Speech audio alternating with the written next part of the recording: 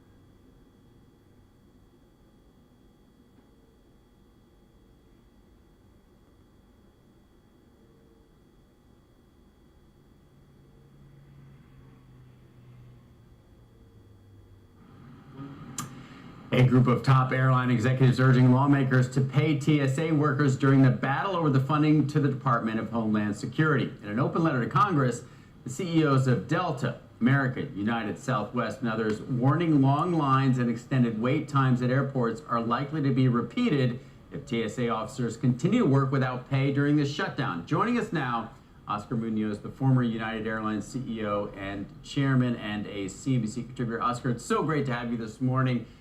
So what did it look like over the weekend, and are you hearing any talk of a solution right now?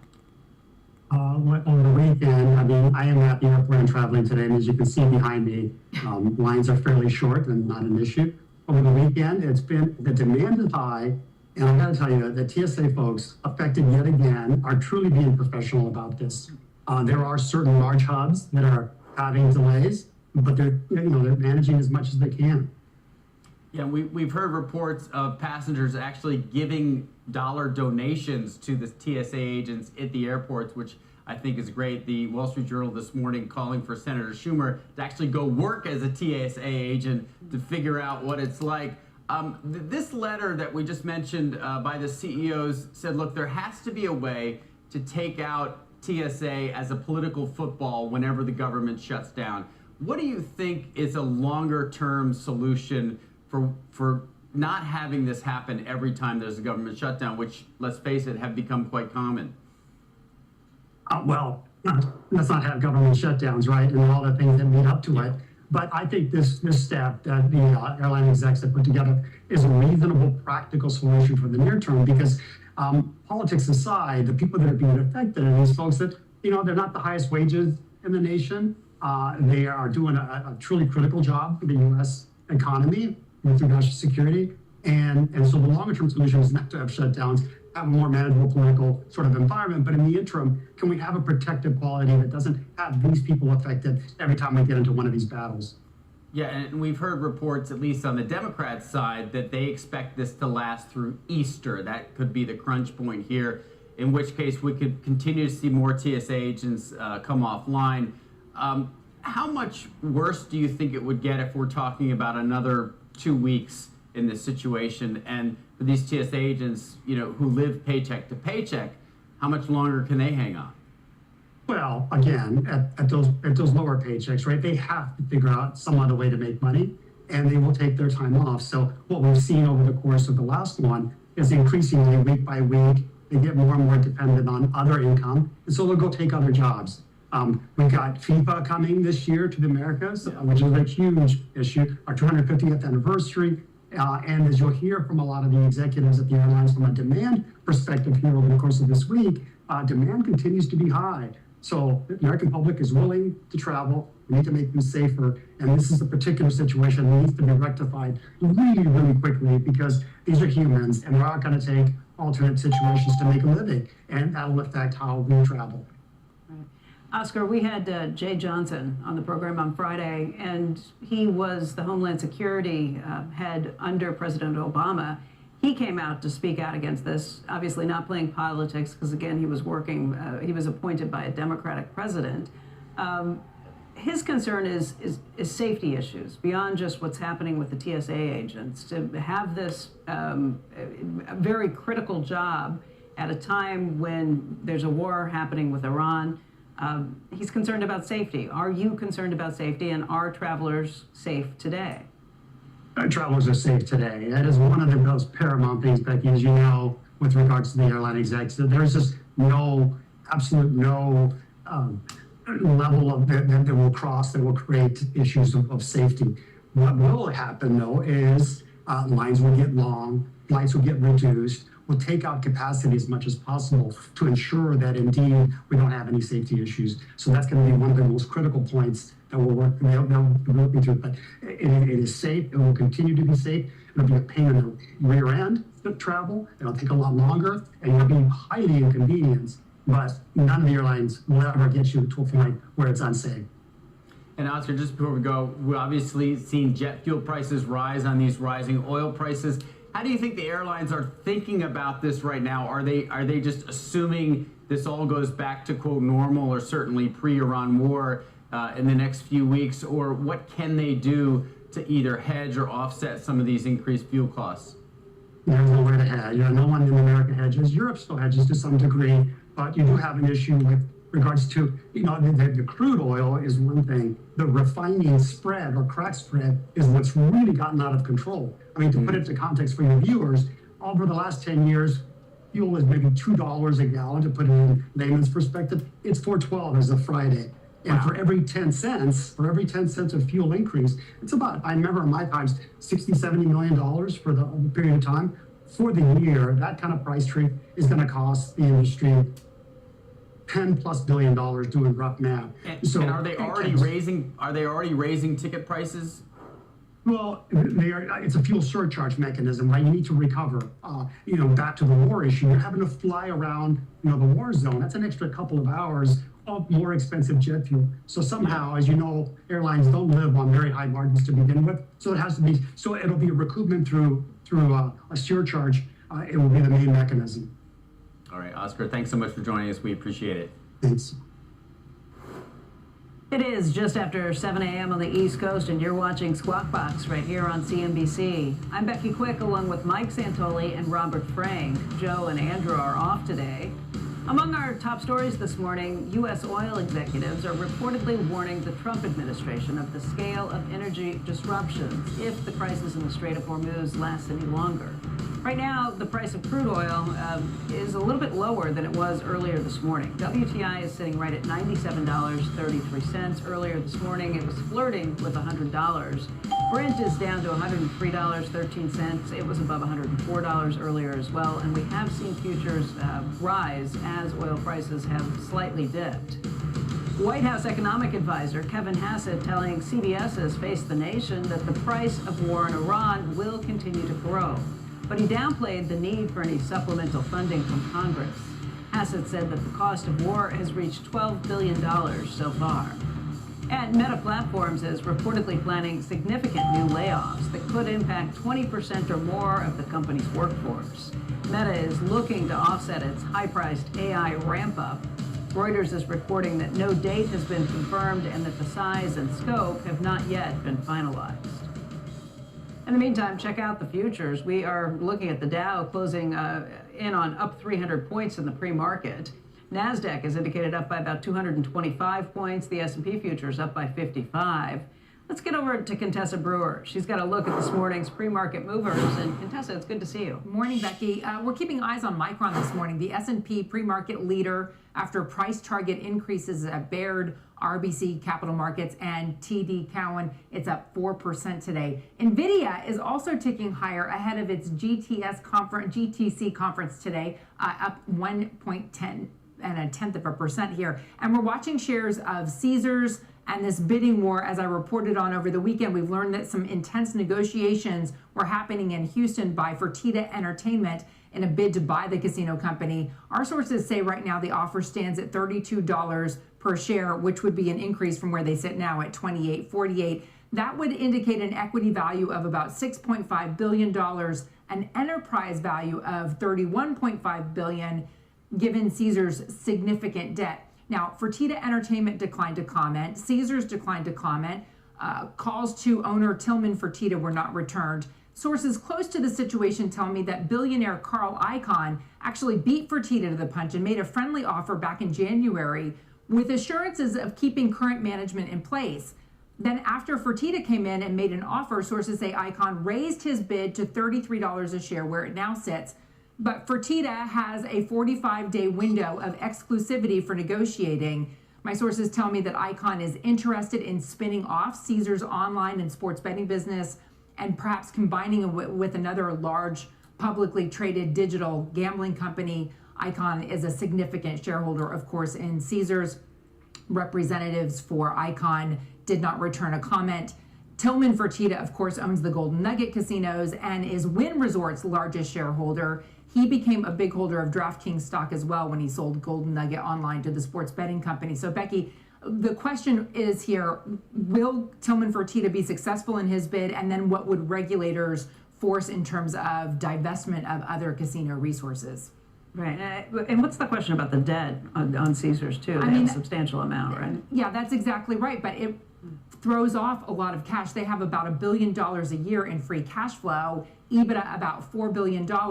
So that makes it attractive. The share price makes it attractive. And it's not just Caesars. If you look at these casino companies, the shares have been under pressure here pretty much since the height of post-pandemic rebound. And they've just been struggling. Like, investors don't want to give them any credit for bricks and mortar traffic and profits. Because of online. Yeah. And the online stuff, I mean, Flutter, I don't know if Flutter's company shares have ever been so low, so under pressure, and a lot of that is because of skepticism over prediction markets and how much competition that provides. So there you're seeing those shares off 1% in the pre-market, but look at it over the last year or so, just on this downward trajectory.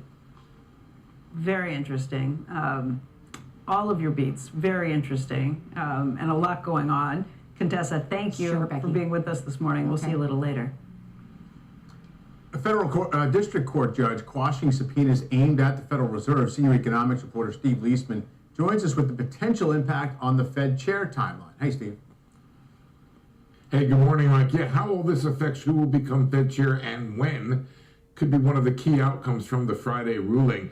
A judge, the background here is a U.S. district judge slammed Janine Pirro's subpoenas, writing, quote, "There is abundant evidence that the subpoena's dominant, if not sole, purpose is to harass and pressure Powell either to yield to the president or to resign and make way for a Fed chair who will."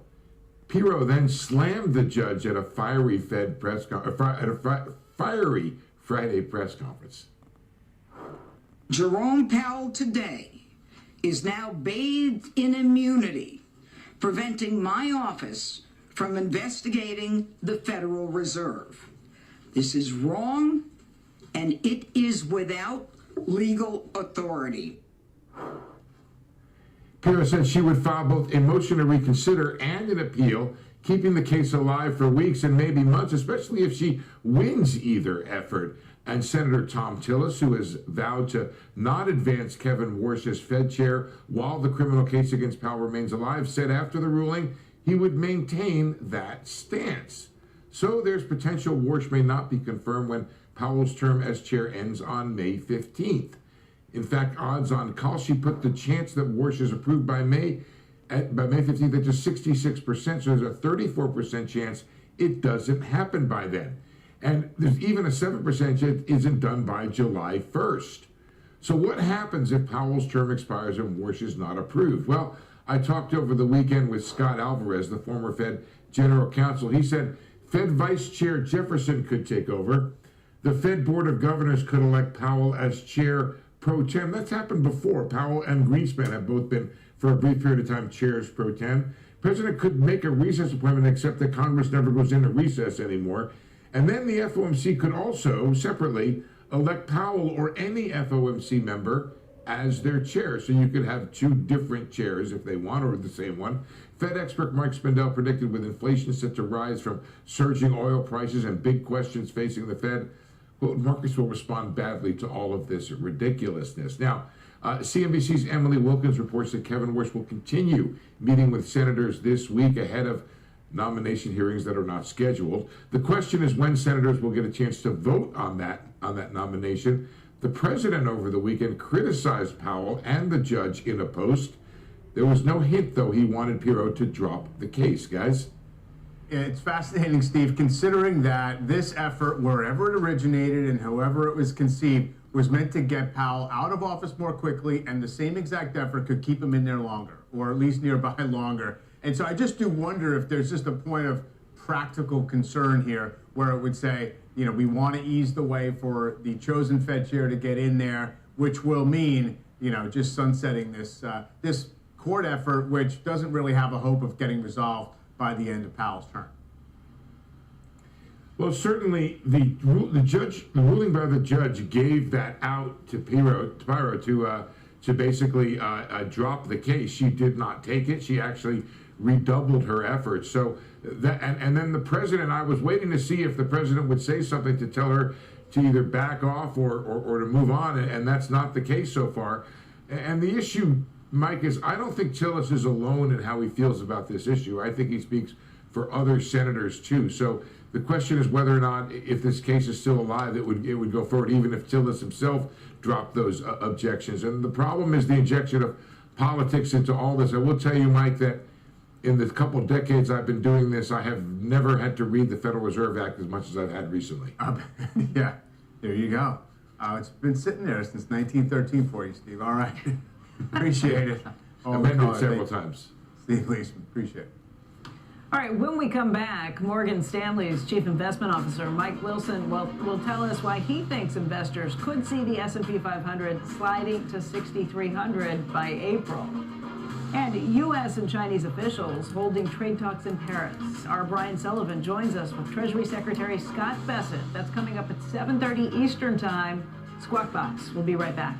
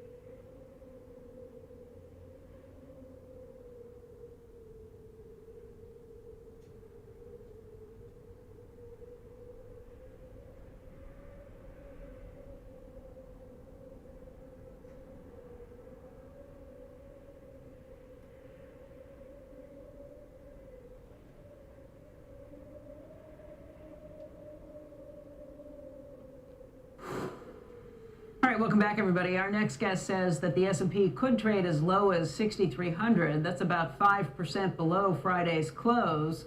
Mike Wilson is Chief Investment Officer and Chief U.S. Equity Strategist at Morgan Stanley. Mike, we cut that for the headline, but we've actually got a much more complex view of what's happening here. You think that the slowdown in equities actually started last fall, but it takes something more than that to really get things going, and maybe that's what this war with Iran could do at the moment. That's exactly right. And it feels a lot like last year, right, where we had the market was actually worrying about several other things before the tariff liberation day sort of capitulation. And we think of this as sort of a mini version of that whole setup. So just really simplistically, last year we were worried about DOGE, we were worried about immigration controls, DeepSeek, et cetera. And then tariffs came along, and that was the final blow to kind of get to capitulation. This time, it's been, AI disruption around labor. You have the private credit concerns, of course, and now you have the issue with Iran, which came out of the blue. But the markets have a way of thinking about this. I like to kid around with folks like that. I mean, if you can figure it out, the market definitely knows what's going on. And it's no surprise or not a coincidence that oil and energy stocks were the best performing assets really starting in January. We started with Venezuela, but I mean, it's all related. I mean, this is a very well telegraphed, attack, and it happened. And so like the markets got in front of it. Now that doesn't mean that we're out of the woods. I'm not sitting here Mr. Complacent, but the markets have been digesting this, and we think the underlying fundamental backdrop going into this event was just much stronger than what it was a year ago. So why should it go down as much? Like the recession risk is very low unless oil truly goes $120 a barrel and stays there. And I can't predict that, But you think if we had 6,300, then it would be a resumption back to higher levels. That's right. Pretty quickly. And higher highs. I mean, markets are reflexive. And, as complacent as people think the markets have been, they have not been complacent, right? 50% of the stocks in the Russell 3000 are down 20% or more, or 20%. And 40% in the S&P are down 20%. That's a proper correction. And this is the way it always goes down, right? The S&P, the highest quality index, always kind of gets hit at the end. Now, I don't know if we're going to get the final shock. I'm hoping we don't, because that would probably be something bad happened. But you need to be mentally prepared for that. And if that were to happen, think about it as a year ago. And we, by the way, made the same call last year when this event happened around Liberation Day. It was like, okay, and it was much cheaper then too, so it was a little easier call. But I mean, this time it's the same setup. So you're basically telling people don't sell, and if it does decline, there'd be an opportunity to deploy more. Absolutely, absolutely. I mean, so we did reduce small caps today. We upgraded that in November, and that has outperformed nicely. So we want to kind of lock that in. So that's our way of saying, hey, there's still risk around rates, there's still risk around oil. There's Fed uncertainty, as you all were just talking about. Okay, so all that could weigh on some of the lower quality parts of the market in the short term. But I want to make it clear, I want to go back to those areas, because the earnings story in those areas is actually better, not worse. You've been working with this framework that says we kind of restarted a cycle, or had this sort of stealth early cycle dynamic starting almost a year ago. How does that fit with you're seeing start of the fraying in credit, or at least parts of credit? Spreads have probably bottomed. The unemployment rate bottomed like 3 years ago. So I don't know how that fits with this idea that we have this upswing dynamic. Yeah, well, first of all, it's private economy versus the broader economy. So the private job market has been very, very soft. And as you know, last year when Doge happened, that was a government recession. And that was the final piece of that sort of rolling recession. So I'm very convicted that we had a recession. It was just sort of stealthy. And now we're having a recovery. Now, it's not going to be as robust as your typical recession where you have everything go down at once. Okay, so that's where it's a little bit confusing, Mike, which is that we are kind of later cycle in credit. Yeah. Okay, but we're having these hotter but shorter underlying labor cycles underneath the surface. So it's a different time. It's a tricky time. And I would summarize all that by saying the one thing that investors really have to appreciate is that we are now in an inflationary regime, which is different than my entire career. And I'm an old guy. Okay, so this is like a whole new world. And that means that the Fed reacts differently, the markets react differently, and these hotter but shorter cycle framework, I think, is the right way to think about it. How long does that regime last, do you think? I mean, are you talking about a regime that's through this year or even longer? The inflationary regime? Yeah. Oh, no, it's 30 years. 30 years. Yeah, I mean, So inflation. these rates, these 10-year, these 5-year rates that we're looking at now, 4.25%, you think they're there or even higher for years? Over time, absolutely. I mean, and by the way, that's not necessarily a bad thing for stocks. We've made this call too, which is, inflation is good for equities generally. Yes. As long as the Fed isn't killing the cycle. And that's kind of where we've been. And now we have all these, disruptions or concerns that test the market. And that's the wall of worry, so to speak. So our job is to kind of understand the underlying dynamic. I want to point out the futures. We were just above 300 points for the Dow futures. S&P futures up by 53 this morning. The NASDAQ up by 221. We started the morning or the program at 6 a.m. Eastern, an hour and 20 minutes ago, with the Dow futures up by 100. They rose as oil prices have come down. For whatever reason, we don't have oil prices circulating in the ticker, so let's bring it up here, and you can take a look and see that WTI is now at 97.26. Brent is back at 103.16. Is this basically just watch the oil price to tell you what's going to happen with equities? I think in the very short term, that's the simplistic, bailout, because let's be honest, this is hard skiing. And so, it's like, oh, oil's up, stocks are down. I think that's noise. I mean, if I had to make a serious bet right now, I'd say the rate of change on the oil delta is already, the peak rate of change has already happened. Mm-hmm. Similar to last year, right? Think about, we were about this morning, the peak rate of change on trade uncertainty, it wasn't over, but the peak rate of change, marked the low for equities. And so that's why I think we're in this bottoming process right now. Mike Wilson, thank you for coming in today. It's good to see you. All right, coming up, the winners of Hollywood's biggest night. Warner Brothers brought home the most trophies, and Netflix was not far behind. But first, as we head to break, here's part of Conan O'Brien's opening monologue.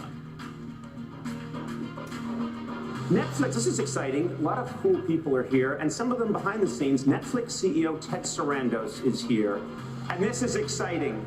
It's his first time in a theater. This is what they're talking about. Why are they all together? Enjoying themselves. They should be home alone, where I can monetize it.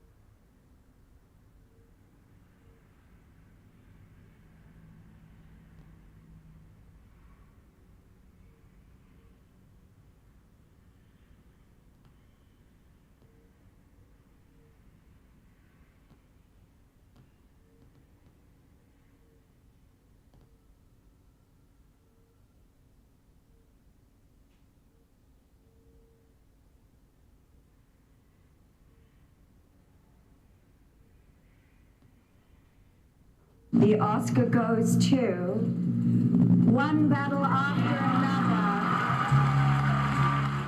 A lot of wins for that movie. That was Nicole Kidman announcing the winner for Best Picture, One Battle After Another, claiming the top prize. In fact, that film picking up 6 Oscars last night. Michael B. Jordan won for Best Actor. It was one of 4 awards for Sinners. And the big winner of the night was Warner Brothers, tying the record for the most Oscar wins by a studio. They got 11 last night. Joining us now, Matt Bellany, the Puck founding partner. Matt, thanks so much for joining us. I loved your newsletter coverage of this, especially your awards for the awards season. So what did you make of the night, and what were your big takeaways? Well, obviously, the big one is the Warner Brothers dominance at the same time that they are being acquired by Paramount, which won 0 awards and wasn't even nominated last night. So it's really a nice swan song for this studio as it sort of doesn't quite go away, but goes away as we know it. Yeah, it was interesting who wasn't there, and that's David Ellison. So, you know, it seemed like he wasn't playing. Did he, in fact, not attend? And what was the chatter last night in the week leading up to this about what he's going to do and what this means for Hollywood? Yeah, well, obviously that conversation is dominating the Oscars last night. David Ellison not there. In fact, none of the senior executives for Paramount were there at any of the awards events over the weekend. And that was specifically, I think, because they don't want to talk to people around town about what the plans are for the studio, because there's a lot of layoffs coming if this deal is approved. And everybody in town is just kind of fearful. I mean, this was a coronation, not just of a studio that might not exist, but of original filmmaking. Both One Battle After Another and Sinners were big gambles when they were greenlit. Very expensive movies, auteur filmmakers, didn't know if they would make a profit in theaters. And in fact, One Battle probably will not be profitable in theaters. But I think Warner Brothers is still pretty glad that they greenlit that movie, because they'll now always have this movie in its library, even if it doesn't own the company anymore, even if it's a Skydance company. Yeah, we played that clip of Conan O'Brien making the joke about Ted Sarandos being in a theater for the first time. You know, the Oscars used to be both a big cultural as well as a big business moment. They used to drive box office receipts. Beyond the cultural importance of last night, is there any business impact or something that investors should take away? Or in the world of streaming, in the world of what's going to come with Paramount, does it matter less and less for the studios and for the actual financial benefits of an Oscar? The Oscars are still the greatest commercial for Hollywood filmmaking that has ever existed. And about 20 million people watch the show. So it is still relevant. And even though the movies do not get a big box office bump from the Oscars, where the game is played now is in streaming. And if you can stamp Oscar winner on your movie, you have a distinguisher for your streaming service. And you will watch the next couple days, HBO Max and Netflix will promote heavily those movies that did get Oscar wins.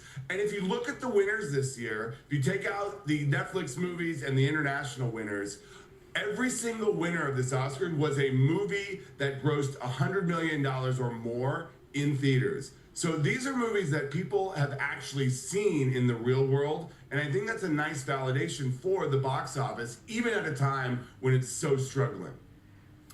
Most people today will be focused more on the dresses than the actual movies, but we'll take it. Matt, thanks so much for joining us. We appreciate it. No problem. When we come back, Treasury Secretary Scott Bessent will join us for an exclusive interview. He is live in Paris with CNBC's Brian Sullivan. That interview coming up next. Stay tuned.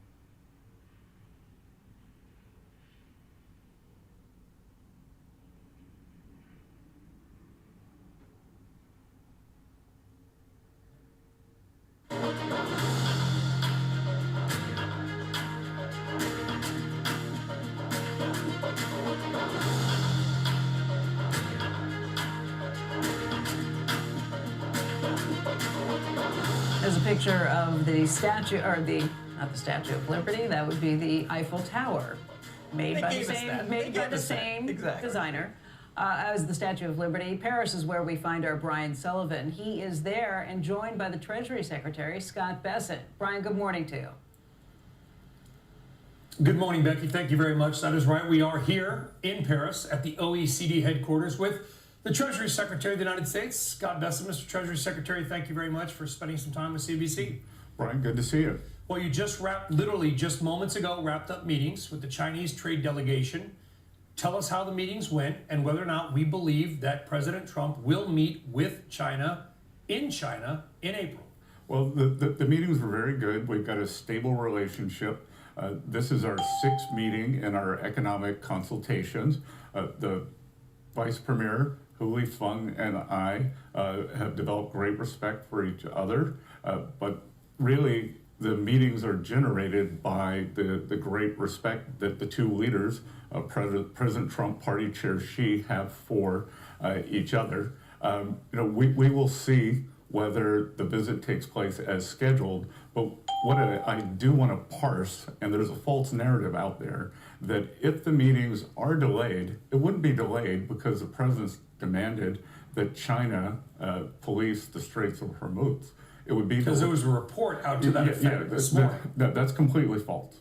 So if the meeting for some reason is rescheduled, it would be rescheduled because of logistics. The president wants to remain the NDC to coordinate the war effort, and that traveling abroad at a time like this may not be optimal. Because that narrative is out there. So you're not saying that the meeting will be rescheduled, but you're saying that, and correct me if I'm wrong, please, sir, if it is rescheduled, it's because of time and travel, not because of a dispute over the Strait of Hormuz.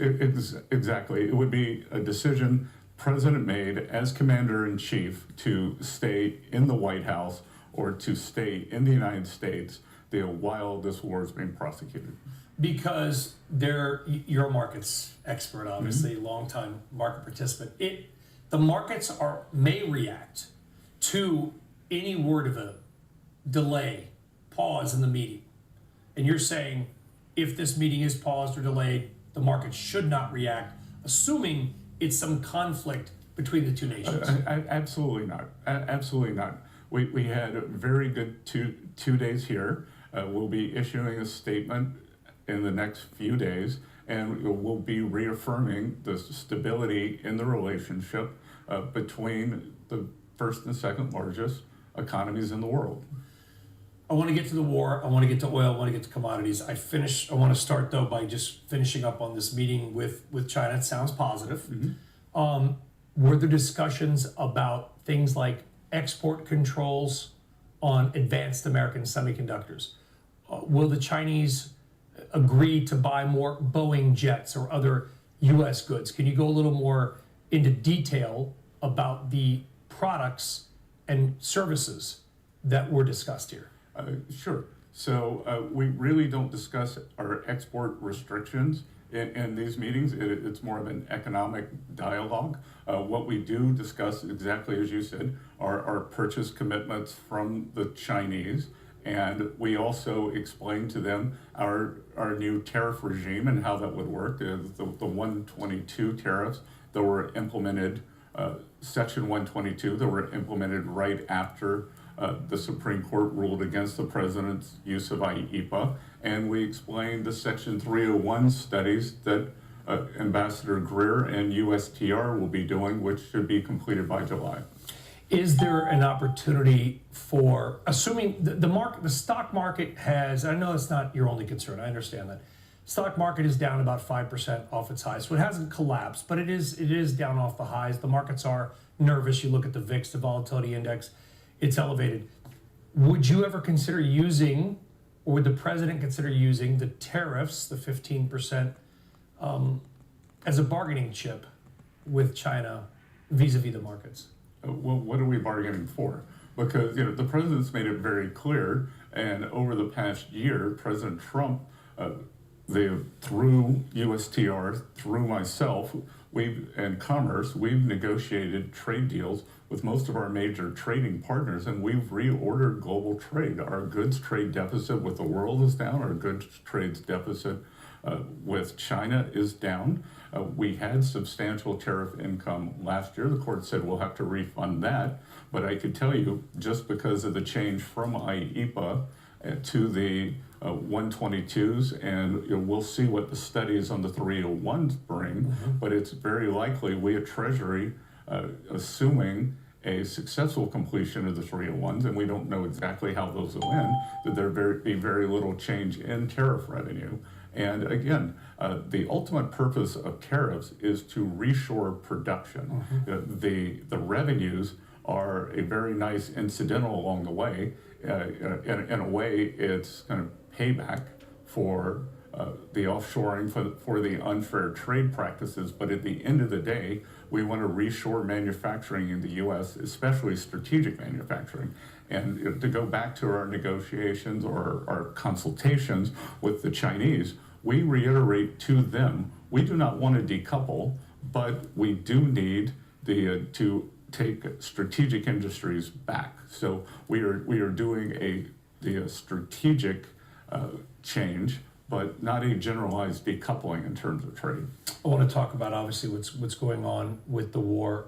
Oil touching $100 a barrel, U.S. traded oil touching $100 a barrel. It's third time only it's happened in the last 10 or so years. We saw it shortly after the Russia invasion of Ukraine as well. Are there any tools that you, Treasury, the President can or will use outside of the SPR and the Global Coordinated Release to mitigate higher prices and impacts from the war? Well, again, it'll depend on the duration of the conflict, and President Trump has made it clear that his goal is to degrade and destroy the capabilities, the military capabilities of the regime, to destroy the Navy, which is done, the Air Force, which is done, and now the bombing campaigns are going after the factories so that they cannot recreate these things. And we want to destroy the Iranian ability to project power outside of their borders. And, Brian, Iran was the head of the snake for global terrorism everywhere, whether it was through their proxies or there were Iranian Guard members in Venezuela. There's Hezbollah in Colombia. They're interacting with Cuba. Everywhere that there is chaos and terrorist mayhem, it is Iran. So this is a generational opportunity to end this. I think the risk and the fear that people have spoken to on and off the record, the risk is that while the head of the snake in Tehran may have been cut off, there are IRCG bosses that have gotten personally very wealthy. They run little fiefdoms. They're rich off of control.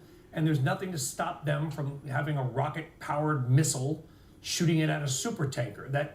Do we know as a nation who right now we are technically fighting? Because between the Houthis in the Red Sea, and I know the Department of War is its own thing, Mr. Secretary, but do we have an idea as to who we are fighting against right now? Sure. Well, we know exactly who we are fighting against. And if you want to use kind of historical analogy, think they're in Hitler's bunker, but Hitler is dead. And now they have dispersed out. And one of the things I'm going to do is bust this myth that is in the mainstream media that there is this coherent Iranian plan, that they are a smoothly functioning government. First of all, the previous Ayatollah did not want his son to become the Ayatollah. He left written instructions and they overrode him. We believe that the current Ayatollah is injured. We don't know to what extent, and maybe incapacitated. And they're just small bases. They're in the bunker. They are panicked, and like the circular firing that they are doing on their Gulf neighbors was a big mistake. But it's enough. But it's enough to distort probably the most important shipping point in the world. And I don't want to say that the strait is, quote, closed. I don't like that term, but the reality is shipping traffic has fallen off a cliff. It's critical for oil, for gas, for fertilizers, helium, for semiconductors. Is there a plan to get that fully, I don't want to say reopened, there was a tanker that ran through today, fully operational and safe for all global shipping? Well, let's pull that apart.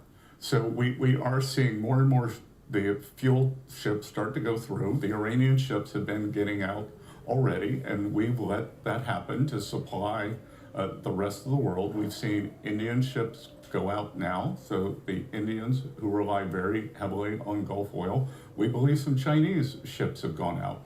So that should start ramping up before there are any the flotillas or protective armadas in the Gulf. So we think that there will be a natural opening that the Iranians are letting out, and for now we're fine with that. We want the world to be well supplied. The other thing that we did, we gave a 30-day waiver for Russian oil that was already on the water. It was about 130 million barrels, and that's a lot of oil. Good thing about it. 1.5 days global supply, though, Mr. Secretary. No, but that's bad framing. Okay. Good framing is that there was about 20 million a day coming out of the Gulf, that 1.5 of that is the Iranian oil, so the 18.5, the Saudis and UAE have diverted the production into the Red Sea. So that's about another 5. There's a strategic petroleum release. So we are in deficit somewhere between 10 and 14. Okay, I was going to ask you, because this is the old hedge fund manager, Treasury Secretary coming out, counting those barrels. In your math, because everybody has different numbers, how many barrels of oil do you really believe your office, you personally, the president, believes that we are short in the world right now? Well, it looks like the deficit is about 10 or 14. And that's before any of the ships are coming out of the straits.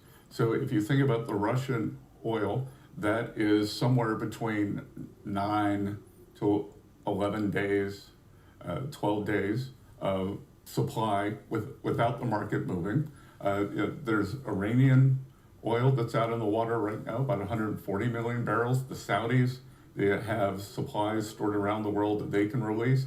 And then the global SPR release, largest ever, it was 400 million barrels. Is there any scenario in which the White House or Treasury would extend that waiver on Russian oil from 30 days to something longer? And you understand also the optics of that. We hear removing basically sanctions on Putin. People react to that. Well, Brian, which is more? If oil spiked to $150, but Putin was getting 70% of that, or oil stays at 95 to 100, where's he getting more money? If it spikes to 150. So roughly his coffers are unchanged, and that whether a couple of billion more, a lot of money in the real world, but in terms of the Russian Federation, costs him about $2 billion a day to run the government. Mm-hmm. So the idea is, as soon as the conflict is over, and the markets are well supplied, to go back. And again, it is a short-term window for oil on the water. We believe that will be consumed very quickly. And the other important thing to know is that oil was going to China. They were going to consume it anyway. It was just backed up. Yep. And so by unsanctioning it, it can go to Malaysia, Singapore, India. The Indians have bought quite a bit. So it can go to alleviate the shortage, because most of the oil from the Gulf does in fact go to Asia. It does. When we wrap it up, I have to ask this question. So just kind of going back to my earlier question, is there something besides a global oil release that you or your office, the White House, could do? Could you intervene in the financial side of the commodities or oil markets to bring down the price of oil? Yeah, that rumor's in the market. I know. When there's big dynamic price action, that always happens. We haven't done that. You have. Would you do it? So I'm not sure under what authority or what auspices. But you have not. I want to be clear, because you know that's out there. Yeah, Don't worry. The Treasuries and the plunge protection team is in focus. Yeah, people used to say the Treasury was buying S&Ps. I think that's usually an excuse for people who got too short and got squeezed. And then finally, wrap it up. Got to ask this to wrap it up. Expectation of timeline on this, because with every passing day, with every passing week, now we're in the 3rd week, markets going up, fertilizers, gas, everything, and the world is really worried about shortages and also the inflationary effect here and abroad. Yep, Brian, can we just be clear here? Okay. It's 2 weeks. It's 2 weeks, and I know the media likes to move things along. We see these headlines, and that's part of the Iranian strategy. And it's very unfortunate that because of a dislike for President Trump, not you, but a lot of mainstream media are trying to speed this up, trying to make it into some crisis that it's not. And on the other side of this, if you look at longer dated crude, you look at future inflation expectations, they're both very well anchored.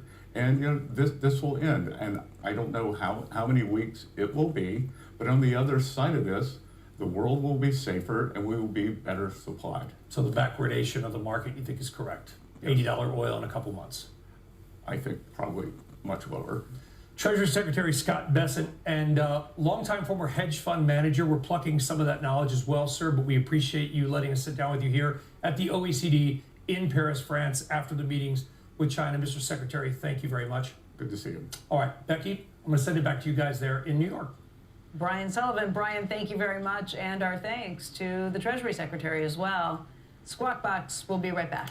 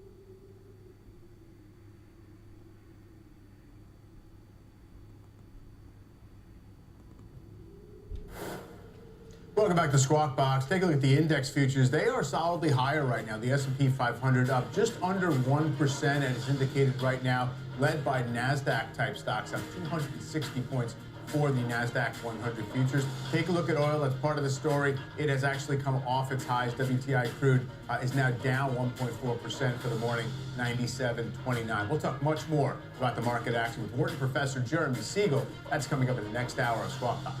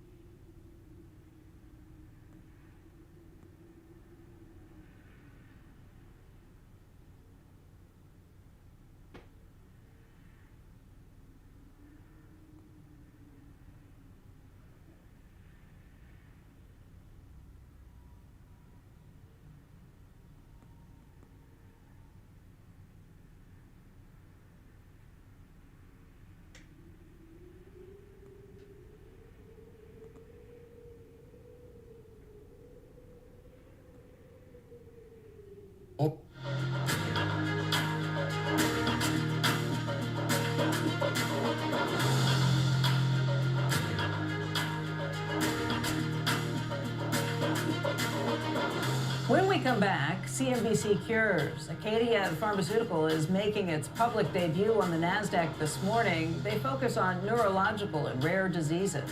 The CEO, Catherine Owen Adams, will join us next, right here on Squawk Box.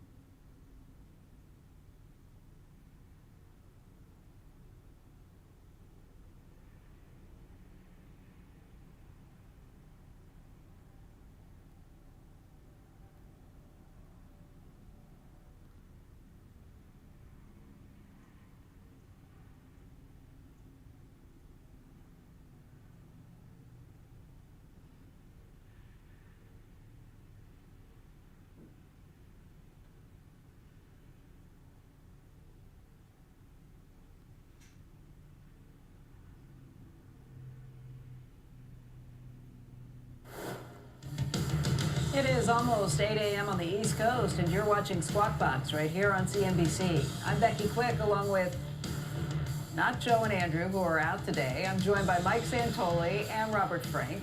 Got a lot that's going on this morning, but among our top stories, U.S. and Chinese economic officials are holding trade talks in Paris. We were joined by Treasury Secretary Scott Bessent just a short time ago. We reiterate to them, we do not want to decouple, but we do need to take strategic industries back. So we are doing the strategic change, but not a generalized decoupling in terms of trade. We will have more on those comments later in the show. Airline CEOs urging Congress to restore funding to the Department of Homeland Security and ensure air traffic controllers and TSA officers get paid during shutdowns. In an open letter to Congress, the CEOs of Delta, American Air, United, and others warning that long lines and extended wait times at airports are likely to be repeated if TSA officers continue to work without pay.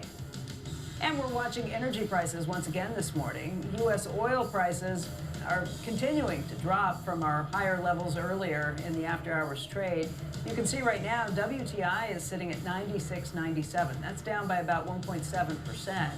Brent crude is sitting right at $103.16. As those oil prices have declined, we have continued to watch equity futures climbing. In fact, the Dow futures up by 340 points right now, the NASDAQ up by 60. U.S. oil executives warning the White House that a prolonged Strait of Hormuz crisis could worsen energy disruptions. We'll have more on Iran and oil prices in just a few minutes. Yeah, so here is a look at those index futures. You see the NASDAQ up 262 right now. S&P 500 up 63 points. That's almost 1%. Just for benchmarking sake, we lost an early rally on Friday, and the S&P fell 100 points from its high, so it's getting back, at this point, a little more than half of what was lost in that afternoon sell-off. Let's get to Contessa Brewer with a look at this morning's pre-market move. Good morning, Contessa. Hi there, Mike. Yeah, shares of discount store Dollar Tree, we're watching them moving higher this morning, up 0.5%. The company had missed revenue estimates, and sales at existing locations came in slightly above estimates, largely due to higher prices. Foot traffic in the stores, though, actually declined for the quarter. Now you're seeing those jump up 1.33% in the early trade. All right, meantime, Nebius's new deal with Meta, a big boon to the stock this morning. Look at that. It's up 2% or so. We're seeing some wonkiness going on with our charts here. The AI infrastructure firm signed a 5-year deal with Meta. It's worth up to $27 billion. The deal will include Nebius's deployment of NVIDIA's new AI chip platform, Vera Rubin. Nebius said its guidance for the year has not changed as a result of this deal. Okay, so now it looks like those shares are actually up 14% in the early trade this morning. 14% is a big jump over 2. AIG is announcing a big new deal with specialty insurer McGill & Partners to use agentic AI to make buying complex insurance projects easier and faster. AIG used Palantir to review McGill's book of business and then pre-approved about 25% of McGill's portfolio, up to $1.6 billion. Basically what this means is that customers will get quotes on coverage faster, and it really sets a new benchmark for pre-securing capacity. AIG shares are up 1.5%. And Bitcoin is moving about 3% higher this morning. The flagship cryptocurrency has outpaced the major averages since the start of the Iran war, though well off its October 2025 highs. You're seeing it now at 73,622, up about 3%. Mike? Okay. All right, Contessa, thanks so much. All right, ringing the NASDAQ opening bell today, Acadia Pharmaceuticals. It's a company that's focused on underserved neurological and rare disease patient communities. The CEO, Catherine Owen Adams, joins us right here on set ahead of that. And Catherine, thank you for coming in today. Thank you for having me. Let's talk a little bit about the company. We can look at the stock over the last year. It's up by about 17%, but for the year to date, it struggled a little bit. Can you explain what the action in the stock has been, what that's related to? Yeah, I think the stock's been riding the market a little bit as well this year. Obviously, biotech's been under some pressure, but we're excited with the valuation inflection points that we have coming up this year. We're looking forward to a phase 2 trial result that's coming in the fall for our product that's in trial for Alzheimer's disease psychosis, and we expect that to be an inflection point on the stock. Yeah, right now I think you have 2 successful drugs that are on the market. One is for the treatment of Parkinson's disease, yes, dementia that goes with that. The other is for Rett syndrome, which is a rare disease. What do those drugs do? How effective are they at battling these issues? Yeah, so Parkinson's disease psychosis, patients with Parkinson's disease, we all know about the motor symptoms, but the psychosis is something that's maybe less known. About 50% of those patients suffer from psychosis, and Nuplazid is the only approved drug to treat that psychosis. So it is effective for those patients, and we're excited that so far, since we launched 10 years ago, we have 100,000 patients now treated with Nuplazid. Rett syndrome, we launched our drug Debut 2 years ago. It's the first drug approved for the treatment of Rett syndrome. Since that launched, it's a rare disease. There's about 6,000 girls affected by Rett in the US, and we have about 1,000 patients that are on therapy right now for Debut. I know when Debut debuted, it came out pretty strong right out of the gate. That's right. And then it tapered off a bit. I guess that's not unusual for a drug impacting the rare disease. That's right. What we see quite often with rare disease launches is there's a lot of anticipation in the community, a lot of patients waiting to get on the drug. And so we see that really strong out the gates sort of movement in the number of patients. And then we tend to see that sort of stabilize and taper over time. And the other thing is that these patients are treated all across the US. They're in onesie and twosie places, so they're quite hard to find. And so it takes that bit of time for the doctors and the patients to come into the office, understand about the product, and then get on therapy. So those are the different dynamics that affect the launch of a rare disease product. It's complicated. It's small markets. Because of these issues Yes. that you're talking about, why do you go after rare disease and target it as an area for drug development? You know, small biotech has historically looked at rare disease as an area of real focus. We have the ability to look at these smaller disease populations, which are, as you say, harder to find, harder to treat, and also harder to get into clinical trials. But we know that there's high unmet medical need. The FDA does support these types of approvals with breakthrough therapy designation, orphan drug designation, and for a small company, those sort of additional abilities to accelerate and focus allow us to move these products through more quickly, and so it is a really strong area of focus for us and other small biotech companies. There's been a lot of noise around the FDA in the rare disease area recently. Yeah. Marty McCary, the commissioner at the FDA, has come out with his new framework and said these are going to make things easier for companies that are developing in the rare disease space. At the same time, you had Vinay Prasad, one of the deputies there, who was let go, released, kind of told to leave the agency, or depending on how you look at it, they framed it as him stepping down and going back to work. Yeah. But there was a lot of pressure and a lot of questions around what Vinay was doing in terms of CRLs, letters that were going out to companies saying, you thought you had these, that you had these issues in phase 1, phase 2, phase 3 trials. It's no longer acceptable to the FDA. What have your own experiences been?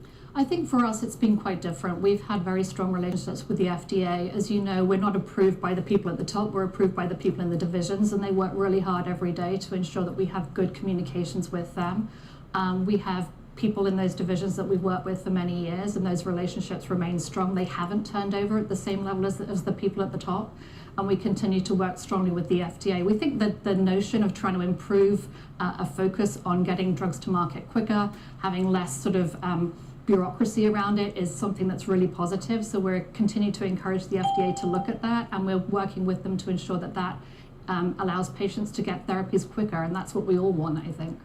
Let's talk again about the candidate that you have, the phase 2 results that you're waiting for on this drug to go after dementia, both for Alzheimer's and for Lewy body disease. Yes. How does it work? What's the implication? What are you looking for in those results? Right. So we talked about Nuplazid a little while ago. That's called pimavanserin. It's a 5-HT2A inverse agonist, and it works on the serotonergic systems in the brain. Pimavanserin was the first product. Remlifanserin is our second product. It's been designed slightly differently from the learnings of pimavanserin, and as you rightly say, we're targeting Alzheimer's disease psychosis and the psychosis of Lewy body. First of all, describe what that psychosis looks like. Yes. What is a patient living with? What does a patient look like? Exactly. Well, I can talk from first-hand experience. Unfortunately, one of my parents has Alzheimer's disease psychosis. The other has Lewy body. So I'm especially attuned to it. But it's hallucinations and delusions. So people hear things, they see things, they smell things. They also believe things that aren't true. It can be very damaging to families. It can come on quite slowly, quite insidiously. People can start talking about stealing money from them, having affairs with other people. It starts very slowly and very insidiously, and it can be hugely damaging. And as it grows, it can actually be the most important factor that drives caregivers to actually not be able to care for their loved one at home. And it's the cause of most patients going into long-term care. How effective is the drug that you already have on the market for dealing with that dementia when it comes to Parkinson's? So in Parkinson's disease, it's very effective, and we see really strong data for its use, not only now, but also earlier in psychosis. So we're encouraging doctors to look at it earlier in the disease cycle.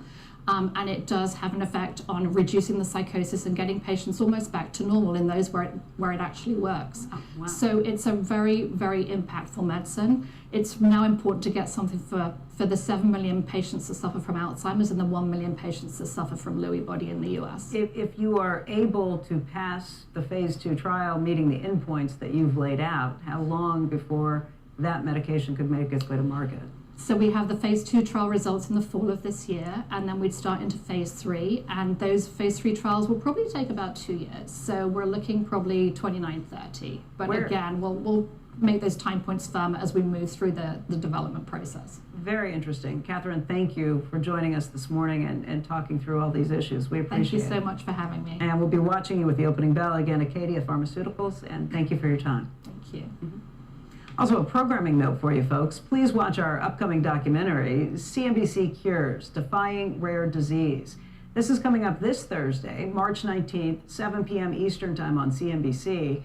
We've been working on this special for over 6 months now. We're trying to shine a light on rare disease and connect with families, scientists, drug developers, investors, to try and rewrite what's possible in the fight against rare disease. We'll talk more about it, but again, this is Thursday night, 7 p.m. Eastern. All right, coming up, can President Trump gather enough support from other countries to reopen the Strait of Hormuz? That's next. And later, Wharton professor Jeremy Siegel on the war's impact on the markets and the Fed. Squawk Box. We'll be right back.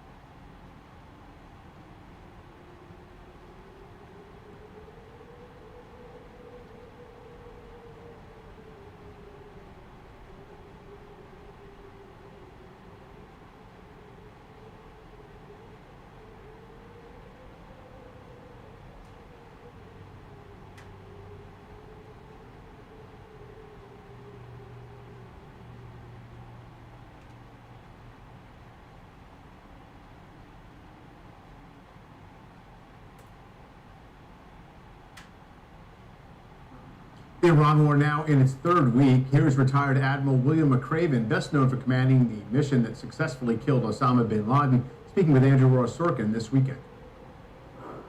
The problem with where we are in Iran, my personal opinion is, I'm not sure what the president's end game is. So it started off as regime change. I think very quickly he's realized that's going to be a real challenge. And I think the Israelis have even told him, look, regime change, you know, the Iranians, I'm sorry, are probably not going to rise up and overthrow the new supreme leader, because when you have the secret police that are embedded in the communities, it's really hard for them to do that.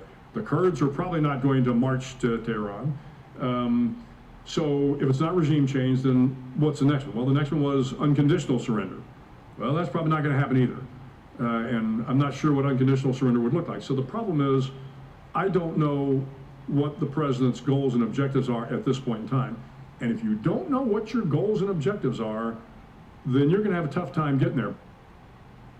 Joining us now, Victoria Coates. She served as Deputy National Security Advisor in the first Trump administration. She's now Vice President of the Heritage Foundation's Davis Institute for National Security and Foreign Policy. Victoria, great to have you on. So what is your assessment of what the war's goals are? The president has said militarily, you know, the job is perhaps almost complete. And the White House has also said that unconditional surrender is essentially when President Trump deems there to have been a surrender. But where do you look for possible signs that we can get that moment of deciding that the job is done? Well, good morning. Well, with all due respect to Admiral McRaven, I don't think that is an accurate assessment of what the president has been talking about. He's frequently said that the goal of this mission is to neutralize an intolerable risk, a threat to the American people, which is a virulently hostile Iranian regime in possession of a nuclear weapon. And so I think that is a very easily defined goal, that if you remove the nuclear program and you remove their missile program, the only purpose of which is to deliver a nuclear weapon, then you have neutralized that threat. And I would say that would be the accomplishment of what he has set out to do. And how are we judging whether that threat has been neutralized? Because the president himself, first of all, last summer said that Iran will never have nuclear capacity to build an offensive weapon after those strikes. And now there's talk of, do we have to seize the actual nuclear fuel material? So where do you think we look for these signposts of progress from here? It's definitely that 850, as much as 1,000 pounds of highly enriched uranium is a very big issue here, and how you remove that from Iran. It's one way Iran actually can diffuse this situation, if they decide they want to do that, is to relinquish it. That can be sent to Russia, do various things with it. So that is an off-ramp for Tehran. At the same time, we have special operators who are trained as nuclear scientists who can go in and remove it. That's obviously a very difficult physical process. It would be better if they relinquished it, but that is possible as well. So we have a couple of different options to remove that. And then I think you're going to see additional bombing strikes against both the sort of formal nuclear sites that everybody knows, Iraq, Fordo, etc. But then we also need to take out some of these kind of dual use sites, things like academic sites where they do a lot of the research, and some military installations as well. In terms of the, I guess, more near-term practical concerns about getting shipping traffic flowing again through the Strait of Hormuz, we have these reports this morning, actually the president himself saying, calling on allies, other countries to help perhaps escort shipping traffic through there. Some responses have come expressing some unwillingness in that regard. Is this going to be a feasible way we ease our way through this process? Well, quite frankly, this is something we should have done 10 years ago. I mean, the United States is no longer reliant on exports of energy from the Persian Gulf the way we were in 1980 when President Carter made the Carter Doctrine that we had to ensure the free flow of energy out of the Gulf. That's just not the case anymore. What we import from the Gulf is de minimis. And so I think other countries that are reliant on those energy flows should be bearing some of this burden. It shouldn't just be ours to bear. So this is just a logical thing. And if Europe and Asia want to keep getting that energy, then I think they should participate in this operation. The other thing that's really interesting, though, is how well the Trans-Arabian pipelines have been working. There's a smaller one out of Abu Dhabi down to the Gulf of Oman that moves about 1.5 million barrels a day. But then we also have Petroline going from Abqaiq to Yanbu, so essentially from the Persian Gulf to the Red Sea across the Arabian Peninsula. It's ramped up to 7 million barrels a day. So between the two of them, they're accounting for almost half of the 20 million barrels a day that generally flow out of the Gulf on tankers. So I think that lesson from those pipelines is that we don't have to be held hostage to the Strait of Hormuz. So, I think we've got to get this immediate situation resolved. But going forward, if we build some redundant pipelines, the Iranians essentially can go pound sand. Victoria, that would take a long time to build those redundant pipelines. And one thing about Iran, although the president may be sort of complete in his own mission to neutralize Iran, Iran is patient, and clearly they have found, if not rediscovered, the importance of their control over Hormuz. To what extent do you think Iran will continue to disrupt the strait, even if the U.S. says mission accomplished? Well, I think that they're going to continue to try to play that card. But bear in mind, the basic economic circumstances that caused the popular uprising in December have not been fixed. In fact, they've been made significantly worse by this war. And Chatham House just came out with a projection that if the war goes on for that much longer, Iran could be looking at a 10% contraction of its economy. That's not recession territory, that's depression territory. And they have no means to fix that.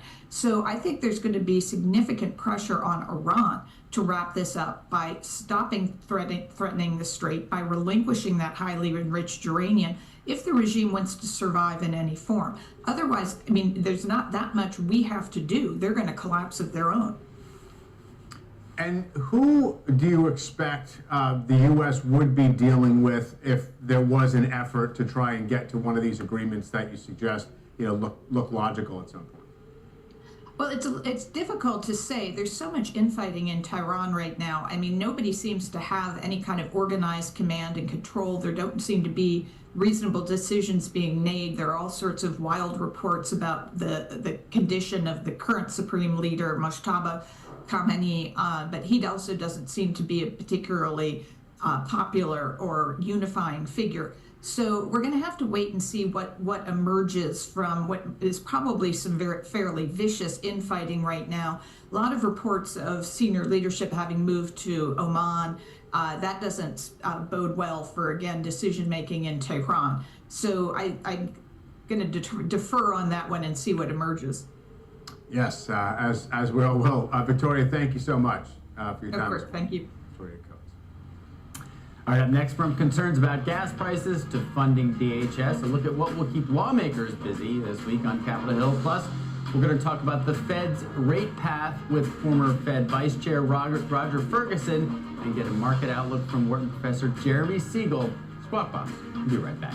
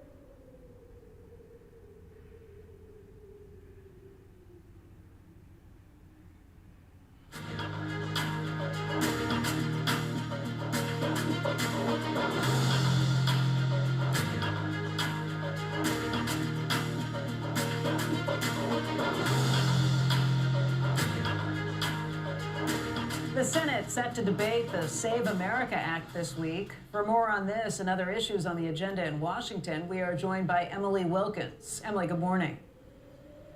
Good morning, Becky. Well, yeah, look, this could be a very long debate on this elections bill known as the Save America Act. The measure currently lacks the 60 votes that ultimately needs to pass. But you've seen President Trump, Elon Musk, they've really ramped up the pressure on Republicans to find a workaround to the filibuster, that 60-vote threshold, and then lower that threshold for passage. But you've had equally strong pushback from Senate Majority Leader John Thune. He just says there is not the votes in the Senate Republicans to make changes to the filibuster, hence this long debate that he has planned that could easily go into next week. Now, Democrats say that the Save America Act would make it harder for millions of Americans to vote, while Republicans have pointed to wide public support for voter ID. Now, another group of senators are continuing to work on finding a solution to reopen the Department of Homeland Security. Remember, that's now been shut down for 30 days. And you've heard, of course, earlier in the show that pressure is ramping up on these lawmakers to find a solution. You've also got Trump's Fed pick, Kevin Warsh. He's going to be on the Hill for another round of meetings with lawmakers on the Senate Banking Committee, both Republicans and Democrats. But with Senator Thom Tillis still vowing to hold up any Fed nominee until the investigation into Powell is dropped, Warsh could have a while until he is actually confirmed. Guys? All right, that is a long to-do list, Emily. Let's focus on the issue of what's happening with the parts of Homeland Security that aren't being funded, specifically what's happening with TSA. You said it's been 30 days since that's been shut down. How long was the total government shutdown that we just got through last year? Was the longest on record? That one, I think, was more of the 40 days, like 43, 44, 45.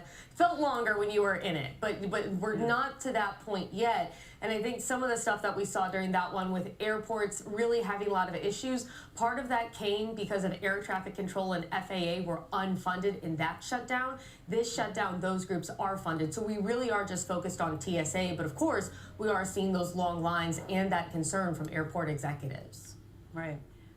We've had a lot of talk over the last week or so of people on both sides of the aisle starting to say, look, you cannot have this department bear the brunt of things. You cannot have these TSA officers bearing the brunt of any time there's a disagreement in Congress.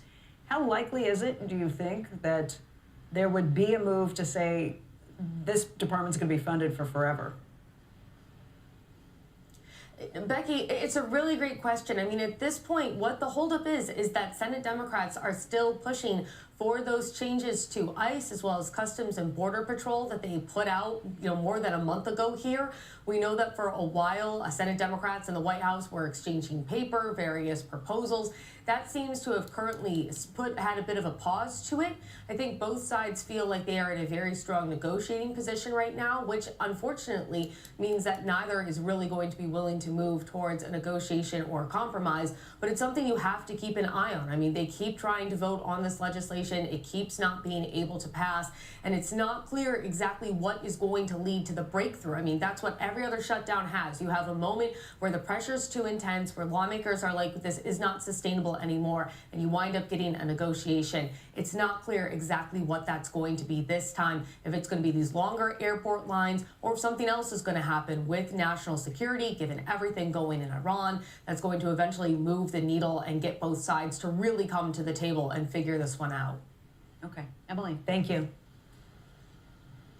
Coming up, how the Iran war could impact the Fed's decision on interest rates. A preview of this week's meeting with former Central Bank Vice Chair Roger Ferguson. That is next. Take a look at the futures. They're building strength still throughout the morning. S&P 500 now due to be up a little more than 1%, getting back toward Friday morning's highs. Same with the NASDAQ, up almost 300 points. The Dow is indicated higher by 387. Squawk Box will be right back.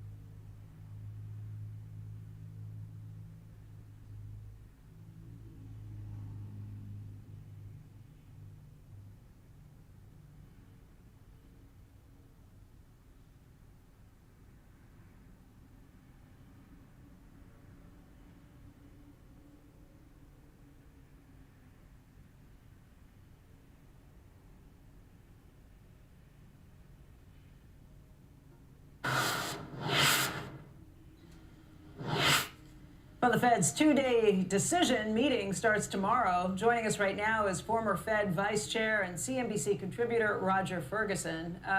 Roger, I have to say, I don't think there's a whole lot of suspense this time around. My guess is they're going to do nothing. The Fed's kind of frozen by events at the moment. I think you're absolutely right. That's what the market's pricing in.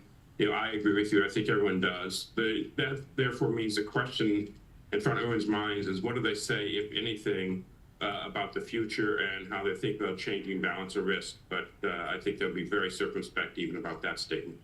Yeah, what's the answer to that? You think they'll be circumspect, meaning what? Meaning they really don't know what they're going to do.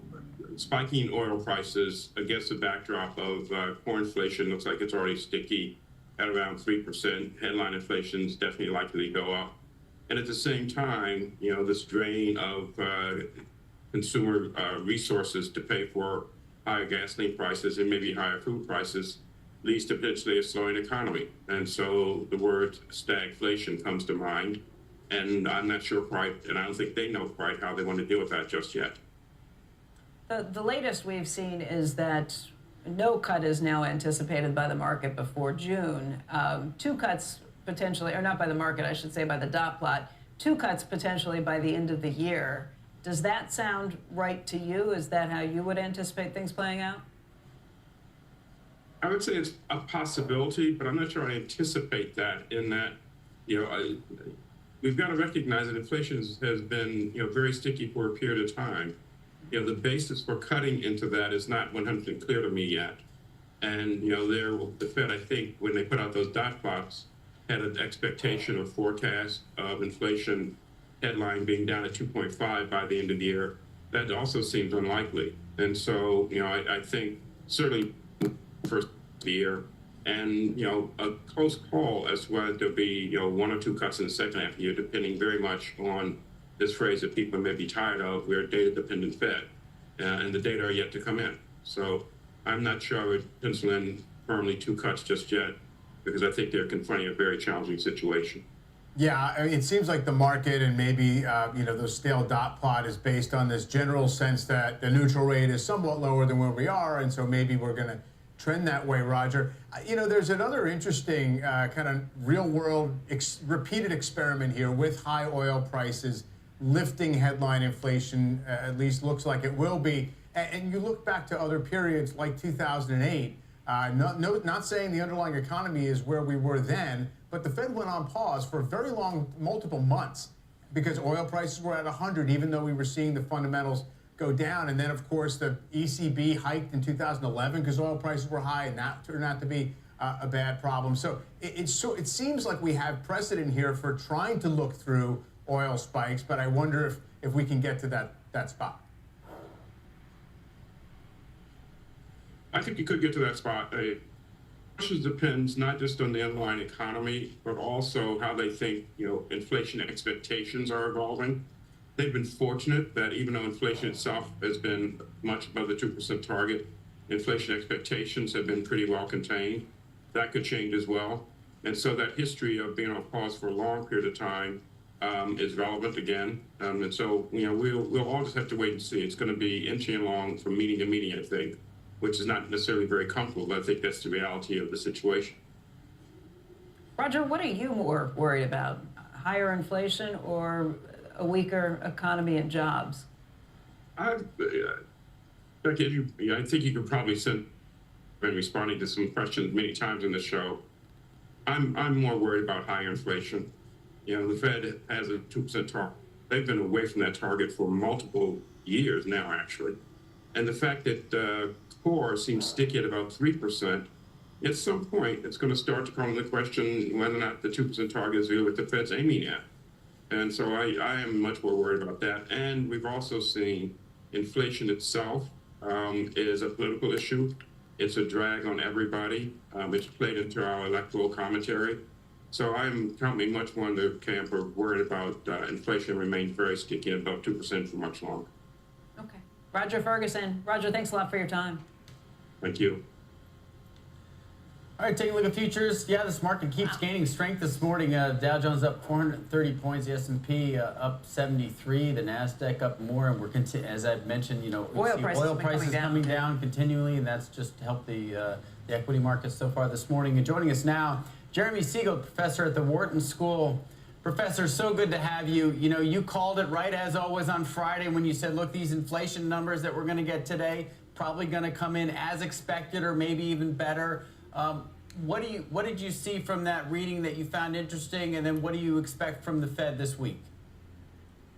Well, I agree with Roger. We're not going to see anything this week. Honestly, I don't think we're going to see anything until we get Kevin Warsh taking over in the June meeting, unless there's a big deterioration in the job market, which we don't have any evidence at the present time.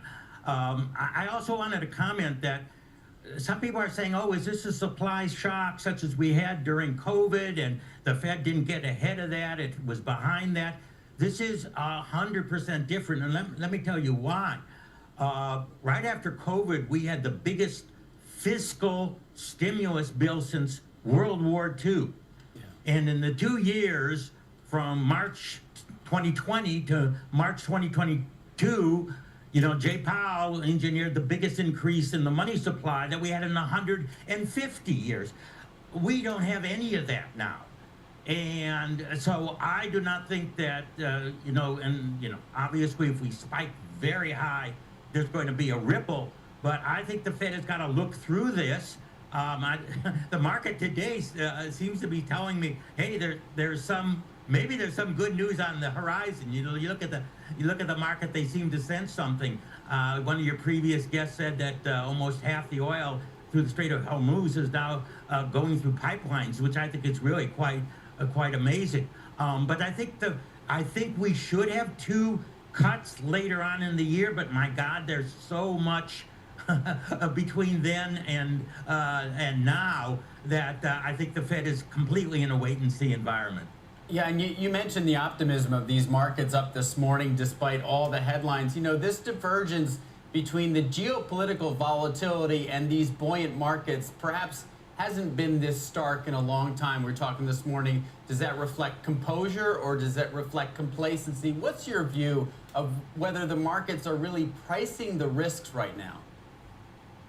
I think they are pricing the risk. I mean, certain countries like Dubai is in a bear market now, and I think they just went down 20%.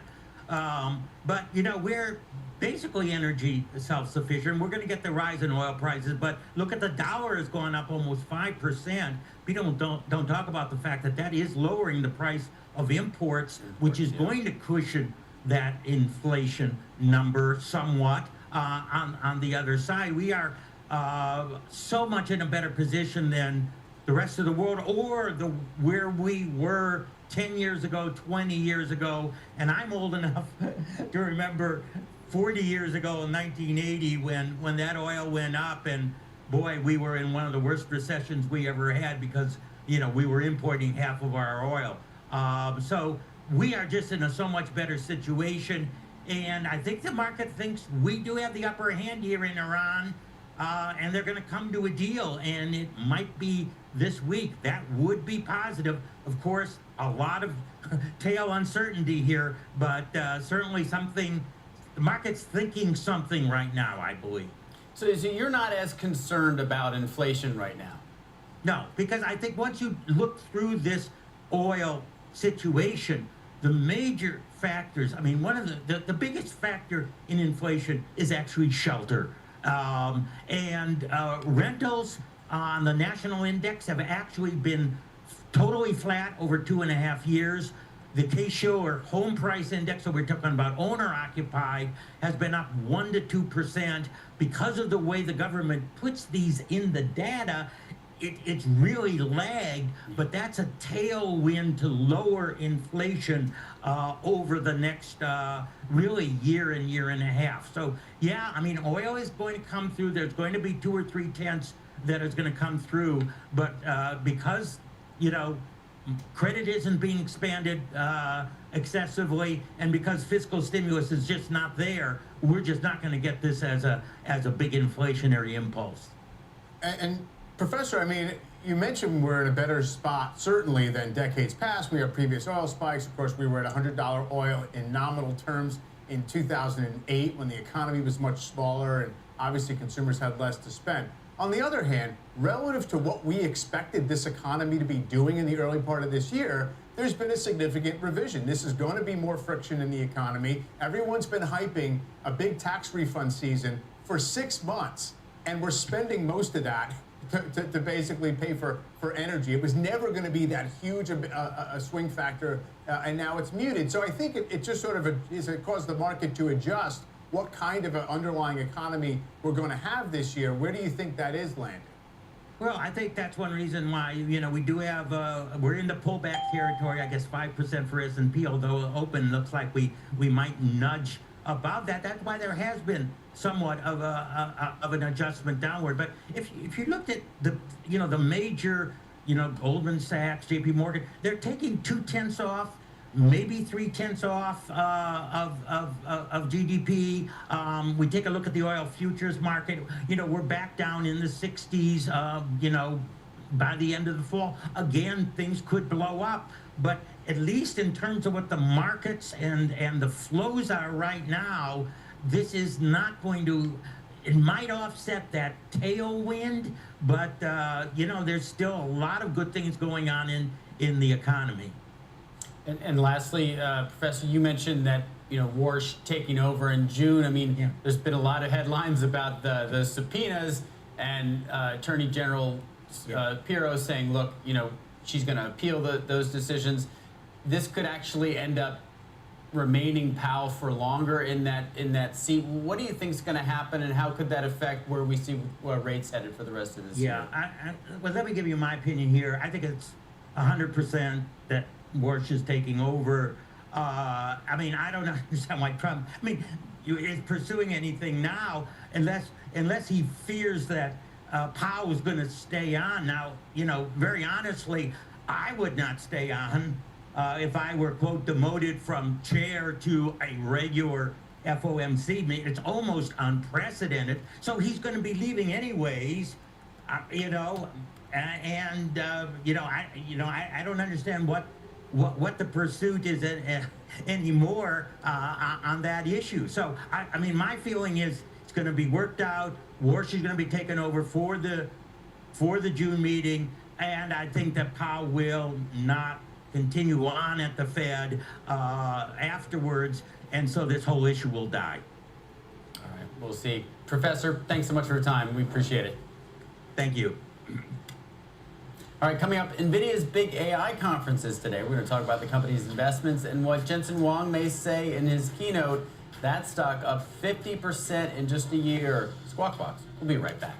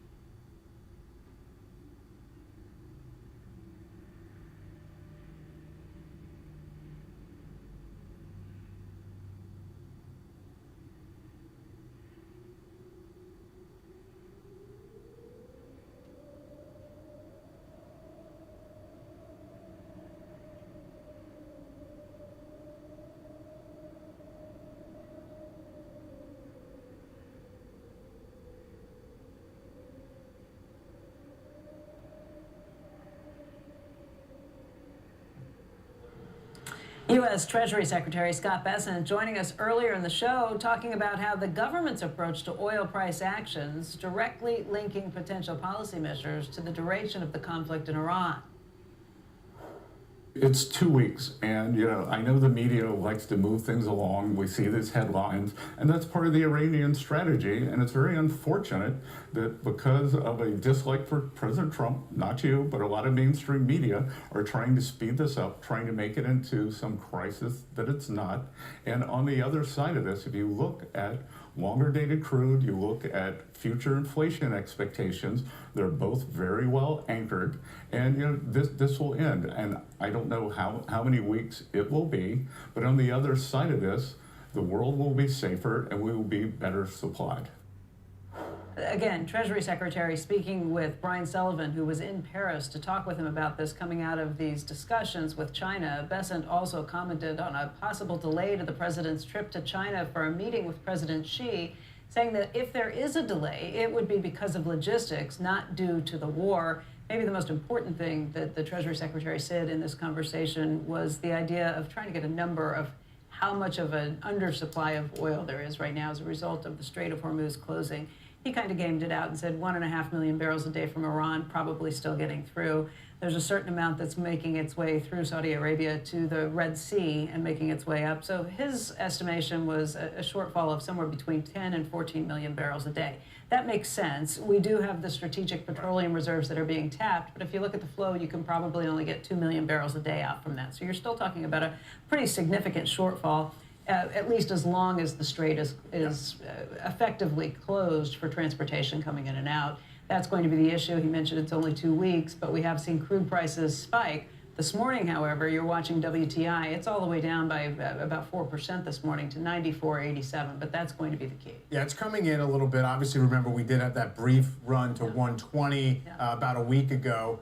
Now, you see the forward months pricing starting to lift a little bit. It's like in the mid-70s. WTI in the fall, let's say, of this year. It had been below that, but that still obviously suggests we have a near-term supply issue that's going to ease, over time. We'll see.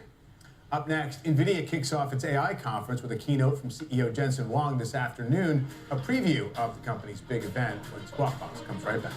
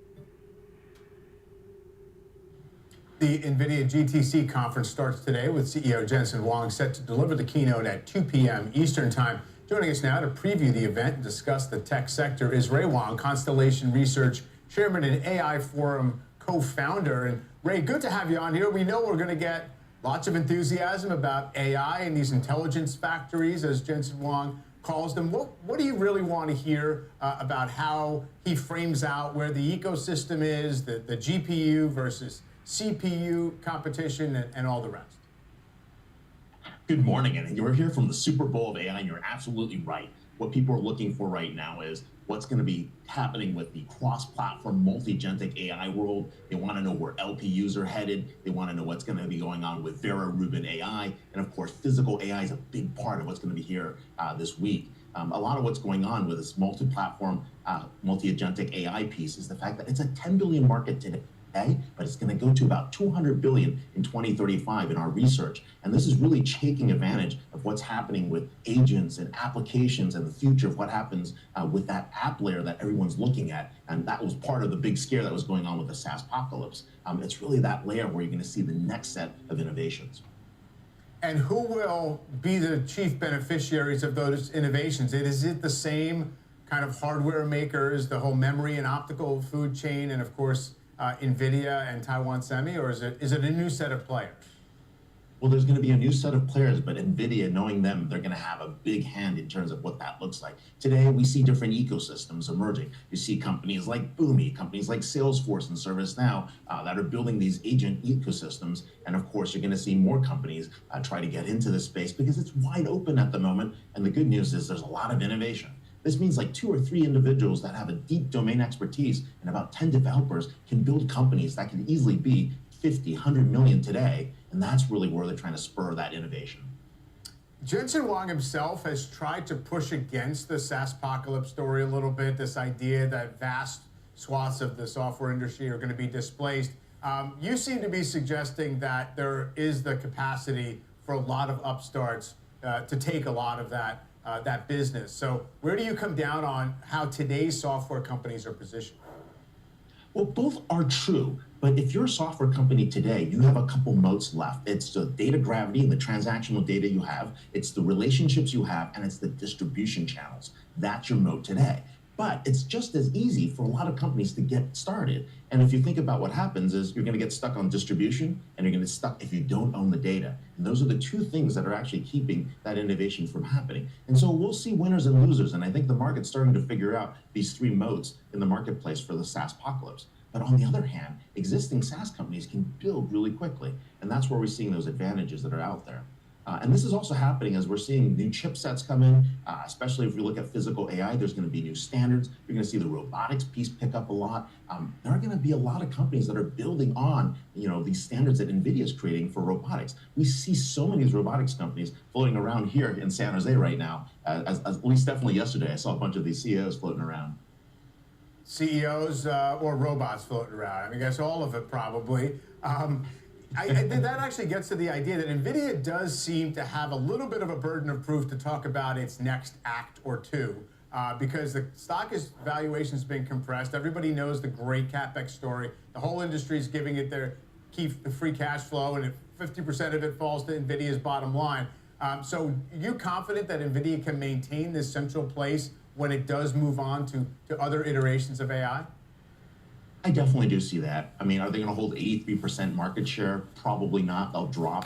But are they going to actually get into new markets? Definitely as they go up the stack. That app layer is really important, especially their role in the Omniverse, their role in what happens in robotics and physical AI. And of course, there's new chipsets, right? What's happening with Grok and LPUs and CPUs, what will happen in those data centers and those new AI factories. I think they're going to play a big role in terms of what's happening. We'll see what those announcements are going to be. And of course, longer term, sovereign AI. Every country is going to want to have their values and their standards built into their AI models for their citizens. And so that's going to be another piece going forward. But yes, there's a lot of drivers here. And I think we never really get to see the full Jensen roadmap. I mean, you only see a little bit of it, but he's mapped out things 5 years and 10 years out. Yeah, we'll be listening for sure. Ray, great to talk to you. Thank you. Hey, thanks a lot. All right, breaking on Squawk Box, Treasury Secretary Bessent telling us in the last hour that some ships, including Iranian tankers, are moving through the Strait of Hormuz, and he expects more to follow. Shares of Meta are up 3% in the pre-market on a Reuters report that Meta is preparing to lay off 20% of its workforce to offset AI spending. And severe weather across the country has already caused more than 10,000 flight delays and nearly 3,000 cancellations today. Add on top of that the TSA lines. Not a fun day to fly. Yeah, could be difficult out there. Let's get a final check on where the markets stand at this point. You're going to see the equity futures are indicated sharply higher. Dow futures right now up by 400 points. S&P futures indicated up by 67. The NASDAQ indicated up by about 290. We have watched them continue to climb throughout the morning as oil prices have declined. So there's that inverse relationship that's taking place there, and probably one that we should be watching very closely throughout the session. All right, folks, that does it for us today. Gentlemen, thank you both for being here. Robert Frank, Mike Santoli. Mike will be watching you later on today with your show. Absolutely. Folks, make sure you meet us right back here tomorrow. It's time for Squawk on the Street right now.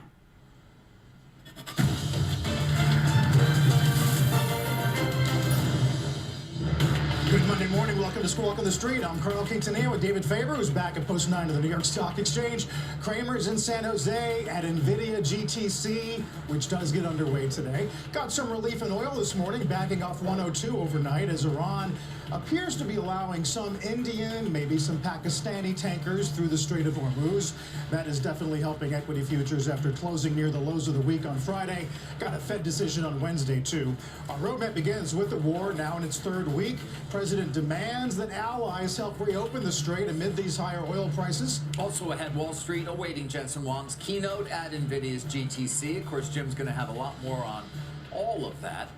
Plus, we're keeping an eye on shares of Meta. Reports, at least from some, that the company could lay off as many as 20% of its workforce. That would be to offset what is that enormous spending, Carl, of course, on AI. Let's begin with the markets, though, and oil after a volatile trading week last week. This is what the Treasury Secretary had to say with our Brian Sullivan earlier on Squawk about reopening the strait. We are seeing more and more the fuel ships start to go through. The Iranian ships have been getting out already, and we've let that happen to supply the rest of the world. We've seen Indian ships go out now, so the Indians who rely very heavily on Gulf oil, we believe some Chinese ships have gone out. So that should start ramping up.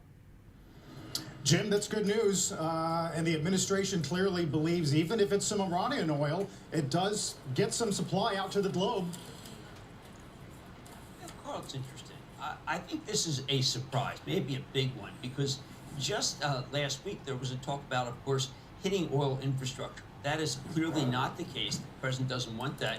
Also, you lose 20% of capacity, and then suddenly you walk it back with Iran being able to ship. I tell you what that says is maybe oil has gone up too much. Today, David, the relief of oil being down a little has spurred a remarkable pre-market rally that I think actually may hold.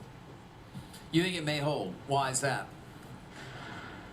Well, I think that we're so used to seeing oil go up every single day that if you get a chance to be able to put some money to work because the market is saying, listen, maybe things aren't as bad, I think people will take it. I think that there are two problems in this market, and I really want you to address one, David, but I think that oil being higher and then private credit, and if private credit can be calmed, and if oil can stay here, I think buyers will come in. Yeah, interesting for me, guys, because, of course, having been away for a week and not making calls, coming in this morning and sort of talking to a lot of the people I typically do, it's, yes, of course, it's the things we talk about here, private credit, AI, top of the list still. But everybody wanted to talk to him about the war. Nobody has an answer in terms of when it's going to end, how it's going to end, or what the impact's going to be. But it certainly is figuring, as you'd expect, quite prominently in the minds of many of the, at least the investors I spoke to certainly this morning and that I talk to regularly. And it, it certainly took some profits away last week as things go. I just wonder what your thoughts are as we head into a new week with still that uncertainty about when and how. Yeah, I think that one of the problems that I have and others have is that if you want to call a top in oil, or if you want to be able to say that things could go in a more negotiated way, Carl, somebody throws a monkey wrench in, and the next thing you know, you do look a little foolish. But I would say this: today is the first day we're going to see what happens if oil ticks down, and I mean meaningfully down. And Carl, I think that when you see it meaningfully down, meaning that it's even just off the high, what people start saying is maybe there's more oil coming to the market. If there's more oil coming to the market, then maybe it was extreme to go to 120. Yeah, a lot of desks today, Jim, trying to put some back of the envelope math together. Morgan Stanley says if we're down 20 million a day, disruption, Saudis give you back maybe 4 on their bypass, give them a couple million on some escorts, a couple million on reserve releases. You're still short 11 million.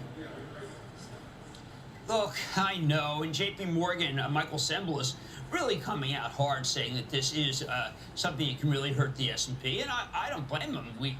We're still very close to the high. David, when you spoke to people after a week off, aren't they still surprised that we're that close to the high given what's happening? Yeah, I think that's a fair statement. There's still a lot of concern and question.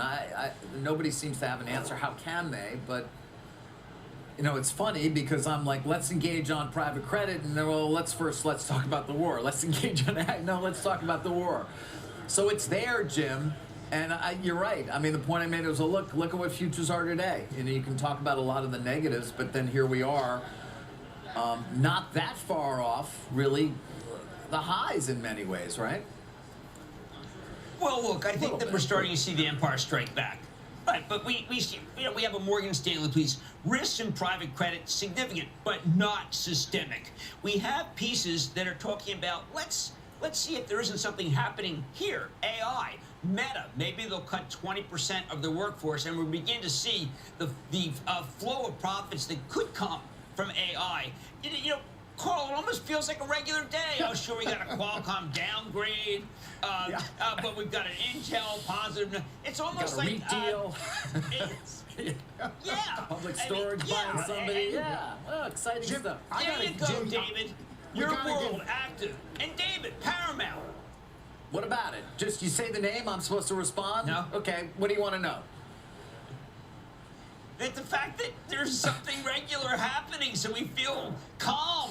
It's like it's David's back and he's talking Paramount. Hey, I'll talk Paramount. Better. Stock's down a lot, right? Of course, it's sort of a private equity stub is really kind of what that is. It's a private equity with a ticker. We'll talk more about that later. We got obviously a lot more to get to from you, Jim. Is it a blue owl? Is it blue owl, David? We'll talk about that as well. I got certainly plenty to share on private credit as that continues. To be fair, and to give ourselves a pat on the back, Carl, we've been talking about private credit for quite some time and concerns there. More, of course, around liquidity than the real underlying credit, though that did set off this latest round of questions and concerns. Yeah, but to Jim's point, I think it's Evercore today says Oracle may be one sign of a green shoot when it comes to credit stabilization. We'll get into that. Yep. Jim, we do want to get to GTC. That's why you're out there awaiting Jensen Huang's keynote. What should we know? Well, first, I can tell you this has historically not been something that moves the market. So it's almost as if people just say, you know what, it's going to be exciting, it's going to be an explainer, but nothing will happen. Finally, we have expectations low. So it's possible that that gain pre-market, which has failed to stay almost every single day, actually plays a role in what the market's going to do. NVIDIA is the largest company. And when you take a look at how NVIDIA stock has done, it's done nothing. People are talking about underperforming. Maybe we see, and I think this is the essence of what's going to happen today, actual real-life examples of how we're going to save money and create new things. The fourth industrial revolution will be the theme here, Carl. And the fourth industrial revolution means that within the next few years, we're going to start seeing many jobs created. Historically, when I examine the last 3 industrial revolutions, it does take 15 to 20 years to start seeing gains. I think that can be shotgunned, and that's why you see so much behind me. Yeah. Reuters today, Jim, sort of keys off of the Meta news that they broke on Friday, which, by the way, you were talking about also on Friday, the likelihood that Meta might dramatically decrease their workforce. You put it together with Pinterest and their layoffs and Block with their layoffs and this Nebius news today, kind of reads like the early chapters of that Citrini note. Well, I would have look at it a little bit differently. First of all, I can't get it confirmed. I did go out and say Friday that Meta would do this. Maybe it's better to be lucky than good. I can't get it actually confirmed, but what I can confirm is that if you look at the Meta, if you get these Meta cuts, by 2029, the cash flows will match up between what they're spending right now and what they're going to begin to get. Yeah, David, all these companies that we're listing, everything's going to be on the come. No one's making money right now except for the people behind us. And David, that means that these big companies are going to be so indebted that we may not be able to see them rally like they did in 2023 when we had the mini bank crisis and these companies showed us they don't need the capital markets. So David, I don't know. I mean, if all these companies are borrowing, do you think that they will have the capacity to grow in a couple of years? I think they may have it, and that there's a mismatch of cash flows right now. Yeah, listen, that is the big question and the big bet that they're all making, that AI is going to run our world in many ways. Of course, with societal challenges for sure, Carl mentioning a couple of them when it comes to jobs. But will they see that return? Yeah, free cash flow is going to be severely constrained at these companies that have typically been a gusher for that, although there has been some recent reporting and analysis around stock-based comp and what that really has done to what that really means for reported free cash flow or overall, Jim. But you're right, and that's going to continue to be the question as we move now into the inference age, so to speak. And I know that's going to take up a lot of the time, of course, of what you're going to be covering from Jensen, this move to inference away from just training models. And I guess I'd come back to you on that question of when you look at a Broadcom or an Alphabet or an Amazon or a Meta or an OpenAI, which of course we can't put a chart up of, they're all developing their own chips. And they're doing so with the hopes that they can in some way replace NVIDIA to a certain extent, particularly as we move into the inference age where it's not as clear that the GPU is as, I don't want to say necessary, but as important perhaps as whatever chip you can create that can at least give you the efficiency that you need for inference. Does it make a difference in terms of how NVIDIA approaches the market, Jim? David, this is the surprise. You're giving away the surprise. I think NVIDIA is going to unveil a better inference chip than anyone has. Better, faster, cheaper. And that's what the Grok acquisition or partnership for $20 billion they did last year is going to demonstrate. Carl, one thing that we have seen is that NVIDIA has a fantastic chip that works for everything. But all those companies that David mentioned, particularly, the hyperscalers, they only want inference at this point. If NVIDIA has the cheapest and best inference chip, look out. What you're going to see is an explosion in NVIDIA orders, and therefore everything here benefits, and I will be in the Academy Awards of, right here, the vortex of Academy. One battle after another here. I'm not kidding, Carl. One battle after another. I know you're not. Yeah, we will get to the Oscars. Congratulations to Warner Brothers on Sinners and One Battle. We'll get to some news on Dollar Tree, private credit, of course, some of these travel disruptions. Jim mentioned the downgrade of Qualcomm in a minute.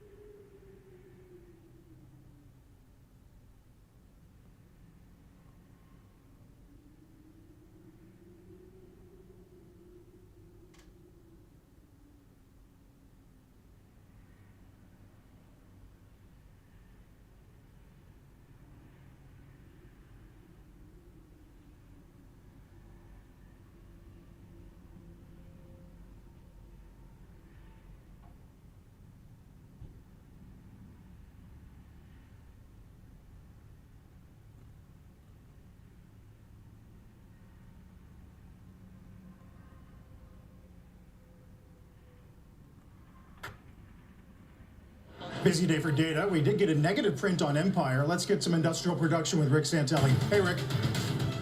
All right, Carl, indeed, that negative print on Empire is the weakest of the year. The third print of the year, weakest since December at -0.2. Industrial production for February expected up 0.2, comes up a little better. We're expecting up 1/10. This would be, well, the best since December of last year. So it's not bad. It's an improvement, but we were expecting better. And if you look at a 0.7 last month, it was actually the weakest since it was up 0.25 in December. Utilization rates, 76.3, a little better than expected. That would equal a revised last month, which moved from 76.2 up to 76.3. That pair would be the best since July of last year. We see interest rates are down. Most of the data of late has mostly been coming in on the slightly weaker side. 367 in a 2-year puts it down 5 basis points. 422 in a 10 down 6 basis points. Squawk on the Street will return after a short break.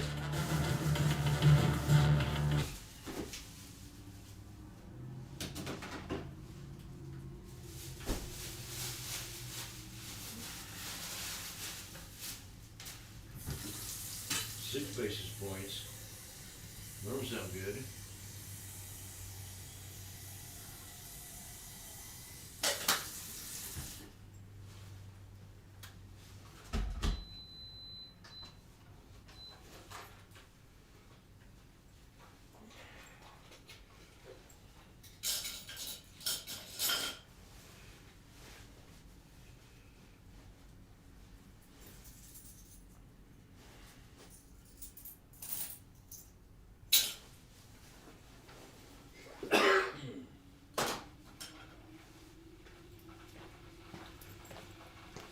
Good morning, retail traders.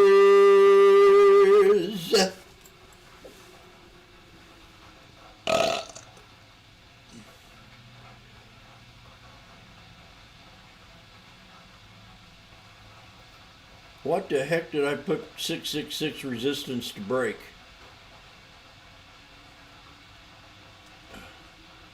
Oh, because I did.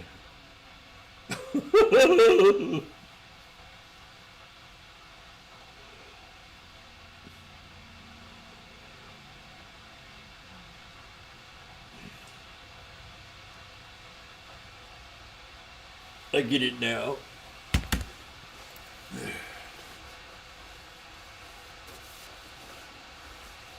Takes a little time, you know what I'm saying, brother?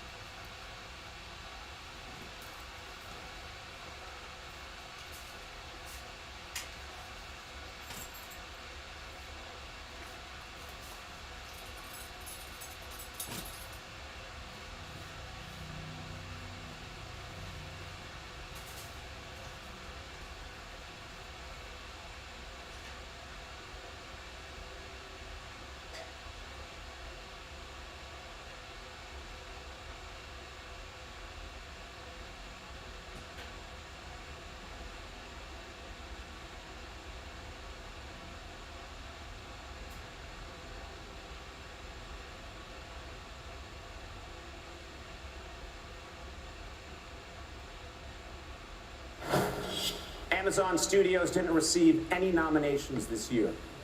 Yeah, also shut out Walmart, Alibaba, and Chewy. Why isn't the website I order toilet paper from winning more Oscars?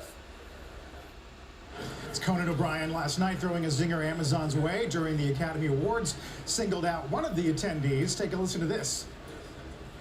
Netflix, this is exciting. A lot of cool people are here, and some of them behind the scenes. Netflix CEO Ted Sarandos is here, and this is exciting.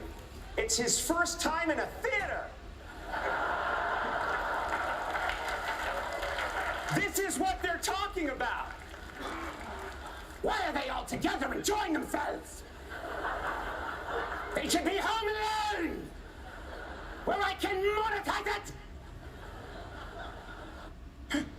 I think Ted seemed to like that, David. He did.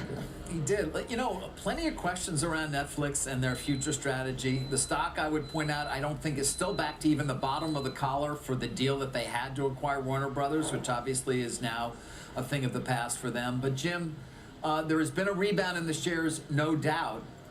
But there are still doubts in terms of, well, why did you do it if it wasn't something you had to do, but it was something you wanted to do? What does it say about your future prospects?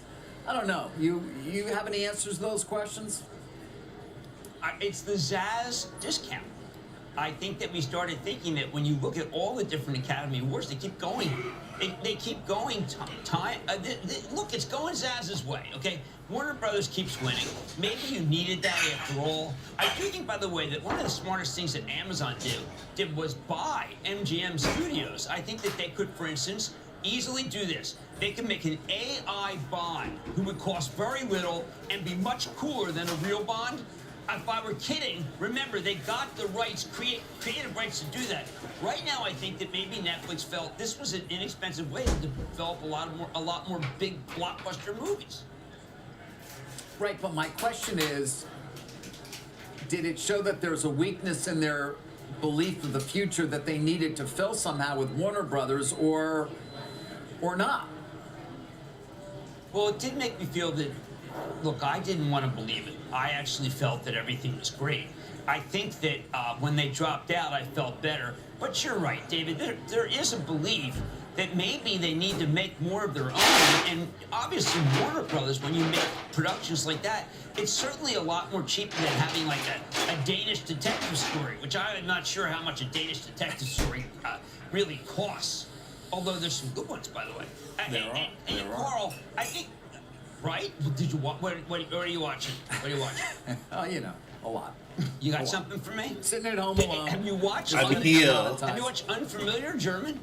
No, well, I think that I don't know when you were what. Oh, David, I think this thing costs about $5. I think people work for free. Well, we may get to that. I mean, Carl, Warner Brothers, which in 27-14 was the close. It's not a bad rate of return if you assume $31. There is some question about California, particularly the AG. Not a high bar to get a temporary restraining order should they choose to try and do so.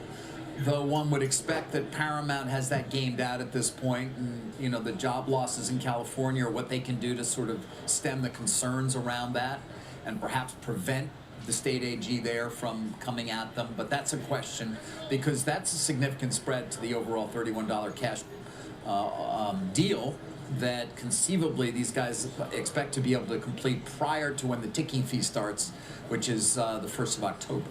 It's not the only story in media. We did have over the weekend Brendan Carr once again threaten broadcast networks over their coverage of the war. Last week in one of the defense briefings, Pete Hegseth said that David Ellison can't take over CNN soon enough.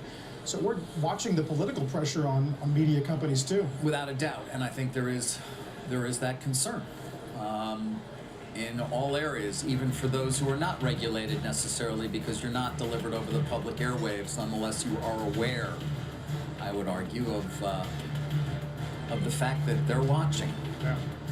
We'll get the opening bell in about 5 minutes here as we're going into the week with some relief from those Friday closing lows. Don't go anywhere.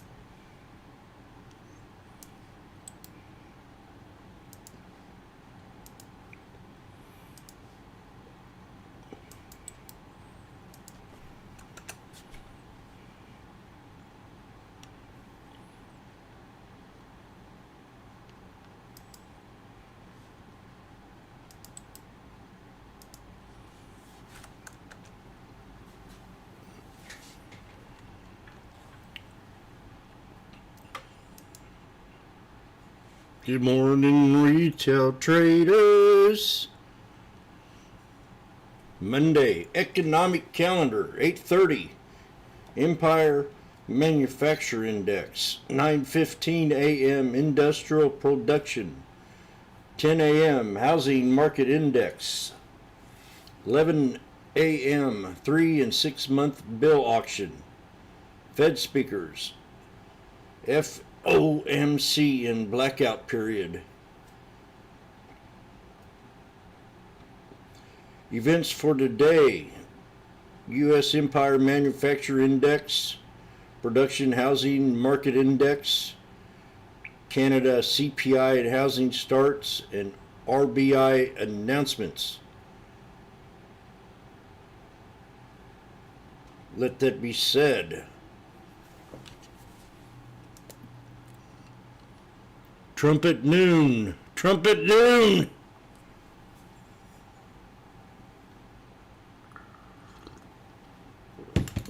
Times have never been so good.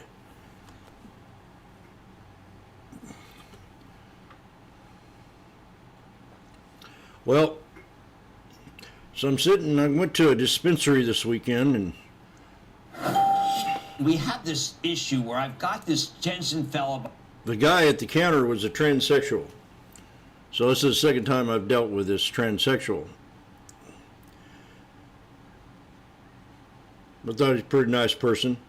First time I met him. And the second time, after I got to know him, it was hard to understand. And this is where it got complicated. So I'm kind of old-fashioned, and I say thank you, sir, and thank you, ma'am, to a lot of people. Thank you, sir. Even if I know him, I still say thank you, sir. So as I got ready to leave, I said, thank you, sir.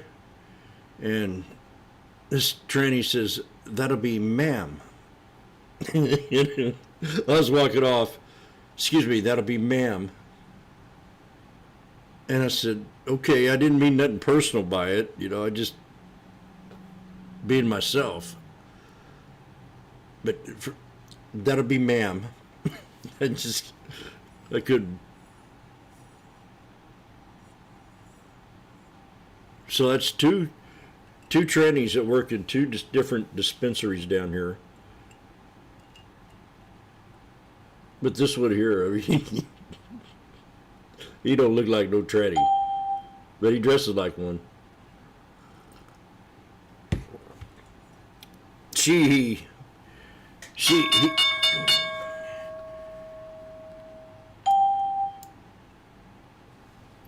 We've got to learn to accept them.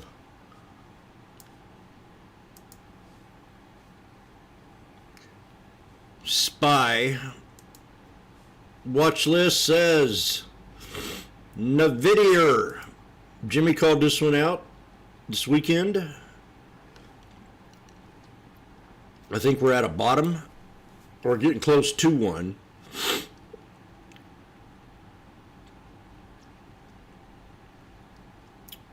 Had a nice little pre-market run in after hours there after the sell-off that happened Friday. So I think as you start approaching the bottoms, you got to kind of watch how they're reacting.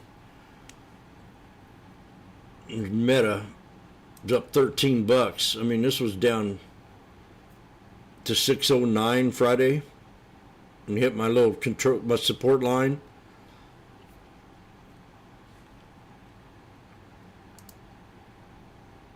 I should have bought that Friday. Shoulda, woulda. So that yellow line comes from, let's go to the weekly. No, it has to be the daily.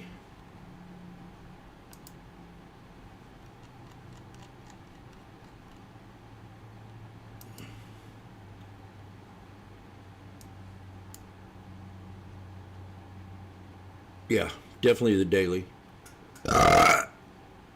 Triple bottom. We got a head and shoulders up here in the ascending triangle. So this thing could start to reverse. I'd see if we can set an alert right here on the body of that candle right there. It might have been the closing price Friday, I don't know. But we'll set an alert right there. And that's at 623.83. Do you see where I put that alert at?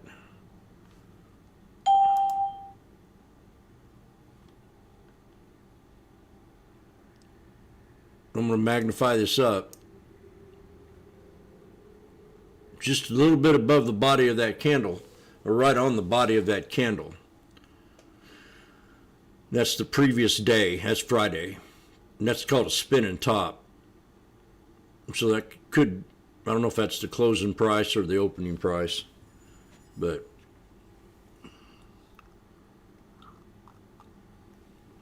probably the closing, opening. That's where I set that alert. PLTR is one I want to watch this week in Tesla.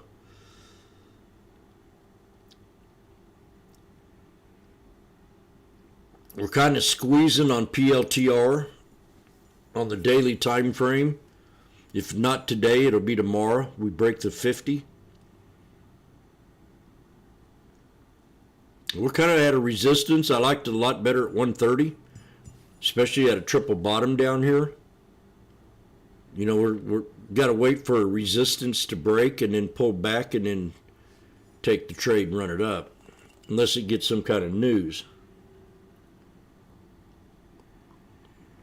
We got a 230 Wed Bush, which, you know, I sometimes Dan Ives I agree with, but sometimes I kind of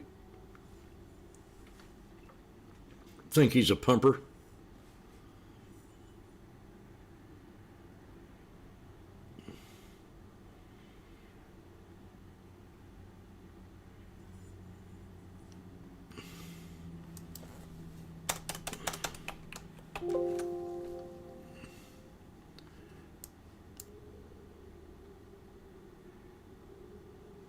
So last time GME got down here, it landed off the 200 EMA and SMA.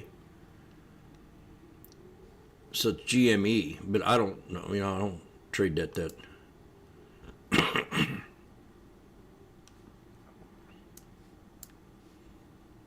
SPY broke out, did it not?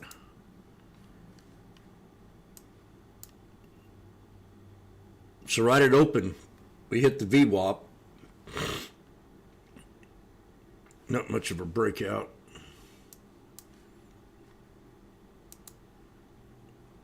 Nice breakout on SPX, though.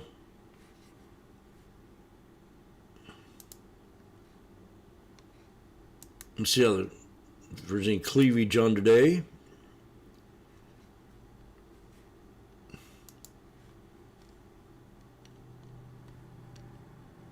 Apple had a pretty good little sell-off.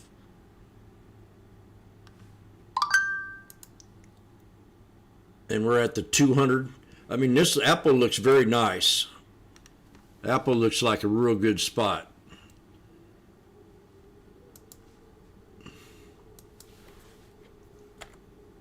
You're right on that one, Jim. Oh. It's EMA, man. Don't, oh, it's too big.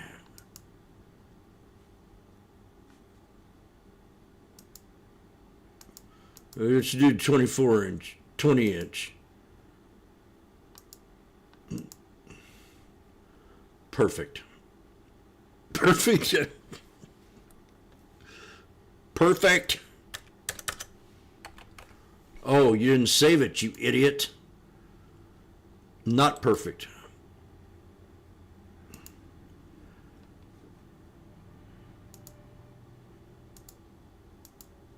Now I saved it. And this is the 100, I believe. Let me see. I think it is.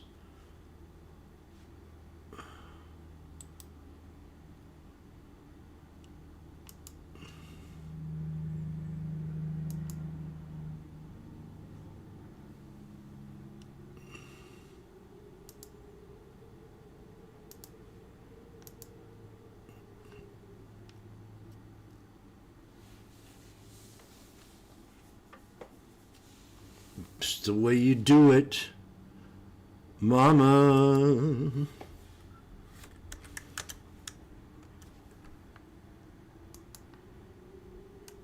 Oh.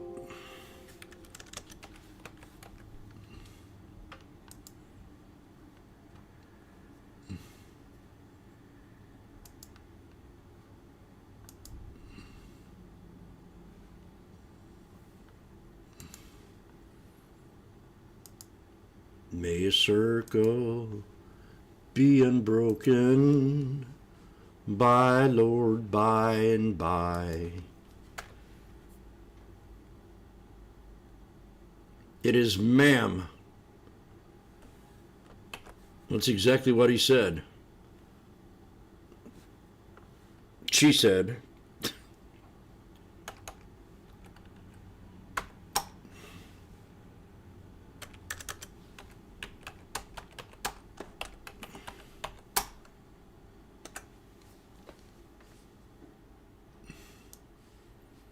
That'll be ma'am.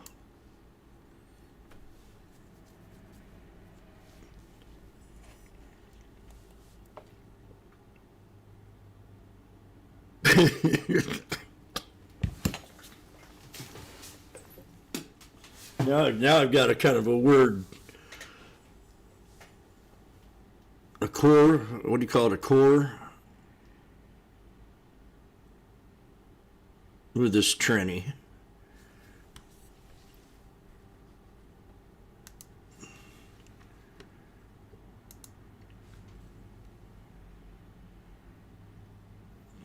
It reminds me of what's it?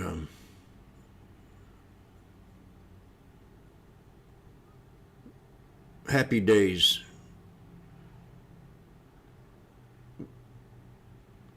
When Richie gets tough. Don't ever do that again.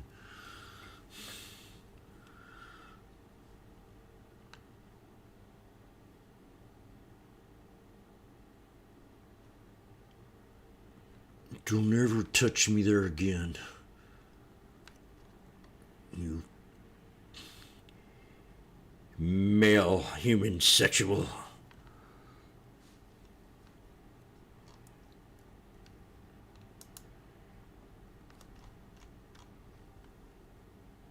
Kroger's down $1. CrowdStrike down almost $4. Walmart down $1.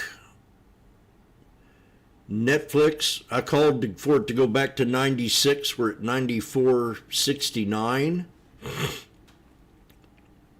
Oxy's pulling back some. It had that run during the oil spree.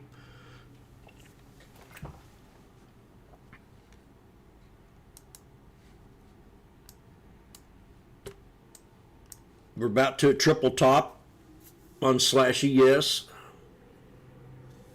We just have a new high. Double top breakout. I think this thing getting ready to pull back, folks. Oh my God.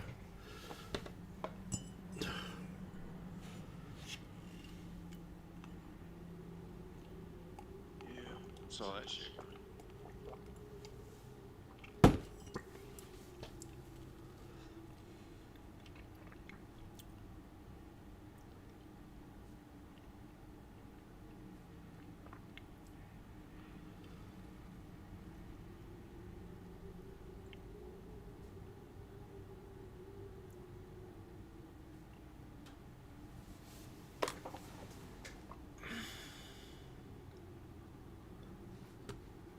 So what you gonna do?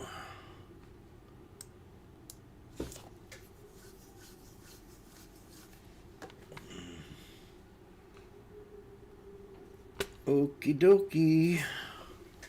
From the Stilky.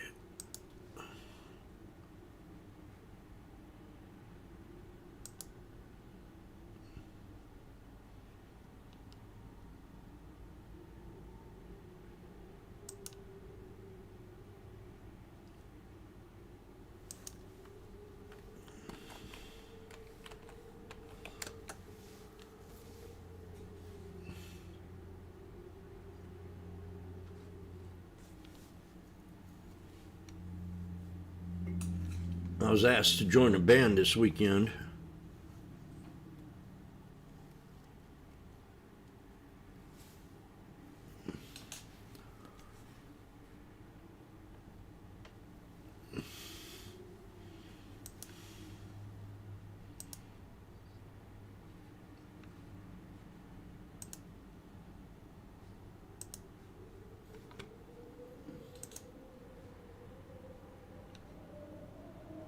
Good morning, YouTubers.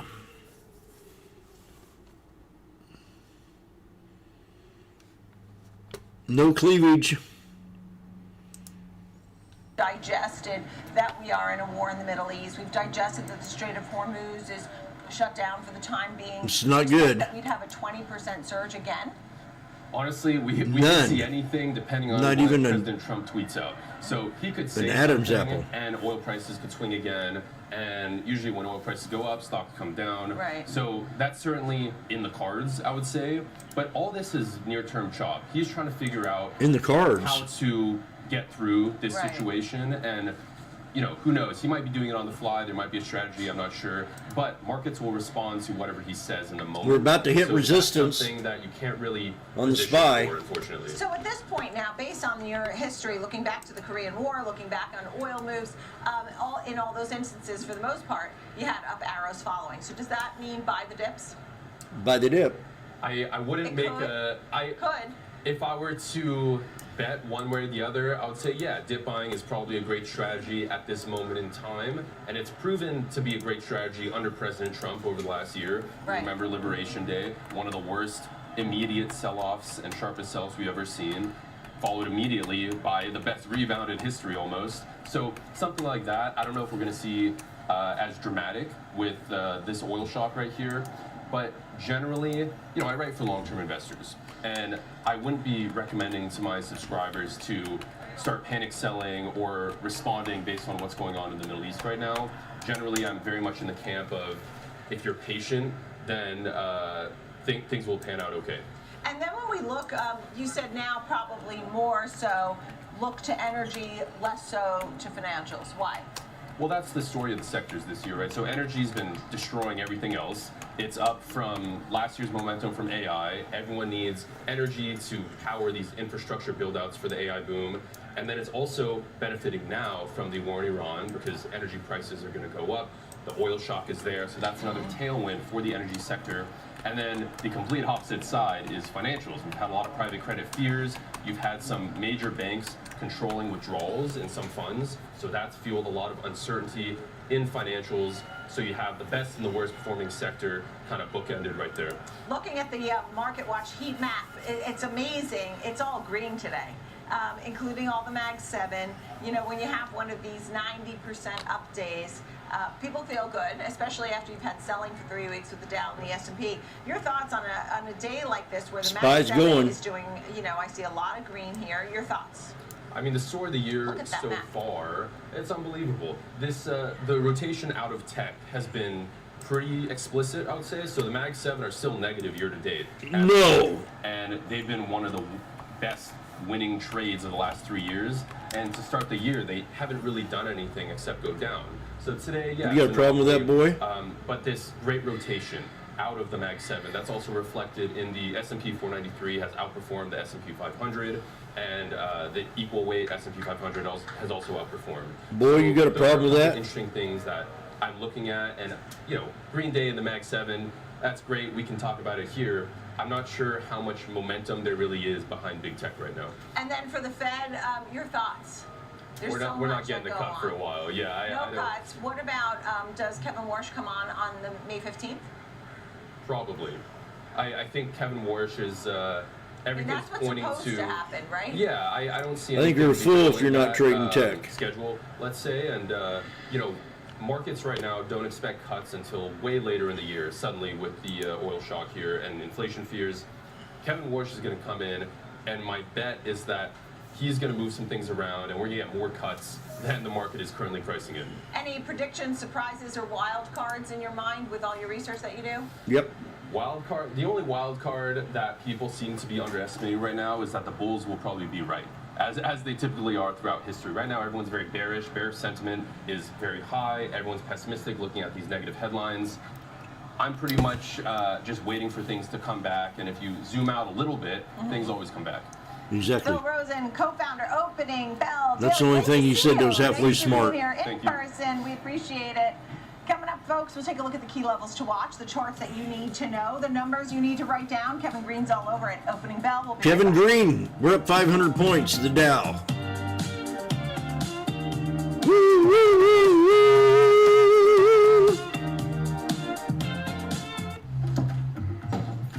Broke a head and shoulders. Sometimes, you know, you could have done better.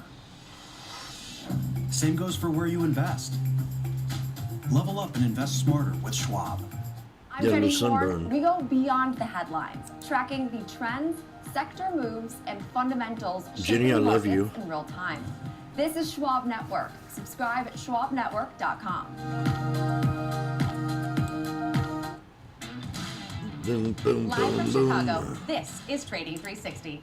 I'm Marley Cato. Prepare ye for the first alert. Market trends and company news that shape investor decisions, all with expert analysis and actionable There's content. Marley. From inflation data to sector rotations, earnings to policy. Prepare It's a ye. comprehensive view of the market every trading day. Trading 360, in-depth market Triggered. research straight from Chicago. Weekdays at 11 a.m. Eastern on Schwab Network. Triggered. Welcome back to Opening Bell. So glad you're with us on this Monday. We're getting you ready for a really big week ahead, and we're watching some of the key levels to watch. Senior markets correspondent Kevin Green is with us. Some of your thoughts on the levels right It's now. 671s. Well, Nicole, I'm we are watching seeing some strength to 5 start off today's contracts. session. Over 88% of the stocks in the S&P 500 in the green so far, and you are seeing broad market participation. This is kind of eerily similar to what we saw last If it week. gets on down to a Friday, buck, where we started I'll off get really 10. strong, but once again, we did see a little bit of a reversal in the market, and that could be the case here today. We will see. It seems like the Crowd's right now going is wild at the sports basically arena. getting closer to oversold territories. Maybe some buyers are trying to step in, some shorts probably covering as well. And then you have these positive headlines when it comes to the technology sector that's also giving us a boost. So if you're looking at to the upside, 6740 is where we have seen the majority of the calls being transacted this morning. That would be your first major area of resistance.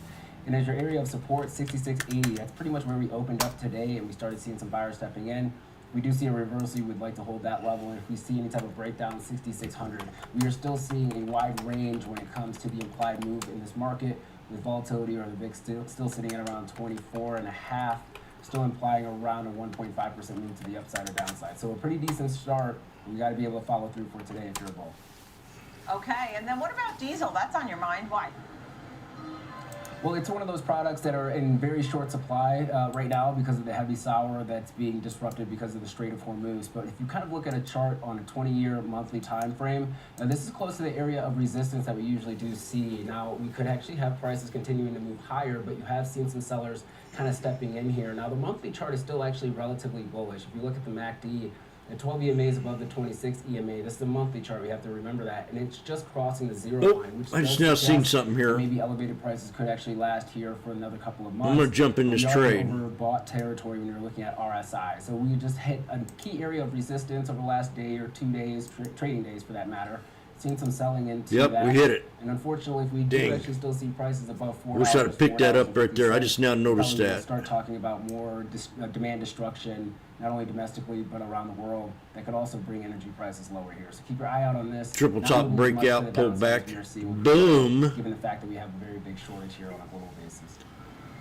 Kevin Green, great to see you. Thank you so much. All right, it's time for a look at the big picture as we wrap up this first half hour of trading. And Joe Mazzola, Director of Trading Services with Charles Schwab, is with me. And what's interesting is we're higher here, but to your point that we did hit the low of 2026 on Friday, and that we've been down 3 weeks in a row and haven't seen that in a year. What do you 3 think black next? crows. I think that's a buying opportunity. You know, I'm Consolidate. probably in the camp, at least in the short to intermediate term, of maybe fading. Okay, get some of ready. these rises. We'll probably see a nice bounce this week. I would imagine that would happen. You know, maybe we get back up to challenging that the high 6750, maybe even 6800 level. But I think we need to get back. I tried up to there get and kind of 120. hold that level to make me feel like, the range is reestablished, because that's where we were for multiple months. We broke through that range. I just heard Kevin speaking about kind of what we're seeing from the volatility, what the markets are expecting in terms of a move. And what's really interesting is, even though you've got the VIX coming in quite a bit today, it's down about 10% today, the spread between implied volatility and realized volatility, basically the spread between what people are willing to pay for the move and what the move actually is, it's still pretty wide. So you're still seeing a lot of hedgers out there betting on bigger moves. We haven't gotten the moves, and I think that maybe that speaks to the fact that markets are maybe trying to see past some of the volatility over the next couple of weeks and looking on the other side and thinking that this might get resolved sooner rather than later. And while that's all possible, I do wonder about I don't like the delay on this. Some of the damage, the pricing damage that's been done. If you look at whether discretionaries, staples, they're all down 25% from their most recent 52-week highs. You look at financials. I mean, that's the worst performing sector year to date. And then you look at the overall breadth of the entire market, and less than 50% of the S&P 500 is trading above $1.22, 671s. And really the only sectors that have performed as of late are energy and utilities, and those aren't the ones you want leading the charge. Yeah, and I was listening to Secretary Scott Bessent, who was saying, look, we're only a couple of weeks in, and while everybody's talking about the off-ramp, it does seem that there is a possibility for an off-ramp, but just looking for a sort of the best deal possible kind of thing. Yeah. So that maybe that does bring a little bit of relief to folks to think that this won't last forever. That being said, you said at this point now, and you noted consumer stocks down 25% off their highs. We've seen the markets down 3 weeks in a row. Maybe this is more of a stock picker's market than buying the whole Absolutely. thing? No, 100%, Nicole. One of the things that I follow quite a bit is dispersion, and the dispersion in the market is now, probably the most narrow that we've seen in a while, in terms that there's maybe about 12% of the stocks that are doing the majority of the heavy lifting at this point. And that was the case for a few years in 23 and 24, when everybody was complaining that it was the Mag 7 that was doing the heavy lifting. Well, they've kind of given it up, and now you're seeing even more narrow leadership. Ironically, a sector that had been kind of left for dead, software sector or industry, I guess you would put it that way.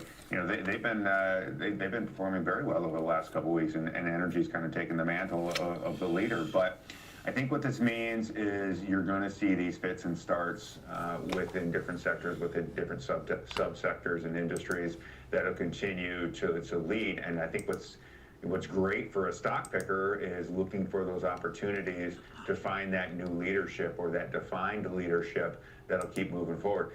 This week we've got the NVIDIA conference, we've got Micron earnings, so there's a lot that can be driving technology one way or the other, right? And I think Micron's going to have a high bar to hit, kind of given the fact it's already up 50% year to date. So kind of heading into those earnings, that's been one of the better performers in the S&P 500, as I mentioned, up 50%. So it's really been interesting to kind of see where investors are kind of aggregating their money towards, and what it's becoming more and more apparent is it's fewer and fewer sectors and industries. All right, and as you noted also, look, we have the Fed, but many central banks will be hearing from many central banks, so we'll get more input in that as well. And of course, we'll continue to follow everything with the Iran war and Kind of just hovering here. delay of the summit for President Trump, which was due to happen in April. The longer the delay, the more up it's going to pull back. So we'll see what happens there. Joe Mazzola, great to see you on this Monday. Thank you for the setup. 21's rising, squeezing it. All right, everybody. Well, this is Liberty Bell, and some of the winners here that I'm leaving you with. SanDisk is up 7%. Seagate, Micron, Did I bring my groceries in? Intel, Corning, Yes. Dollar Tree. Those are some of the best performers here on Wall Street. Thanks for being with me. I'm Nicole Petalides, and the Dow's up 483 points. Keep it right here on Schwab Network. Morning Trade Live. Oh, there it goes. Get ready to break out. Boom! Jimmy called it.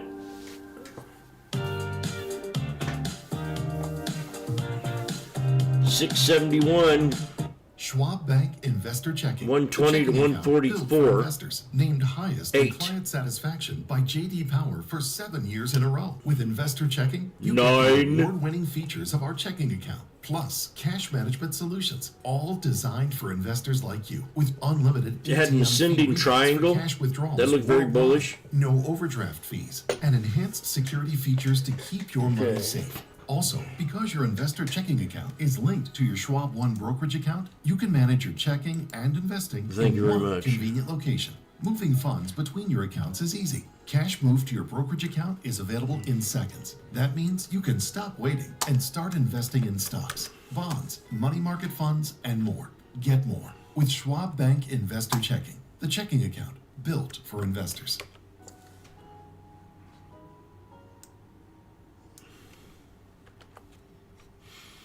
Welcome to Schwab Network, where real-time market coverage meets expert strategy. From the opening bell to the closing bell, we've got you covered.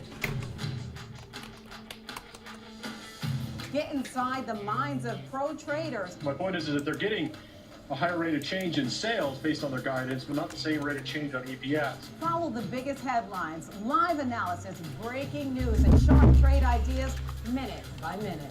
With shows Funk, were you on? we break it all down in real time with speed, accuracy, and precision.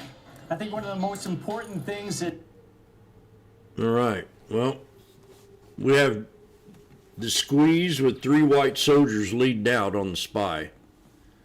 And we just broke the double top. So everything looks pretty bullish right now.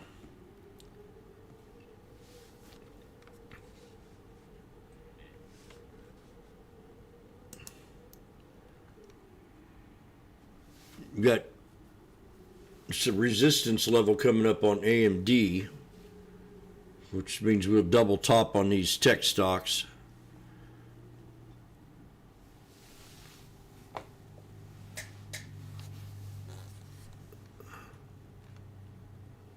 I sold some puts on SoFi a while ago.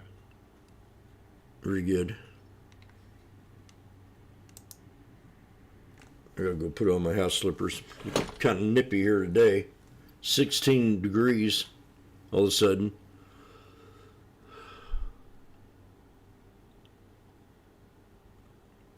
Cold. I'll be right back.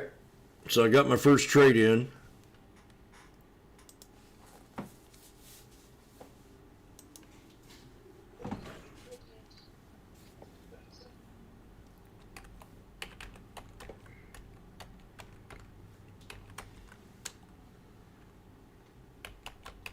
Golly, that hourly roll ever hurt.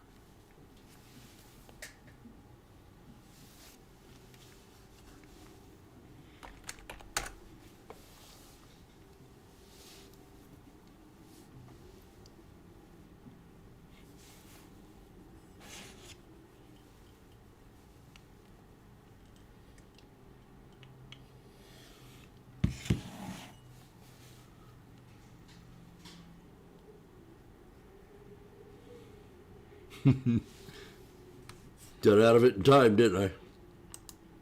Mm-hmm. Yeah, that hourly rollover could have.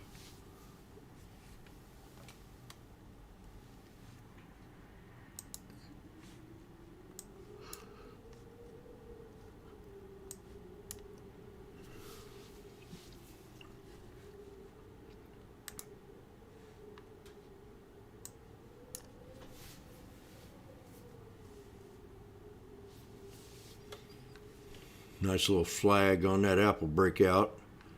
These are on the 5-minute candles. Into 3 white soldiers. See, between each one of these soldiers is a support line. That's your first support, second, and then your third. That's how you want to draw those out. Unless you see some other pattern show up, like, you know, the double top breakout here maybe. Right straight across. Or it stays above the 9, comes back one more red candle, stays bullish and stays above the 9 on the 5-minute. Apple.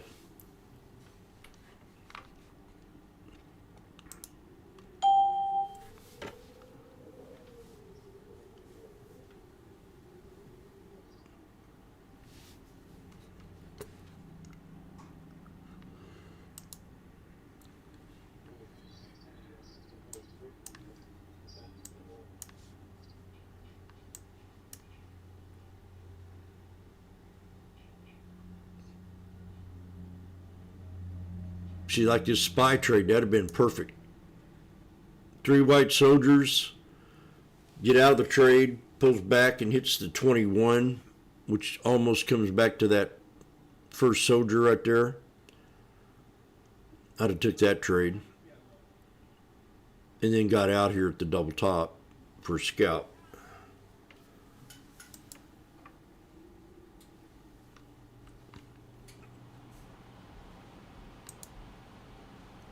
Man, these things are 166.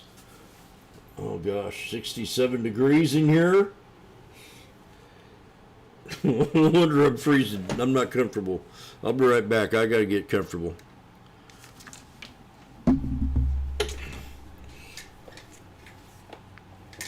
Oh.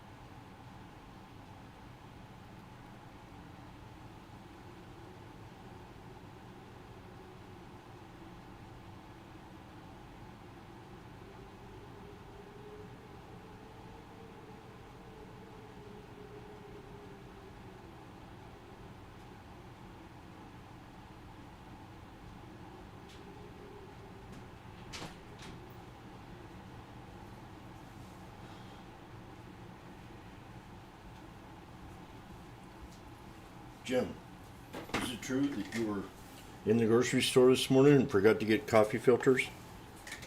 Yes. It is true.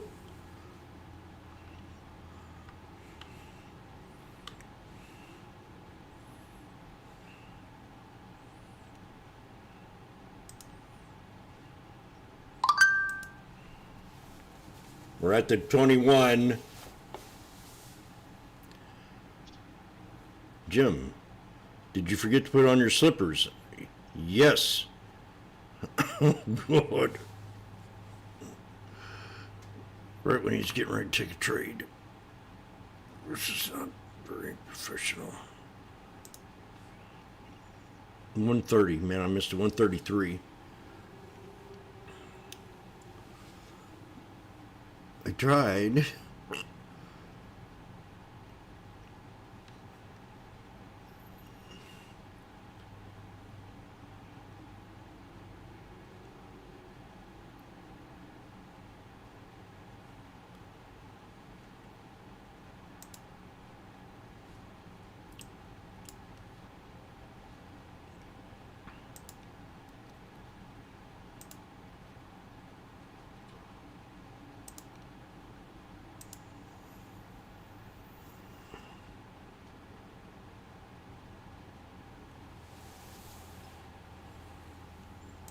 I was listening to the Chinese last night with respect to some of their data, and while it did improve, they are very worried about this situation, despite them looking a little bit more insulated than the rest of the world.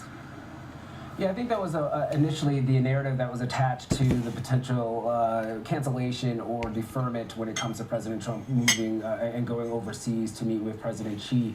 I think, one, it could be a political move. Two, it also could be logistics and security, especially during wartime.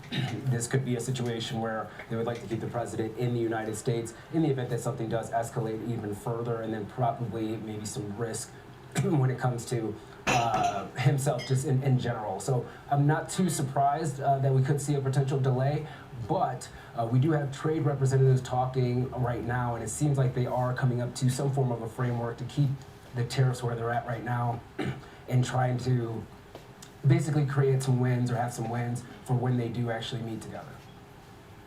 Yeah, it's interesting because the Global Times, which is often seen as sort of the mouthpiece of the Communist Party, talking about this really sharing responsibilities or about sharing the risk of a war that Washington started and can't finish, was their line coming from state media. So, you know, as far as what the Chinese think of this, it's very interesting.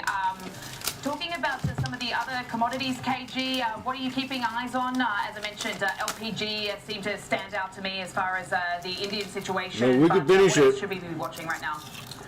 You know, I'm actually keeping my eye out on the grain markets. You are seeing a sell-off within corn as well as soybeans. Those are two agricultural products that are within the energy space. So as crude oil has been moving to the upside, we've also seen the grains move higher as well, hitting a key area of resistance when you're looking at soybeans around this 1225-ish area. That's the 200-week moving average. So a technical resistance level as well as lack of enthusiasm, at least for now, when it comes to the energy complex. Okay, we've got four tops. Maybe a glut in oil. We do see a resolution when it comes.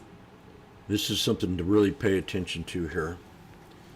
We have four tops on the indices: the IWM, the QQQ, SPY, and the SPX. What are they going to do? Are they going to squeeze and break out? Or are they going to have a little pullback here? Let's see what the potato chip has to say.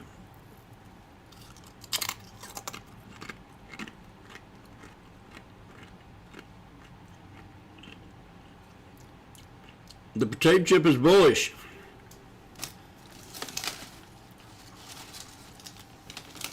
I'm not so bullish.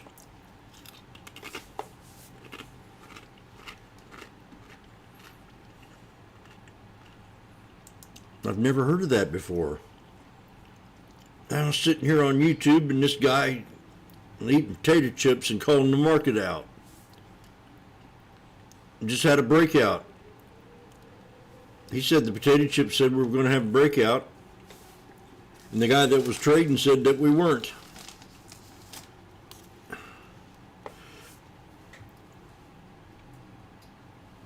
Now, when you take a perfect potato chip, that was just a little piece. Wait till you eat a perfect potato chip. Zoom. Better hold on.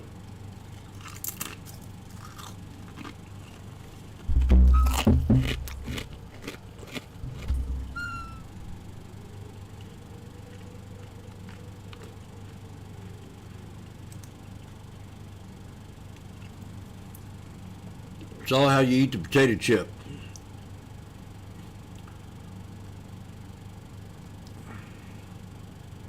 I tried to tell you that.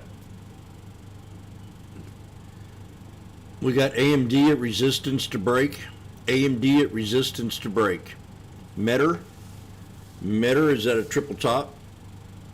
In NVIDIA, we have a symmetrical flag or a bull flag, falling wedge on the 1 minute time frame. I don't see that. Let me show you. See, you gotta draw these shit out, man. You take your trend line, zoom that right there.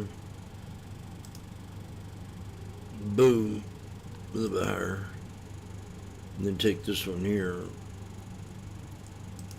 and zoom that right about there. Okay, if that holds, we're bullish. That's Nvidia. That or we drop down to 183.22. That's called a fallen wedge. That's a bull flag. This is a triple top. Oh, could be a quad. There's the knife. I was right.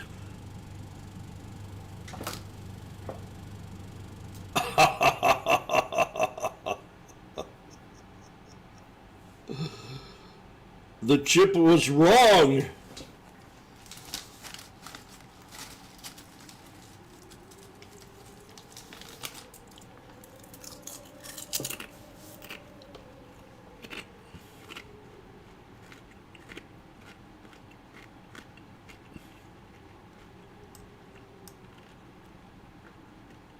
Now, potato chip, what do we have here?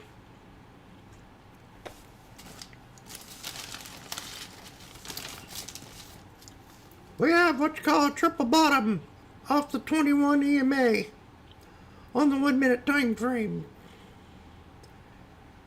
Are we going to hold that, or are we going to go back to the previous resistance? I was wrong last time, but I think we're going to hold it. I'm not so sure about that.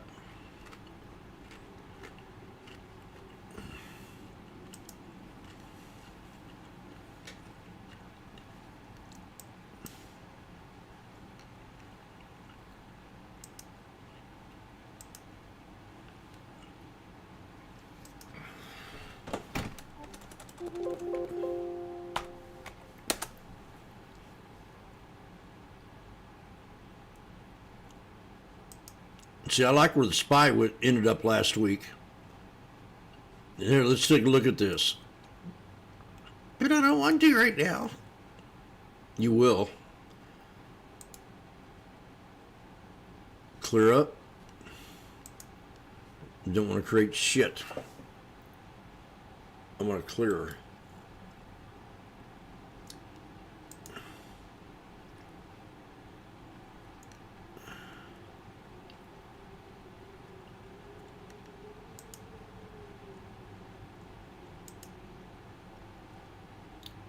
I mean, this is perfect setup. Spice. I don't think I heard anybody talk about the SPY hitting the 200. Oh my. Did I forget? Did I not mention that?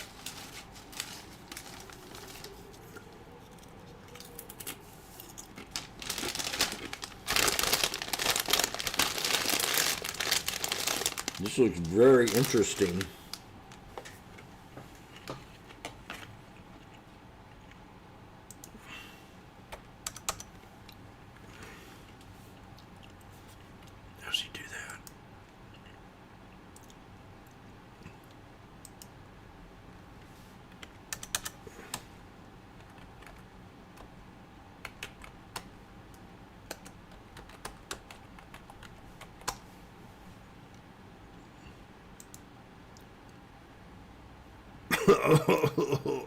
EMS.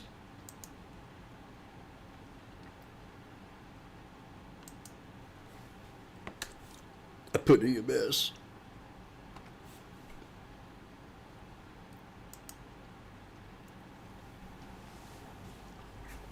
Ladies and gentlemen, I'm calling the reversal to the upside.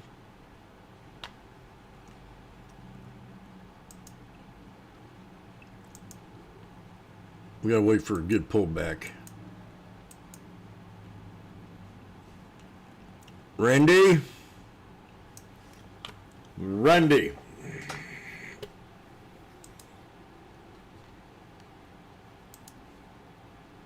Where is that, Randy?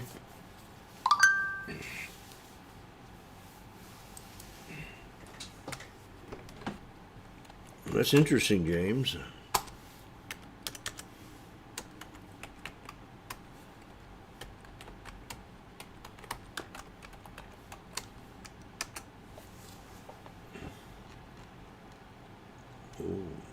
Oh, Oklo.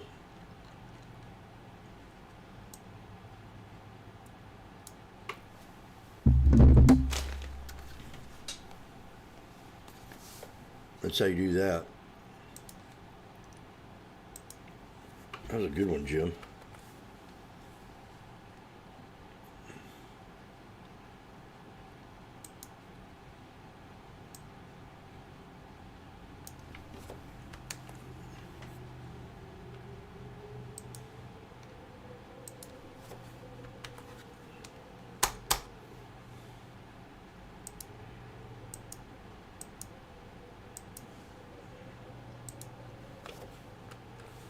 Watching Bro pull back to 67.05.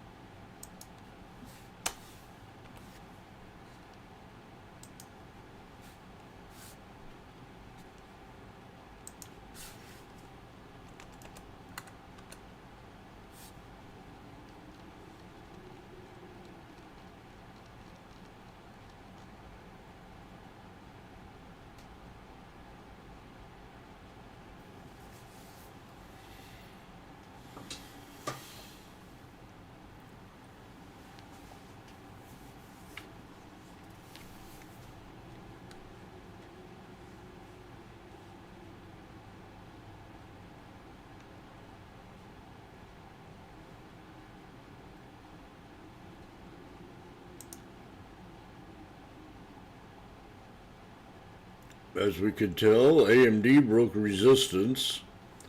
NVIDIA broke out of the flag that Jim talked about. NVIDIA. And we're flagging on Apple. And we have a quad top on Meta. And for you newbies out there, Meta is Meta and NVIDIA is NVIDIA.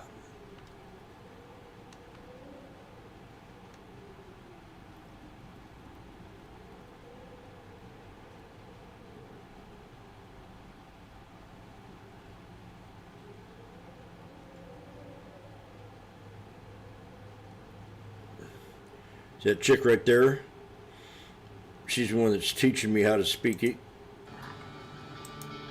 How to speak that kind of language. From UK or somewhere around there.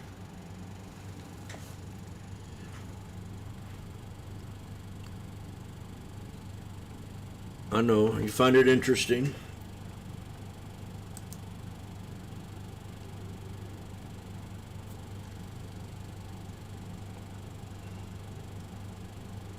Am I right?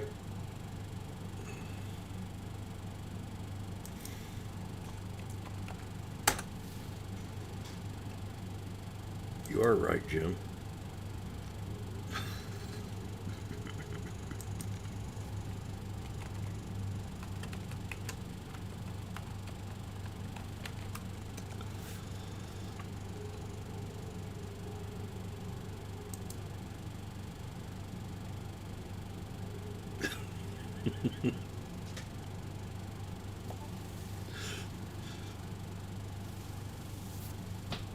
Uh-oh.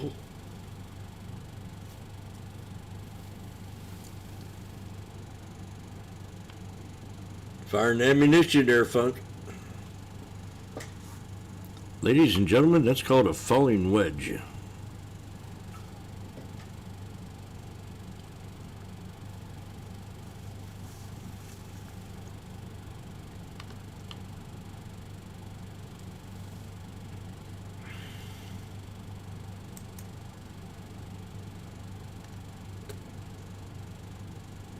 Jim's waiting for the breakout himself. He might go make lunch. And today I have salad.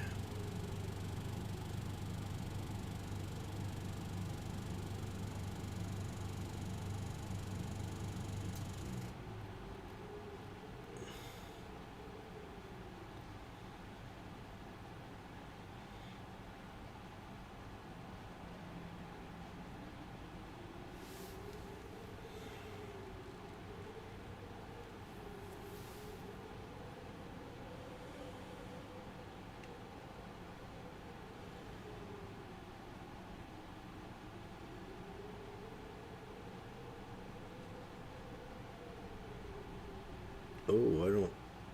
Now I remember.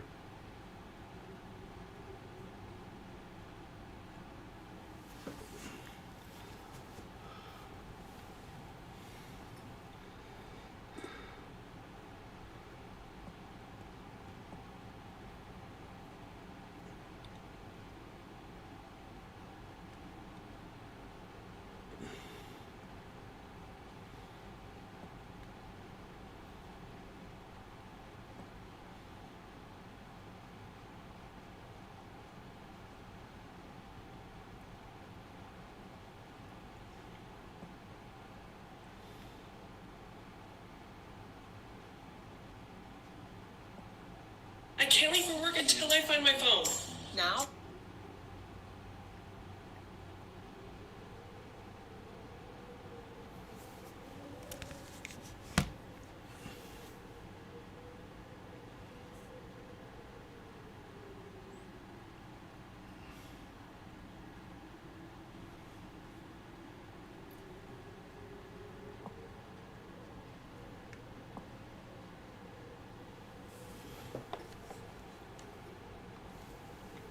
Well, last week was kind of a boring week. All the tech stocks are up today. Yeah, I didn't quite follow that guy this morning. He said stay out of tech. Not when they pulled back so good. So right now the SPY's at a resistance level on the 30-minute at the 200 SMA. And it's acted as a resistance level for the last 3 hits. And the last time it hit the 200 EMA,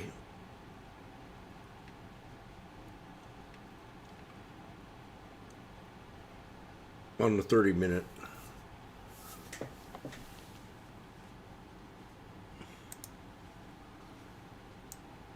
We're at the bottom of the channel on ES, above the 63 EMA, under the 9.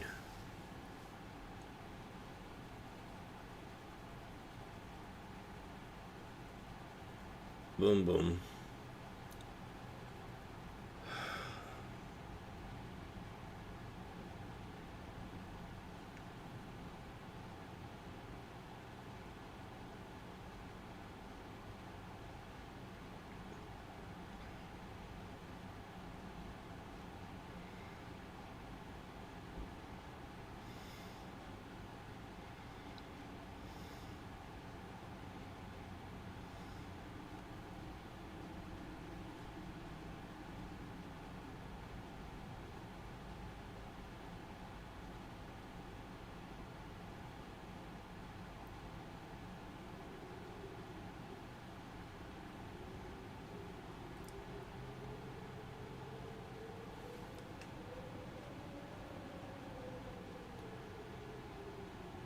Arctic blast.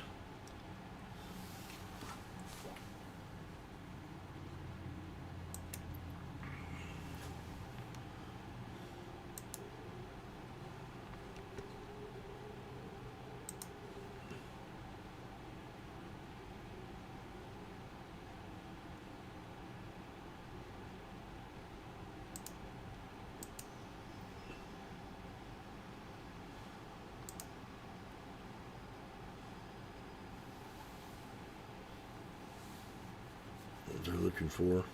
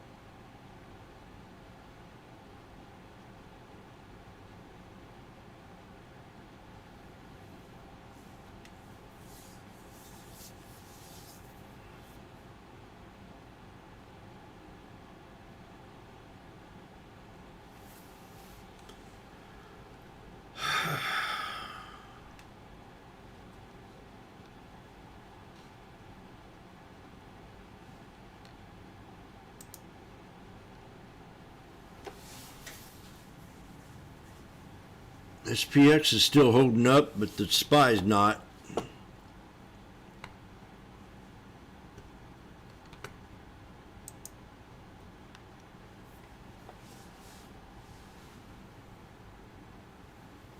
At least I thought it was. Doesn't say it is on this chart.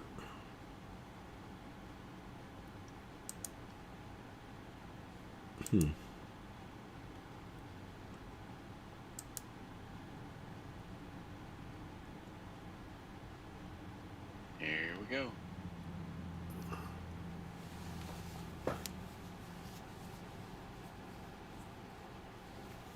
We got 63 coming up on SPY. Did you hear me when I said watch ES 6705?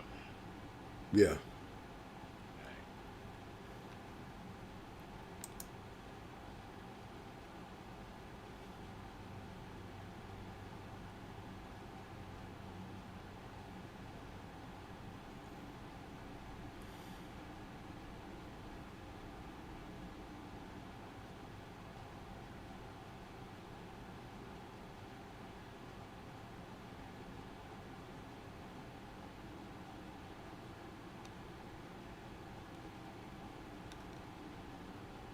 We just broke the 63 on the /ES, I think. Or is that the... I think it's 63. Not sure. Yeah. I'm just trading gamma levels today. That's why I said. That's why I called out 6705. It's a gamma level. I got 6702.50 for the SPX.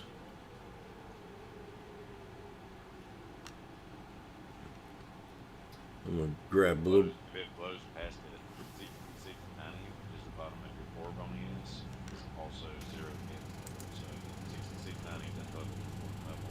Yes.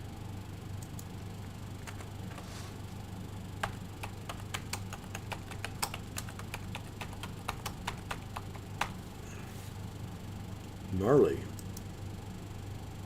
Baby cakes. Oh, what am I doing?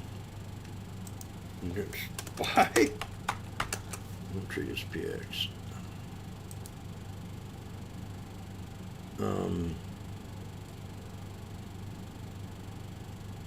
The 6740s or the 50s.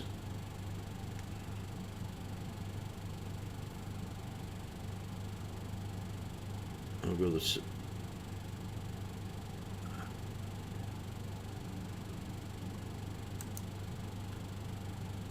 For the long shot.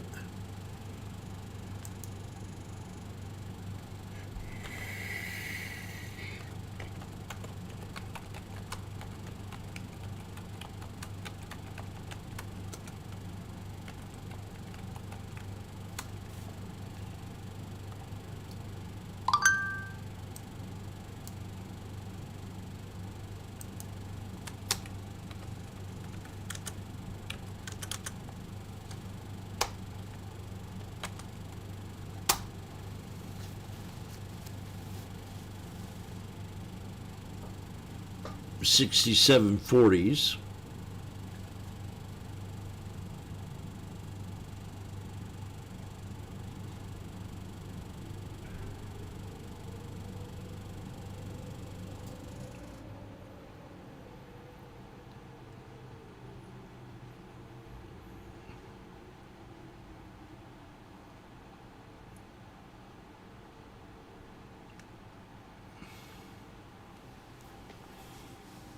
Here we go. One more.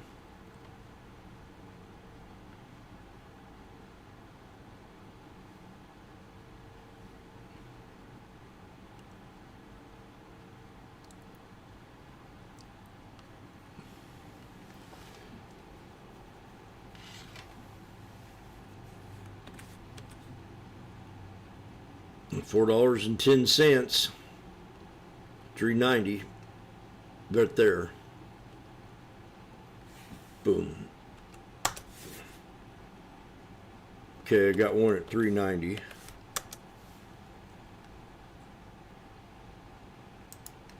That's at the 63.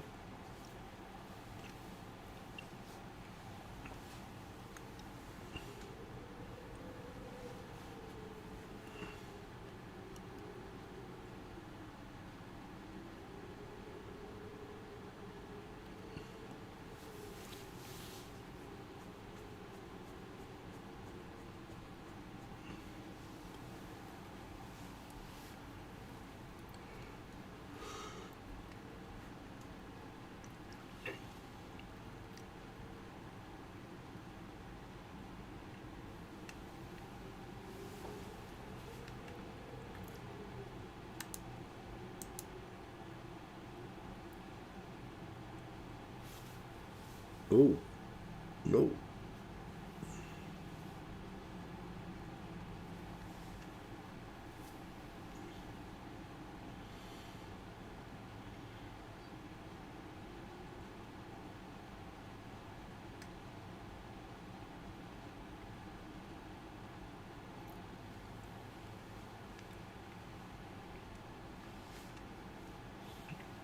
Right now it's first.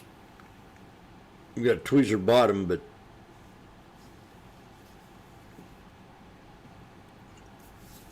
that's only on a 1 minute. I'm back to even. Could have grabbed two of them 350. That'd have been a smart move.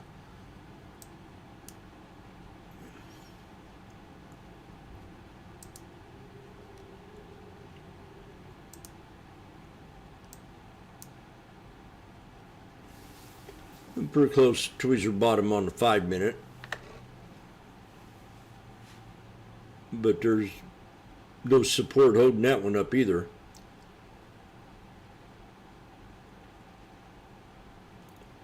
Not until you get to 66.90.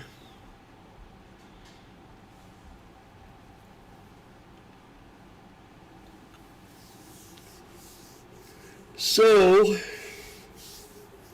but now it's bearish. Unless we break the 9 on the 5.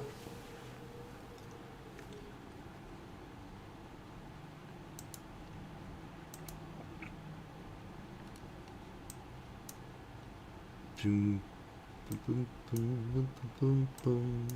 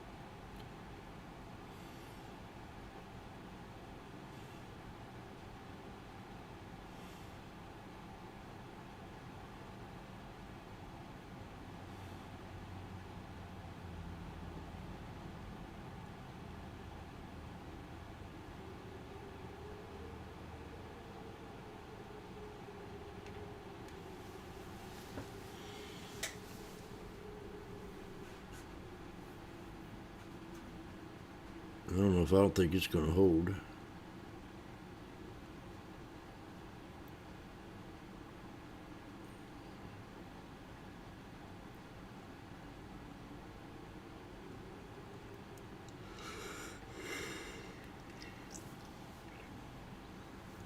No.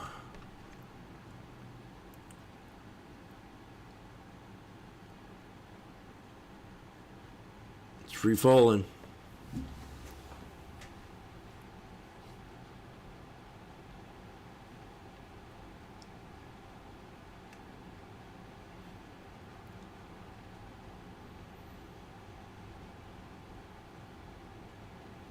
We got the VWAP on the /ES.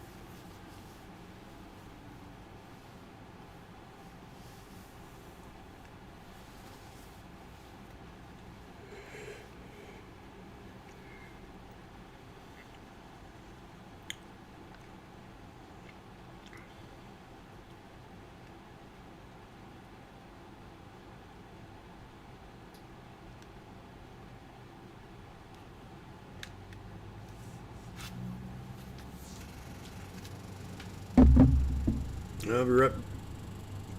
I'm going to hold on to this for a second.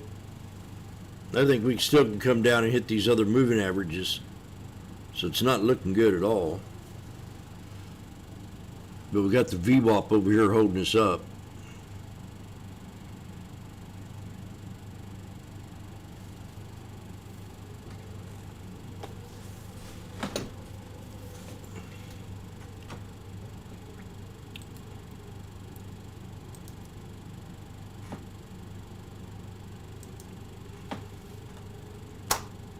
Grab a couple here.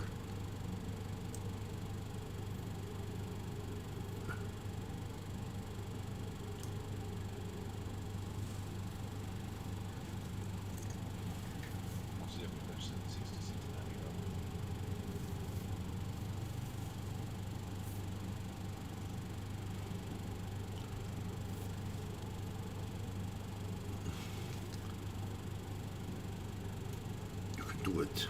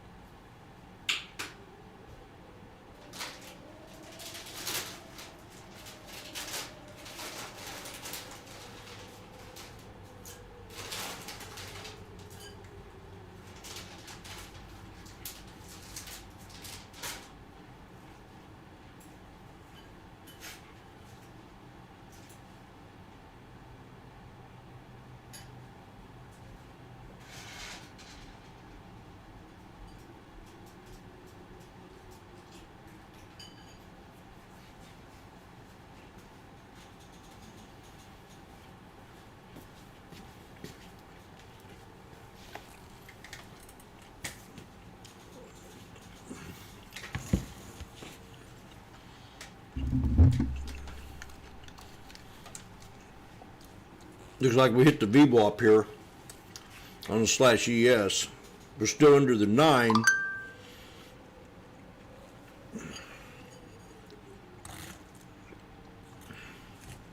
I'm going to eat my salad.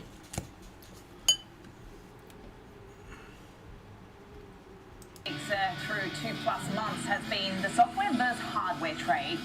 You can see from the recent chart, despite a rebound in software, this has been a loser to start 2020. In fact, I'm going to add something to it. Cook me an egg real fast.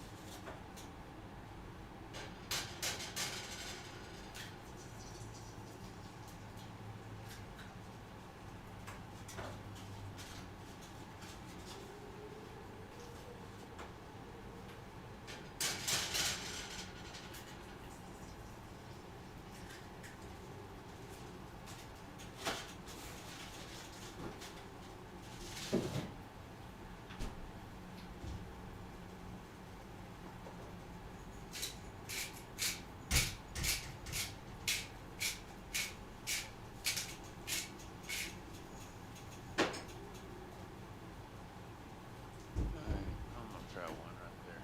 That's one level. Could lose some more though.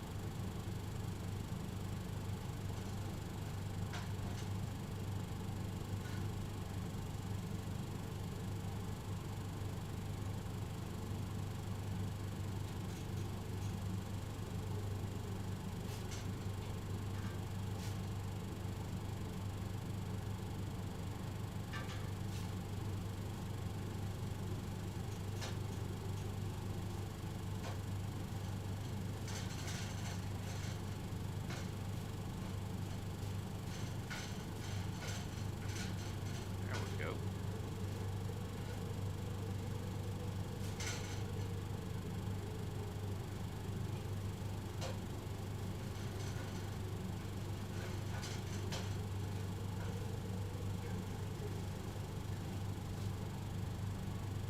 Vaccine may more than him, but up $100.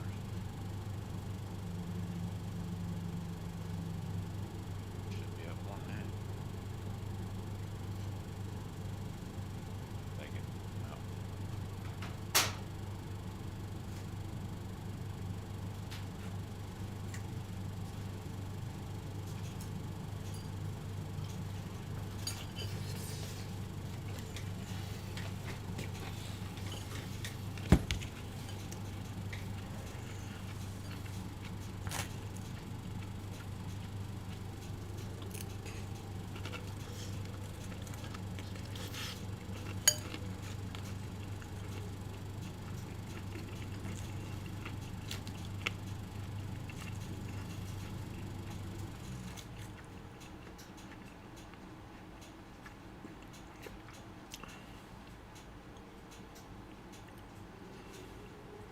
We're at 250.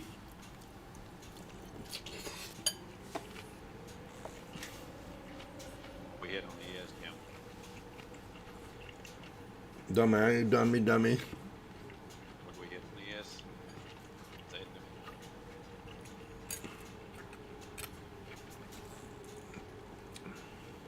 Copy, Daddy.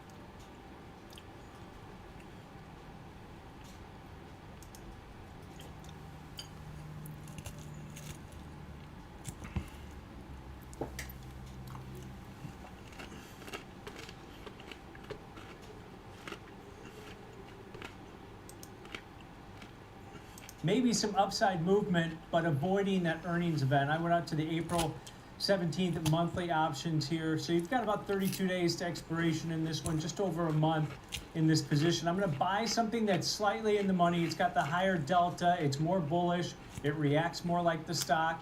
Buy the 112 strike call, and then against it, sell the 130 strike call. The stock's trading just below 115, and the option market's pricing in that option series about a plus or minus $14 move. So if you get that $14 move to the upside, it goes up to that 130 strike, and you can offset some costs on that bullish call purchase on the 112 strike call. So you're buying the 112s, selling the 130s on this particular strategy.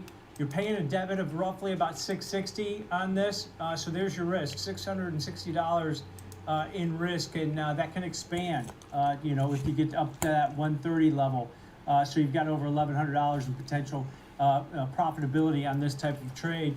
Break even on this one, 118.60 to the upside over the next month. That's only about 3.5% above the current share price. So on a percentage basis, you don't need that big of a move. You've given yourself over 4 weeks in this position, so you've got plenty of duration on this trade also. So you avoid earnings while taking a bullish outlook on this name, offsetting some costs by selling the 130 call against buying the 112 call on this bullish call vertical.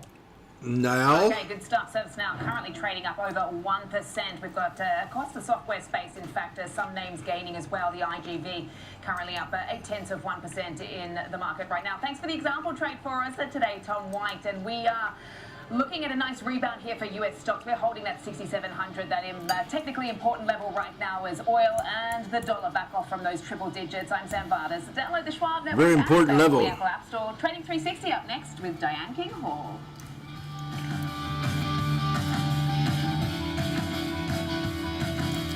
Well, they're all talking bullish. Schwab Bank Investor Checking, the checking account built for investors, named highest in client satisfaction by J.D. Power for 7 years in a row. With Investor Checking, you get the award-winning features of our checking account, plus cash management solutions, all designed for investors like you, with unlimited ATM fee rebates for cash withdrawals worldwide, no overdraft fees, and enhanced security features to keep your money safe. Also, because your investor checking account is linked to your Schwab One brokerage account, you can manage your check.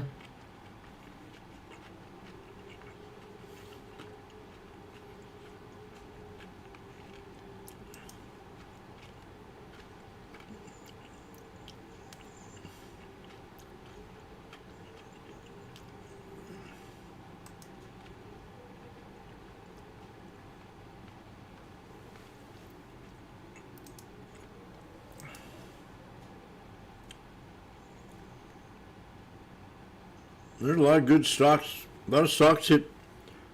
There's another one that hit the 200 last week. AVGO.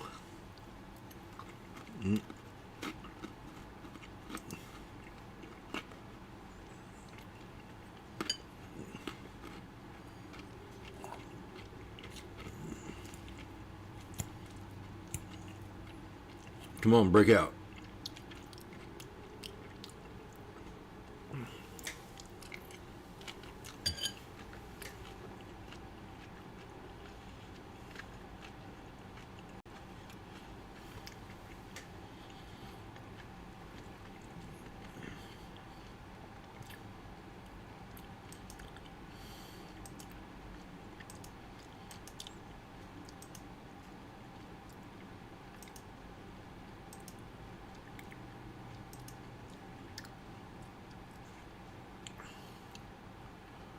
Oh,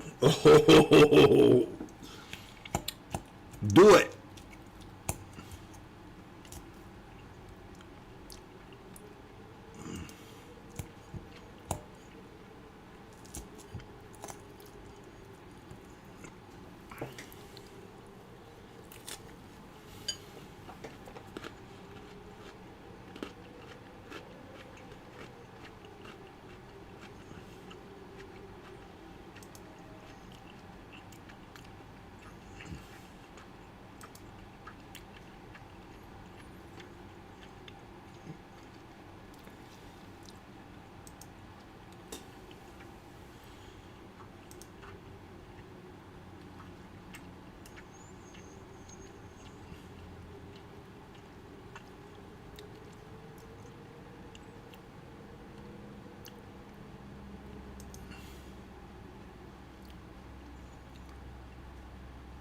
AMD new high.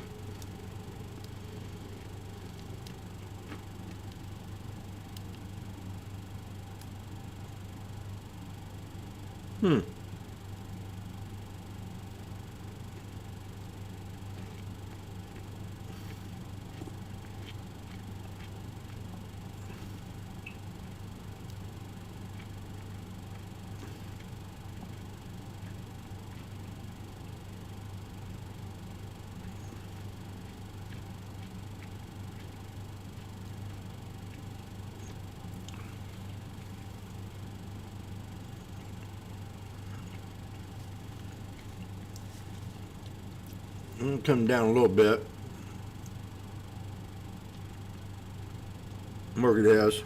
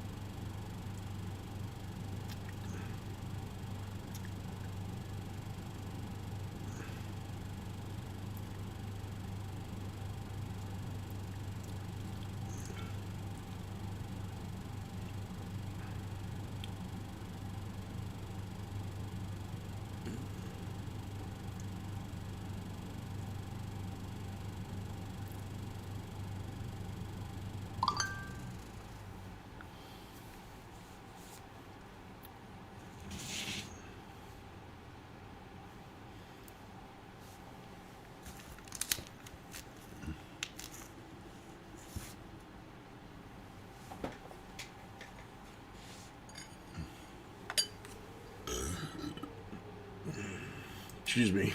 Well, we are seeing a little bit of a bid off of the lows here today. We did see an unwinding because of maybe some optimism that we will not see additional countries getting into the conflict, as well as the fact that we may also see maybe some action, additional action when it comes to these SPR releases, which should be beginning in Japan starting today, as well as a little bit more risk off tone. Now, President Trump should be speaking here in the next couple of minutes, so we'll see how the market actually fares. But this is also another reason why we are seeing the equity markets rally to the upside. Now, if you're kind of looking at the Bank of byproducts, America, gasoline and heating oil, they're not moving as much to the downside as crude oil at this point in time, because once again, the big issue that we have is not only refining capacity, but also current inventories. And so we are still seeing byproducts trading at elevated levels. But we still have a long way to go. We'll see if we do try to get back to that $100 level for WTI, but for now, we are seeing some selling pressure. All right, indeed. The day is still young in terms of the trading day. So let's talk Micron, though. It's on the move higher today. We've got a few forces around it. It's got earnings coming up. You've got analysts adjusting their price targets today, raising them ahead of their earnings. And then you also have the news of them expanding their operation in Taiwan. Take us through what you're noticing here. Yeah, we are seeing the plans for a second chip manufacturing facility in Taiwan, adding on to an existing factory at this point in time. Now, they did actually acquire the site by Power Chip Semiconductor Manufacturing for around $1.8 billion earlier this year. So the existing site right now is around 300,000 square feet of clean room space. It looks like they're trying to expand or add on top of that another 270,000 square feet of clean room space here. This is in order to build out high bandwidth memory as well as DRAM operations here, and it appears that they're going to begin building out this fab by the end of 2026 or the end of this year, with the hopes of actually starting to sell products from this new manufacturing facility starting in 2028 here. So a very interesting note here. What's actually very interesting, Diane, obviously we are seeing high bandwidth memory and really strong demand at this point, but in the past we have actually seen the semiconductor space, when you're looking at memory, becoming very cyclical. It seems like Micron's taking the bet right now that the cyclicality that we have seen in the past may not be happening here in the future, which is why they're kind of doubling down and trying to expand operations. Pull back. Quick final thought, KG, from you on Micron. Does it feel like the bar is getting higher ahead of its results given the outperformance of shares over the year?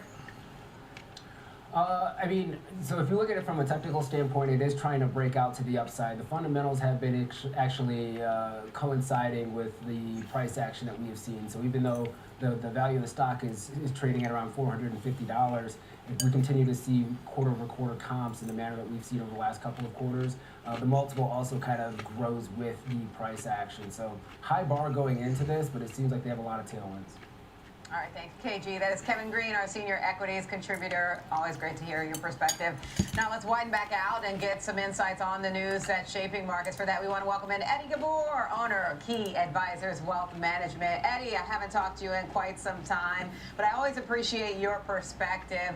So, Eddie, you say it's time for investors to have some defense in their portfolio. What does that look like? Are we loading up on more defense like Lockheed Martin? You know, in regards to defense for us, we're concerned that this change in the data in regards to what the inflation data is going to look like with oil at these elevated levels over the coming weeks, is we're going to be in a stagflationary economic environment for the near term. Stagflation? So we're actually raising cash. We use a day like today to raise even more cash for clients. We came into the year already underweight technology, and then when the data changed a couple of weeks ago, we raised cash. We're raising more cash. We're increasing our gold position. We bought copper. We're doing a lot of different things right now. Frankly, we're doing the opposite of what we were doing 3 weeks ago.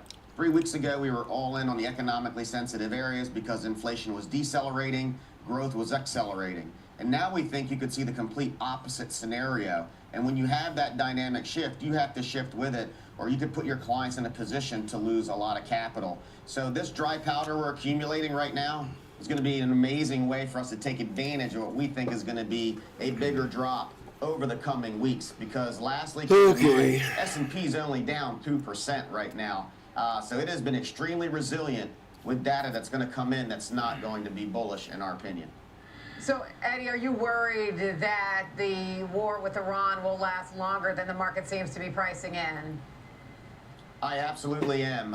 And with that, you now have a Fed that's going to be in a spot where they're not going to cut rates, in our opinion, unless something gets really bad economically. So that's a lose-lose on Fed policy, on top of us thinking that the war could last longer. When we just see the dynamics, and if, God forbid, we have to do boots on the ground, that's going to add another element of uncertainty to the market. And the market won't like it. I don't think boots are on the ground. Back half of the year could be strong, but we got a major headwind here, an air pocket that you have to navigate. Unless it's humanitarian. This moves so fast, you can be down 10, 15% in a matter of weeks. So you are expecting a correction then, Eddie? Absolutely, I am. I think there's a very high probability that we see the S&P have a 10% correction, which means tech and other high beta areas are going to lose more than that if we are right. So we're not trying to be a hero here. We're following the data, and the data says, look, you've had a heck of a run. Now's the time for us, for our clients, to scale back and see how things unfold here in the coming weeks. Because you can flip right back. If things go well and the war ends tomorrow, you can buy. But if you're wrong on that, you're going to be in a bad spot to not be able to take advantage of the upcoming dip. But what if, I just want to push back a little bit because I hear your perspective and I understand obviously you have to think about risk, especially for your clients. You say you've been underweight tech all year and that's been the right call. Today, tech is at the top of the leaderboard. You say you think tech is one of the worst places heading into Q2, so you're avoiding it. There's a risk, I feel like, of possibly missing out. What's your thought on that, Eddie? Yeah, Eddie. There's always that risk in any move that you make, of course. But when we take a look, the reason why we were underweight, and it's been right so far, is these companies have been rejected post-earnings, many of them, because their growth, although their growth and earnings have been strong, their earnings growth is decelerating. You know, some of these companies were growing at 50%. Now some of them are growing at 15, 10, and the market doesn't like that rate of change. And this is why that many of them haven't been able to break out. So I hope I'm wrong on tech, but I think this next quarter is going to show a bigger deceleration for the entire software area as well as the semiconductors, and that's going to potentially lead to some problems. And if we're wrong, we'll pivot quickly. But I think there's going to be some really strong buying opportunities for those that play this right in the tech space.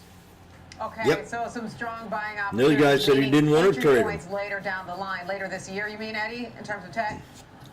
I do. I think late second quarter, early third quarter in Yes. regards to tech, I think you'll kind of, in our opinion, if we get the market I to play agree. out the way that we think, you'll kind of get that washout. You know, lastly on tech, the other reason why is it's the most concentrated trade on Wall Street.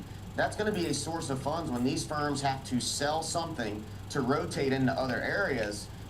They're going to be selling from the Mag 7 and these highly concentrated owned areas, and that's why they have also struggled so much this year. The entire Mag 7, I believe, coming into today was all under the 50-day moving average. That is not a buy sign. That is a sign of saying, hey, let's sit back and see what happens. So, Eddie, let me ask you this. I was watching your interview with my buddy Michelle Flory over at the BBC, and she asked a question about stagflation. You say stagflation is not your base case, although you have some concerns. So tell me a little bit more about that. So we think here short term you are going to get some stagflationary data. Again, I don't think that's a crazy call. That's some common sense when we take a look at oil, right? Oil's the one area that touches every part of the economy. And you can try to do certain things like release some reserves, but at the end of the day, until the Straits of Hormuz is open and ships are flowing through like normal, you have to expect some disruptions in supply chain and oil to stay elevated, even if it doesn't go up $1 from here. If it stays in this area, the inflationary data is going to increase, and that means growth is going to decelerate. It's a natural transition that will happen when you have that dynamic, and we haven't seen that yet. We're only 2.5 weeks into this.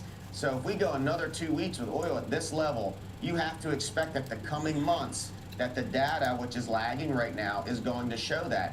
In the market, because economically sensitive areas have sold off the most, the market's front running what we're going to see in the coming weeks, which is why you continue to see more and more things break down. Eddie, I want to get a quick final thought from you on small caps, because I know that was something that you were getting constructive on last year, heading into this year. Quick thought from you on where you stand with regard to small caps. We were, and it has been a great place to be, but last 2 weeks ago, the Tuesday after the strikes, we took down our small cap exposure to its minimum position. We had approximately, depending upon the client, about 6 to 7% small cap exposure. We've taken it down to 2. We sold all of our economically sensitive areas across the board. Some we went to 0, some we went to a minimum position, because again, the data is the complete opposite of what you want to own in those areas. And I would add small cap with technology in regards to that's going to be another big buying opportunity late second quarter, early third quarter, as long as this war doesn't stretch out for months. All right, thank you, Eddie. I always appreciate your perspective. That's Eddie Gabor, owner of Key Advisors Wealth Management. Thank you, Eddie. We've got a lot more to come here on Trade 360. Next up, it's the big three: 3 stocks, 3 charts, and 3 trades. Rick Ducat takes us through the technicals, and Jessica Inskip takes us through the trades. On her list today, she's got NVIDIA, IBM, and Apple. That's next on Trade 360 here on Schwab Network.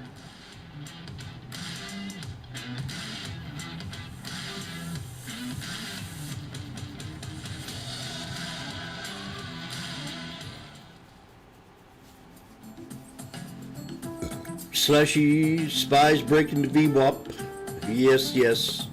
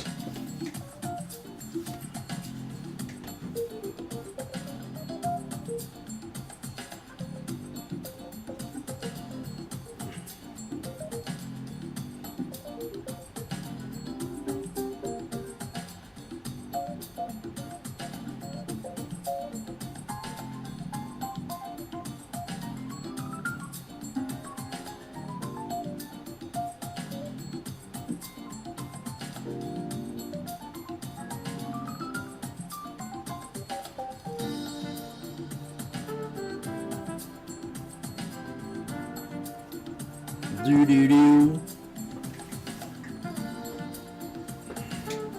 From the most iconic trading floor in the world, this is Opening Bell with Nicole Petalides, live on the floor of the New York Stock Exchange, the countdown, the setups, the stories that make markets move. Minute-by-minute breakdown of the biggest headlines, earnings, and global movers, just the trades that matter. As the bell hits and the markets react in real time, Opening Bell, live at the NYSE, right when it counts. Trading at Schwab is powered by Ameritrade, giving you even more specialized trading support. Connect with the Schwab Trade Desk, our team of passionate traders ready to tackle your trading questions, no matter how complex. Plus, get 24/7 live help and access support by phone, email, and in-platform chat. Trade brilliantly with Schwab. Hey, Bob. Hey, Andrew. Last year, my dad had a stroke. Big shock to see this person that I've always seen as a force in our family be vulnerable. Wait, had a stroke? Yes.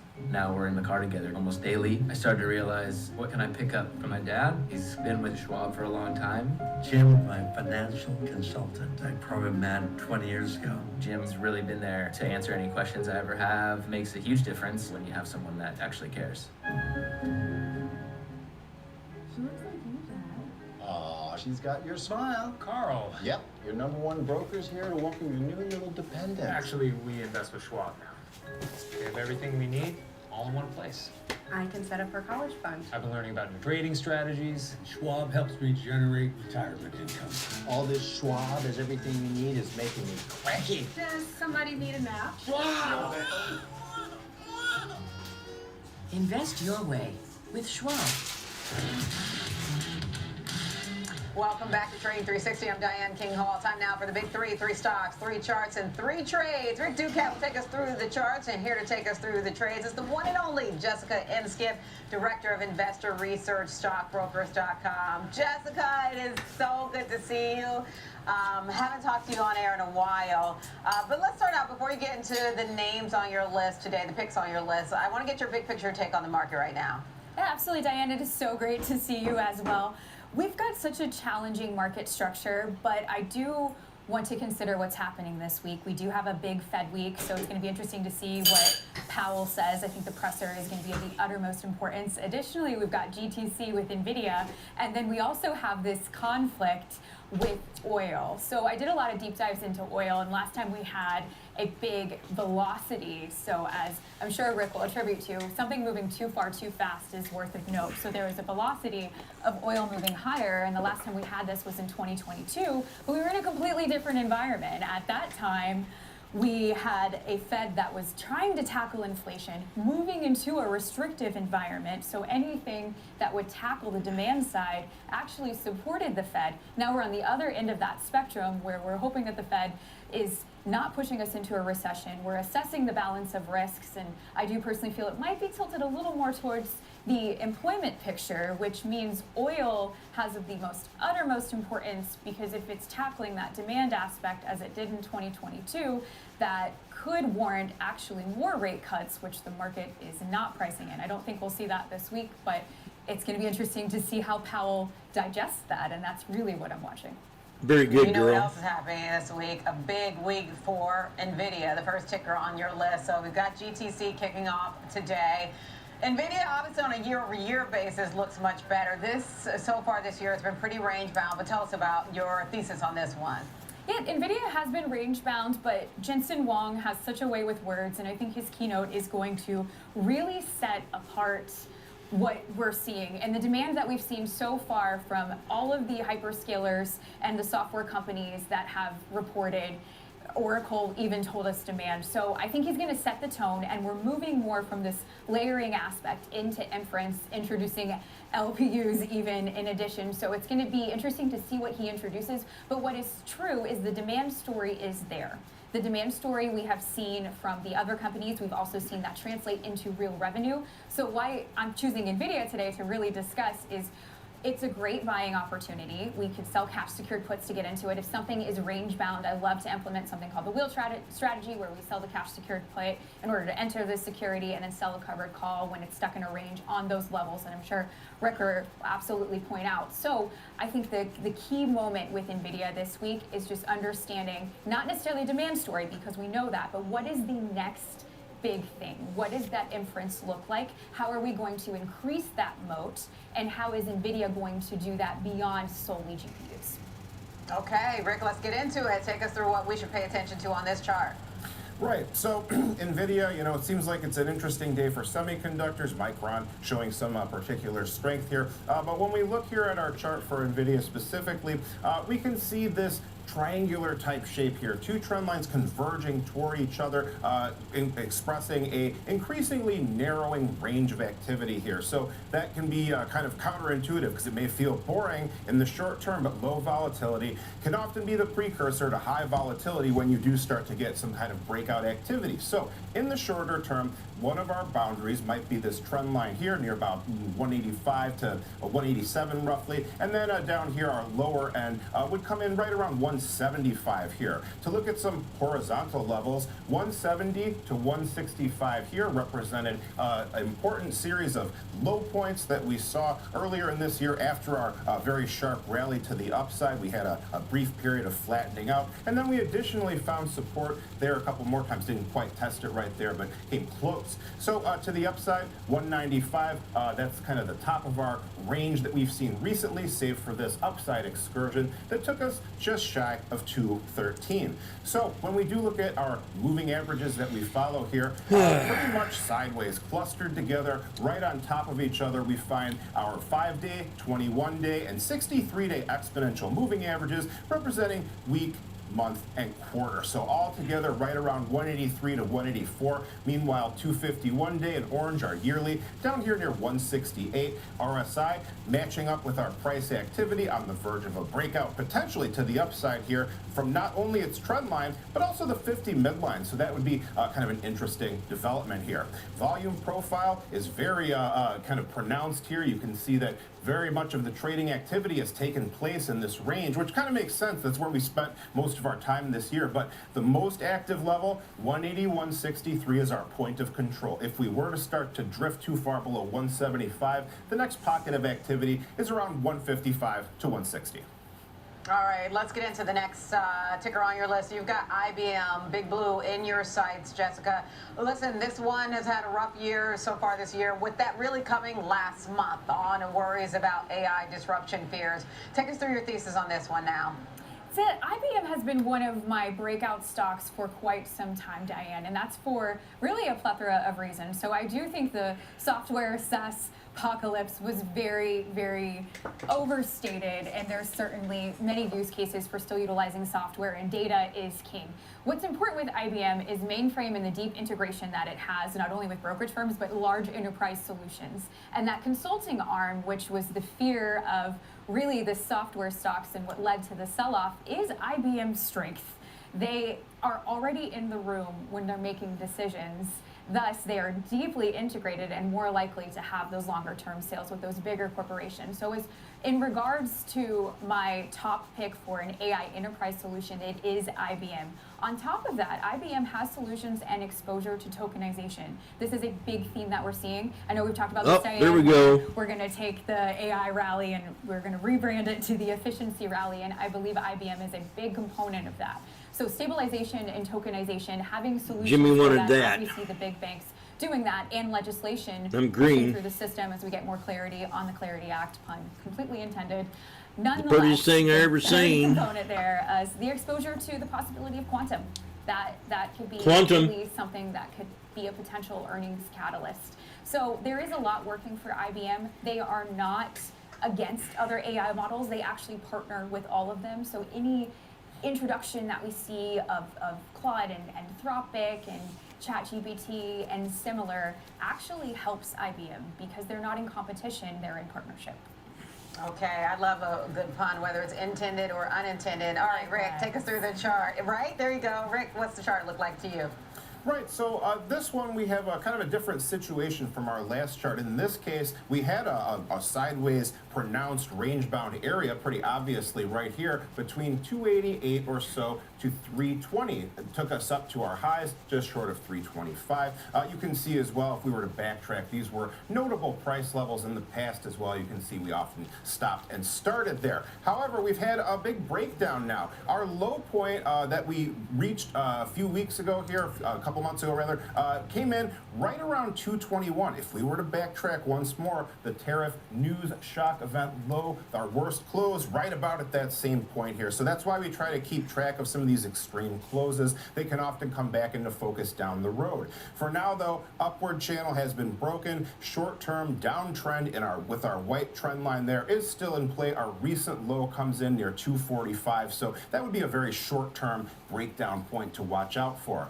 Now a much different picture for our moving averages here. In this case, we are quite close to our 5-day dark blue weekly EMA near 248. Our teal monthly comes in at 254, so that would be one place to watch for short-term support as well. We are below our 50 midline on the RSI, trending upward, making higher lows here, but we also haven't really taken out that high that we saw recently around the 50 midline. Finally, volume profile. In this case, we are near the lower end here. Much of our trading activity between about 237 to 250, but just above, a much smaller pocket in terms of its width here, but the intensity was greater. 258, our point of control, the heavy trading area the bulls would want to break through. All right, Jessica, stop me if you heard this one before. Investors have taken a bite out of Apple so far this year. Obviously, the picture is different on a year-over-year basis, but where do we go from here? Diane, that's a good one. I like that, though. They're taking a bite out of Apple. So this caught my radar for multiple reasons. Ones that I've discussed with Marley, and I have it with you, Diane. This my top pick of the year is actually Apple from a consumer AI perspective. Now, the reason why I want to bring it up today is, one, today we've launched the AirPods Max 2, which we'll see how consumers take that on. But the new influx of the MacBook Neo, as we are facing all of these headwinds that are coming with AI, which is storage, driving up the cost of personal computers to the consumer, Apple's done the impossible and has introduced the Apple Neo MacBook, which is around $600. I personally visited Best Buy over the weekend, and that's the first thing they pointed me to. But what I thought was so interesting and what caught my attention is you can pull something on TikTok called Creator Search Insights. I have access to that as a creator. There was over 7.7 million searches in a matter of 3 days purely just for that MacBook.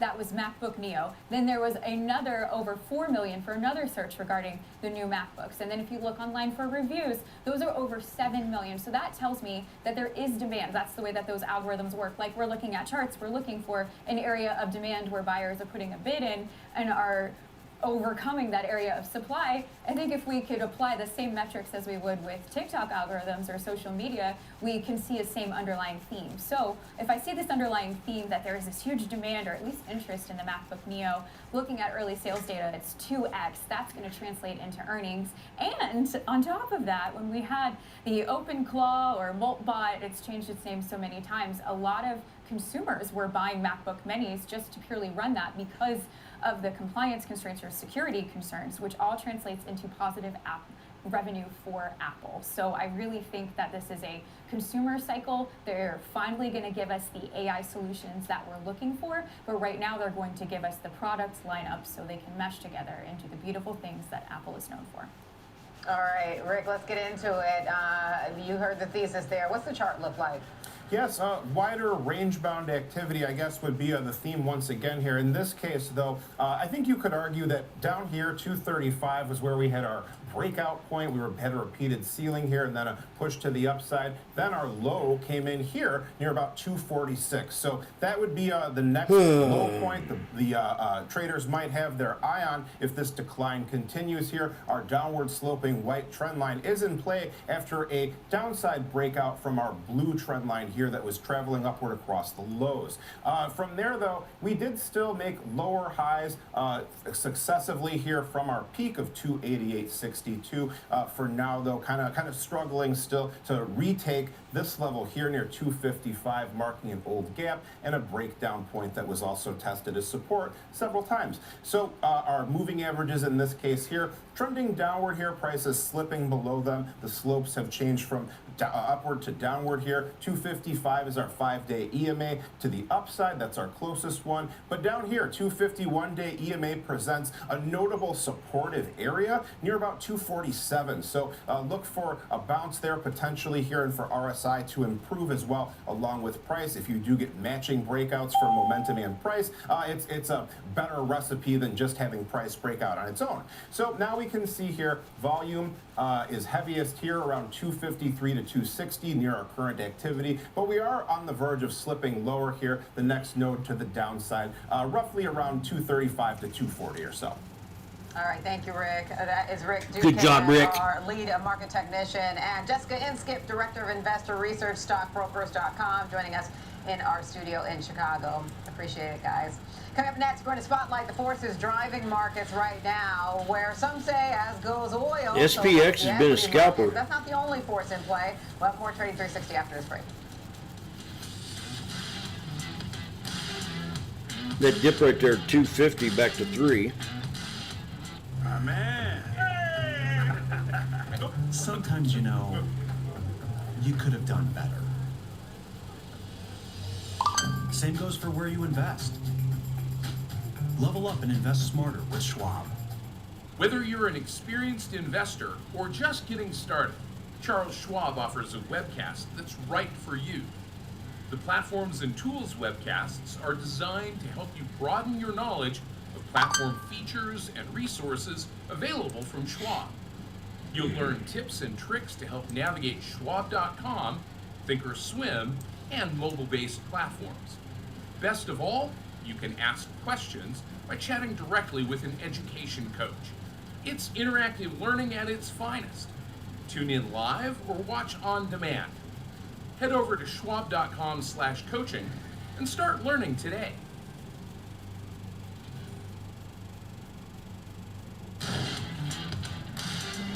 Welcome back to Trading 360. I'm Diane King Hall. Time now to spotlight the forces impacting the broader market. Joining us for insight is Clayton Allison, Portfolio Manager, Prime Capital Financial. Clayton, thank you so much for joining us.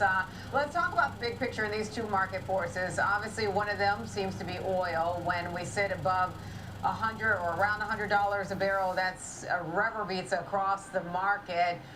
Take me through what you're paying attention there and the shock that can come from that. We've obviously come off today of those levels, but what do you notice? Yeah, thanks, Diane. Thanks for having me. And yeah, we are watching the energy markets quite closely. Obviously, pretty much something changes every day now, especially over the weekend.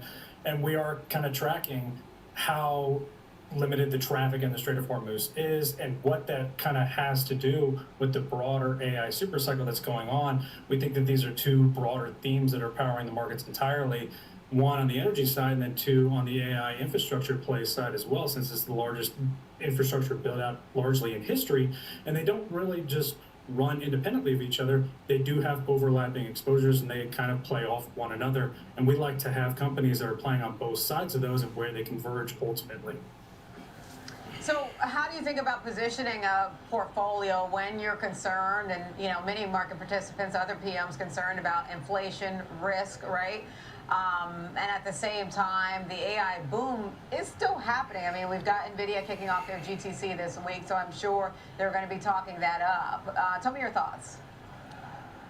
Yeah, and just like any other PM, it's very difficult in very tumultuous and volatile times like we're seeing right now. That's why you really like to lean back on high-quality companies that have larger secular tailwinds. On one side of the plate right now, with energy, we like to hold major oil integrated companies like ExxonMobil. They are type of companies that can weather these types of energy disruptions given their vertical integration. And then other companies such as Broadcom is one that we like on the AI connectivity side with data centers. And then where they kind of converge on both sides of the plate is the fact of energy and power management. And that's one where we really like Eaton Corp that we've had for quite a while in our portfolios, where they're going to be managing the power management systems that go into those data centers to make sure they run smoothly. So it's really having a broad scope and diversification across the portfolio of high quality companies rather than taking pot shots here and there. Get your thought on ExxonMobil, but I'm curious to know why you like that better versus, say, a smaller, exploration company or subset of companies. I think it's, once again, due to their global diversification and being, widely diversified across the entire energy chain from upstream to downstream, rather than just being focused on drilling and E&P for that instance. It kind of does weather our portfolios a little bit more, anchors that volatility, rather than getting whipshot purely by the price of oil that you would largely see in a predominantly drilling company. And then why Broadcom versus NVIDIA? Broadcom is more of a networking connectivity, and we're a big fan of the custom silicon going on right now. They have a huge backlog with relationships with Google, Microsoft, OpenAI, where they are building that custom silicon. And now, right now, they are also one of the leaders in CPOs or co-packaged optic switches, which is moving essentially data from chip to chip via light rather than copper wires, which is a huge bottleneck when it comes to compute processing power.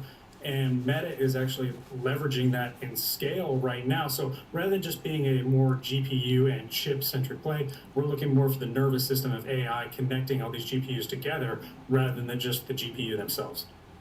Clayton, let me ask you this. I'm curious to know if you're in the camp where your base case is with regard to the war with Iran, that this is going to be short-lived, 4 to 5 to maybe 6 weeks, the war. Is that your base case? I think it's hard to have any type of base case. I can't sit here and pretend that I'm a geopolitical expert by any means. That is obviously what the administration is guiding to. Now, once again, there are irrational actors at play. You have to assume that Iran will do whatever they can to maintain any leverage that they can, and that enables them to try to drag out the conflict longer than maybe 4 to 6 weeks, like the administration is pushing forward. But if there can be a concerted effort to get the Strait reopened, that timeline could adhere to what the administration is talking about. But I think it's up in the air as to what the actual timeline will be. Okay, volatility has come down some today. The VIX sitting at 23, but still would be considered elevated. Are you expecting an extended period of volatility, Clayton? I would. Anytime geopolitical tensions escalate and energy markets come into play like this, I think more times than not you are going to see obviously protracted periods of volatility. Now, once again, if we get any type of inkling that the conflict in the Strait and with Iran starts to taper off any, we would definitely see that volatility peel back quite substantially and quite rapidly. Okay, and I want to step back and look at the 3 names you mentioned. You mentioned Broadcom, you mentioned ExxonMobil, you mentioned Eaton. They touch networking, energy, power infrastructure. When we look at that as a basket, what's the takeaway that you want to leave us with, Clayton? Essentially, the takeaway is that energy markets can obviously whipshot very heavily, and we think that this is more of a supply shock, but they are a heavy input into the AI supercycle infrastructure build that is going on, and you have to be playing both sides of this and get ready sure again. That diversified across the entire industrial supply chain, and that's where we like essentially energy supply to power management to AI connectivity and having our portfolio diversified across that entire spectrum. All right, Clayton, we'll leave it there for today. That's Clayton Allison, Portfolio Manager of Prime Capital Financial. Thank you so much, Clayton. Coming up next, the disruptors. We'll take a look at Nebius after it strikes another deal, this time with Meta. Those shares rallying big today. We'll be right back.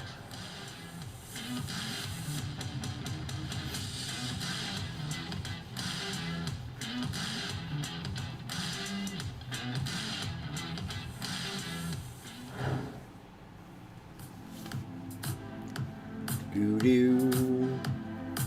gonna go have me a little cup of coffee, and I'll be right back.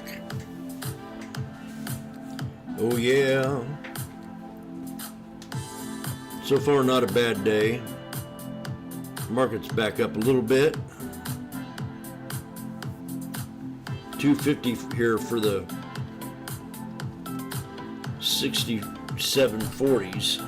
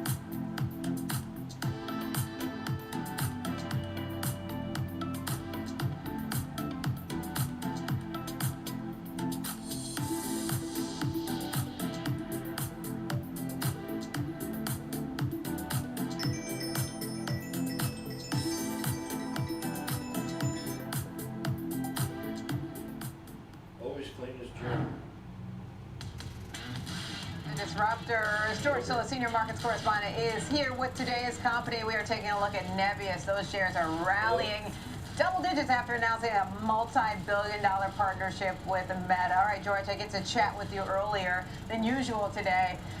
So take us through what's going on here with Nebius. Well, I think if you look across the board and the the infrastructure as a service or artificial intelligence as a service companies like CoreWeave and Nebius, I mean, this company's performing exceptionally well. I mean, year to date, it's up about 49%. So it's bested the market by a considerable amount, nearing the all-time highs that the company published going back to October last year of $135. And I think it really comes down to growth and even growth at a profitable clip. Nebius is actually profitable, Diane, in lieu of some of the other companies out there that are spending quite a bit of money. This company is generating a backlog that's just growing tremendously, and today they announced another dedicated $12 billion deal with Meta Platforms. So they announced this new capacity that is in demand for Nebius from Meta Platforms. The deal could also become, over the next 5 years, an additional $15 billion collaboration. So if you just look at the sales for Nebius last year, sales were only about $530 million. This year, they're expected to be around $3 billion. And right now, based on this new deal and the backlog that they had prior to this deal, it's over $30 billion. And that's a tremendous amount, about 10 times this year's estimated earnings or top line sales. And that's why we're seeing a nice reaction to the upside in Nebius Group, because their backlog continues to increase, as well as the infrastructure as a service based platforms they're providing both domestically and internationally. And I'll also suggest, again, if you look at their debt levels relative to equity as well as the cash position on the balance sheet, with about $3.5 billion in cash, $5 billion in debt, $28 billion in market cap, there's a reason why this particular name has actually outperformed CoreWeave, which is its mainstay domestic competitor. Yeah, listen, and then, you still have that NVIDIA connection as well. And now with this partnership with Meta, it's a clear tailwind for them for some years to come here. I'm curious to know, what's your approach that you would take? I know you've crafted an example trade. What's the approach that you would take with this one? So one thing you'll notice is the stock is off the highs today. It's gapping higher relative to the price action from last Friday. So what I'm going to do in this case, I'm going to structure a bullish trade, but volatility is still elevated, so selling premium still makes sense. I'm going to look for a potential gap fill reversal, which again, if you look at the candlestick chart, corresponds to a gap that it could pull back to, which was the highest level on Friday, around $115. So I'm basically going to sell the 115 for April now, 115, 110 put spread.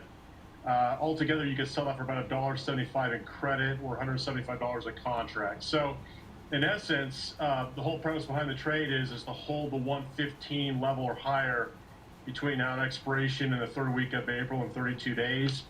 If that's the case, that premium of $1.75 will erode to zero. In case it doesn't, in case it does fall below that, it's 13 and a quarter. 113 and a quarter is your break even. And you're earning $1.75, but your risk is $3.25.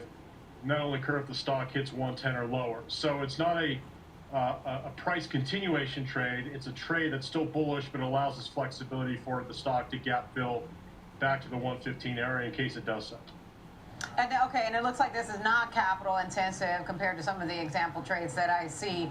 No. And it's flexibility. Any other things we should keep in mind about this example trade, George?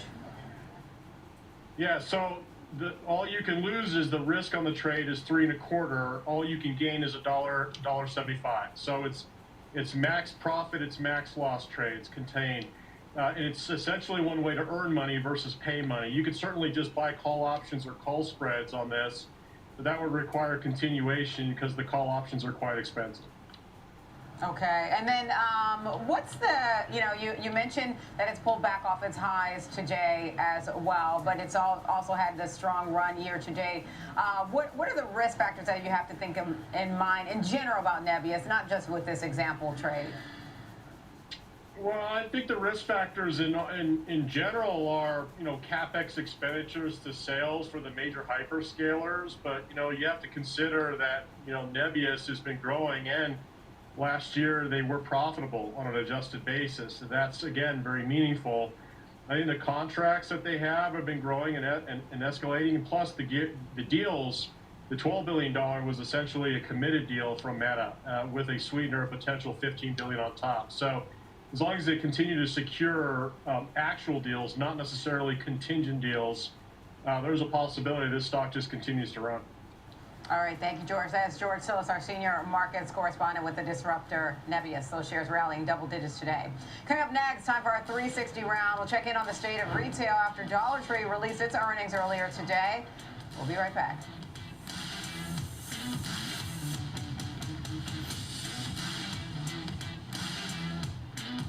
Trading at Schwab is powered by Ameritrade, unlocking the power of Thinkorswim, the award-winning trading platforms. Bring your trades into focus on Thinkorswim Desktop with robust charting and analysis tools, including over 400 technical studies. Tailor the platforms to your unique needs with nearly endless customization, and track market trends with up-to-the-minute news and insights. Trade brilliantly with Schwab. I'm Alex Coffey. And I'm Jenny Horn. This is Next Gen Investing, where we track the trends shaping tomorrow's market. From tech to energy, crypto to consumer, we focus on what's driving investor sentiment right now.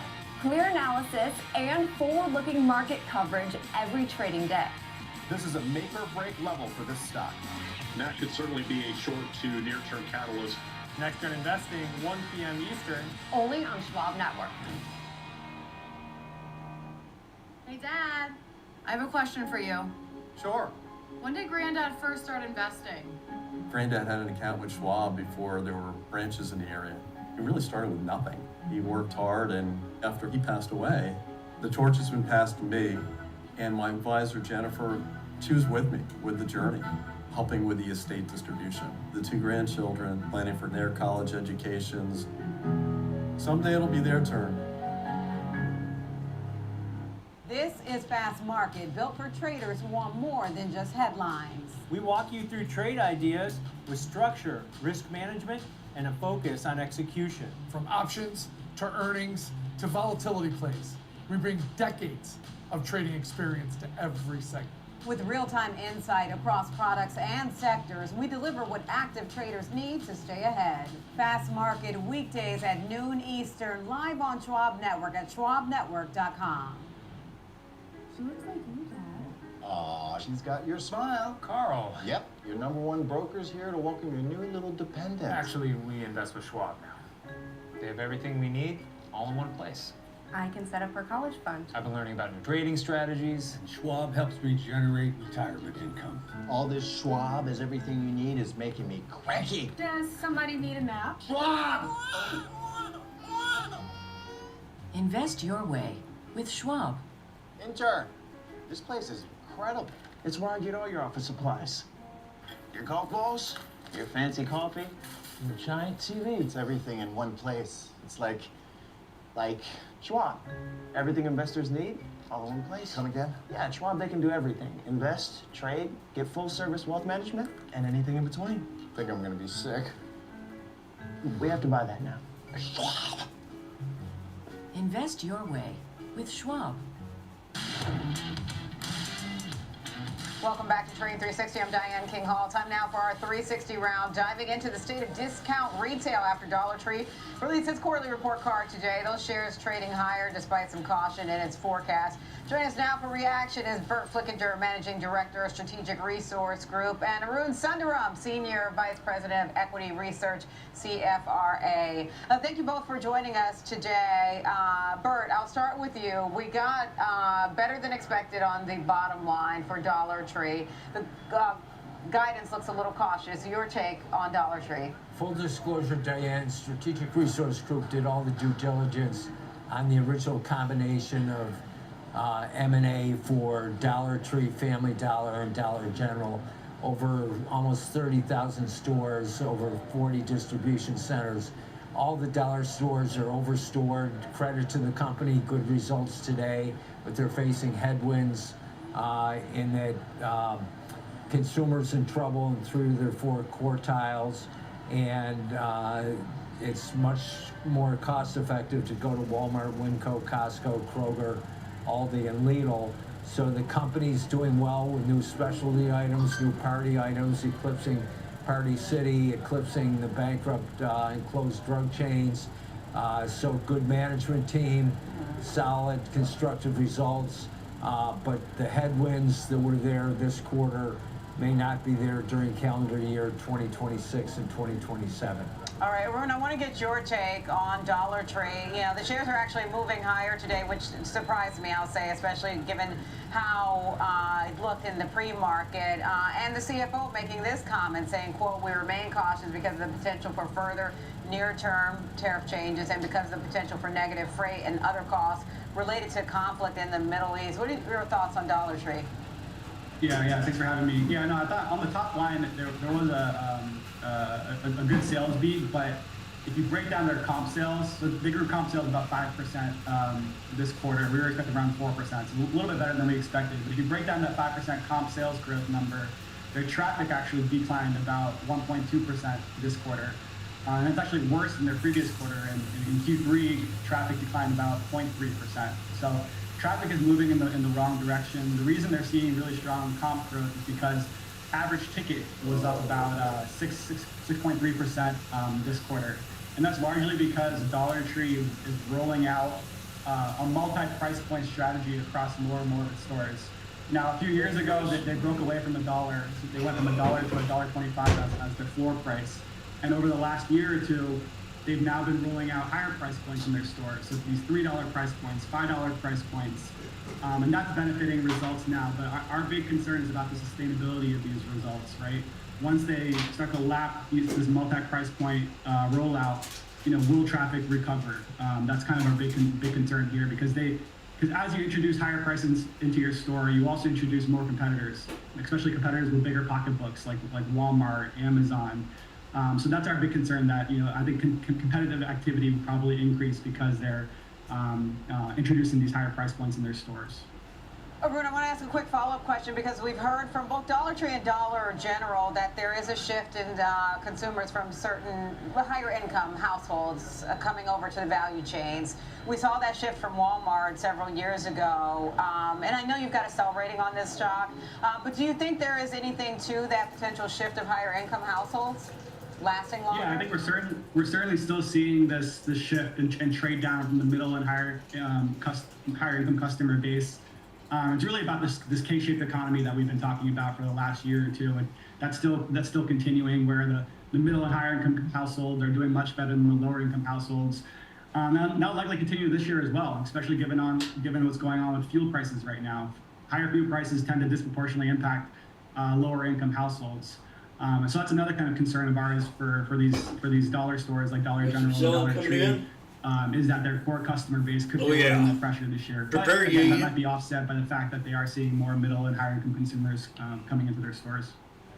Bert, I saw you nodding in agreement with some of the things that Arun was just sharing, but I'm curious to know your thoughts in terms of what you notice about traffic and ticket size in the most recent earnings period. Goldman Sachs, Kate McShane put out a great piece last week that 75% of Dollar Tree's customers have less disposable income this year than last year.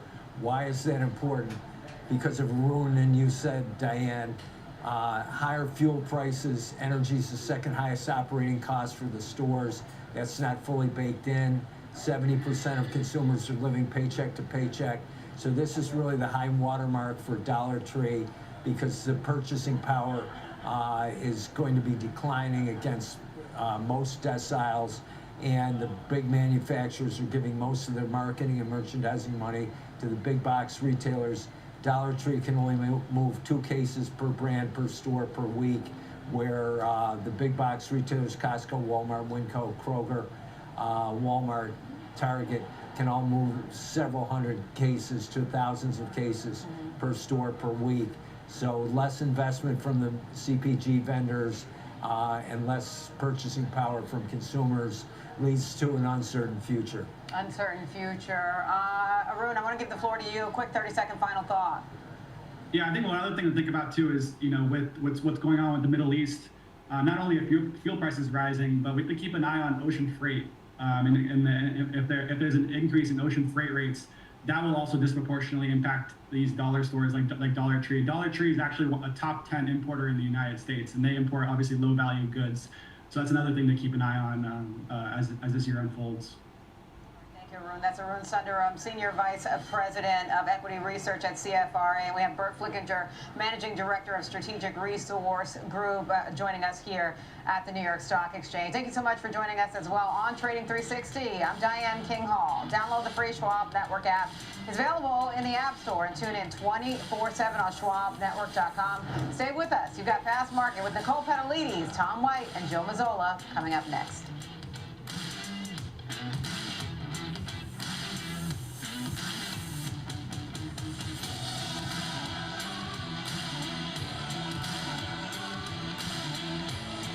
Schwab Bank Investor Checking, the checking account built for investors. Named highest in client satisfaction by J.D. Power for 7 years in a row. With Investor Checking, you get the award-winning features of our checking account, plus cash management solutions, all designed for investors like you, with unlimited ATM fee rebates for cash withdrawals worldwide. No overdraft fees, and enhanced security features to keep your money safe. Also, because your investor checking account is linked to your Schwab One brokerage account, you can manage your checking and investing in one convenient location. Moving funds between your accounts is easy. Cash moved to your brokerage account is available in seconds. That means you can stop waiting and start investing in stocks, bonds, money market funds, and more. Get more with Schwab Bank Investor Checking, the checking account built for investors.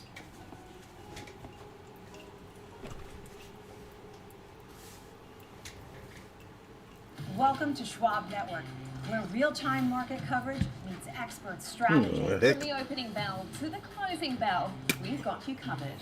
What's that? Get inside the minds of pro traders. My point is that they're getting Okay, prepare ye. a high rate of change in sales based on their George. not the same rate of change on EPS. Follow the biggest headlines, live analysis. Randy, we're approaching another setup here.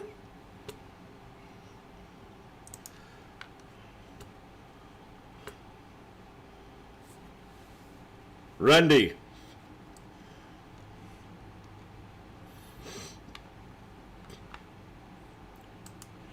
Looks bearish. Randy.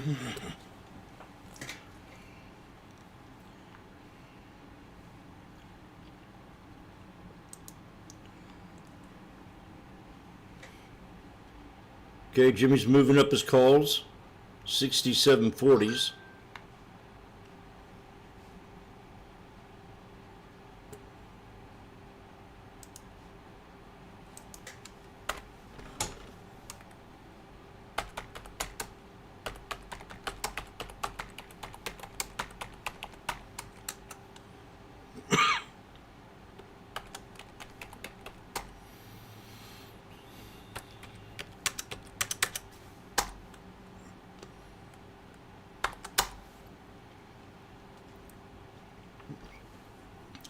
$67.20s at $4.20 today.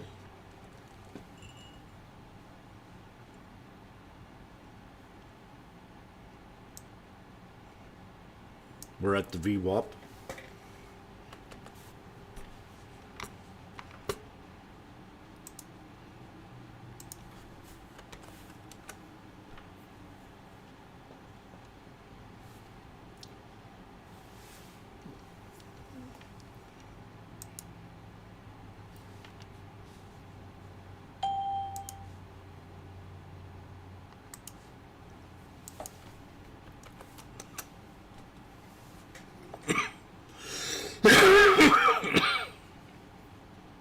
Come on, Mears.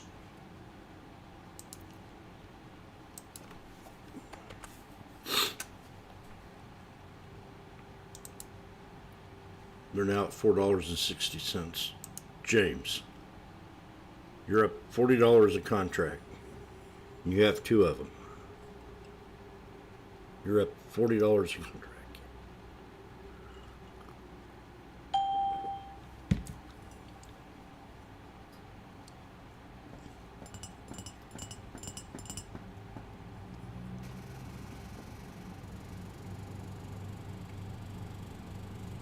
It is kind of a wall.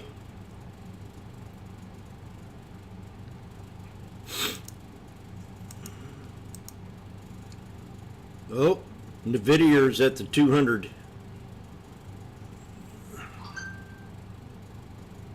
NVIDIA is at the 200. We got a pullback on the IWM. We got a double bottom pullback on IWM intraday. IWM.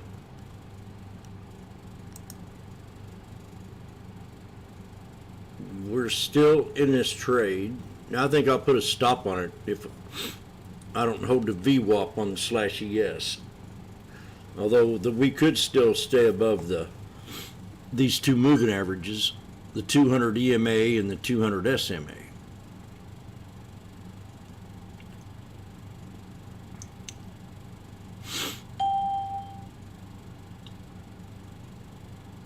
But if I don't hold this over here, I'll get out of the trade. That's my underlying indicator to stay in. Jim, you're down $80, $60. Have you ever thought about selling? No, I can't. Not until I defeat this VWAP.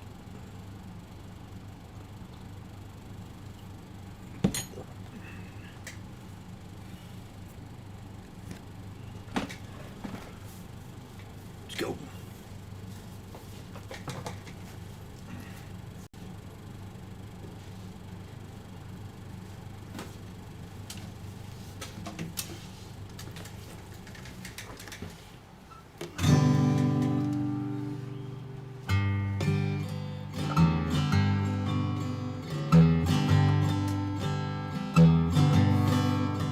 With the VWAP, it's the only thing holding me together.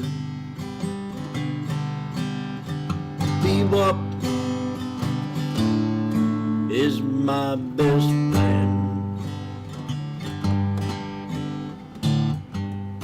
Hey James, you're down about $40. Make that 20. Now you're even. Let's break this 9 right now.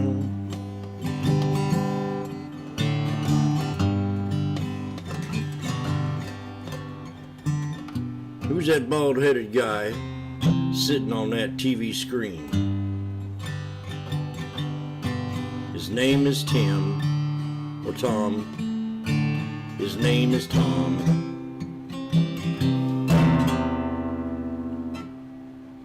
Talking about my SPX.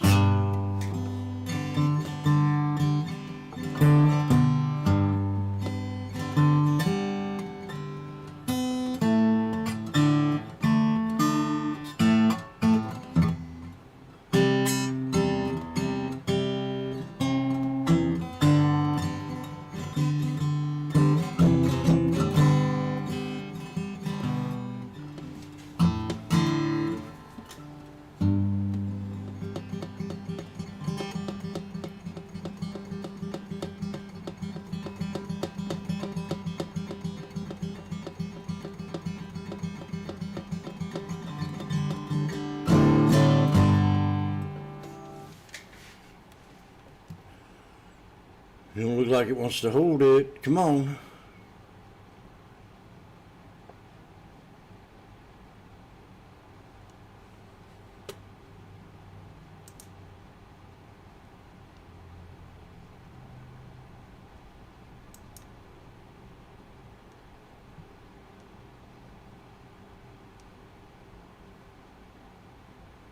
Nicole, you wore the wrong top tonight to work. Shame on you.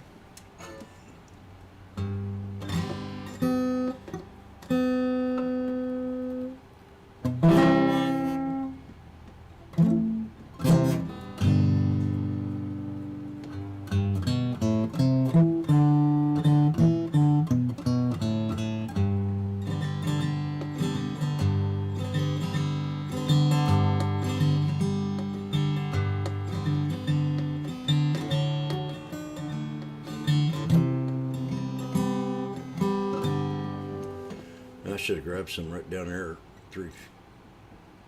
I had the chance off that 200.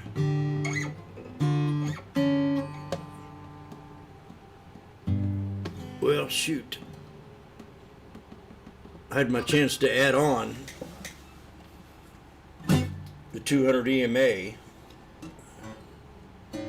That's got to hold, I think.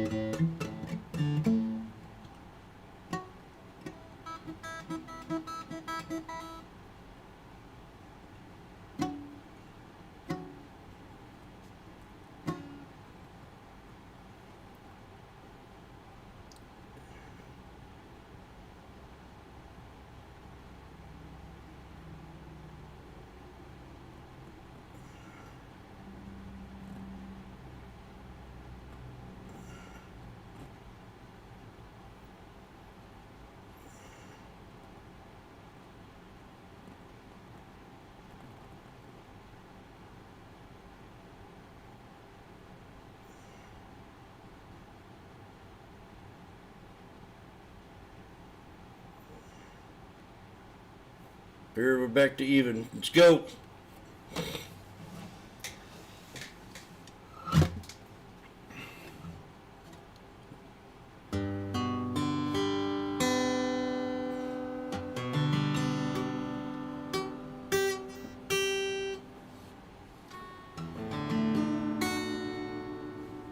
Going down, and I didn't want to sell.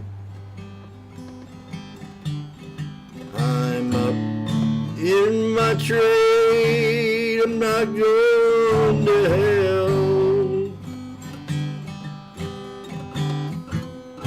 Let's break the 21 EMA.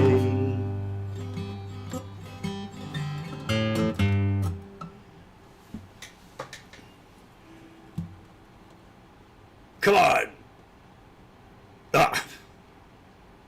You cotton picker.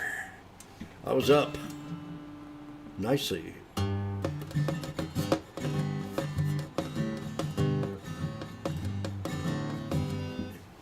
It's interesting.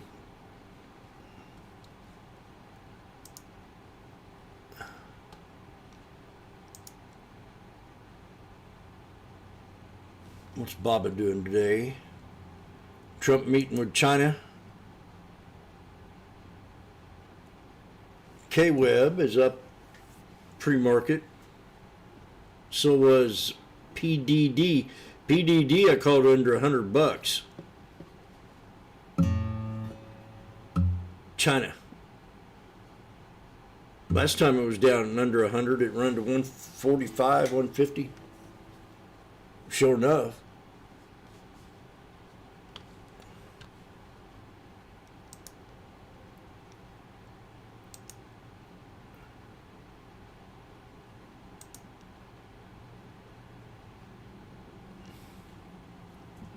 Tom's talking about something that's really surged here. /CL. What the heck is that?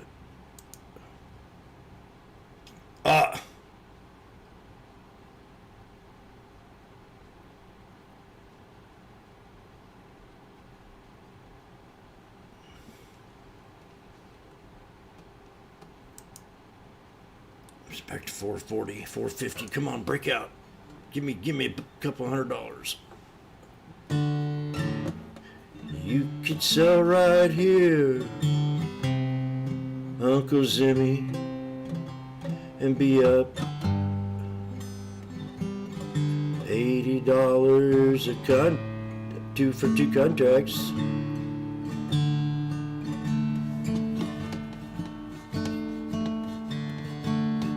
We just broke the 21.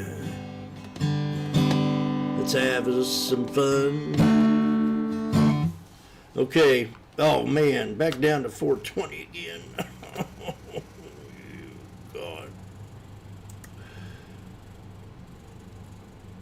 This is not being very nice.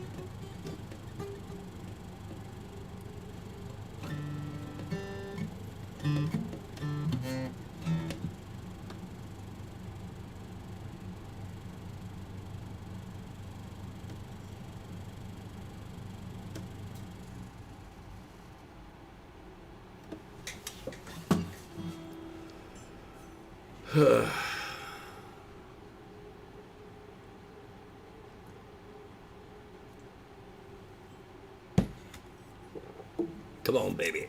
You can do it. You can do it. You can do it.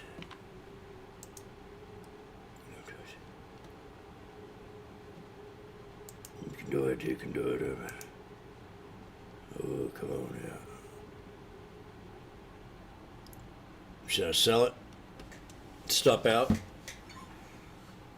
It's even.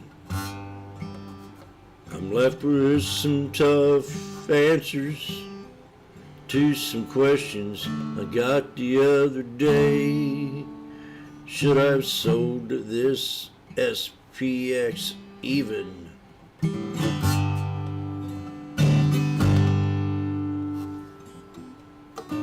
I say just wait a minute. Your time's not over yet, my friend.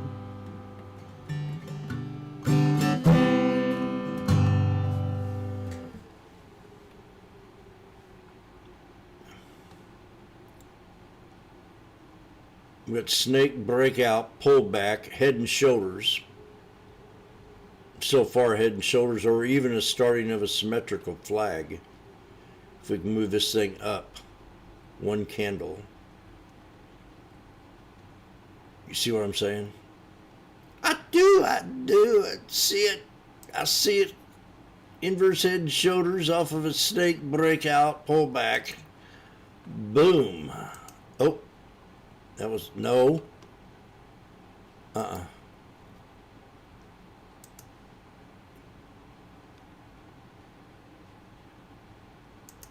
There's the head and shoulders. Right there. There's a snake. Breakout.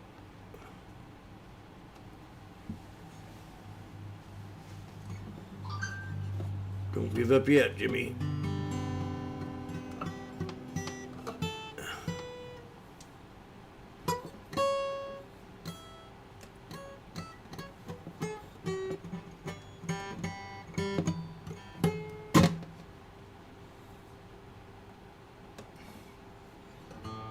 got an inverse head and shoulders. What's it take? Got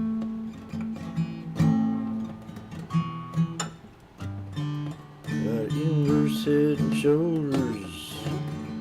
What does it take? It takes a left shoulder and a head, and a right shoulder by no mistake. Don't forget about the neckline. It's gonna break. That's the inverse head and shoulders, for heaven's sakes.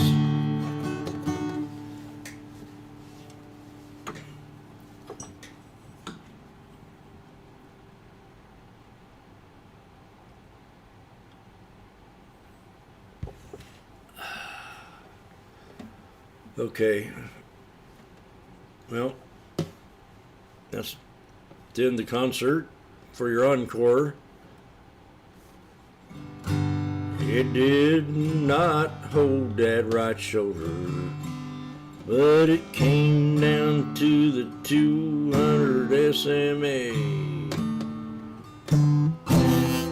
I'm just going to add some contracts to this trade and run it back up. Oh yeah.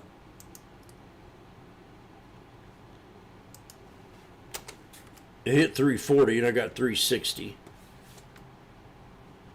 I don't know if you know who I am. That'll explain it right there. Jim, you're green.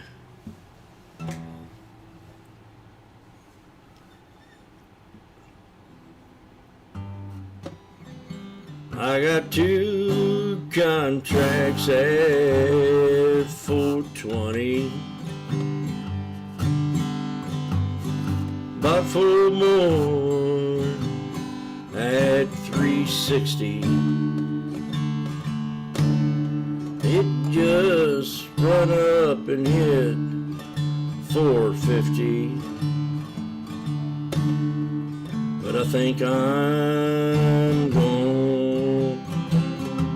just hold on.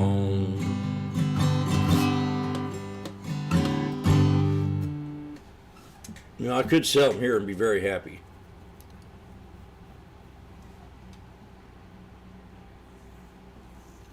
But I'm not going to do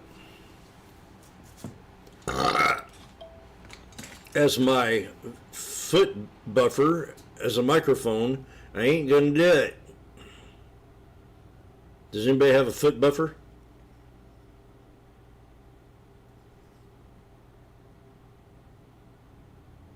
You feel free to admit it.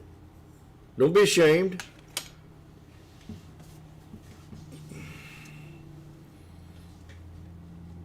Randy, you got a foot buffer?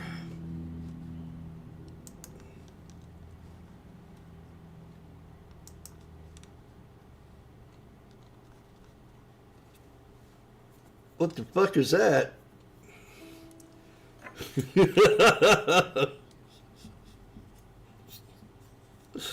You don't know what a foot buffer is.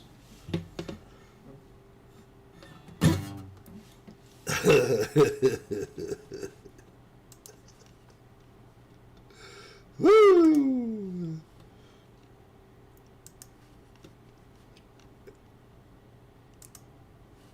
Time for an education, health, and beauty aids.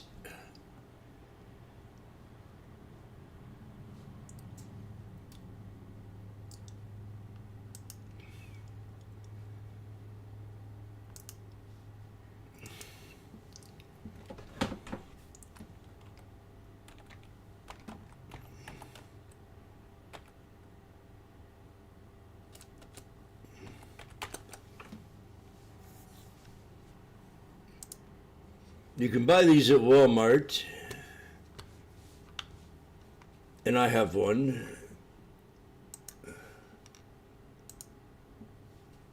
When you get old, like you'll need one of these.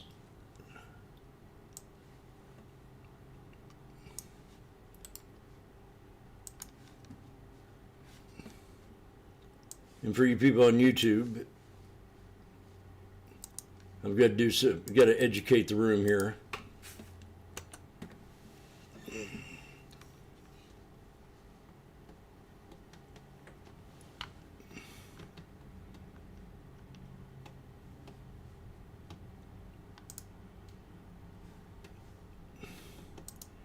James, your contracts are now at $360.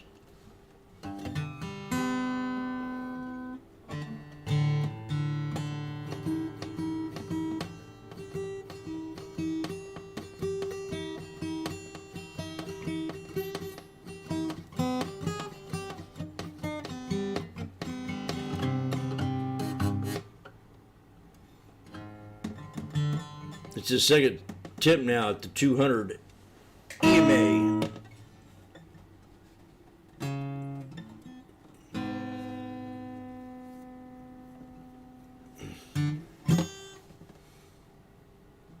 Oh, God. They're not being nice now, Randy.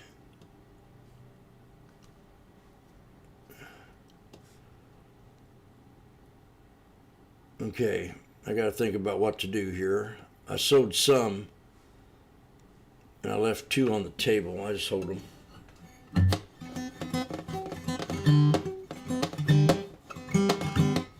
Well, I'm gonna hold what I left on the table. They got at 285. Okay. I gotta make a business decision here.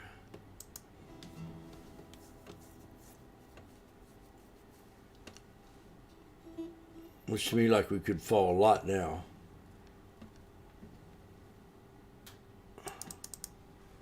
Oh, no, we can't. This could be the third, a little bit more, but not much.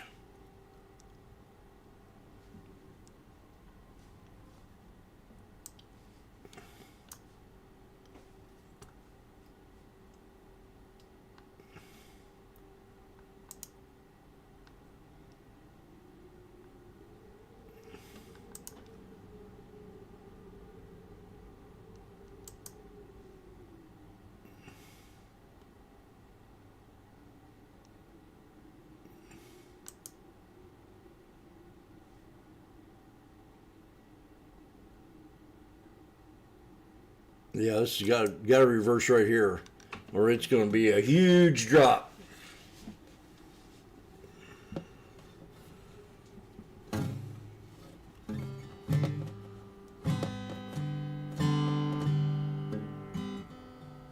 Down in the valley, down in the valley so low.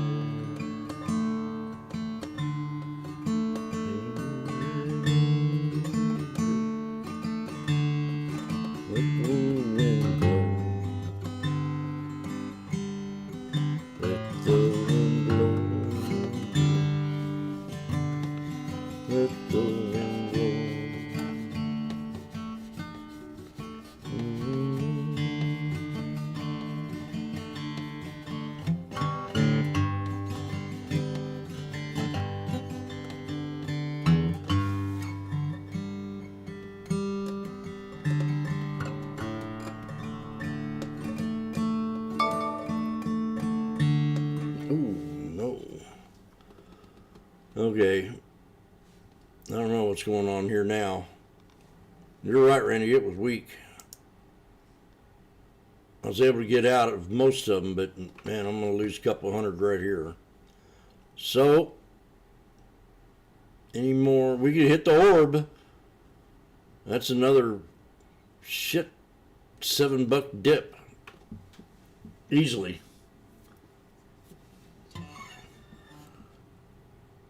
Well, I got burned.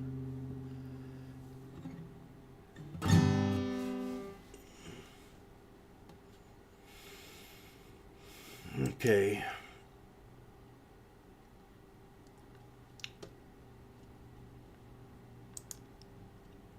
IWM new low.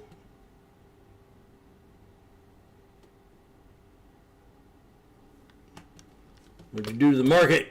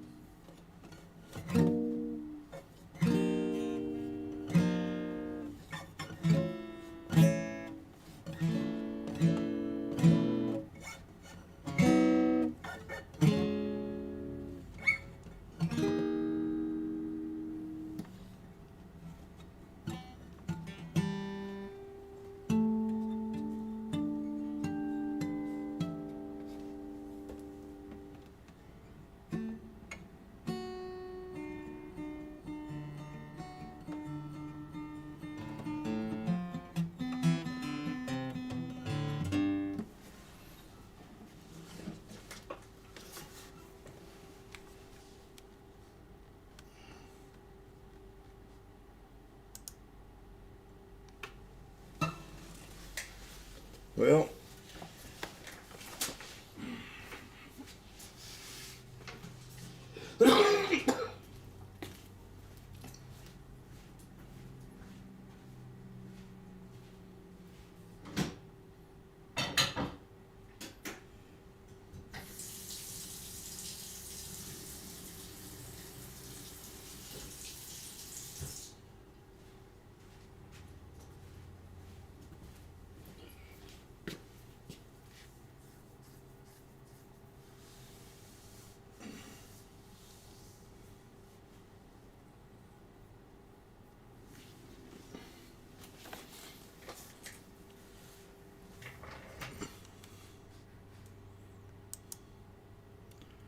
Facebook in the news. Meta to purchase additional available compute capacity. Oh, Meta has good news.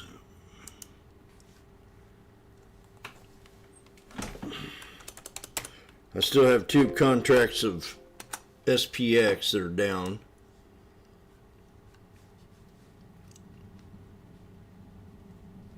Huh. Wonder what's the deal here. NEBIUS, Nibus.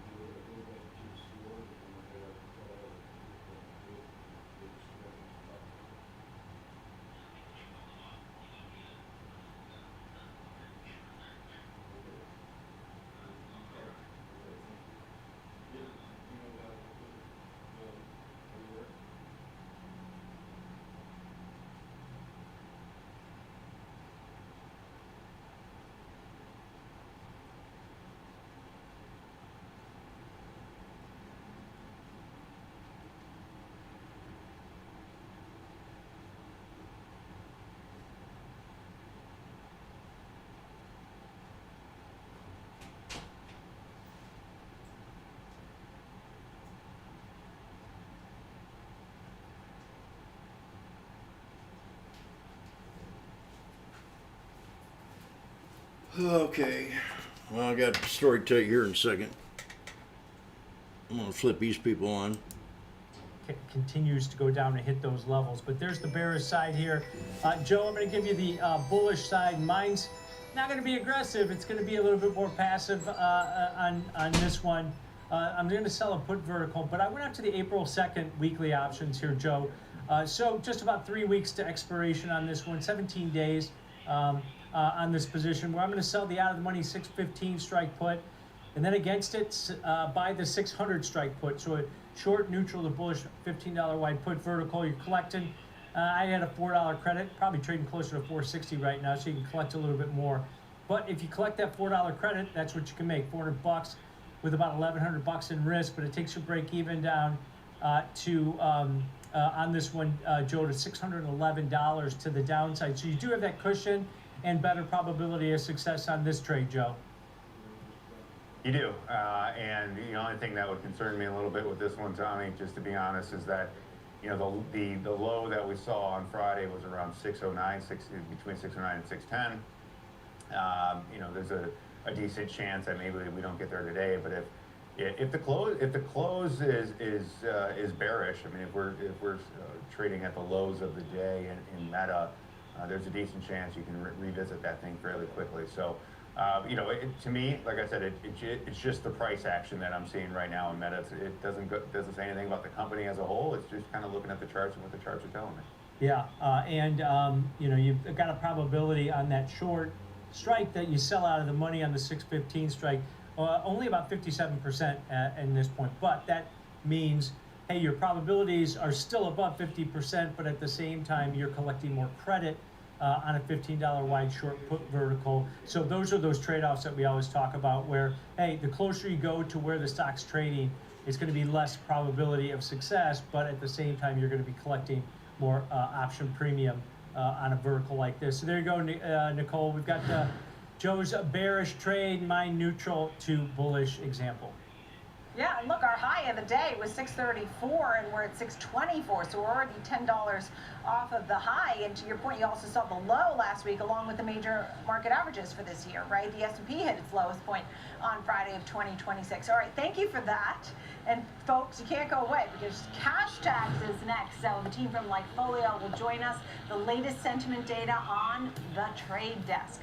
Fast Market, we'll be right back.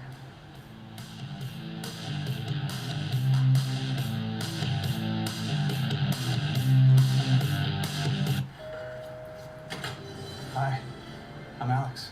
I'm Jane.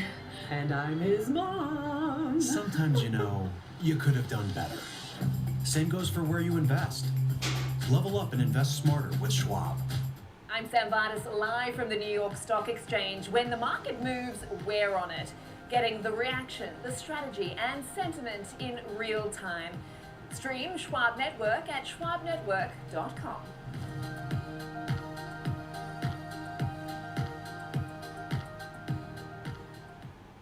Trading at Schwab is powered by Ameritrade, giving you even more specialized trading support. Connect with the Schwab Trade Desk, our team of passionate traders ready to tackle your trading questions, no matter how complex. Plus, get 24/7 live help and access support by phone, email, and in-platform chat. Trade brilliantly with Schwab. Whether you're an experienced investor or just getting started, Charles Schwab offers a webcast that's right for you. Are you an active trader? Our active trading webcasts are designed to help you develop a deeper understanding of technical analysis, options, futures, and more. Best of all, you can ask questions by chatting directly with an education coach. It's interactive learning at its finest. Tune in live or watch on demand. Head over to schwab.com/coaching and start learning today.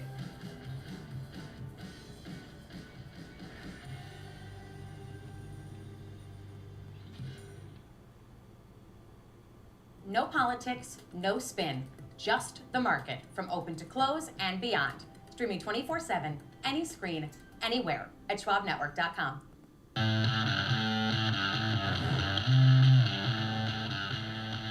Welcome back. fast market. This is the Schwab Network, and I'm glad you are with us. I'm alongside Tom White, and we're taking a look at the trade desk because these shares have fallen almost 30% since the beginning of the year. And that is the topic for today's Cash Tags. For that, we bring in Landon Swan, co-founder of Likefolio. This stock it really has been hit hard overall. It is really taken a turn to the downside. We noted how it's down about 30% year to date. Some of your thoughts on this name? Yeah, this is a tough one. I mean, if you zoom out to the 2-year chart, it was pretty wild ride. I think people got pretty optimistic there for a while, and then our data turned to the downside, unfortunately, and the stock followed. And it's had some very volatile bumps along the way, up and down. Just recently, when the CEO announced he was buying 6 million shares, and they had talks with OpenAI, they ran up from I think 25 to 32. We've since pulled back to 27, and this is, I think, just kind of a case of everything going right for a while, and those PE multiples are getting larger and larger, and everyone's pricing in the best case scenario, and then when that doesn't happen, that contraction can snap back very quickly. So that's basically what's happened here. I mean, when you look at their 2024 revenue was plus 26%, their 25 was plus 18%, their last quarter was plus 14%. So they're gaining, but they're decelerating. They're going in the wrong direction. That's sort of the bad news, I think, that everyone knows. And now I guess the question is, how are they priced now? Is it fair? Is this, are we heading to the upside? How's the data look? And that's why we're here. And, I can tell you that the data it's definitely pulled back significantly since those highs, but it is starting to flatten out to a degree. The bleeding is slowing, definitely. It's still on the wrong side of things, as you can see here, with negative 5% on a year-over-year basis, while some of the, I don't know if this is exactly competition, but some of the competitors who serve ads are doing better. Now, obviously, there's a lot more that goes into, consumer demand website visits for Meta and Google and Amazon than Trade Desk. Trade Desk is pretty specific as a demand side ad platform, and those others are not, but they do sell ads. They are, their business model obviously is sound. They've got 41% margins, and they've got a very high customer retention, I think 95%, especially boosted from their AI platform. I think it's called Kokai, and it's been doing incredible things for the customers. Better cost per acquisition by about 26%, better cost per reach by about 58%. So they're doing very well delivering to their customers. It's just a matter of things not growing as quickly as they were, and that price to perfection snapping back when people realize that perfection isn't there for TTD. Yeah, Landon, is this a competitive thing? The CEO and founder just came out and bought $150 million worth of stock in this, basically, putting, I think it's one of the biggest buybacks in the history, or executive buying their shares. So that should give you some confidence. The OpenAI potential partnership. I mean, just look at this, 80% off of those all-time highs for this stock. It's like, is it cheap on a valuation basis where, hey, maybe it shouldn't be worth 27 bucks, maybe it should be worth 35 bucks, which is still, far below its all-time highs, because it seems like the competitive pressures are taking a lot of maybe the outlook away from this company. Yeah, I think there's some competitive pressure for sure. People going direct to source as opposed to using their platform, but there's also some here we go issues, and we're seeing that in our data. It's obviously a much smaller sample size, but advertisers are less confident. They're watching where they spend. They're really tracking things more closely. They want to see that ROI. They want to see it. From TTD, they get the ROI. They get prison guys on. But just overall, they're probably spending less, which is making things a little bit more difficult for Trade Desk. But you're right. If you're looking for a signal of confidence, the CEO putting in $150 million, the company upping their buyback program to up to $500 million. These are things that you do when you're confident in your company. And so at these prices, I think the CEO and the company themselves are basically saying, we think we're very undervalued here. I think their PE ratio is now around 30. So it's not ridiculous, but for a tech company, that's fairly low, especially when you look at where they were. And again, they're continuing to grow. It's just that growth rate is slowing, which nobody wants to see. And you can sort of see the downtrend in the data here. This blue line, that's our data. The dotted line is the stock price. So, you know, we moved a lot lower a few months before the stock has. But we've baselined out now. I mean, we're down on a year-over-year basis, but when you look, you kind of zoom in a little bit, we're pretty flat. It feels like, in a data world, it feels like we're kind of at the bottom, and this could be a bit of a bottom for the stock. So longer term, I think that, you know, I think it's justified to be bullish here at these prices. $27 or whatever it's trading at, it's pretty low. And when you look at how well all of the things that they're doing for their customers, again, 95% retention. They've got incredible statistics for cost per acquisition, cost per reach. They've got really interesting and dynamic ways of targeting people by a hashed email, where you still have privacy, but you're still getting ads that are served to you based on what you do on other platforms, even outside of Trade Desk. So they know what you like and they're targeting you. That's how they're able to make their advertisers so happy, is because you're serving relevant ads to people who are more likely to buy. So they're doing great things.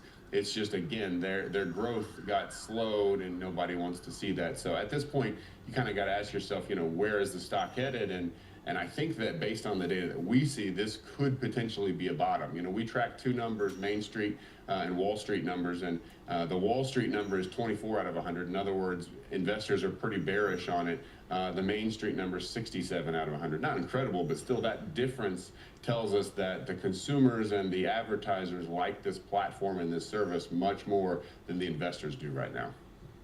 Landon Swan, it's great to see you. Thank you so much, co-founder of Likefolio. We appreciate your look there at the trade desk. And as we get ready now for this example trade, we think about the world of advertising and the macro uncertainty, and that's something that weighed. But I do see different price targets from $30 to $55. We also bring in George Sillis with us to take a look. And Tom, I know you have an example trade. Yeah, you know, you take a look at their data. They kind of been spot on. When this stock was going up to record highs and then pulled back, you know, Likefolio's data was ahead of that. But, you know, you look at the 80% pullback from those record highs. We're finally starting to see the stock kind of bottom out here. Maybe it goes higher. So I looked at this as far as looking at an option strategy. You can buy the shares, right? They're inexpensive, or more inexpensive than they have been. That doesn't mean they're going to go higher. It doesn't mean they're done going down either.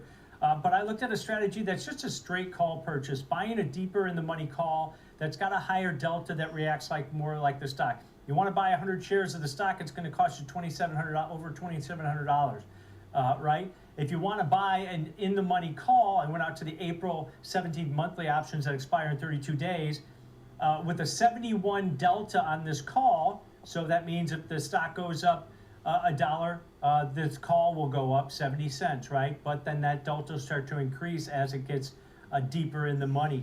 So this might be that alternative where it's a stock replacement type strategy almost, where you're getting a lot of delta for buying an in the money call as opposed to buying the shares. Now, if you pay a debit of about $3.50, that's going to be your risk. For the equivalent of 100 shares, you buy one deep in the money call, $350 at risk. And it takes your break even on this trade if you buy the April 25 calls for $350 up to 28.5. That's less than 5% above the current share price, and you've got over 4 weeks in this position. And because you're buying a directional call like this, it gives you a little bit of flexibility. Say you get a move or some news comes out and a stock pops to 29. They're looking at TTD. Starts to expand in price. Well, if the market's open, you can maybe close all or a portion of your position if you see that pop in the shares. So this is almost like a stock replacement type strategy, just buying a deep in the money call, in this case about a 71 delta call that reacts like the stock, and it's less expensive than maybe buying the shares. The stock have a hold rating does on not it. pay a dividend, so you're not missing out on that by owning the shares and not collecting a dividend because they don't pay one. So this kind of sets up with, if Likefolio's data is right, where maybe it's bottoming out, you're trying to take advantage of some upside over the next basically 32 days, Nicole. Thank you for that. All right, we really appreciate it, Tom. And after that, we're going to have George Sillis joining us. Tom White, thank you. We're going to have a breakdown of Qualcomm coming up. I did see a sell rating from Seaport on Qualcomm. What's going on with this name that's already been beaten down and getting another downgrade? market. We'll be back.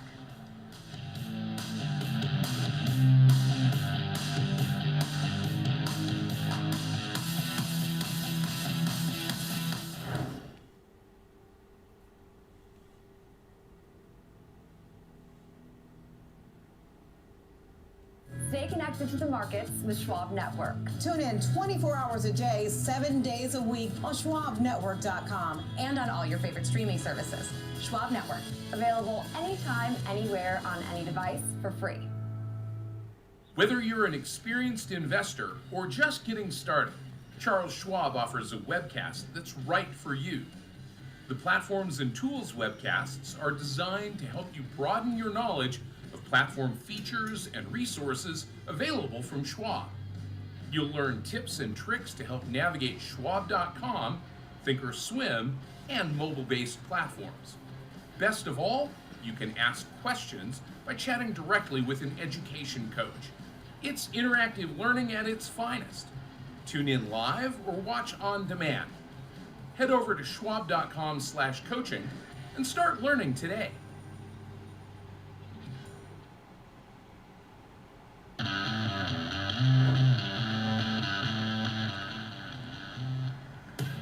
Welcome back to Fast Market. It's time for the breakdown, and we're watching Qualcomm today after Seaport Research downgraded these shares to a sell rating from a neutral. The price target, $100, and it's been a rough start for the year for Qualcomm. Shares are down about 20% or over 20% this year. So let's take a look at this. This is a name that went from $205, right? And the 52-week low is 120. Let's break it down. Senior markets correspondent George Sillis is here. Some of your thoughts here on Qualcomm. This was supposed to be the AI secret. I don't know. It's not really going well.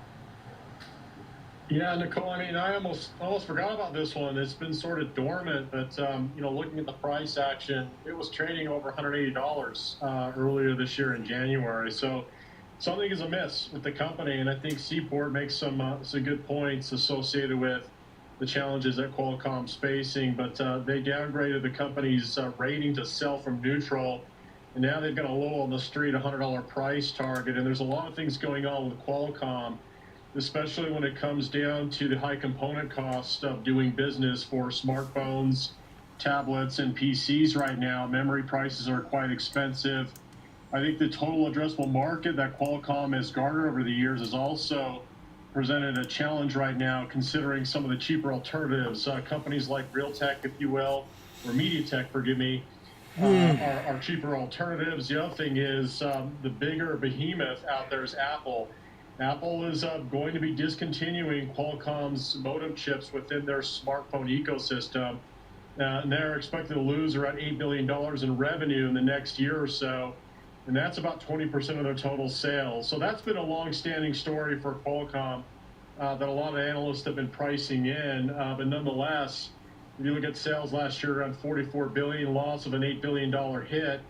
From Apple, the expectations were that they're going to make up for that from Snapdragon chips associated with AI data centers and other smartphone components. But, you know, with prices relatively high for memory, there's a lot of challenges for upgrade cycle. And that's another thing that Seaport is looking at, that folks are probably going to be hanging on to their PCs and smartphones for maybe a little bit longer because the component prices are increasing prices overall.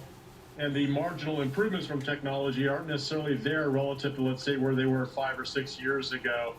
But it's kind of an interesting story for Qualcomm because, you know, one of the things I noticed is if you look at the earnings for the next 4 quarters, they're expecting only $11.12. Now, you go forward another 4 quarters, only $11.10. So, in sales, only expected to be fractionally higher by $600 million.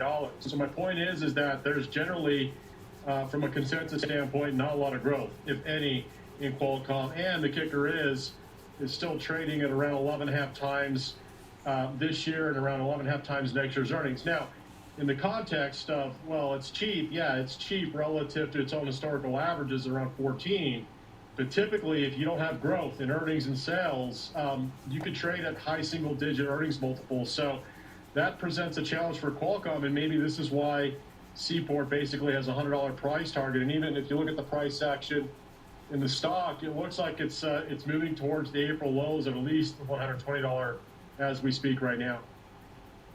I was saying how it went from 205 to 120, and this is despite having an autonomous driving deal with Wave, right? Using their developer, they have the AI driver software with Qualcomm's Snapdragon Ride platform.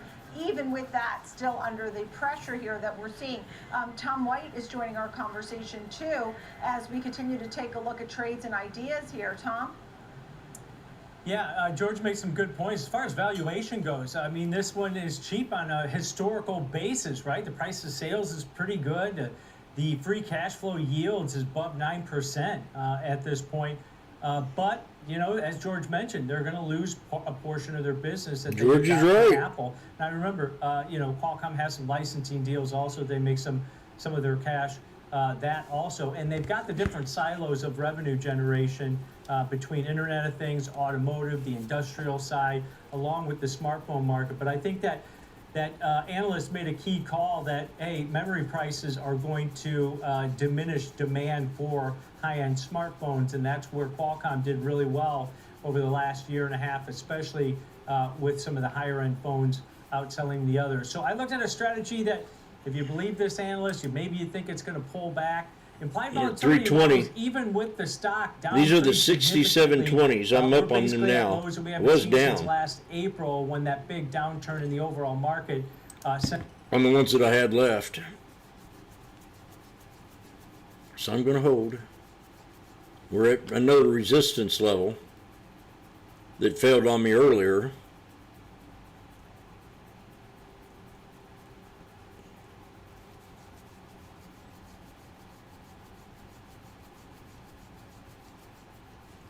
Just get this analyst and the call and putting the sell and $100 price target. So it went out to the April monthly option, so 32 days to expiration on this trade. You're going to avoid earnings, which are on the 29th of April. So while you might take advantage of a pullback, you avoid that event risk here on this type of trade. But buying the 130 strike put, that's basically at the money. And then against that, sell the 120 strike put. So bearish, $10 wide put vertical. You're going to pay roughly about a $330 debit on this trade. That's going to be your risk, $330 per spread. That can expand to $10 if it goes back below the 120 level. If you pay $330 debit on this trade, it takes your break even down to 126.70 to the downside. That's basically less than $4 below the current share price. And on a percentage basis, it's not that much below. And as with my example in TTD, where you're just buying a straight call, it gives you that flexibility as far as trade management. Same on this type of trade, where you're buying a directional vertical. If you get that movement down to below 125, below 120, and this spread starts to expand prior to expiration over the next 32 days, that gives you that opportunity or potential to close all or a portion of your position if this thing starts to expand and the market's open, and allows you to kind of get out of maybe all or a portion of your trade. But it's directionally bearish on this type of trade. You need a move to the downside on a percentage basis, probably about just over 5% below the current share price. But I think the key is you're avoiding earnings and you've given yourself plenty of duration in this trade. Nicole, about 32 days until that April expiry on this Qualcomm bearish trade. All right, well, thank you for that, Tom White, and also our thanks to George Still. It's a good look there at Qualcomm. In fact, here on Fast Market, we covered so much. We covered the Trade Desk and Meta and some of the other big movers here on Wall Street. I'm so glad you were with us here today on Fast Market. I'm Nicole Petalides. You see stocks still holding on to the gains. The Dow's up 370 points right now. And keep it right here, because here on Schwab Network, Next Gen Investing is coming up, and I'll see you at 2 p.m. Eastern Time for the watch list. Join me then.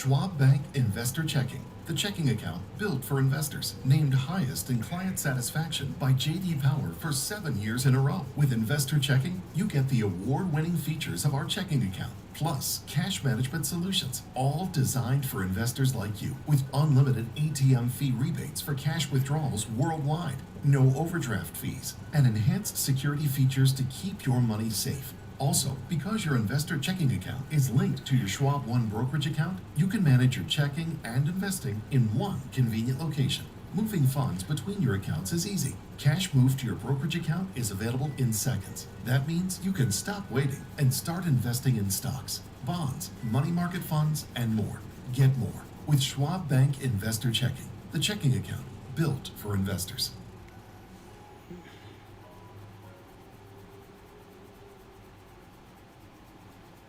Welcome to Schwab Network, where real-time market coverage meets expert strategy. From the opening bell to the closing bell, we've got you covered.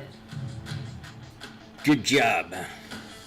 Get inside the minds of pro traders. My point is that they're getting a higher rate of change in sales based on their guidance. AMD's at the 200 now for some Follow the biggest reason. Headlines, live analysis, breaking news, and sharp trade ideas minute by minute.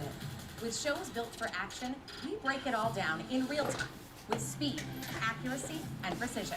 I think one of the most important things is you're making a play in a risk-defined way here going into earnings. So that would be a further downside area to watch.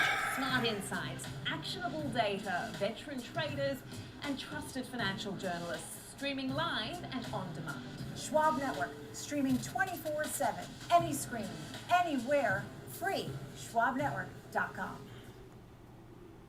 Hey, Bob. Hey, Andrew. Last year, my dad had a stroke. Big shock to see this person that I've always seen as a force in our family be vulnerable. Wait, had a stroke? Yes. Now we're in the car together almost daily. I started to realize, what can I pick up from my dad? He's been with Schwab for a long time. Jim, my financial consultant, I probably met 20 years ago. Jim's really been there to answer any questions I ever have. Makes a huge difference when you have someone that actually cares. Live insights, actionable data, and market-moving analysis. Schwab Network connects the headlines to the why in real time. Watch free 24/7 at SchwabNetwork.com.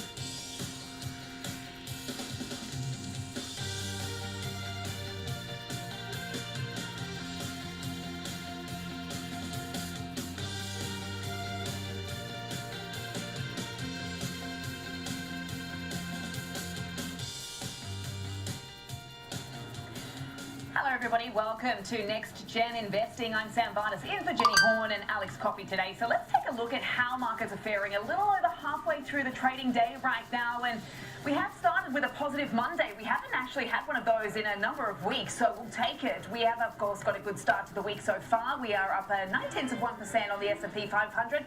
Not managing to hold there she goes. today. That Boom, NVIDIA. We'll talk to Kevin Green about that in a little second. Oh my gosh. We have got green arrows. So we are off the session's highs right now. We've heard from President Trump. He is currently speaking. We're going to hear from Jensen. So he's currently speaking. So plenty of risk for these markets, but we have started positive. We've seen oil prices very much coming off these highs, and also, of course, the dollar backing off these triple digits as well. So all in all, we have the NASDAQ. Thank you, NVIDIA. Taking us higher today is technology. So that saved my ass right there. And that's an engulfing candle if I ever saw one. I'm going to buy the dip. Prepare ye in the name of the Lord. To artificial intelligence, and then of course what we get with respect to any more headlines regarding the Strait of Hormuz. But let's check out some of these futures products as well, because as I mentioned, we've actually had the 10-year coming off these levels we were looking at earlier today. We're at 424 right now on the benchmark. The dollar index, we're looking like this at 99.61. Gold has actually dumped below that 5K marker just now. So we are just south of that 1.2% lower in this trading day. And crude oil, of course, being the big story for us. Coming off the session's lows earlier today, that is perhaps why we've come off the highs on equities. We are monitoring, of course, what President Trump is saying with respect to the Strait of Hormuz. If we can start to see some more ships passing through there. We are down 3.5% on the session right now. We were down about 5% earlier today. Bitcoin continues to be a big story for us, as well as we continue to see this surge in cryptocurrencies. We'll be talking about some of those names throughout the course of the program. We are up at 74,000 and change right now on BTC, up almost 4% in the session. So that's your scores as we stand around half the way through the trading day at the moment. Stepping aside from the broader market, though, the trends over the next hour will focus on individual equity stories as well in today's trade. We will kick off with several stock movers to keep on your radar. Then we will chart and trade United and Southwest Airlines as well. Fargo turns more bearish on the airline industry. For FOMO today, we will look at Micron, which is higher after multiple analysts raised their price targets ahead of earnings this week. In fact, a lot of memory names taking us higher today, winners on the S&P 500, and we'll close things out with rocket companies for under 30 as shares rally today following an upgrade there as well. But joining me to kick off the show is Kevin Green, Senior Markets Correspondent. As I said, KG, it looks like breadth is pretty supportive today. I'm looking at a 4-to-1 advanced decline. We have seen beta well bid, semis, opticals, memory looking pretty good as we await what Jensen Huang has to say this afternoon. Obviously, we're tracking some of the lines coming from President Trump himself just over the last hour. Walk us through some of your takeaways so far. Yeah, I would agree. I mean, if you're looking at the E-mini S&P 500 futures on Friday, we basically closed at the 200-day moving average. So we might be seeing also a little bit of a technical bounce to the upside because of that moving average. Maybe some short sellers actually covering their positions. And the high beta trade is seeing some pretty decent flows when it comes to the news items hitting the wire. Now, President Trump is actually speaking right now, and he is stating that on the war with Iran, that their people are talking to our people, saying that we are actually having discussions with the Iranian regime there, and that is actually providing us a little bit of a bid here for the S&P 500. Let's see if we're going to be able to continue if some of those comments become a little bit more positive. Another correction. Break down volatility and rise equity markets, at least for now. I think technically speaking, this is probably just a near-term bounce, and you should treat it as such until we actually get some confirmation that something is really changing with this conflict. But for now, this looks like a pretty healthy market, to say the least. We also will have the Fed meeting this week as well, and the comments coming from Jerome Powell, as well as the summary of economic projections, probably will be one of those sticking points that will create a little bit more volatility. But for now, this is actually looking pretty healthy. Let's see if it's going to be able to hold, though, Sam. That's exactly the question, isn't it? Each day as we manage to track these headlines, a very headline-driven market. In fact, Charles Moon called it a yo-yo market this morning. And you're right. I mean, everyone's going to be watching the FOMC, not so much about what they do. I think that's pretty well priced in at this point. But what they say, and particularly if we get any inkling of a potential pivot here. I mean, even if they mention anything about having to raise rates, obviously with this new inflationary pressure that they're staring down the barrel of. But ahead of that, of course, let's track some of these earnings and of course, stock movers today as well, I should say.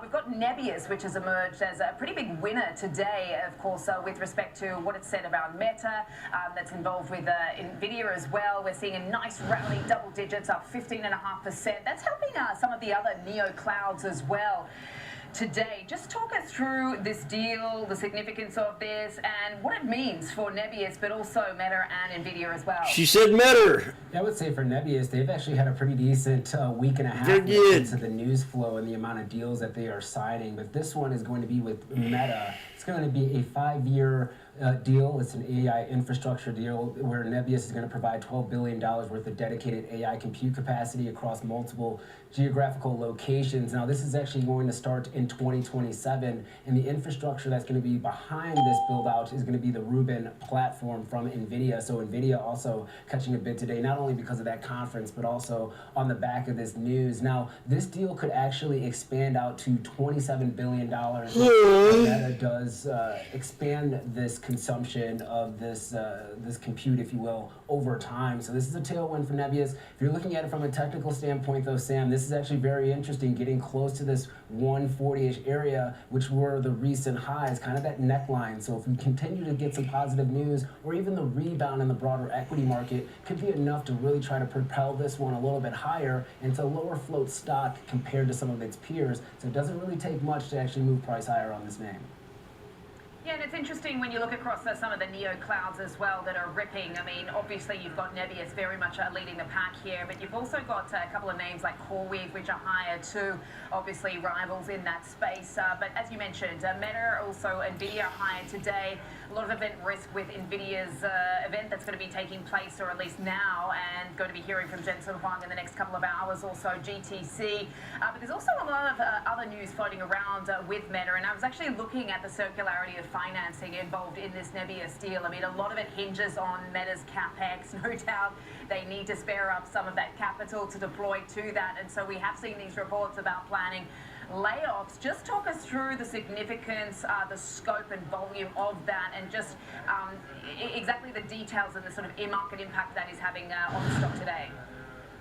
Yeah, I would say for Meta, they probably learned from that year of efficiency, the reaction that we saw for the stock. Obviously, they are increasing their CapEx spending, and it looks like they're going to try to offset some of that spending with actually announcing a pretty major layoff here. Around 20% of the staff could actually be impacted, and the cuts are obviously trying to offset the AI infrastructure build-outs that they have been dedicating themselves to. Now, we do not actually have a timeline for these layoffs, but this is actually a significant chunk when you're looking at their staffing, and the market is actually rewarding it. It's not only the Nebius news, but it's also the fact that they are trying to trim the fat. Now, unfortunately, obviously, that will have an impact when it comes to these employees, but the market, if done the right way when it comes to trying to cut expenses, does try to reward the equity when a company is efficient in doing so here. So that's why we're seeing the move higher.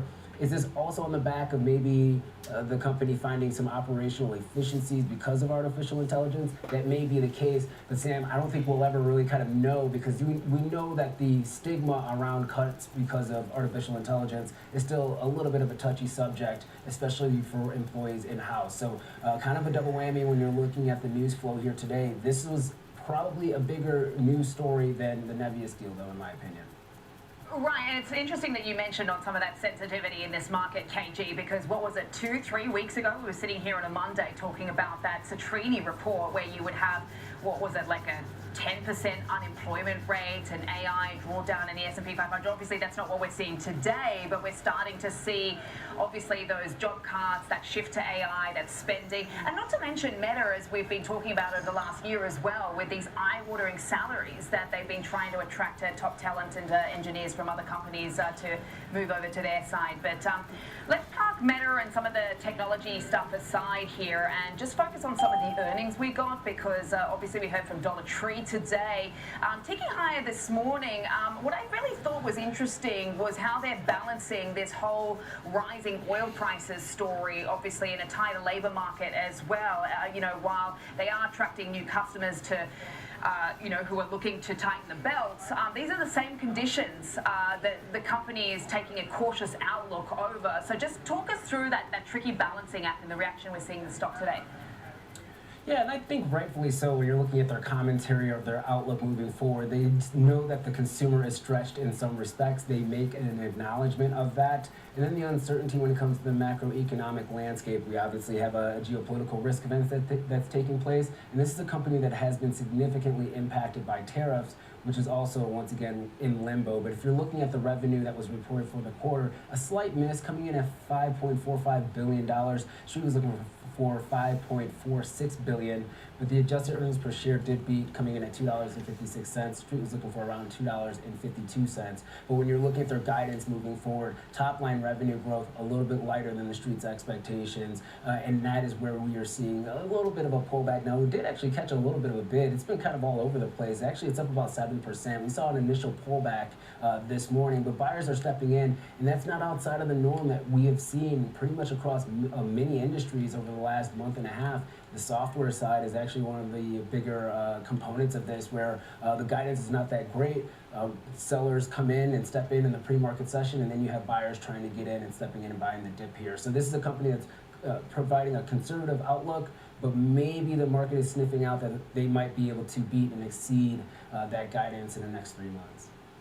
Yeah, I mean, set the bar low. I mean, it's not the only company we've heard giving a sort of conservative guidance to start the year on. I mean, given a lot of lack of visibility, particularly when it comes to the retail space at the moment, higher oil prices, tariffs, and consumer behavior. It's a bit of a triple whammy at the moment. Let's move over to Circle KG, upgraded to buy Clear Street, but perhaps not the only catalyst today. It is very much, no doubt, being helped buoyed by what we're seeing with respect to these crypto prices. Just break down those two stories for us.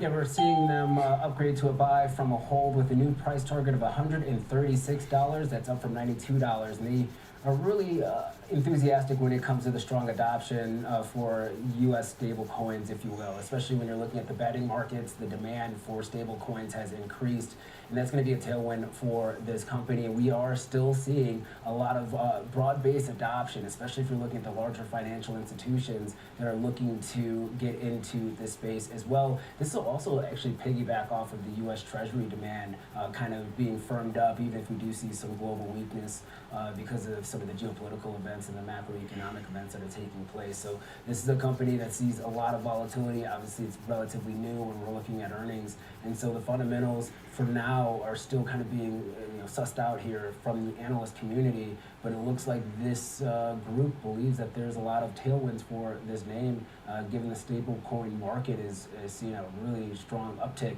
And we haven't even seen some of the major legislation around cryptocurrencies really being finally approved yet as well. So that could be another tailwind for this name. Absolutely. I mean, the industry as a whole got a lot of tailwinds, but no doubt stopped in their tracks a bit since some of these prices have been coming off. But yeah, I mean, you're right. This analyst naming 5 catalysts driving this stock forward and hopefully to propel that to that price target. Really appreciate the details there, KG, and getting us a Boom. some of these stocks and the market performance. New high. Checking with you a bit later. Coming up next, chart We're now at $3.90, $4. Airlines after Wells Fargo. I'm very happy. Price targets on both air carriers. That'll be coming up next on Next Gen Investing. Zimmy was worried.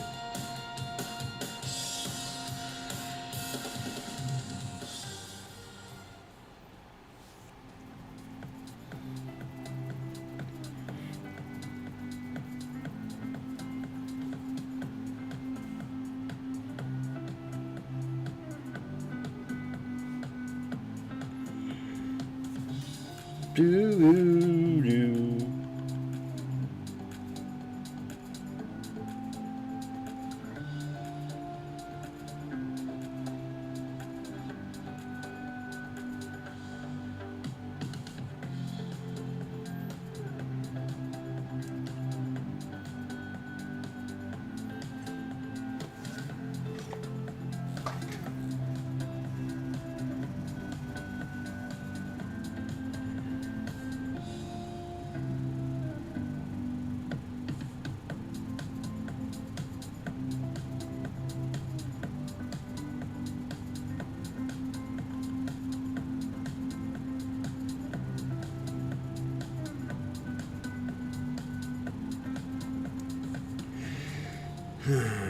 Stay connected to what moves markets. Download the Schwab Network app and stream live coverage wherever you are. Intern, this place is incredible. It's where I get all your office supplies. Your golf balls, your fancy coffee, your giant TV. It's everything in one place. It's like Schwab. Like Everything Schwab. investors need, all in one place. Come again? Yeah, at Schwab they can do everything. Invest, trade, get full service wealth management, and anything. Now else. 12:16. Sick. 1:16 Eastern. Invest your way with Schwab. Whether you're a bull or a bear, you'll want to catch the latest market action on Morning Movers with me, Diane King Hall, live from the floor of the New York Stock Exchange, only on Schwab Network.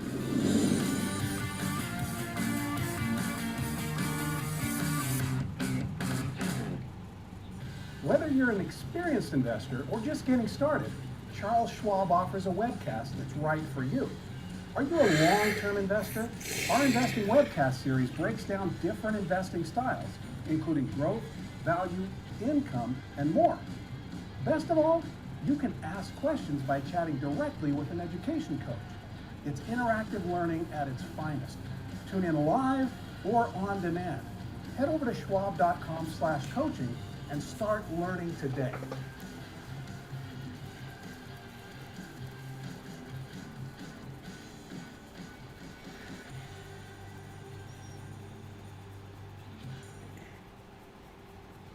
Schwab Network delivers real-time market insights, live from the NYSE, NASDAQ, the SIBO, and beyond. Three black crows. From earnings to economic data, we cover what matters as it happens. Streaming 24/7, anytime, anywhere, free on schwabnetwork.com. Welcome back to Next Gen Investing. It's time now for Chartmaster Rick Ducat. Today we are looking at two airlines that had their price targets cut at Wells Fargo. Good afternoon to you, Rick, but doesn't seem to be worrying these stocks so much. Both are high. Just talk us through what you're seeing on the charts for United Airlines first and foremost. Yes, certainly a difficult time for the airline stocks here, not only facing a higher fuel cost, but also all kinds of issues with the TSA right now as well. But when we do look at United, actually, it seems like perhaps a modest improvement during the past couple sessions here. The reason I say that is because after we hit some highs here repeatedly around 117 or so, topping out eventually near 119, we faced a very swift, very steep channel to the downside here between those two white dashed lines, but for now we seem to have stabilized here at this level near 85. If you were to take a look back here, you can see that represents old highs and subsequent lows as well. So for now, that seems to have been a point where the bulls have found a foothold here, and we have broken out to the upside from that area here. So now we are peaking our head above this level 89. If we were to look back once more, series of old lows, breakout point, lows once again, and now we are seeming to perhaps make a push above that point. If we were to go further, the 95 level stands out as a notable high during our recent decline here, as well as this gap level near about 100. That was the low point before we had our gap down. So now if we were to look at our moving averages that we follow here, we can see that our 5-day weekly EMA in dark blue comes in right here near 89.50 or so. That's about where we sit right now. 89.56 is that EMA.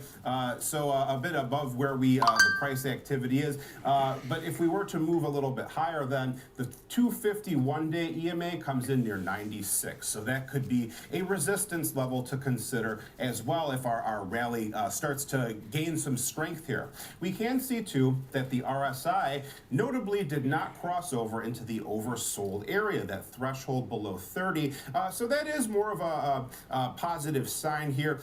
We are starting to make a push now, so look for the RSI to follow suit along with price. Look for them to make new highs relative to the previous high points in tandem with each other. So finally, our volume profile study, we can see that this shows us where the heavy trading concentration areas are. After a slip below this node between 90 to 95, we are on the verge of re-entering it here, but not really too much activity here until we get down to 80. So beware of fast moving prices if we do start to give up some of these supportive levels that we've identified here, Sam. A nice bounce today, as you say. I mean, it's been a really tough time for some of these airlines, even though they're flying high today, particularly as the oil prices come off. But no doubt with those elevated prices, that is going to obviously be a very big headwind, as Wells has pointed out. And not to mention the bad weather, the government shut down, some of the travel disruptions you pointed to as well, really stopping this travel bull market in its tracks. So no doubt some challenges here, but just walk us through. Man, it just doesn't give up. Relentless. So if we were to think about trading this name going forward, it doesn't exactly seem to be friendly skies to, kind of piggyback on all the puns here. But, we can see that, the things we mentioned earlier, these seem to be perhaps potentially longer term issues here. So to think about a potential trade for the May 15th expiration, our green box here, 60 days out, plus or minus a little under 22% potentially, gives us a range of about 70 to 108 or so. So if we were to kind of think about potentially moving lower, we'd be watching, out for strike prices in this area here. So the one trading question, for an example, would be a put butterfly here. So +1, May 15th, Put butterfly. 90, 80, 75, put butterfly at a 275 net debit. So a bearish outlook You here. serious? 275 debit paid would be our max loss here. So this would be a defined risk type of trade here. Max profit 725 if we were to expire right at that short strike there at the 80 level here. That would be the ideal situation for this type of trade here. Now, unlike a conventional butterfly, this would be an unbalanced butterfly. Conventional butterfly, the strikes would be equidistant apart from that central double short strike here. But in this case, we have a bit of a difference here between them, and that gives us one advantage and one disadvantage. The advantage here is that if we were to cross above that 90 level here, we would just flatten out and we would keep a credit here, it would, I believe, to 220 or so, and then we would go out our merry way and keep the credit here. The conventional butterfly, that winner could turn into a loser there. The trade-off is that we pay a greater cost up front to put the trade on here. So one example idea, if you think that the turbulence could continue in this name. All right, we'll be watching. Buckle up, you should say. Look, I'm looking at charts of Southwest Airlines compared to United Airlines, and I mean, it does look like more recently, pretty much moving in tandem, but that hasn't been the case if you look sort of more year-to-date across the last 12 months. Just walk us through the chart for Southwest Airlines.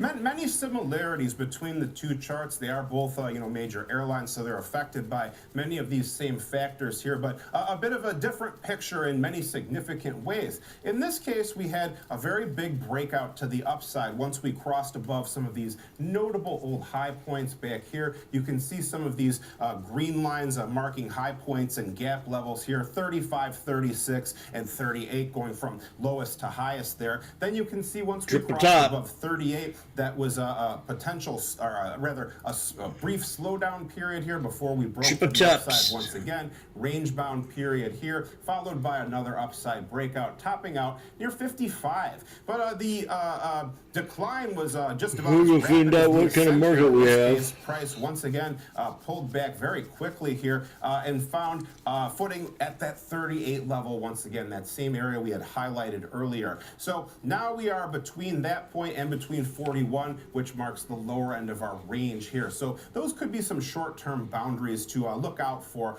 if you're planning on making some kind of play in this name here.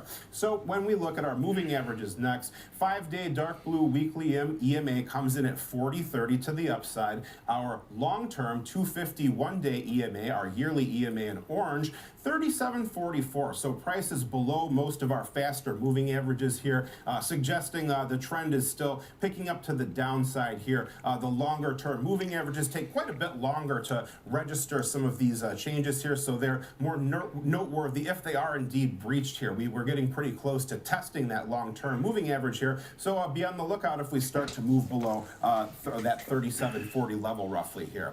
RSI improving somewhat here, but we are at least out of the oversold area here, that threshold of 30, but we are actually kind of crossing above our downward sloping trend line as well here. So kind of an interesting setup here. This would be a bit more of a bullish read from this momentum indicator, but price hasn't really done much to fill the gap or take out any of our recent high points here. So the best we can say from our price perspective is that we've stabilized after only making kind of modest new relative lows here.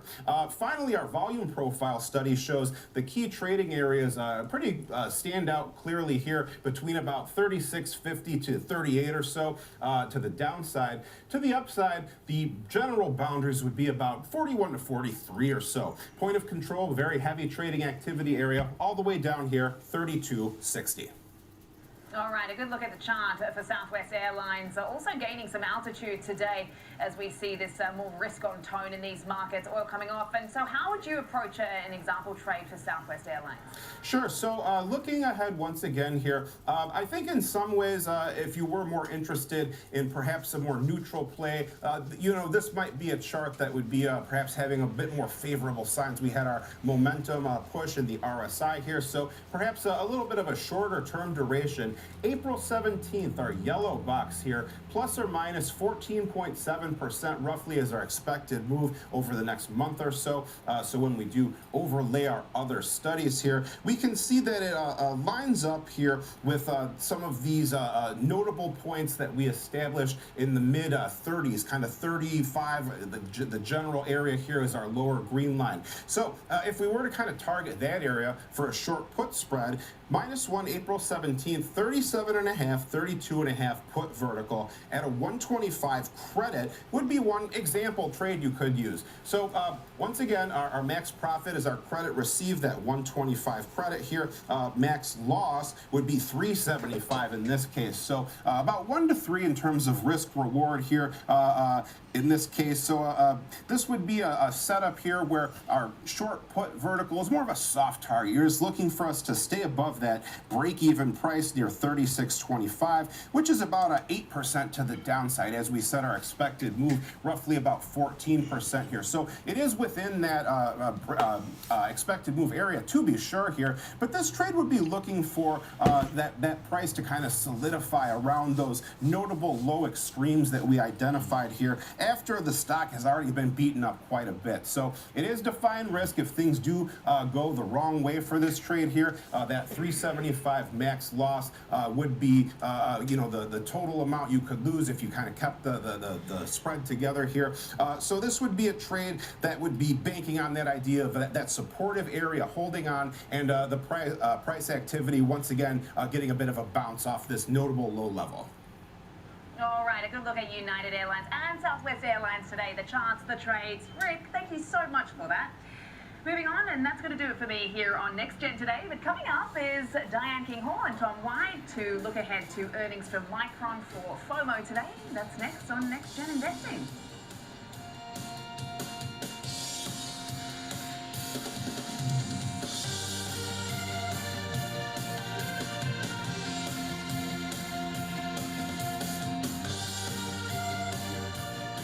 Puts.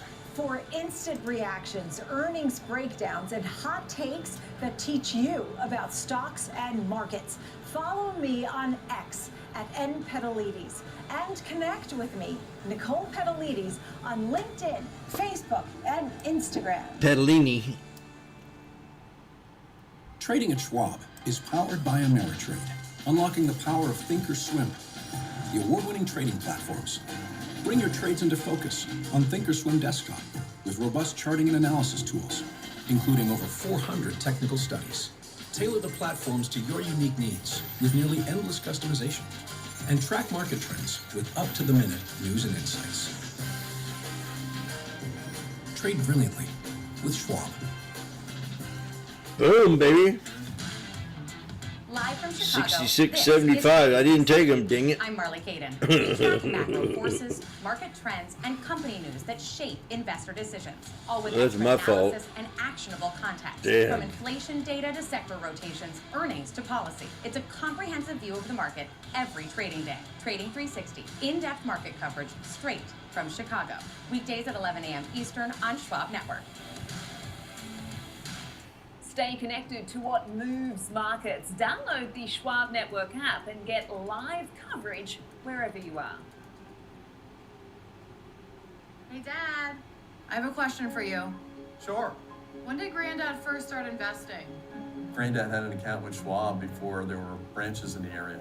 He really started with nothing. He worked hard, and after he passed away, the torch has been passed to me, and my advisor, Jennifer, she was with me with the journey, helping with the estate distribution. The 2 grandchildren, planning for their college educations. Someday it'll be their turn. Welcome back to Next Gen Investing. I'm Diane King Hall in for Ginny Horn and Alex Coffey. Time now for a FOMO. Joining us now to dive into Micron ahead of its earnings report later this week. We've got Tom White, co-host of Fast Market. So, Tom, you've got a few factors surrounding Micron right now. Those shares moving higher today. You've got price target hikes. You've got the expansion of its footprint in Taiwan. You've got earnings coming up. Let's get into it first with the moves that we're seeing with regard to the sell side becoming more bullish on this one ahead of its earnings. What do you notice here? Yeah, just add it to the list of basically analysts coming out and raising their price targets because it seems like every other day we get a couple more. We got a couple price target up to $525 out of RBC Capital, up from $425. They state that high bandwidth memory, demand in data center playing a much larger role for this company. TD Cowen jacked up their price tag 500 from 450. They keep a buy rating. So we've seen that reportedly. You know, this segment's called FOMO, and if you look at the action, the price action in this stock over the last 12 months, I mean, we're up over, basically 350% over that period. And that's because we've seen expansion, wild expansion, in what this company is making on a quarterly basis. Yep. And this is due to that supply and demand concern that they have. There's not enough supply to meet demand at this point. DRAM pricing going up, skyrocketing, up nearly 60% this year. Some of their competitors, SK Hynix, Samsung, jacking up how much they're charging for these chips because there's so much demand out there. They don't have the capacity, and that presents a good problem for these memory chip makers. Now, if you look at the amount of wafer fab that's needed for high bandwidth memory, that is the segment that Micron's growing the most. They're taking some market share away from Samsung and SK Hynix, and that's where the bigger margins are. That's 3 times, you need 3 times the wafer fab than you do the traditional or legacy type of chip. So the demand outstripping that supply, that's creating this bubble, I think, in pricing at this point. Now, this has been a really cyclical type of area within tech. Typically or historically, we've seen trailing PEs in the single digits for a lot of these companies, whether it's Micron or Western Digital or Seagate Technology. Well, the trailing PE for Micron right now, the 12-month trailing, is about 42. That's at historical highs for this company. But the forward PE, looking forward, is only about 15 times, just below 15 times forward-looking earnings. And why is that? Well, because the E in the PE ratio continues to expand. Opportunity. Earnings are growing rapidly. The company on last earnings, it went to Diane, $3. Q2 EPS estimates of about $8.42, The puts. plus or minus 20 cents. Consensus was only $4.71. Revenue for Q2 is the company anticipated about $18.7 billion, plus or minus 400 million. The consensus was only $14 billion. So they just blew out expectations. Now the whisper numbers going into this report are even higher. If they hit the whisper numbers, they're predicting anywhere about $8.74, $8.75 on a whisper basis for Wall Street. That's 460% growth year over year for their EPS. Revenue is supposed to rise about 136% to just over $19 billion. And these are those whisper numbers that the street's anticipating. Now, they're sold out through 2025 into 2026, maybe 2027. So the 6710 right? calls. The supply is not there. You mentioned that the fact that they're going to expand their operations in Taiwan. They're trying to expand their operations here domestically also. But everything lining up pretty well for this company going into the report. Expectations are high, right? We're only about 1% off of those record highs that we recently hit in this stock. And I mentioned what they're up over 50% just this year alone. So yeah, the bar really set high in this one going into the report, Diane, but maybe they should be at this point.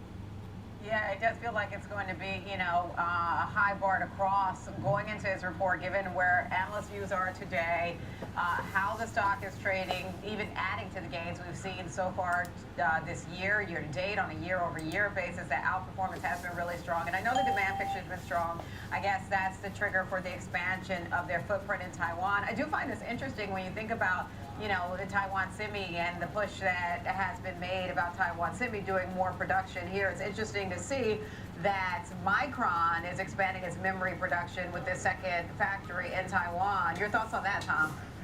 Well, I think if you take a look at it, they sell a lot of those chips over there, right? They're in Taiwan, so the restrictions won't be as harsh maybe if they were producing somewhere else. But I think that's part of the problem here. They're going into an existing position that's already a clean room, right? So maybe that transition to start ramping up production won't be as long. So typically, when you're building out, one of these clean rooms for chip building and chip making, that it takes anywhere from 1 to 3 years to build that out. And Taiwan Semi is running into those issues here in the States. Now, Micron is expanding their footprint here domestically also.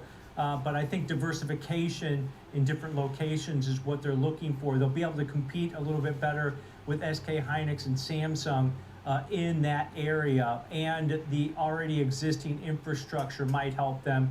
Maybe that's why they're kind of expanding their footprint over there in Taiwan at this point. But don't sit on the fact that they've already announced that investment here in the United States to increase production also. Point. And then, so let's get into the approach for an example trade. You make a great point about, the bar being higher going into its results. And then, of course, there's been that outperformance of shares both this year and on a year-over-year basis. So what's the approach that you would take, Tom? Well, I think you take a look at what the market's anticipating right now. I mentioned the stock's trading just about $450 per share. They're expecting on Wednesday after the close a one-day move of about plus or minus $37, $38 either way. It's a high-priced stock. It's just sitting below all-time highs. RSI levels are elevated on this name just because of the expansion that we've seen in the stock's price.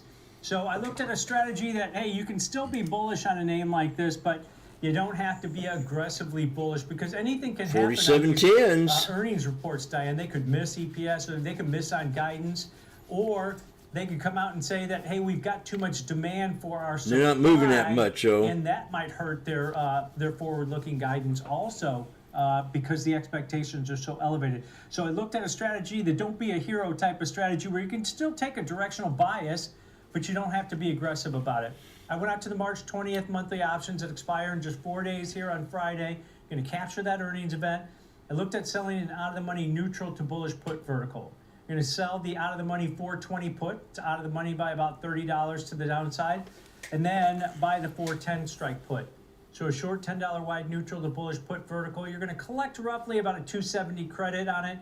That credit you collect is what you can make. $270 per spread with about $730 in risk on this trade. Now, you've got more risk than your potential reward, okay, right? Because of those trade-offs we always talk about. You've got a higher probability of success that you're going to be profitable on this type of trade because of that cushion to the downside.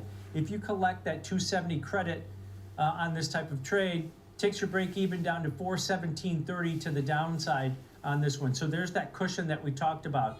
The 420 strike put that you're selling in this, about a 68% probability that you're going to be out of the money at expiration, which is what you want, right? You want that higher probability of success on a trade like this, because you're risking so much more than the potential reward on it. So this might be the way to look at it, where you can still be, still take that bullish stance, but you can be a little bit more passive.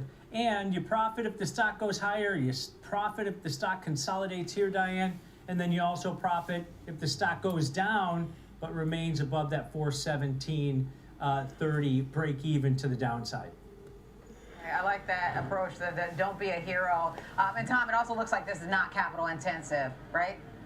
Not really. I mean, that's, I think, one of the key things, especially with the $450 stock, Diane, you make a good point. Stay risk defined in these strategies, right? If I don't get the move that you want, if it say it goes lower, I still give myself a chance. And that $730 in risk versus the $270 that I can make, it's still risk defined. The probabilities are in my favor. So even if the stock does fall down to $400 per share, or goes below, Here we go again. The max, you know exactly what your max loss I'm is gonna on wait. any potential position that you put on in this type It's of getting way. close You to my understand time risk where I don't want to defined trade. on this type of strategy. All right, good stuff. Thank you, Tom. That's Tom White, co-host of Fast Market. I'll see you tomorrow morning on air and then together again tomorrow afternoon. Up next, we'll dive into the world of real estate and REITs to talk about what areas are winners in the sector and dive into the areas that are underperforming. We'll be right back.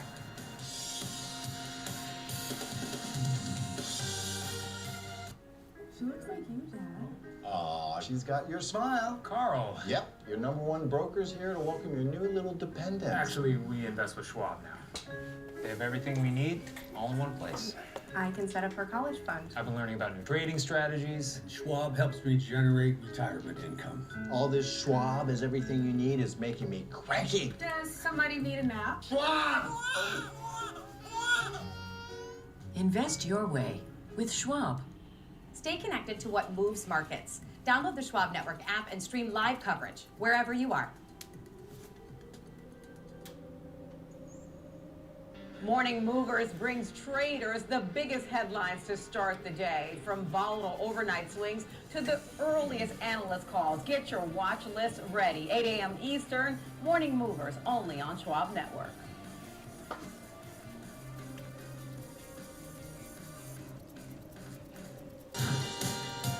Welcome back to Next Gen Investing. I'm Diane King Hall. Joining me now to do a health check on the real estate sector, specifically REITs. We want to welcome in David Auerbach, Chief Investment Officer of Hoya Capital Real Estate. David, thank you so much for joining us. I know one of the ways you're looking across the sector is kind of like, it feels like a report card theme, right? So let's set the stage for REITs. You looking at it, grading it on an A to an F, let's say. So before we get into individual sectors, when you think broadly speaking about the health of real estate and REITs, 66, what's 90, the overall theme 95? that stands out that we should pay attention to? Well, Diane, first of all, great to be here. Thanks for having me. We are coming out of earnings season. Come on, baby, get on down sector, there. And we did see more than 60% beat their full year guidance estimates. We use REIT-owned properties every single day, regardless of what's happening in the macro picture, whether it's an overseas conflict, tariffs, you name the headline, the REITs continue to hum along. As an example of sectors like senior housing. Senior housing is on fire.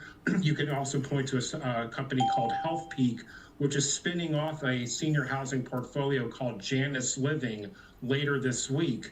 They did file their IPO paperwork this morning as far as their pricing range. So senior housing is a sector that's really still in major demand with not enough supply out there, looking at the next generations that are ahead. Other sectors that perform well include something like data centers. As an example, we're using a data center to have this conversation right now, or to watch this video at the end of the segment. So people are using data center owned properties every single day. And obviously, we haven't even talked about AI, and AI is used for data centers. Other sectors such as net lease and retail and properties that we use every single day reported very strong earnings. A good example is a company like Tanger, SKT. They own outlet malls, but they're more of experiential focus. And they talk about there's not a new lot of development in retail sector right now, which means our existing real estate becomes that much more valuable with every single day that passes. It's a Here it comes, get ready. We're not building any more land that's out there. So existing land that's out there. So far, that's not been acting very bad today. The patterns, like we had to bounce off the 100, called the 3 black crows right here, double top. We had another little bounce called this bounce off the 100. So now I'm going to call it's been clean. Very clean, just short, fast trades. Now we're coming down to the 200 EMA right here. So I'm going to grab one. These are the 6710s at 295, 290, 295.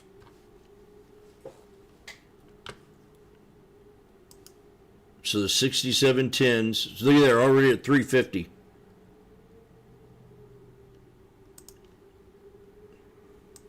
All you got to do is learn this strategy and you could really be a winner. Follow the moving averages.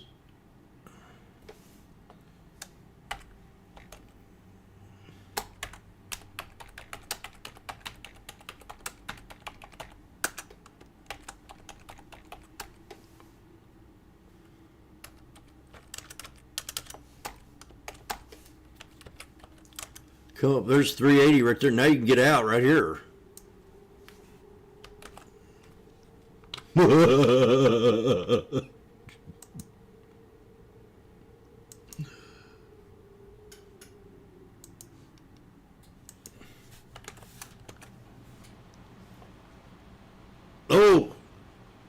Uh-oh.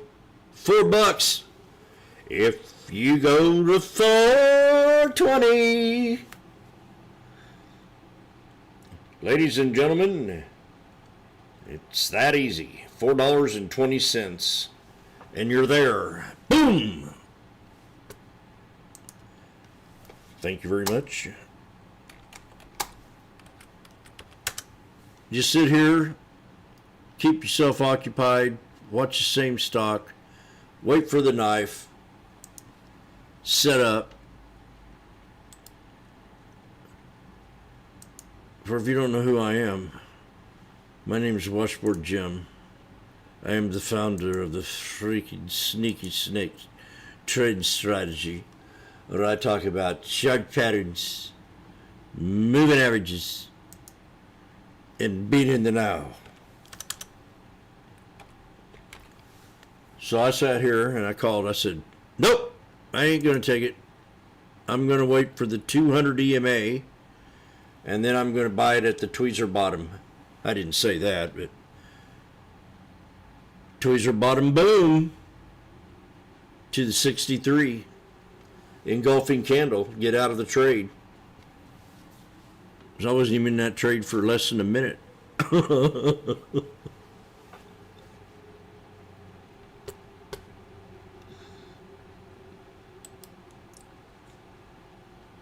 $500 and some in less than a minute. How's he do it? I've never seen anything like it.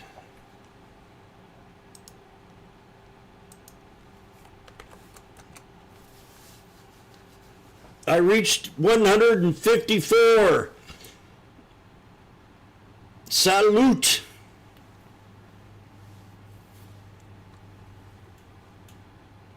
Nothing can't go any better than what I just witnessed here with a tweezer bottom entry idea to the 63 EMA. Another here, exit idea, inverted hammer.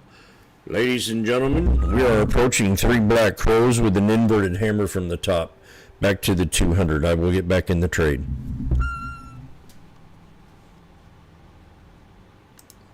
These are at $2.75.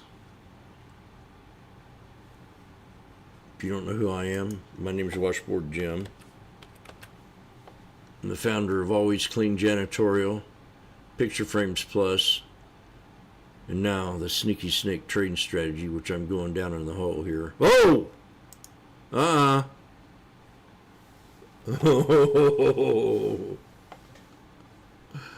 What caused that? It was not nice. Not nice.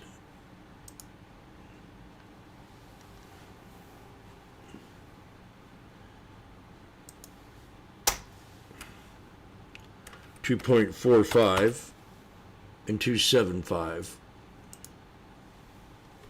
is my answer to the question. $2.45 and $2.75. I'm having 6 of them.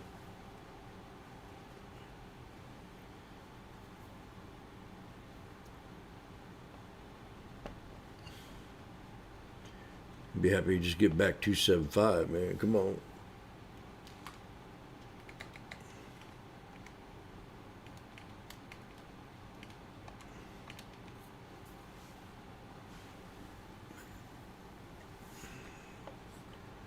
La la, ascending triangle. Take me, take me. Oh.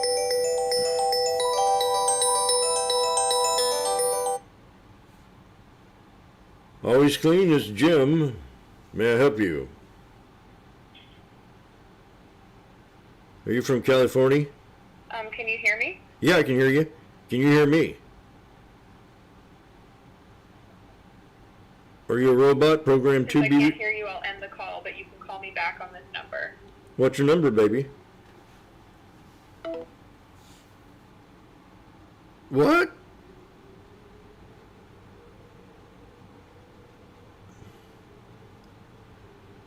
Can you hear? I ain't calling that number back.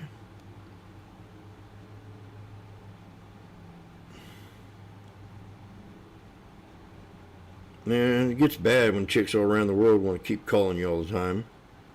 That one was from California.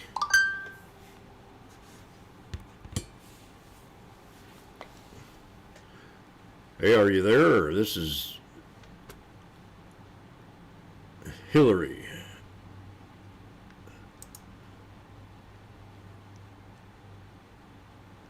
Oh man, you caused me not to get in this trade, chick. Lost my concentration.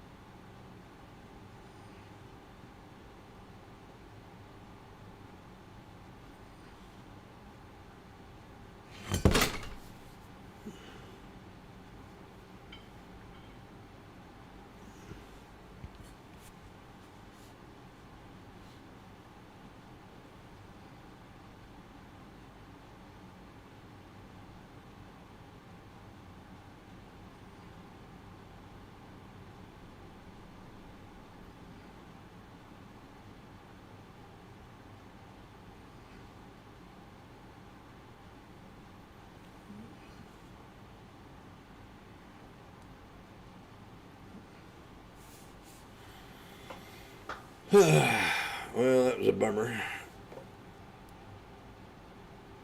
I think Jimmy would have took that one.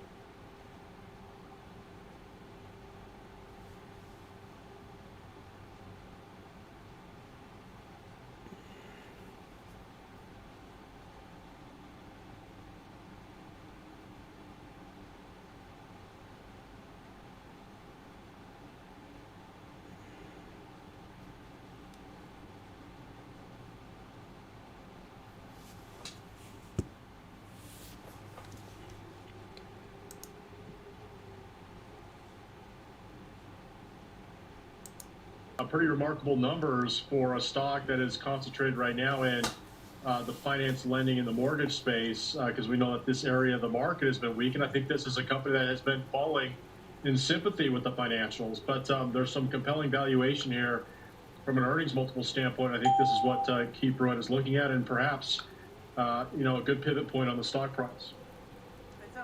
Starting to hear, some cautious optimism around the sector, and obviously Rocket has exposure to housing, right? Although there is still some concern, this year is supposed to be a little bit better. Are you seeing anything in terms of a shift in analyst sentiment around this, or is this, kind of the early days of analysts starting to shift their views on rocket companies? Well, I think if you look at total loan originations, countrywide, they've actually been relatively, stable, if not down, for most part. I think if you look at Rocket, their originations have actually been growing in the low single digits. But I think the other thing is the acquisition of Redfin has got some great synergies going for them. They keep growing their scale and their total business overall, irrespective of total market share in the country, which is relatively flat in terms of existing home sales. So I think their scale has been growing, and this is what you want to see. You want to see a standout company really do well in a market environment that's relatively balanced, if not growing very much at all. And that's what Rocket Company seems to do. But like I said just a moment ago, the price of the stock has also been tied up with sympathy with the rest of the financials, because anytime there's some stress in the financial space, whether it's SoFi, whether it's crypto, mortgages, private credit, all stocks are going to take a hit initially, but then, going through and looking at individual names like Rocket, there are going to be analysts that see that this is a compelling valuation. The reason I say this too is because if you look at the earnings estimates for next year relative to the price, it's 12 times earnings. So, relative to, over 30% earnings growth, that's 3 times the earnings multiple. One would say that it's growing at a very reasonable price, and I think this is what Keith Pruitt is looking at with their call. All right, thank you, George, for that analysis there. Rocket Companies shares rallying more than 4% right now.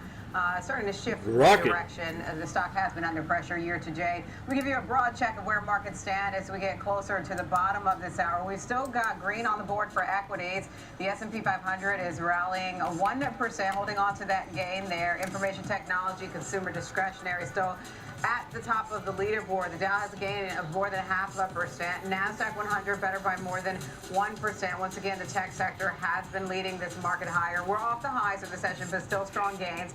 Russell 2000 right now better by about 1%. All of this as crude oil takes a step back below $95 a barrel. Thank you so much for joining us on Next Gen Investing. I'm Diane King Hall. Download the Schwab Network app. It's in the App Store. Tune in 24/7. You've got what? Schwab Bank Investor Checking, the checking account built for investors. Named highest in client satisfaction by J.D. Power for 7 years in a row. With Investor Checking, you get the award-winning features of our checking account, plus cash management solutions, all designed for investors like you. With unlimited ATM fee rebates for cash withdrawals worldwide, no overdraft fees, and enhanced security features to keep your money safe. Also, because your investor checking account is linked to your Schwab One brokerage account, you can manage your checking and investing in one convenient location. Moving funds between your accounts is easy. Cash moved to your brokerage account is available in seconds. That means you can stop waiting and start investing in stocks, bonds, money market funds, and more. Get more with Schwab Bank Investor Checking, the checking account built for investors. We got a little wall to break. But if it breaks that, boom. Welcome to Schwab Maybe come Network. back and retest. Real-time market coverage means But expert strategy. From the opening bell to the closing bell, we've got you covered. Get inside the minds of pro traders. My point is that they're getting a higher rate of change in sales based on their guidance, but not the same rate of change on EPS. Follow the biggest headlines, live analysis, breaking news, and sharp trade ideas minute by minute. With shows built for action, we break it all down in real time with speed, accuracy, and precision. I think one of the most important things is you're making a play in a risk-defined way here going into earnings. So that would be a further downside area to watch. Smart insights, actionable data, veteran traders, and trusted financial journalists streaming live and on demand. Schwab Network, streaming 24/7, any screen, anywhere, free. SchwabNetwork.com. Mom, when my grandparents moved here, did they know what our family would become? I don't even know if they could envision it. To leave everything behind, literally come across the entire world. I think that we totally met what their wishes were. Schwab has been with us for almost 25 years. Through working Yes, they have. houses, opening up our business, having children. They've always been there for us. I want to invest with a company that can help me give my family a happy financial future. Stay connected to what moves markets. Download the Schwab Network app and stream live coverage wherever you are.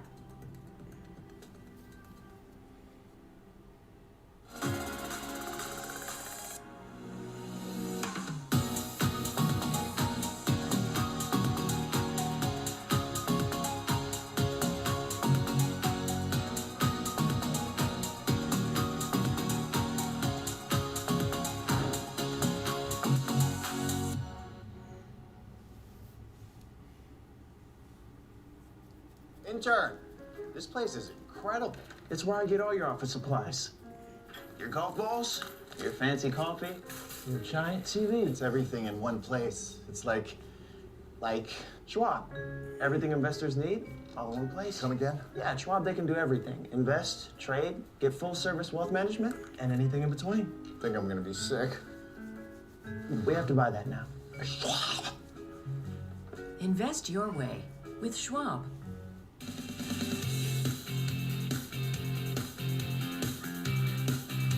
So now we're creating another Head and Shoulders. Oh, what the hell did I just do?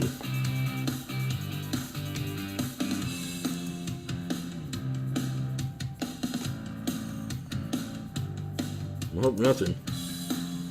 No. Good afternoon. afternoon. Welcome to the Watch List. I'm Nicole Petalides. It's 2 p.m. Eastern Time. We're coming to you live on the floor of the New York Stock Exchange with a big show for you today. Stocks are higher all day long and really holding on to the gains and holding pretty steady. The Dow's up 350 points and has been staying there. Also, we have the very latest on NVIDIA. The headlines from Jensen Huang's keynote at the NVIDIA GTC conference. Damn it, Jim. From the 16th to 19th. It's huge. We'll go over that. Rick Ducat standing by. He'll look at the unusual options activity in NVIDIA, Micron, which has Okay. and Carrier. And our panel looking at the I don't know, energy man. sector, the war in the My Middle luck's East. been going too good here. 94.30, much improved from Better just wait. 120 a week ago, right? Stocks right now, after 3 weeks of straight selling, which If we we come haven't back seen up in a and year, break the are triple having top, some up I'll arrows jump today. in. The S&P 500 up 1%. Unless we get a big knife. 66.97. The Nasdaq 100 up 1.1%. Oh, no, there's a hammer. At 24,667. You got an inverted hammer 3/4%, gaining and a hammer. points, and the Russell up 1%. James, Oil and gold are both lower. make a business Gold's decision. down $62 and oil's down $4. Look at that. 10-year bond yield 4.23. Tempting. And guess what's getting a bid? That's Bitcoin again. Tempting to get it 275. That is up 3.8%. All right, let's continue to take a look at the big picture here on Wall Street. Senior markets correspondent Kevin Green is with me. And as crude pulls back, stocks have been higher today. Some of your thoughts on these levels? Yeah, we've seen actually a lot of action within the commodity space as well as the equities. We are up over 1%, close to 1% for the S&P 500 here, Nicole, but we've been kind of consolidating for the last 2 hours or so. And if you're looking at the E-mini S&P 500 futures, we are starting to see maybe some selling pressure taking place when it comes to the contracts as that volume-weighted average price right now is being tested. So right now we are seeing obviously a little bit of optimism. The tech news from earlier this morning has obviously been a boost to that. We also got very close and tested the 200-day moving average for the futures contracts as well. So we have some technical bounce taking place, but we are still seeing a lot of volatility. The oil market itself trying to hold around this $95-ish area, seeing a little bit of a pullback, but what's actually very interesting Okay, it's retracing now. rates. If you're looking at the BWET ETF, which tracks tanker rates, that's actually up over 26% today. And that's usually a divergence. 275 would have been a good deal. Tanker rates are usually a front-loading and leading indicator for crude oil. So we are seeing tanker rates re-rate aggressively higher, even though we are seeing crude oil move to the downside here. Once again, a very interesting day when you're looking at the commodity space. And for now, the equity market is trying to hold up. Hopefully this conference and these comments coming from Jensen Huang is only going to reinforce some of the bullish activity for the equities. We'll have every single comment from the NVIDIA GTC conference. Obviously, 30,000 attendees, 190 countries attending, physical AI, agentic AI, inference AI, all AI factories. We're going to get all things AI. And so anything that comes out of that, we'll be sure to bring that to you folks. So we are standing by on breaking news mode for that. In the meantime, we have the Nebius with another AI deal, this one with Meta, and it's huge, right? It is. We are seeing Nebius and Meta actually inking a deal for $12 billion at least to start that's going to allow Nebius to provide some AI compute capacity to Meta. And this actually could expand out to $27 billion if Meta does kind of increase some of their consumption of the technology or some of the capacity from Nebius here. So this is actually a tailwind for that company. We saw a similar deal inked last week as well for this name, and it's getting very close to this 140 level, which is going to be a key breakout area to the upside. We may get some updates around this deal during this conference as well, so we'll keep our eye out on that. But Meta is also cutting around 20% of their staff. That's the report at this point in time, to really offset some of the increase in CapEx spending that they have committed to over the last year or so. So this is actually, once again, a tailwind for the technology trade. Some of the higher beta stocks as well as the neo cloud stocks are catching a bid off of this deal. And we'll see, once again, if we're going to be able to kind of hold some of this momentum and maybe some more enthusiasm for investors around the tech trade kind of gain some traction here over the next couple of days, as we have seen some weakness over the last couple of weeks. All right, and what about the final hours of trading? I know we've already gotten some economic data. We're waiting on more earnings. Thoughts? I think if you're able to close above this 6,700 level for the S&P 500, that's a big win for the bulls. The next day or tomorrow, you would like to get above 6,730. Now, the flows are still showing that 6,740 is going to be the main area of resistance. There's still a lot of call activity taking place there. We get some positive commentary from this conference. Maybe we go up and actually test that. I just get a little bit concerned, Nicole. Once again, if you're looking at the futures, you are seeing some sellers getting in and trying to knock prices down. It hasn't been able to do so yet. If we do see a reversal, you want to see 6,680 to be able to hold. But for now, we're actually kind of holding up. And I know, Nicole, I wanted to call this out because I know you really follow this market closely. But soybeans, as well as some other agricultural products, sold off very aggressively today and are now limit down. So the commodity space in general is kind of going through its own phase as the equity market's trying to recapture some of these losses from the last week. Yeah, I noticed that about the soybean selling off. I do follow it closely, Kevin Green. You're right. Now we'll take a look at the bigger picture. Thank you. Adam Kuntz is with us, Co-Chief Investment Officer at Winthrop Capital. Adam, great to see you. Some of your thoughts on the market. Yeah, I mean, look, the market's going to be really sensitive to what's happening with the conflict in Iran. I think that's what you're feeling today is just some of that pressure coming off because it just looks today like this maybe closer to the end than to the beginning. And so I think, you know, markets, at least investors should expect markets in the near term to be really sensitive to that and everything else will kind of be pushed to the side. But there are a lot of things moving right now in the market. Damn. I think, you know, when you look at tech, when Just you as look I at called it. AI and how it's evolving and how the markets are digesting this increase in CapEx spending. And Just then as I called it. Kind of the big story that seems to be hitting at least every other Boom. day in the private credit market and how that's flowing through the BDC type stocks. Man, it's So been a there's still very lot good of chart things day. under the current that are happening. But regardless, the focus, the thing that's really going to shift markets, at least like I said in the near term, is just going to be this conflict. Very nice. So what do you think? What's your strategy here going forward then? I don't have one. Well, you know, you need times like this to have your buying list, to have the things that, you know, you've kind of put to the side that maybe To were get too Caroline rich, back. and you were kind of looking for them to cheapen up. This is your time to start looking at those lists. I think the reality is overall the market is still relatively strong. I think, you know, like I said, we obviously had some choppiness here over the last several weeks. But when you look at earnings, right now earnings growth is still robust. And as long as that remains intact, I still think you want to be a buyer of this market. Now, you want to be, you know, somewhat nimble here. You want to be able to play defense. But where you do have some kind of dry powder, like I said, when you see those pullbacks, dislocations, that's the time to start to buy right now, unless we see some bigger kind of change or shift fundamentally to the earnings story. Like I said, I think right now you still want to be a buyer of these markets.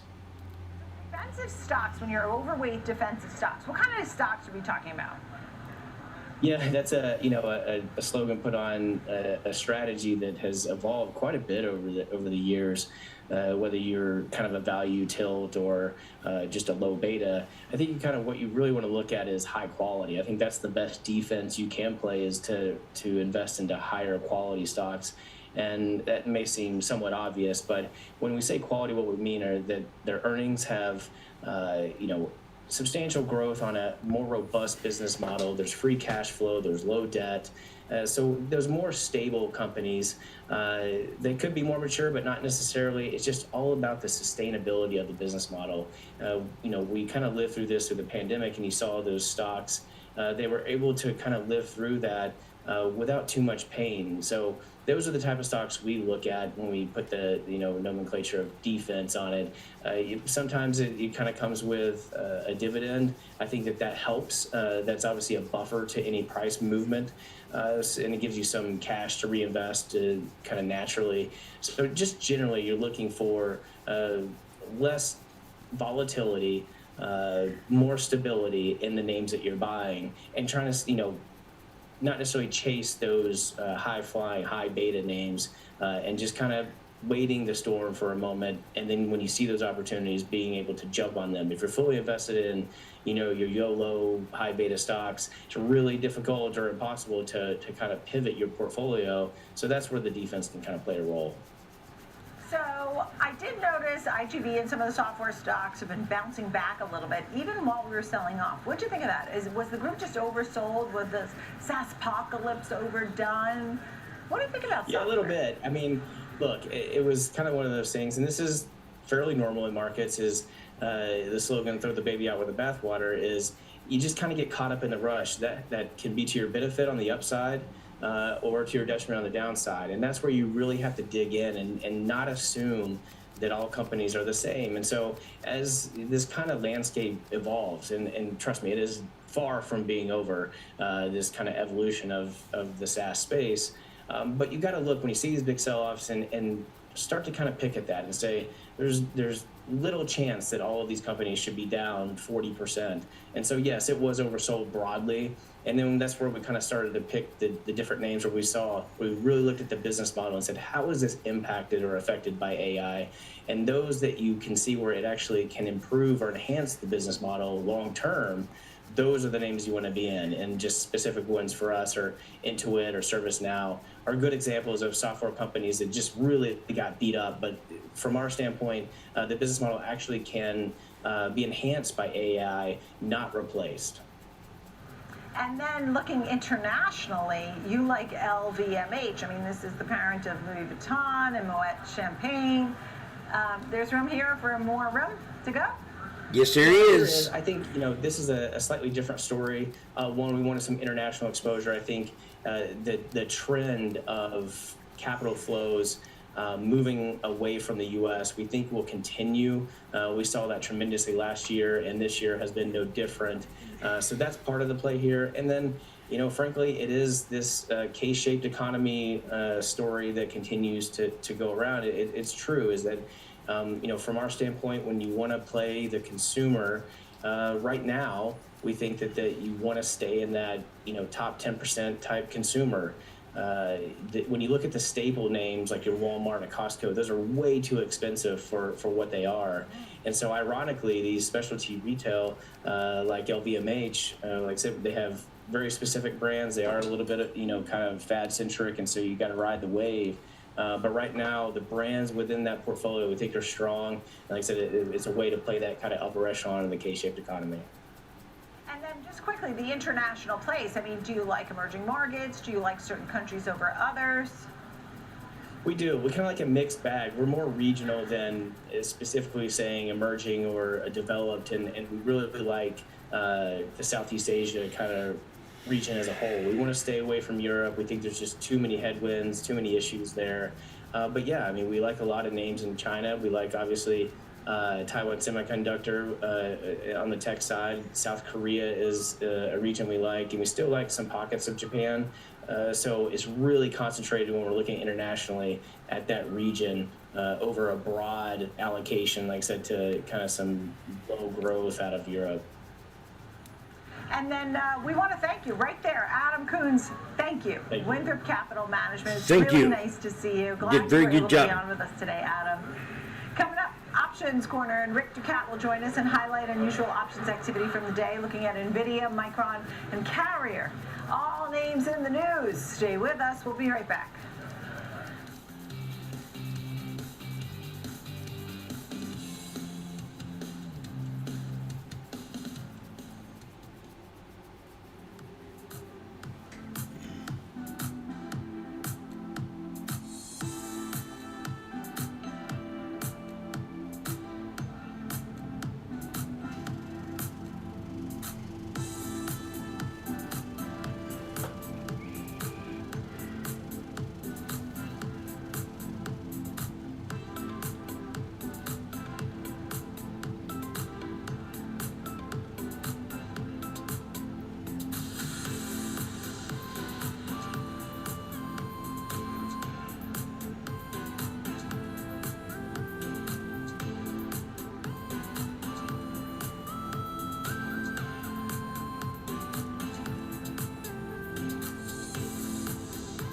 Bang.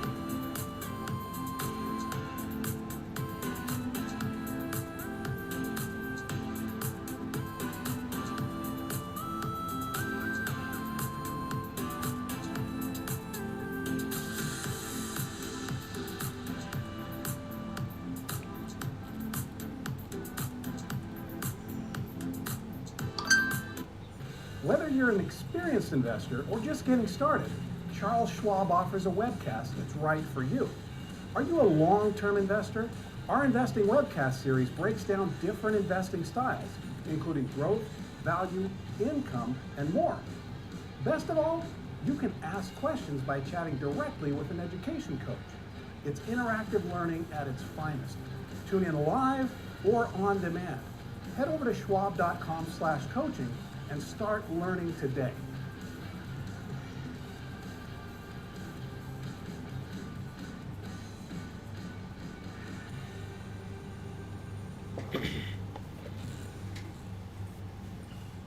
Real-time access, data-driven analysis, from U.S. equities to global macro matters. Schwab Network connects the dots. Watch live, subscribe free at schwabnetwork.com.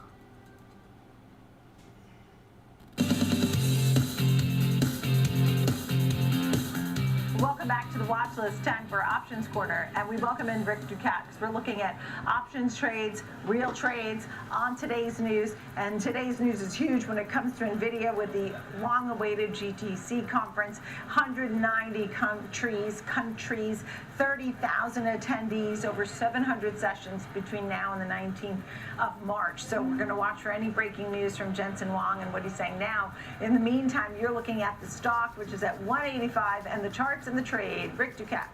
Sure, I mean, we could probably do a whole segment about NVIDIA options every single day here, but I thought today was an especially appropriate day to find one particular trade and highlight it. And you and Kevin Green did a great job kind of already covering the general news surrounding NVIDIA. So I'll just kind of talk for a moment. The news that traders are probably hoping to hear the most about today is the Rubin chips, the successors to the Blackwell chips here, the next-gen AI computing platform and GPU architecture. So this type of system is made for agentic AI and massive scale inference. So what is inference? Just in general, process of reaching conclusions based on evidence and reason and prior knowledge, something that computers kind of struggle with, to put it lightly here. So kind of filling in missing details to understand the overall implications of what's happening and understand the context. That's the kind of thing that this kind of next iteration of these chips is going to try to focus on more, it sounds like here. So in terms of energy use, always a hot topic with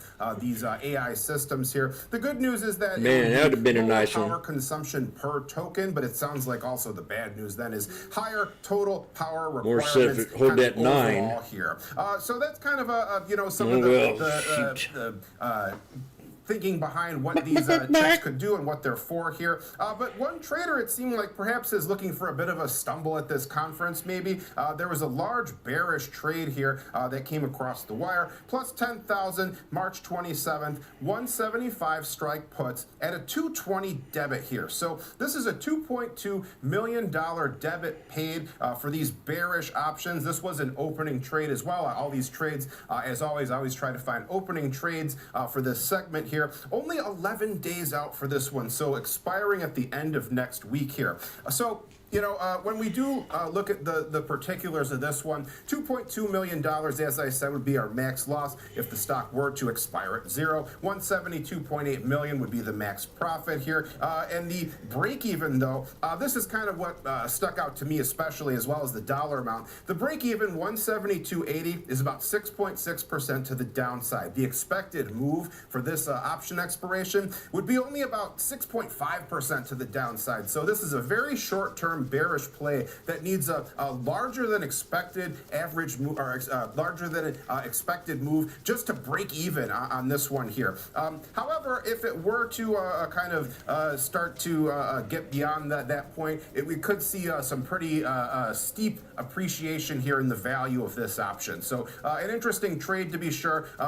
Definitely a risky short-term play. These long options could all go up in smoke if things don't go the way this trader is hoping for.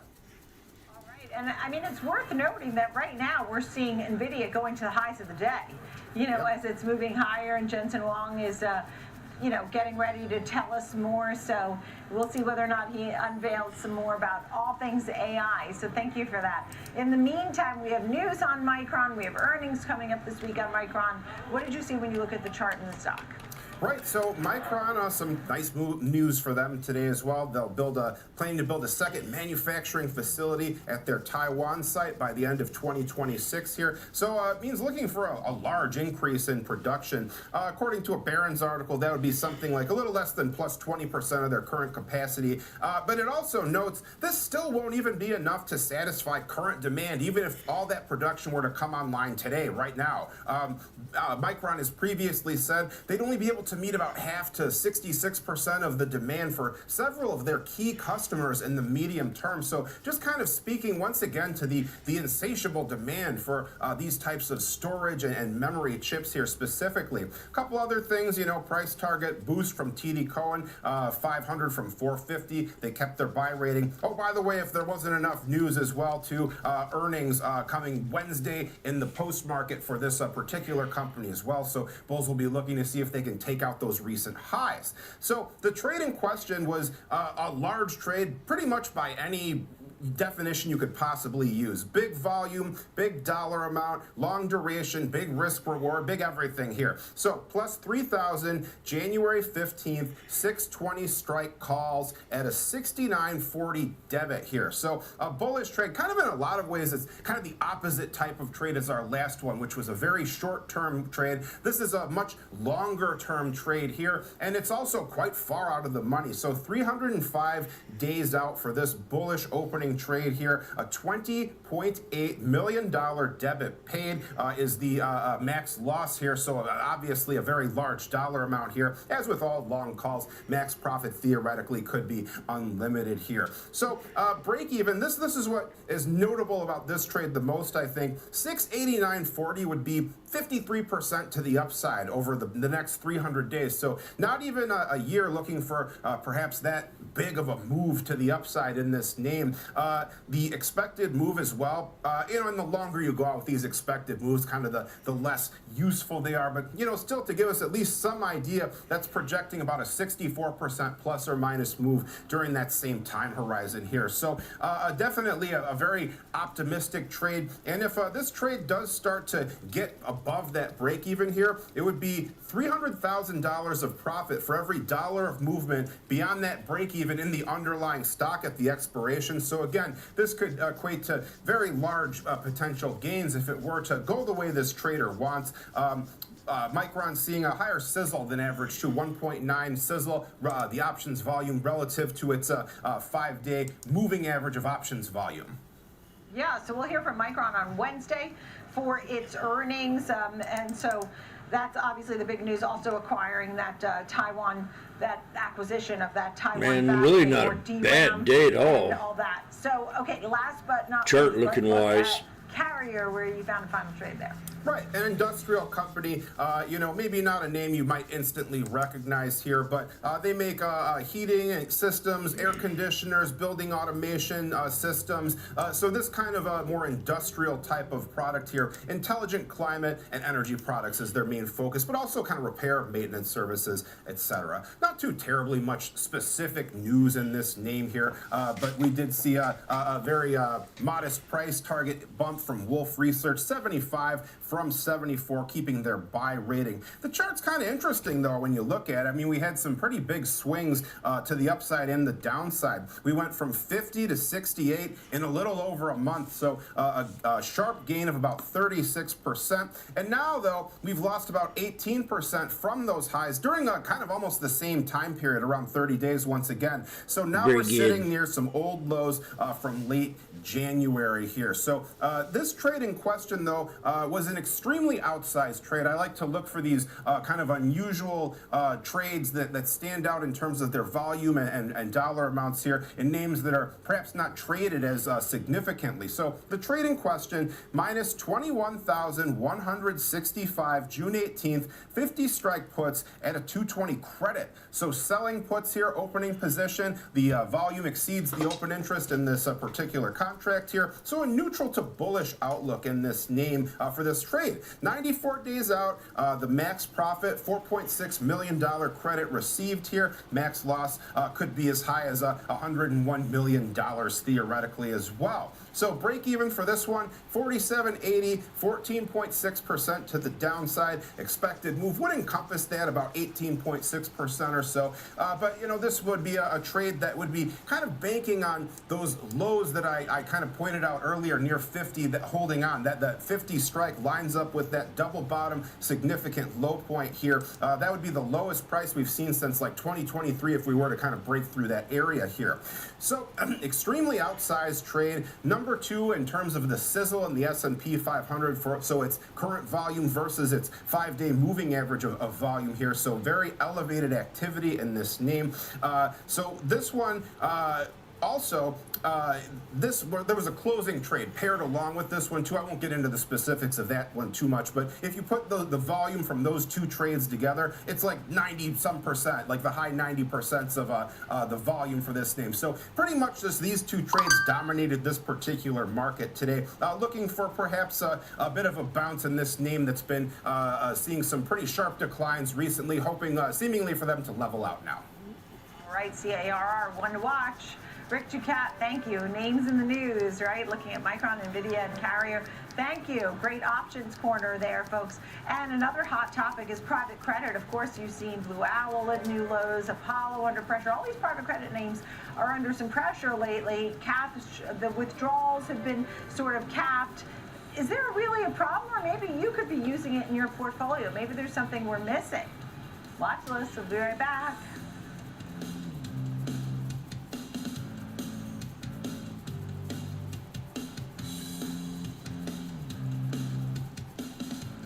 Kick off the morning with the data and the decisions moving markets. Morning Trade Live breaks down the macro moves driving the price action, from Fed policy to global growth to inflation prints and geopolitical risk. Smart, fast, and always live from Wall Street to your screen. Morning Trade Live, where the markets meet the macro, weekdays at 10 a.m. Eastern on Schwab Network. Yeah. Whether you're an experienced investor or just getting started, Charles Schwab offers a webcast that's right for you. Do you like using charts when analyzing your stocks? Our technical analysis webcast series breaks down different charting techniques like trend analysis, price patterns, moving averages, oscillators, and much more. Best of all, you can ask questions directly to an education coach. It's interactive learning at its finest. Tune in live or on demand. Head over to schwab.com/coaching and start learning today.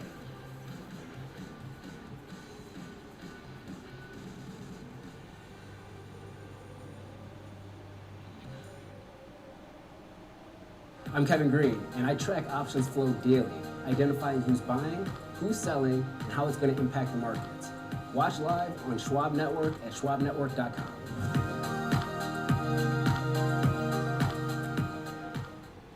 Trading at Schwab is powered by Ameritrade, giving traders even more ways to sharpen their skills with tailored education. Get an expanding library filled with new online videos, webcasts, articles, courses, and more. All crafted just for traders. And with guided learning paths, stacked with content curated to fit your unique goals, you can spend less time searching and more time learning. Trade brilliantly with Schwab.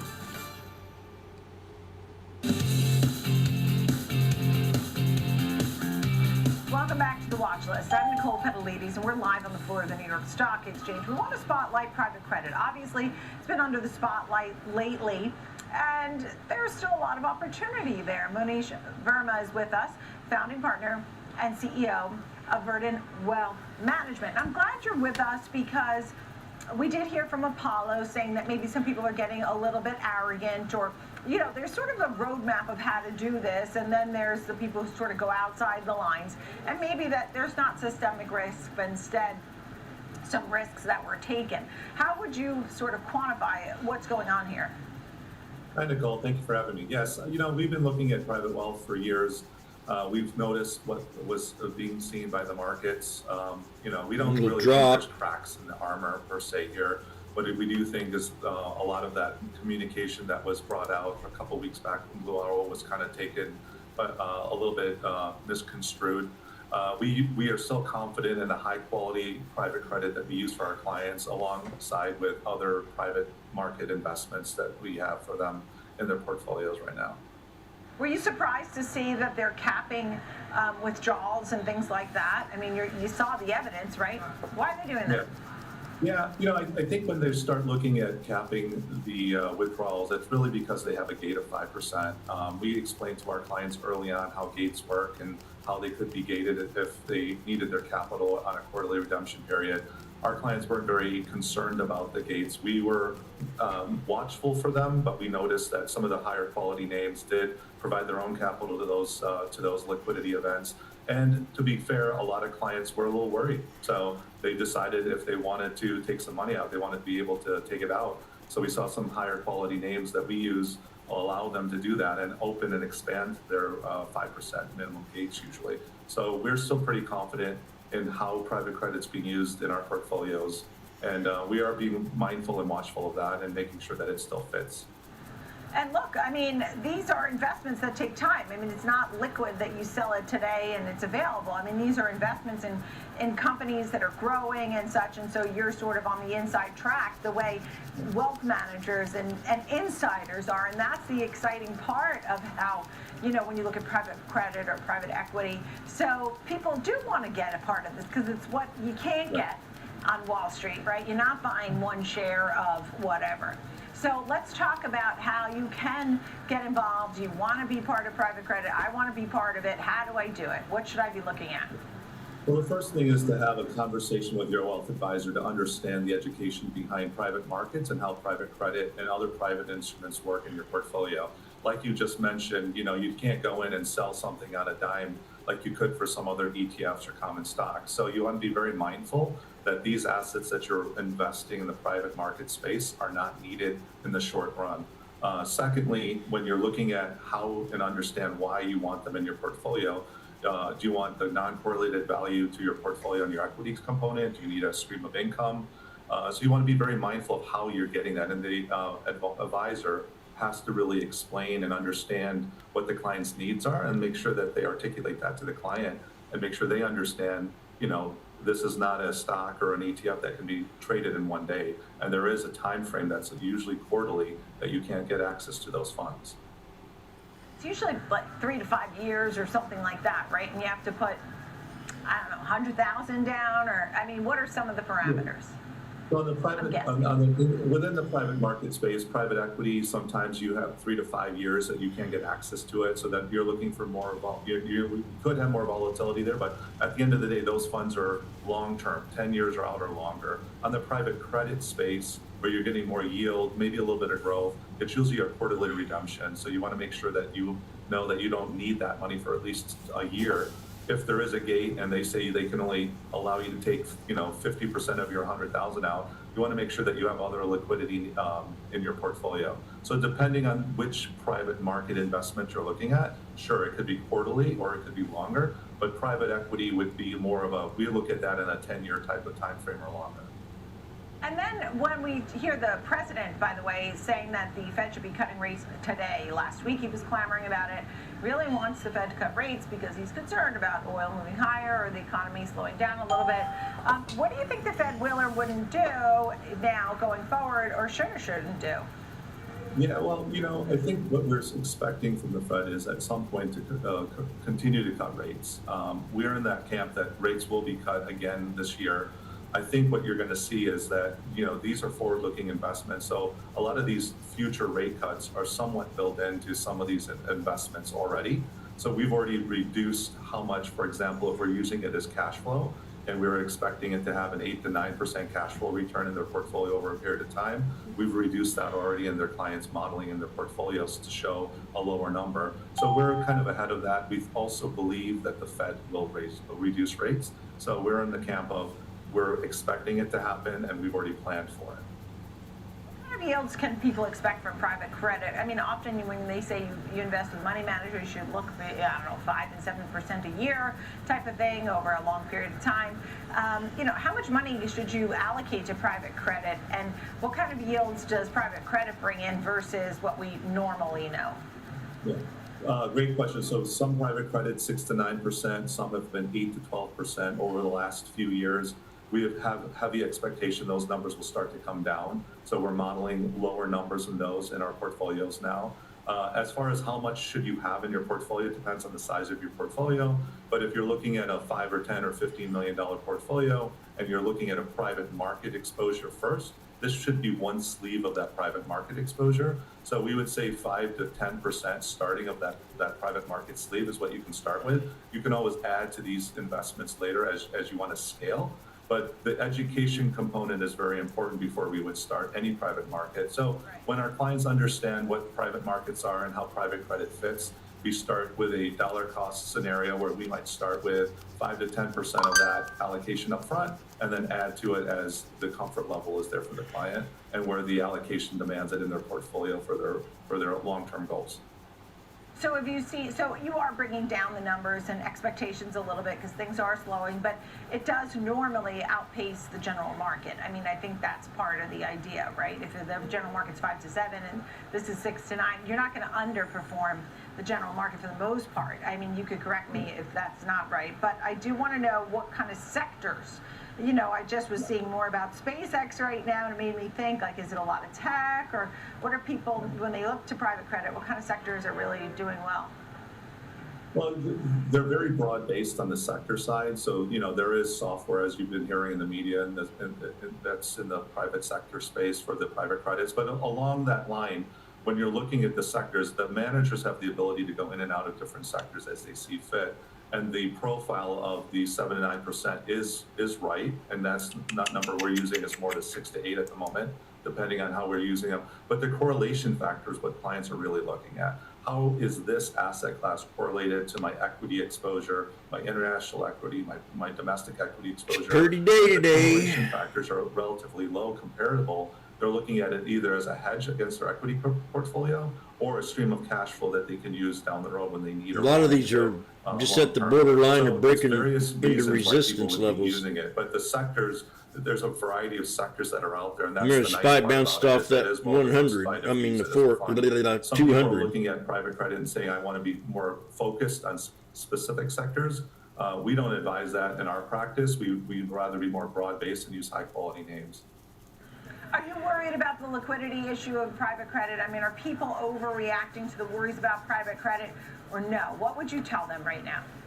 Yeah, you know, as this news broke in the last few weeks and we had conversations with our clients and talked about their risk profile and where this space fit in their risk profile, and it's really their longer term assets. And the, you know, the bandwidth that they needed was years, not months or quarters. Our clients were still very comfortable with staying in private credit as we've advised them to. And again, we are looking at the high quality bandwidth, not the intermediate or low quality bandwidth of the private credit. So we've had very calm conversations with our clients, educating them before they ever even bought the investments and during the media and understanding what's going on. But there's been some calls, and the calls have remedied to the point of they understand what we're doing and how they fit in their portfolio. We're keeping a watchful eye on our behalf of our clients, and they know that if there needs to be an adjustment, we'll advise them to make it. But at this point, we are comfortable with our exposure. And you know, at the moment, we are adding to clients' portfolios as it sees fit in the allocation that we've advised them to get to in private credit. We're not deviating from that at the moment. All right. Monish Verma, Varden Wealth Management. Great to see you. Thank you so much. Really appreciate it. Thank you, Nicole. Thanks for having me. Appreciate it. All right, coming up, how about some value stocks, some names to own in your portfolio?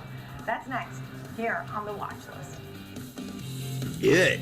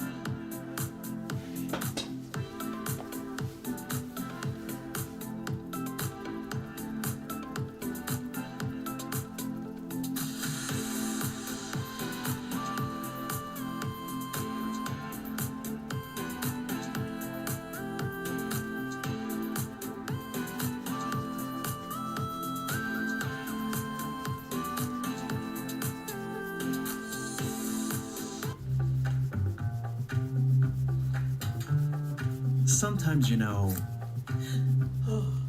you could have done better. Same goes for where you invest. Level up and invest smarter with Schwab. Real-time market moves, earnings breakdowns, and trade-ready insights. Follow me on X at Sam_Vardis and connect with me on LinkedIn or Instagram for more. Trading at Schwab is powered by Ameritrade, unlocking the power of Thinkorswim, the award-winning trading platforms.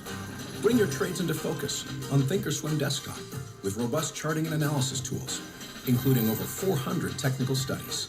Tailor the platforms to your unique needs with nearly endless customization, and track market trends with up-to-the-minute news and insights. Trade brilliantly with Schwab.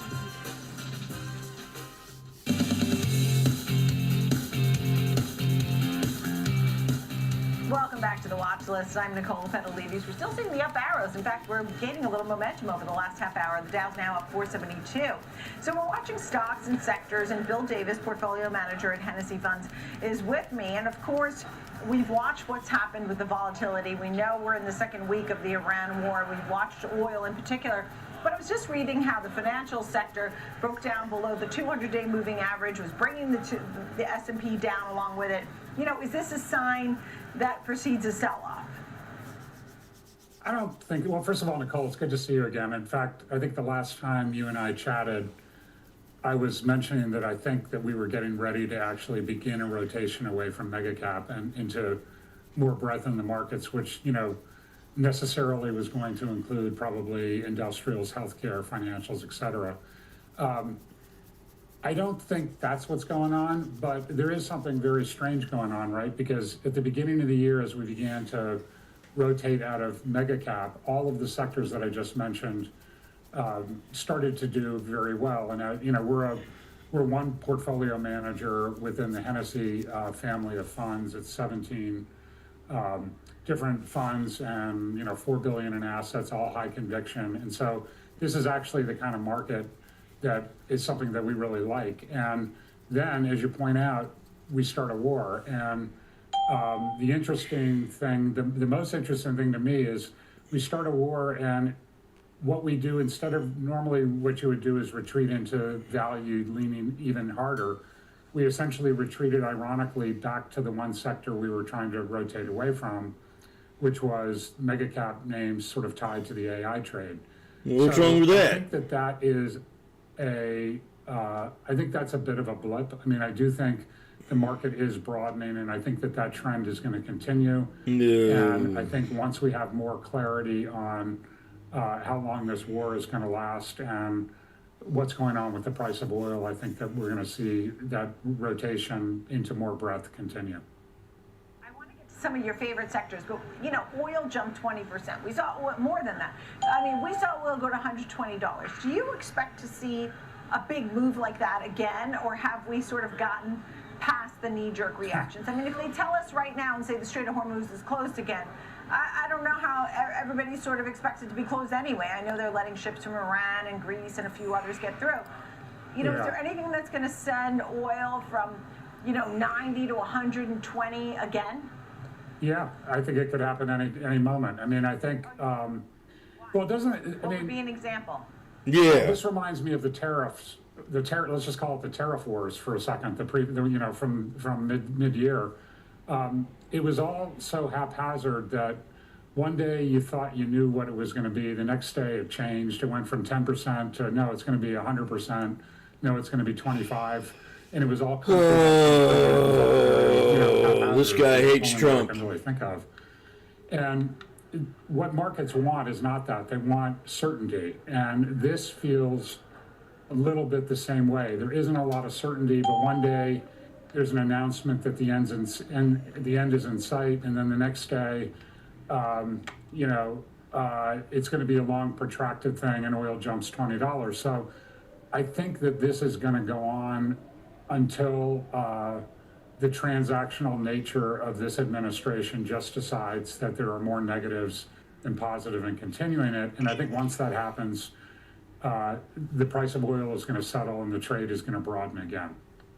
And we've seen, okay, Thank you for that. And once they decide there's an off-ramp and they actually do something with that and move forward with that kind of language, let's talk about names that you do like, right, or that are interesting to you. Dow Chemical, for example, right? Yeah, no, Dow's, by the way, Dow is kind of part of this sort of schizophrenia that we're in right now in some ways. I mean, we bought it at the beginning of this quarter. It's up something, I haven't looked today because I'm at an ETF conference. It's up something like 44% this quarter. And by the way, the street expects a massive drop in earnings and a 9% drop in revenue.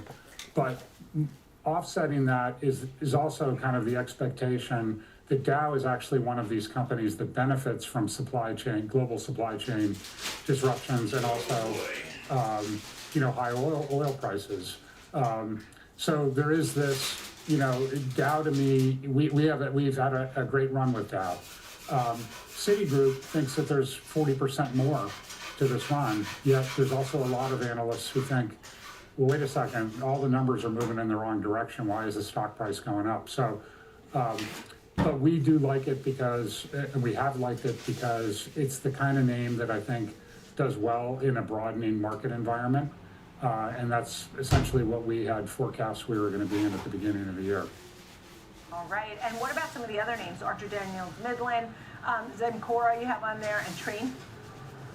Yeah, I mean, it's all part of the same thing. I mean, ADM, I think it's up 59% in the last year. We bought it at the beginning of, in the beginning of January when we rebalanced.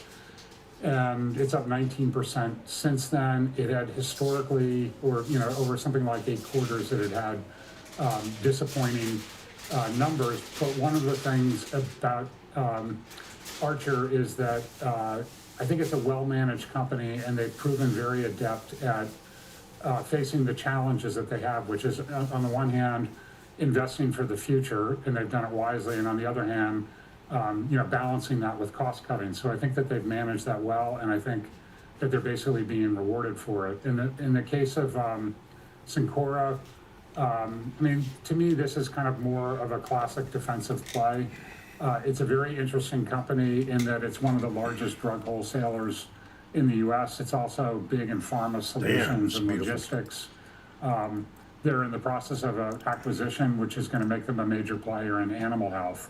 So they not only have diversified revenues that are, somewhat non-correlated, they've also built in lots of operational efficiencies and demand for some of their products. And they've also been actually pretty consistent on earnings beats, recent 5.5% revenue growth, 9.25% or 9.4% adjusted earnings growth. So to me, this is like a nice name to hold in a time like this, because it's not really correlated to what's going on in other parts of the world. And then, I think the case for Trane, which year to date is up, I think, right around 8%. They have made a strong emphasis on sustainability of their products at pretty much the perfect time, because data centers are going to be massively important clients moving forward. Data centers are actually looking for not only innovation, but they're looking for sustainable solutions to sort of offset some of the challenges that they have around energy usage and, frankly, water usage as well. So they've done an acquisition of Stellar Energy America, which gives them a whole lot of access to the sort of thermal management within data centers. They've got an emerging market focus in India. I just think it's a good company with products that are going to be in demand for some time. Yeah, and yes, Bill Davis, you were correct on those Mag 7 names to move away from those names and look at the other, the other 400, and 493. So thank you, Bill Davis, Portfolio Manager at Hennessy Funds. Nice to see you, Bill. Thank you. Still ahead, we bring our panel in to discuss energy as the war in the Middle East continues. Oil right now at $93.74 the barrel, down $5. We'll be right back.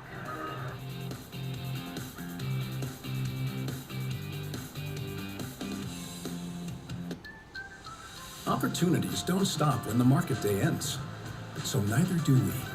Schwab gives you round-the-clock access to over 1,100 of the most popular stocks and ETFs, plus a wide variety of futures markets. all with 24-hour support from trading specialists who understand the ins and outs of 24-hour trading. No matter the hour, you can trade brilliantly with Schwab. Hey, investors, you know the market moves. There's the pullback. Schwab is here to help you move with it. So, whether you're buying, selling, holding, or planning, whether you're ETFing or 401k'ing, saving, spending, or even retiring, you can count on Schwab for market insights, live support, powerful trading platforms, and 400 branches. All at your service, all so you can invest your way. Sounds nice, right?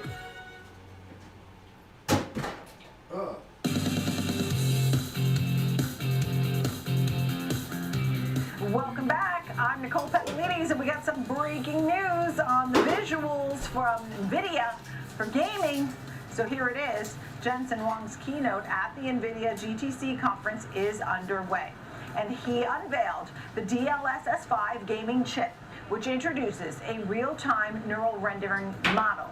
Jensen Huang also announced NVIDIA is teaming up with IBM to accelerate its latest Watson project. Now, this big news on this new breakthrough for gaming is not necessarily boosting the stock at the moment. It's come down a bit in the last few minutes. There you have it. We'll keep you abreast of each and every headline. All right, we are back to energy from gaming and NVIDIA and all things at the GTC. Now let's get to Robert Thumel, the Senior Portfolio Manager at Tortoise Capital, and wanted to ask you a little bit about what's going on with oil. And we're looking at it right now at 93.80. What do you think where do you think we're heading with oil? Have we sort of seen the top? Yeah, well, that's a good question, Nicole. I hope so.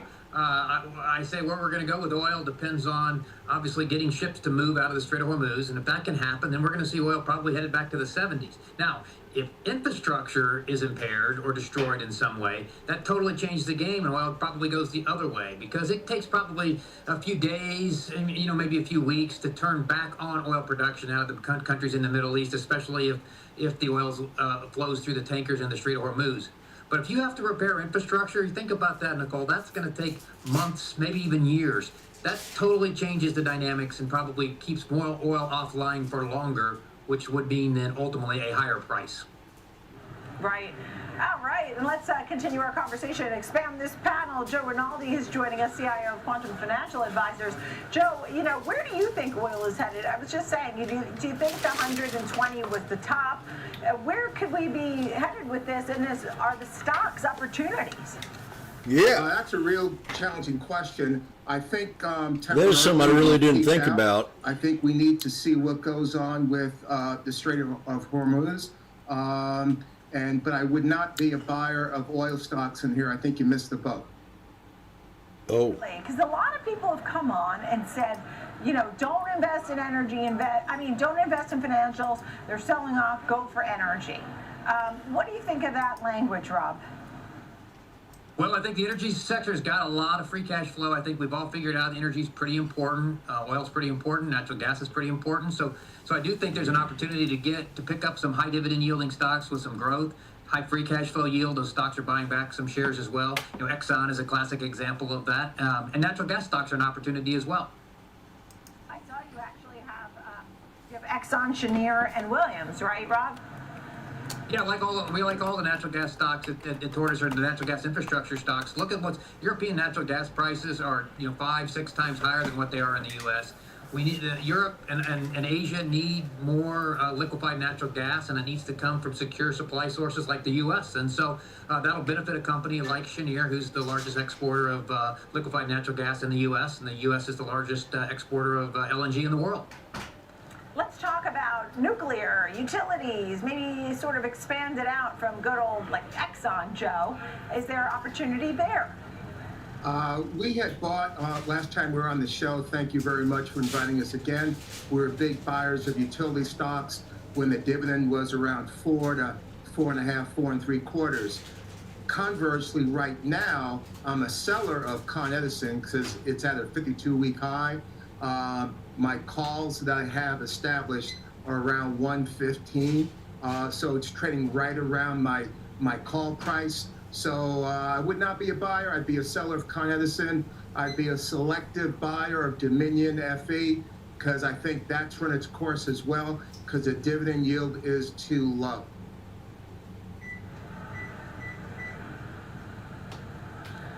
All right, and then Rob, what do you think about consolidation in the industry? Do you see some of that happening? Yeah, in energy, probably not, Nicole. You know, the companies have become pretty disciplined with their cash flow, and investors have required it, and investors have responded. 67.66. Can we get it? Discipline from a capital perspective have seen their stock prices rise, and so going out and doing a major acquisition is probably not something that we would see as really capital discipline. And so I don't think that we're going to see a ton of consolidation in the energy industry at this point. All right, and Joe, you know, I'm going to give you the final word here. Thank you. There's so many stocks to look at. You've been on with us before. I'm glad you're back as well. We love having you both, of course. Joe, you know, if it's not this area, because you're a little out on some of the utilities. I know you said to buy into at least one, Dominion maybe. But yes. What do you like then? If you want to play in the energy space, oil, I would not buy individual stocks with the exception of BP. BP has a low price-earnings ratio of around 15. The dividend yield, which is qualified, is a little under 5%. And I'd probably be more comfortable with the ETFs, XLE, VDE, and those areas. And if you really want to play the futures market, I'd be selling spot oil and going long 6-month futures contracts at 77. And you can make $18 a barrel. And I think that's what the government's doing. Yeah. Oh, really? Rob, I saw a dollar at 100 today. You know, sometimes as the dollar goes up, commodities can come down. You have 10 seconds left, Rob, quickly. Well, I think energy is a great place to be. I do think oil is probably going to settle back down in the 70s. I think that'll be a good thing for inflation, and that'll keep inflation low, keep economies going. And I think that's positive for the entire stock market, but also for the energy stock market as well. All right, and that means the Fed won't cut for sure. Maybe not. I don't know. Rob Dumel and also Joe Rinaldi. Rob, Joe, thank you. I'm Nicole Petalides. I'm so glad you're with us every single day here on Schwab Network. I see you every day at 9 a.m. and 2 p.m. So keep it right here. Market on Close is next.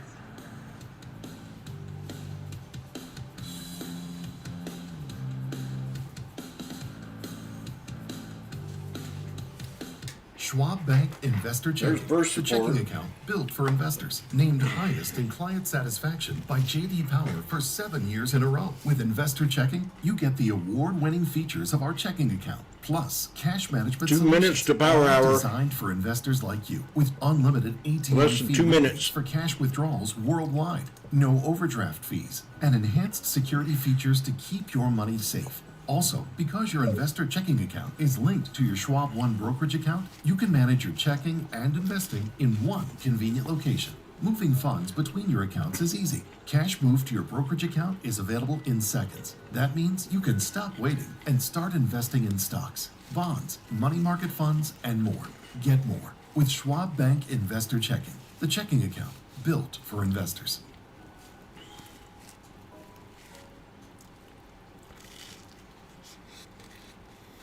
Welcome to Schwab Network, where real-time market coverage meets expert strategy. From the opening bell to the closing bell, we've got you covered. Get inside the minds of pro traders. My point is that they're getting a higher rate of change in sales based on their guidance, but not the same rate of change on EPS. Follow the biggest headlines, live analysis, breaking news, and sharp trade ideas minute by minute. With shows built for action, we break it all down in real time with speed, accuracy, and precision. I think one of the most important things is you're making a play in a risk-defined way here going into earnings. So that would be a further downside area to watch. Smart insights, actionable data, veteran traders, and trusted financial journalists streaming live and on demand. Schwab Network, streaming 24/7, any screen, anywhere, free. SchwabNetwork.com. Mom, when my grandparents moved here, did they know what our family would become? I don't even know if they could envision it, to leave everything behind, literally come across the entire world. I think that we totally met what their wishes were. Schwab has been with us for almost 25 years through purchasing of houses, opening up our business, having children. They've always been there for us. I want to invest with a company that can help me give my family a happy financial future. Stay connected to what moves the markets. Download the Schwab Network app and stream anytime wherever you are.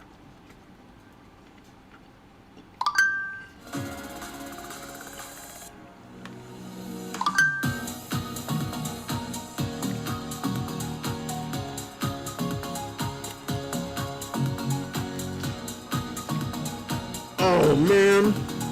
Yeah.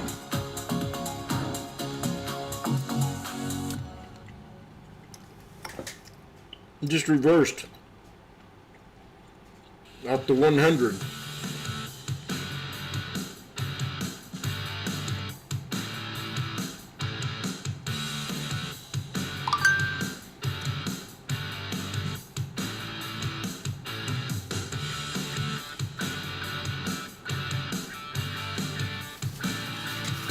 Oh well. Good afternoon. Two more It's 3 misses. p.m. here on Wall Street, and this is Market on Close. I'm Sam Vardas, coming to you live from the New York Stock Exchange. Let's take a look at what is coming up on today's show. We will check the pulse of the housing market after the Senate passed a housing affordability bill that will ban large institutional investors from buying homes.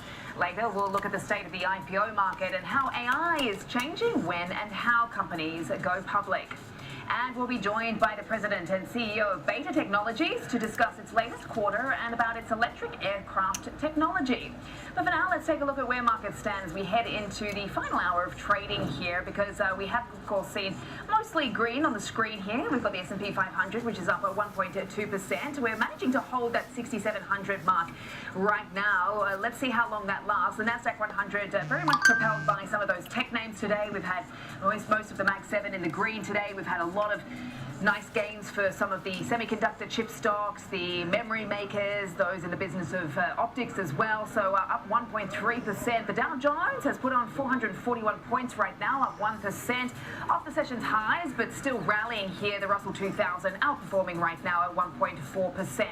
We've had some data today which looks encouraging, not top tier stuff, but enough to continue to show the economy is chugging along by the way of industrial production and some housing data. We'll discuss the property market later, but for now we've got these futures products looking like this.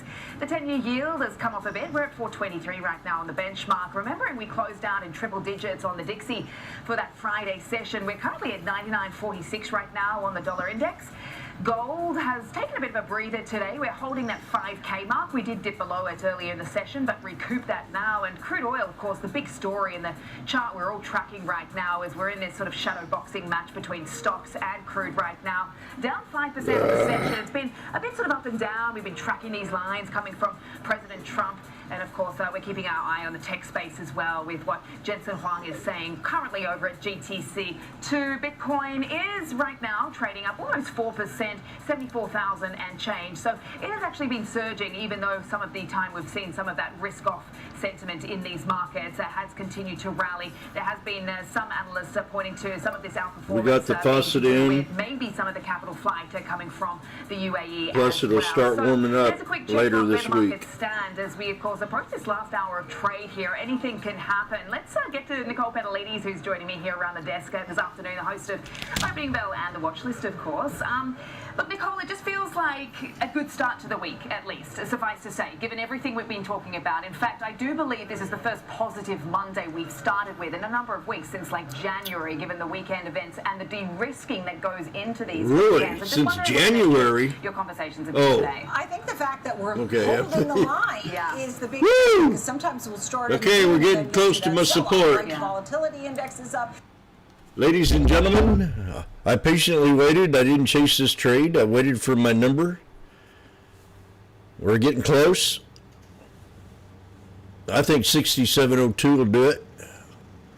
We have 3 black crows right here, though. So wonder what that'll do. The crowd's going wild here at the sports arena. We got a yin yang. Oh, we got a support level right there too. Double bottom. So somewhere in that.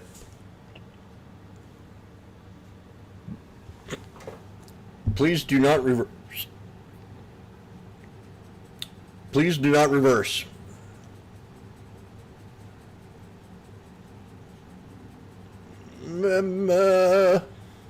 Whoa.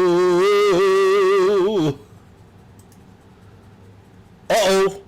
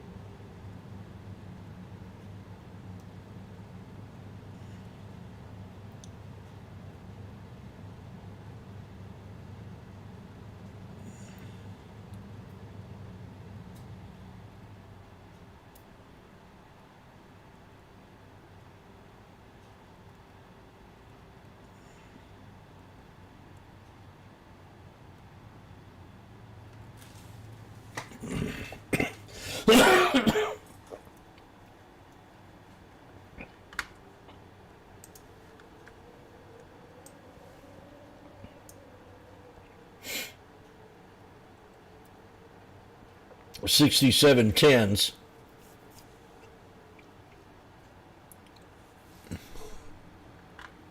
I still think we could come down and hit this, but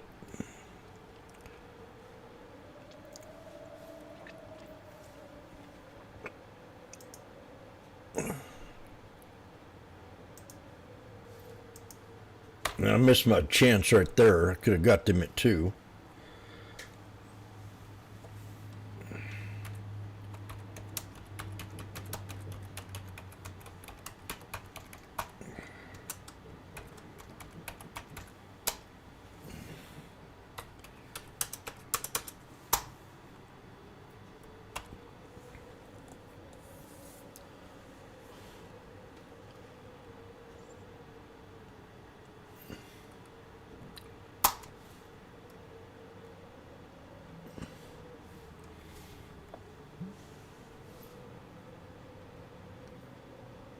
Well, I might grab a couple here.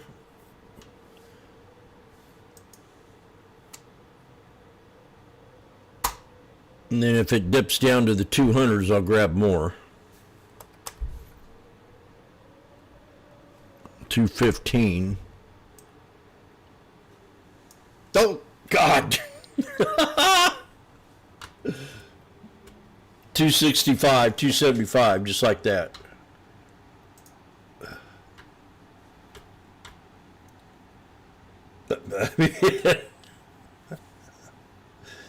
Woo! Woo!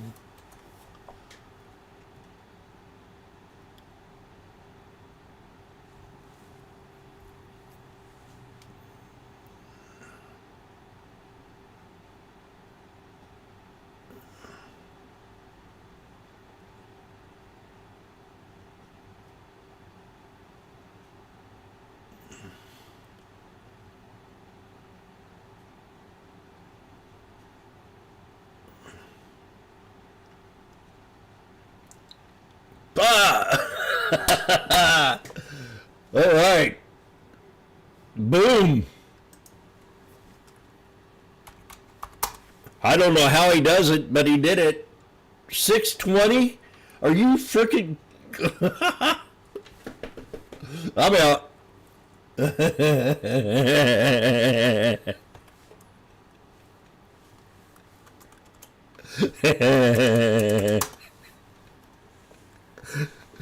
Woo! 15, 16, 18. God.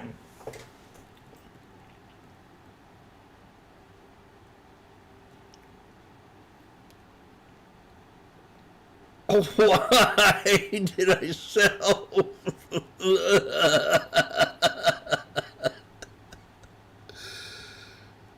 I don't know. Potential signs of easing tension in the Strait of Hormuz at 12:37, but that was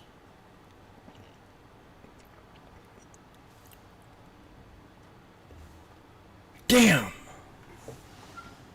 I mean, I got no more than got in that thing and it popped 100%.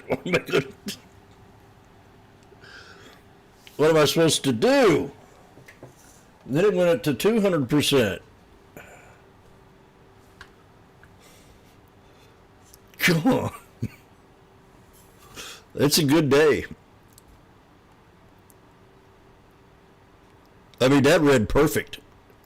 It stopped right at my trend line. The double bottom that I called. And I waited and waited and waited.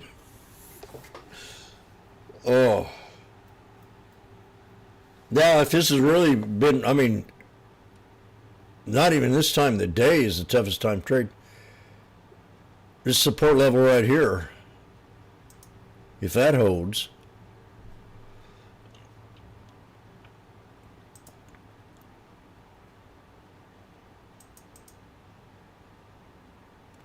that was incredible.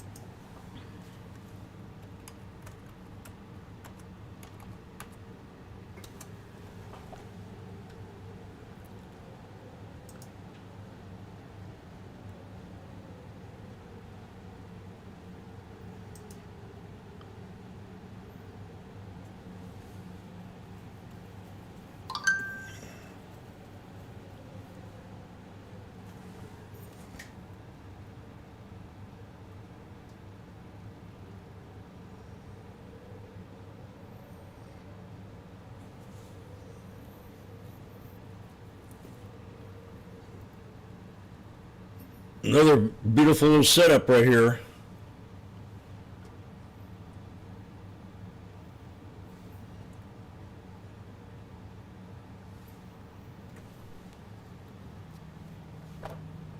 There's 67 tens at 5. Oh God, not again. I didn't know more. 560.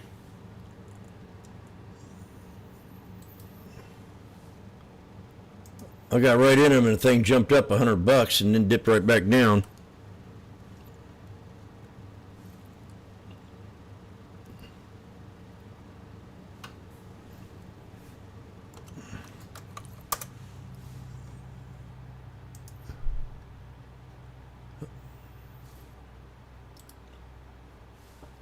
It's not paying good though.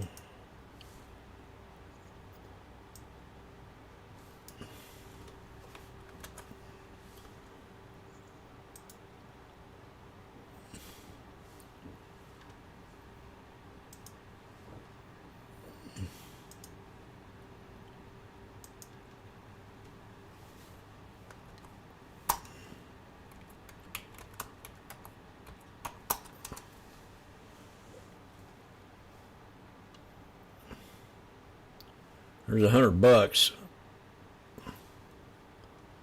So we're at a resistance. This is a shoulder line of a head and shoulders. Your left shoulder, your right shoulder, and your head. Navidier. Oh, who's this new girl you got on here?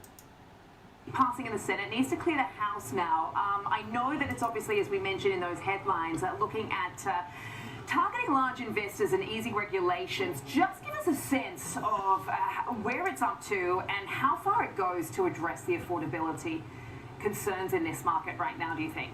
Sure. Well, thanks so much for having me, Sam. I think that's actually a really interesting question. The bill has Oh God. to go back through the House, so we're not sure exactly where it's going to I'm not sure I can handle talking to her. The spirit of the bill is meant to address this looming problem of affordability, which is important across the aisle. As you can see, broad bipartisan support for the bill in the Senate. However, as the market exists right now, it's really composed mostly of purpose build-to-rent portfolios, which are institutions developing as a JV with developers.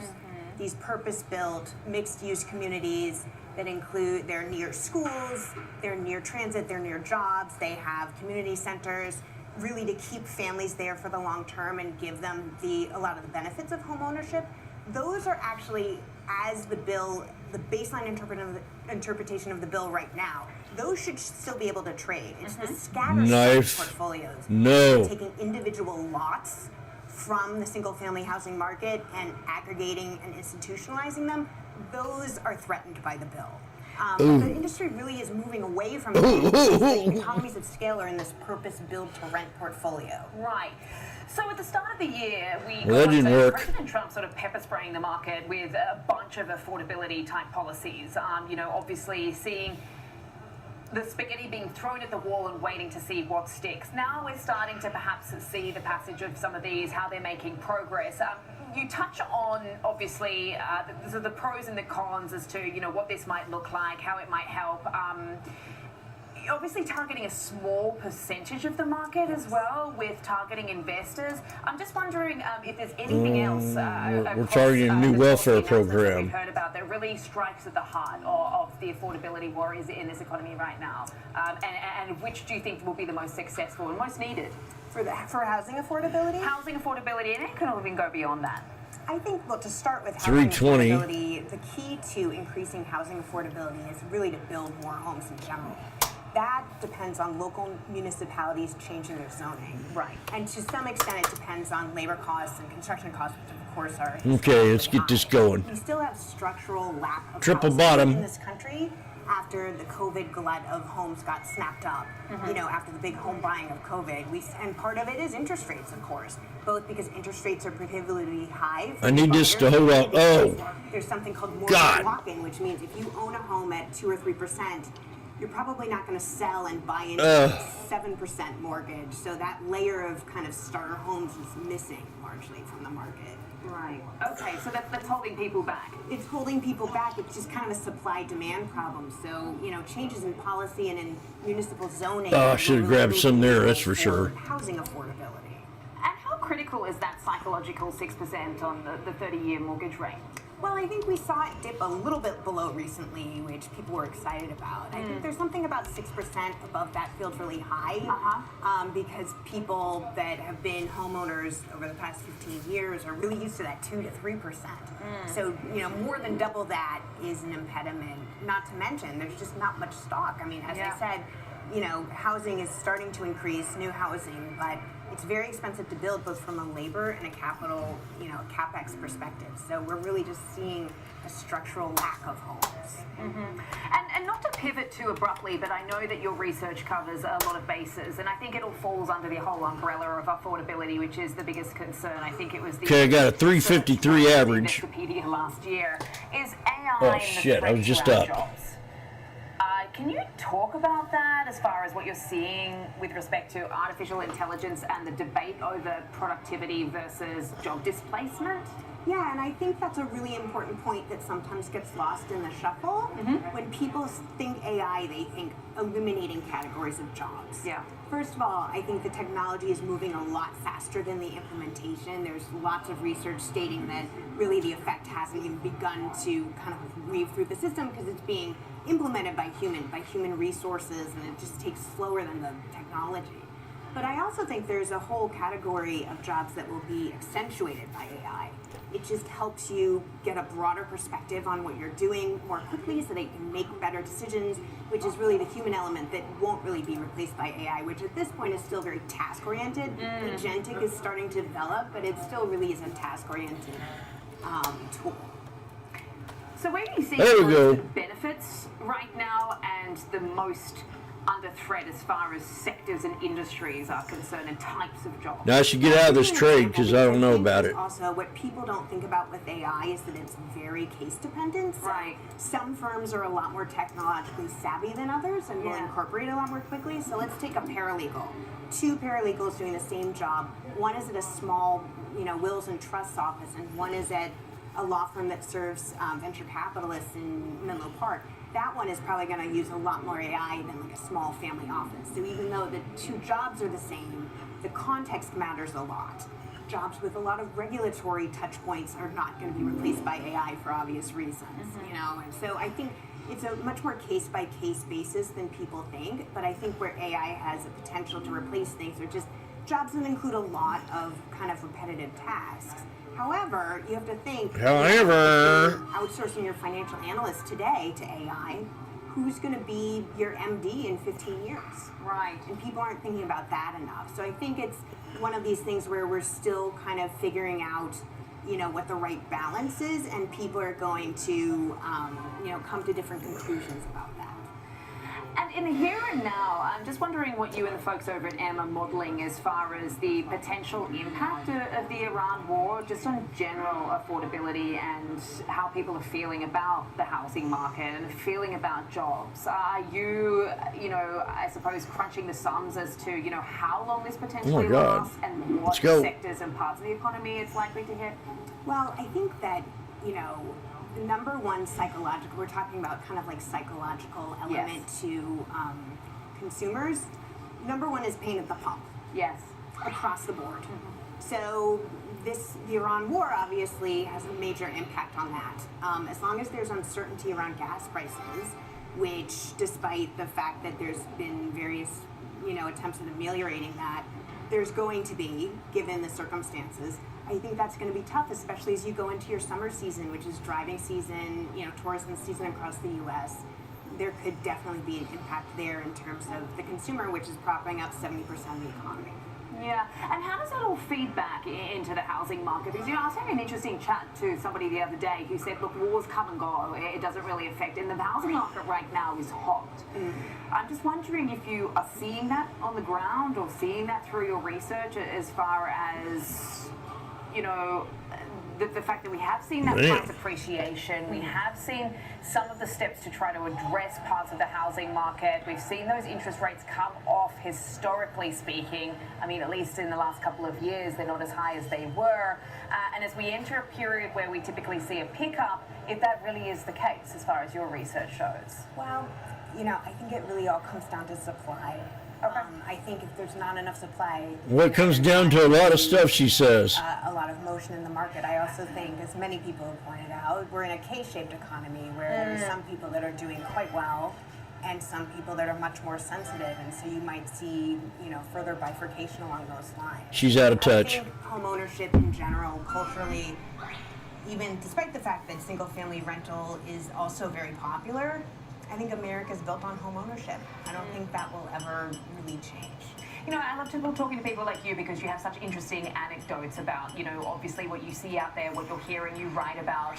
You know, I was reading something the other day about people who are staying single for longer or, you know, whatever, they are getting to an age where they like to share a property and go out and buy a home with other like-minded single people as well. I know that people are staying at their parents longer than they have traditionally because of the age of a first home ownership is going up to about 40 now post-COVID. I'm just wondering what sort of trends you're seeing out there right now that you're tracking. Well, so since we've actually seen kind of pent-up demand and people being in group living situations really for the past 15 years. And that's because a lot of that kind of later millennial generation and maybe early Gen Z, they just haven't had the, you know, consistency of the economy, first with the GFC and then with COVID, to get that down payment together, to have steady job growth. They've had a lot of interruptions. So I think there is definitely pent-up demand in terms of household formation. Some of that might go to rental, but again, the key to all of this, and going back to the Road to Homeownership Act, is that you know, the single-family rental market is like maybe 2 or 3% of the entire market. So we're talking about a tiny fraction. Again, I think there's definitely pent-up demand. I think these things can take a long time to shake out. As you mentioned, there's a lot of different factors at play. But I think generally, you know, it's demographically, the population, the size of this population will support homeownership. And I think the demand is there as soon as the conditions are met, which includes zoning for more building. Yeah. I mean, it's all got to align, hasn't it? It all has to align, exactly. That's what we hope for. Audrey, such a fascinating chat. Thanks so much for joining us here at the Schwab Network today. On the floor of the New York Stock Exchange, that is Audrey Sims, their partner head of research at M Research. Coming up next, we'll dive into the IPO market. There's a couple of big names that are expected to go public this year, like SpaceX and Anthropic. Don't know if you've heard of them. Market on Close will be right back.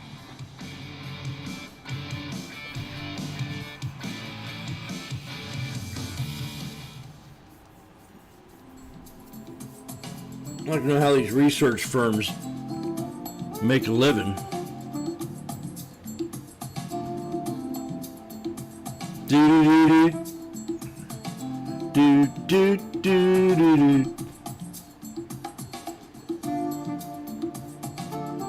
What cometh can take it awayeth. I said everything was pretty smooth till that last trade.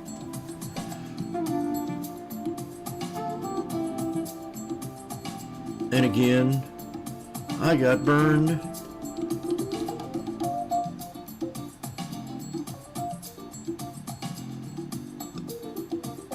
Come on, get on up here. I can't believe this shit.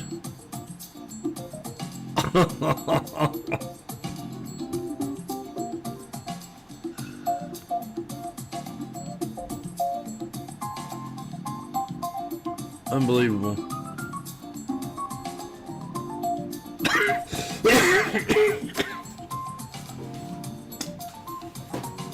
That helped.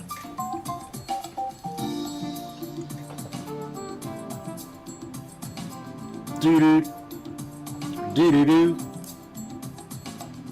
Take it away to... Opportunities don't stop when the market day ends. So neither do we. Come on, Schwab I gotta gives get you rid of round-the-clock one access more. to over 1,100 of the most popular stocks and ETFs, plus a wide variety of futures markets. Go. All with 24-hour support from trading specialists. who understand the ins and outs of 24-hour trading. No matter the hour, you can trade brilliantly with Schwab. Hey, Bob. Hey, Andrew. Last year, my dad had a stroke. Big shock to see this person that I've always seen as a force in our family be vulnerable. Wait, had a stroke? Yes. Now we're in the car together almost daily. I started to realize, what can I pick up from my dad? He's been with Schwab for a long time. Jim, my financial consultant, I probably met 20 years ago. Jim's really been there to answer any questions I ever have. Makes a huge difference when you have someone that actually cares. I'm Diane King Hall on the floor of the New York Stock Exchange. When markets react, we are live with analysis that matters. Watch now, only on SchwabNetwork.com.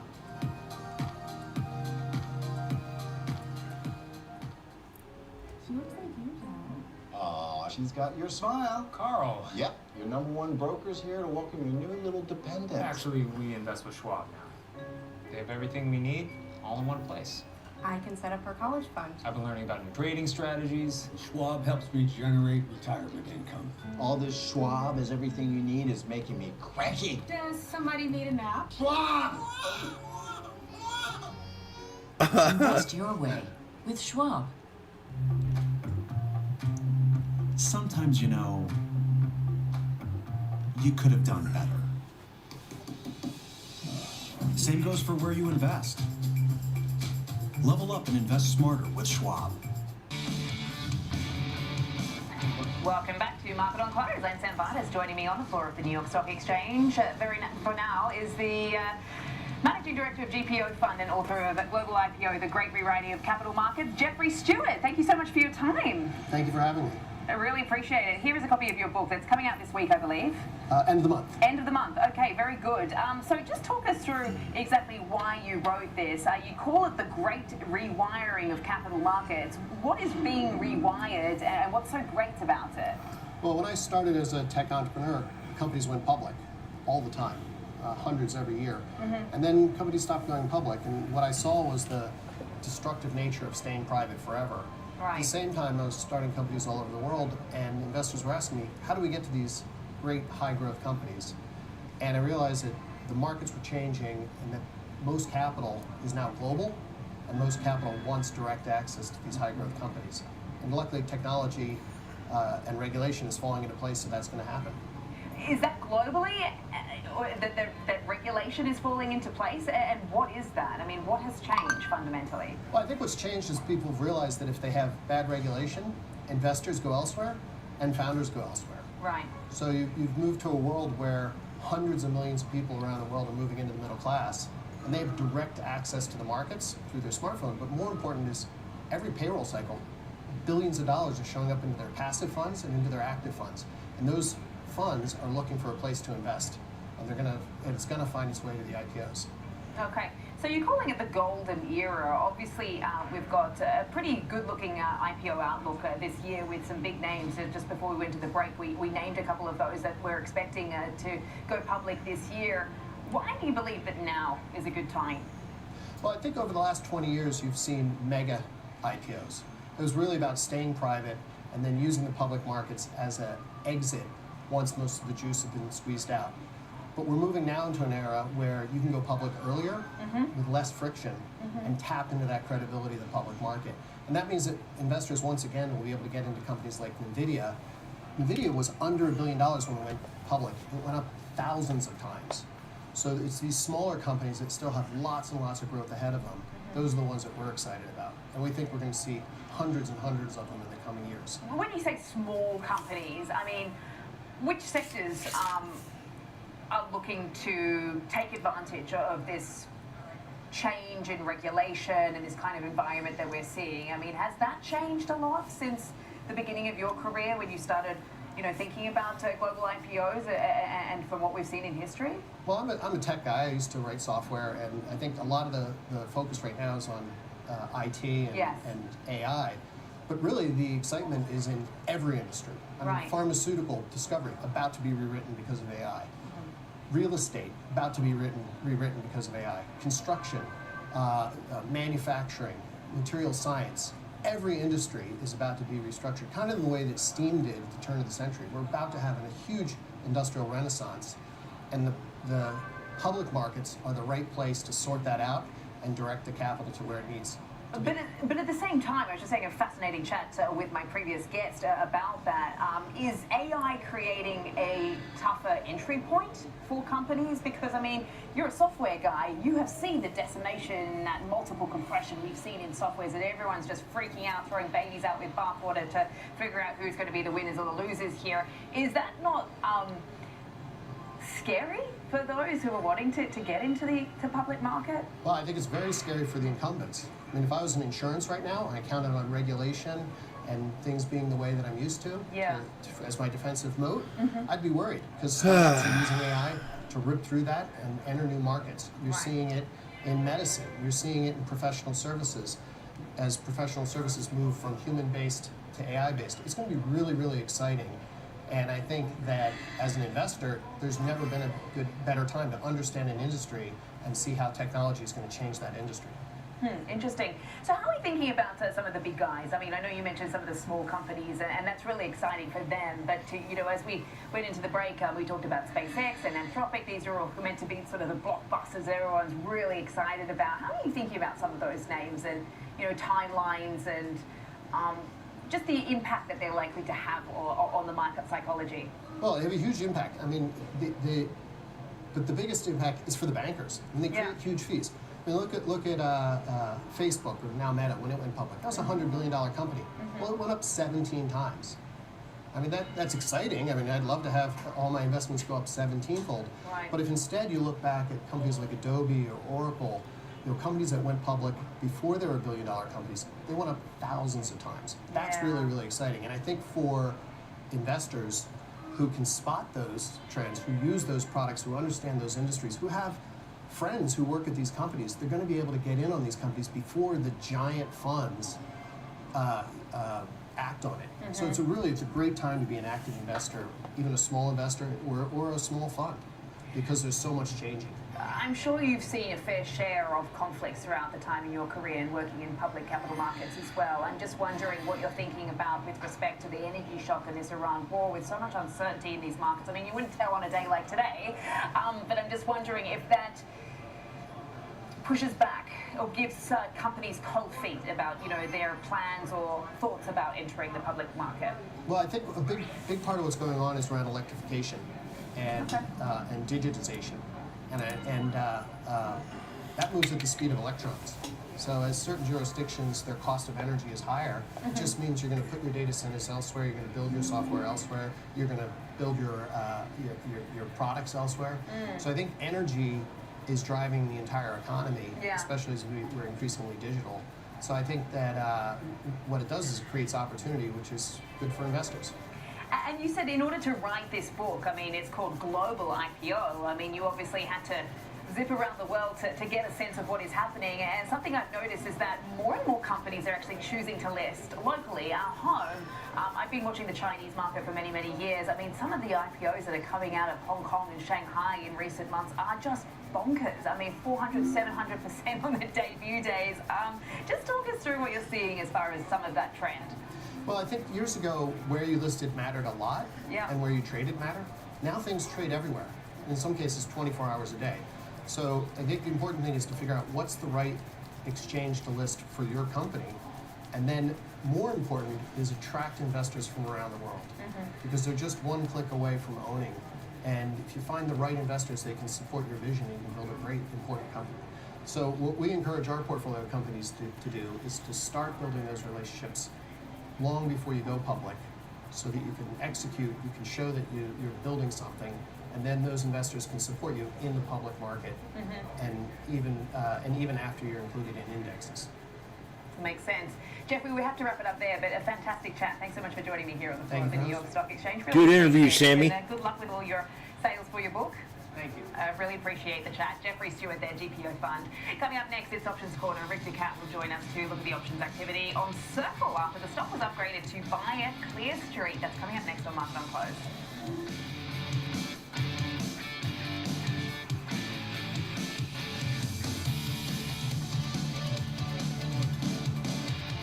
Kick off morning with the data and the decisions moving markets. Morning Trade Live breaks down the macro moves driving the price action, from Fed policy to global growth to inflation prints and geopolitical risk. Smart, fast and always live from Wall Street to your screen. Morning Trade Live, where the markets meet the macro, weekdays at 10 a.m. Eastern on Schwab Network. Whether you're an experienced investor or just getting started, Charles Schwab offers a webcast that's right for you. Do you like using charts when analyzing your stocks? Our technical analysis webcast series breaks down different charting techniques like trend analysis, price patterns, moving averages, oscillators, and much more. Best of all, you can ask questions directly to an education coach. It's interactive learning at its finest. Tune in live or on demand. Head over to schwab.com/coaching and start learning today.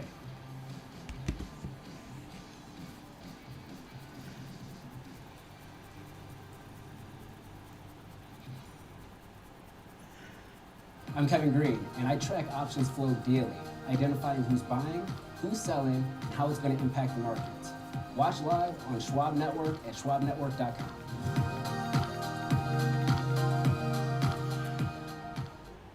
Trading at Schwab is powered by Ameritrade, giving traders even more ways to sharpen their skills with tailored education.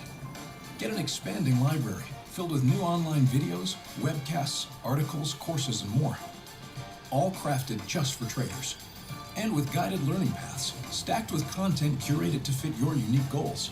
You can spend less time searching and more time learning. More lows. Trade brilliantly with Schwab.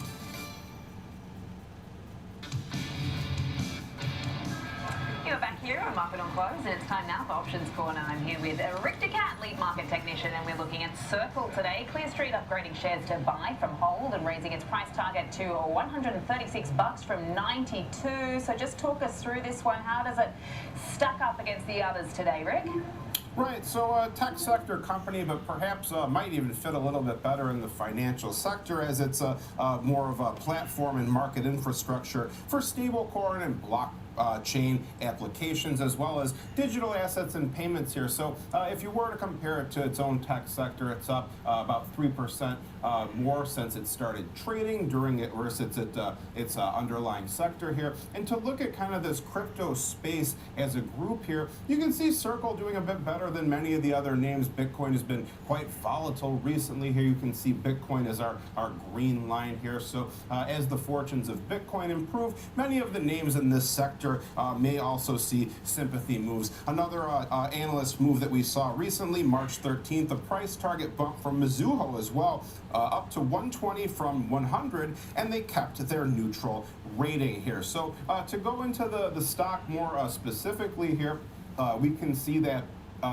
our price activity recently has been in an upswing. We've seen an upward sloping channel type shape here between our two white lines. After we had our earnings event, we had a small gap up. That gives us the area between 63 to 70 to watch out for that gap to potentially be filled. Now we've come up to an interesting area as well today, this area near 124, 125, at which we have topped out here recently. You can see that the low points that we formed here mostly align with that area, so that's an interesting area that we've stopped today here, the edge of a previous range of activity.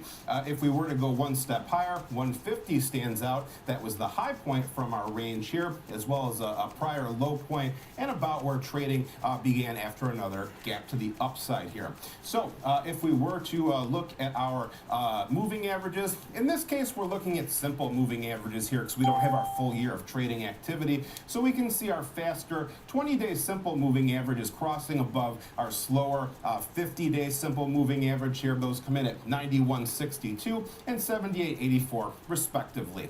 RSI looking quite strong though. We're in the overbought area here, that threshold above 70 with a reading of 77.5 now. So look for price to keep making new relative highs and for the RSI to follow suit as well, making new relative highs with its 15 minutes to go alongside price. So now, when we look at our volume profile study, we can see here that the heavy trading range in which price has kind of finding itself in the middle, that comes in between about 110 to 140, kind of seeing a particular spike near about 135. If we were to move lower, our point of control stands out near 84.50. Our heaviest trading area of all sits a bit below us here. So heavy volume at a significant low point on a chart, often interpreted as a sign that it was a significant price level that was reached. All right, so that's the technicals on Circle today. It's rallying up over 8%. Just talk us through some of the options activity or any sort of notable trades that you've seen out there, Rick. Sure. So at the time I checked, about 136,000 options changing hands so far today. 54% of those were calls, roughly here. So a bit of a heavier day than average. The sizzle came in at 1.29, which is 1.29 times the 5-day moving average of options volume here. So most of that activity in terms of the volume and the open interest is in our March 20th monthly expiration. That's at the end of this week here. About 30% or so of the total open interest in this name comes in there. In terms of interesting trades, there was one set of a sweep trade here, several legs here. The total amount, the quantity, plus 200, December 15th, 2028. So more than a year out there. 70 strike calls at a net debit of $1.68 million. Seems like it's an opening bullish trade in this name. All right, great stuff. Circle rallying today. Thanks so much for getting us across some of the options activity and the technicals on this name, Rick. Really appreciate it. Coming up, it's time for Overlooked Stocks. George Silas has his eye on TerraWolf today as shares are adding to its strong start to 2026. We'll break down the news on that, what you need to know coming up next on Market on Close.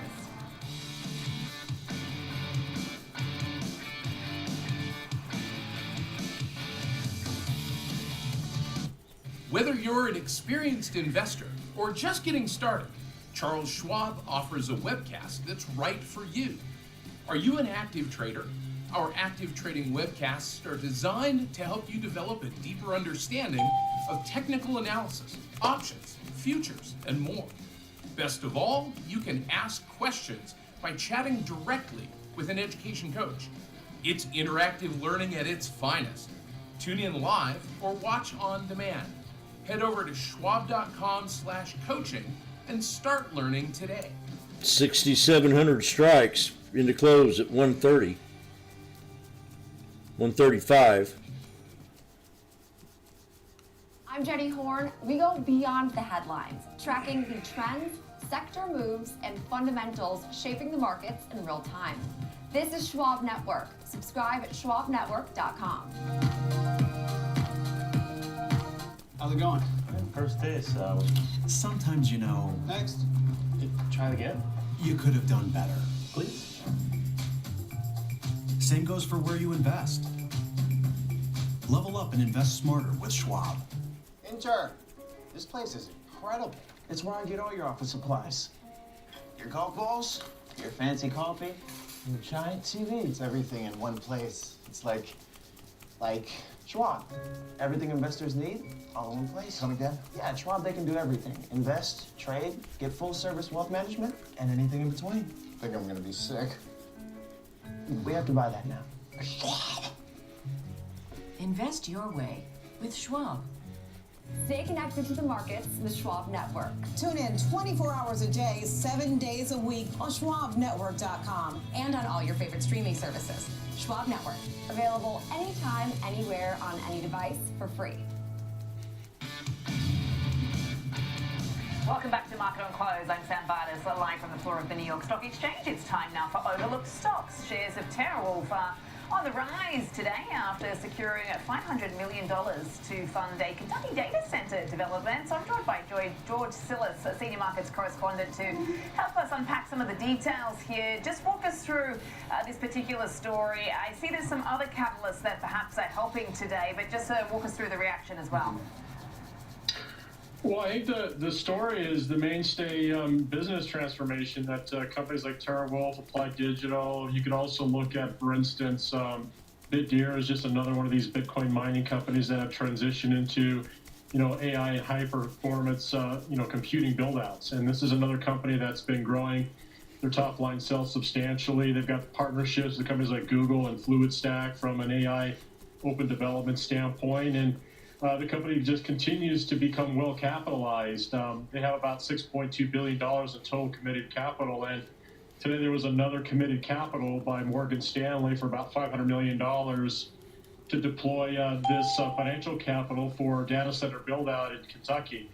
And if you look at the sales for TeraWulf, it's been pretty remarkable considering last year's sales were only about $160 million.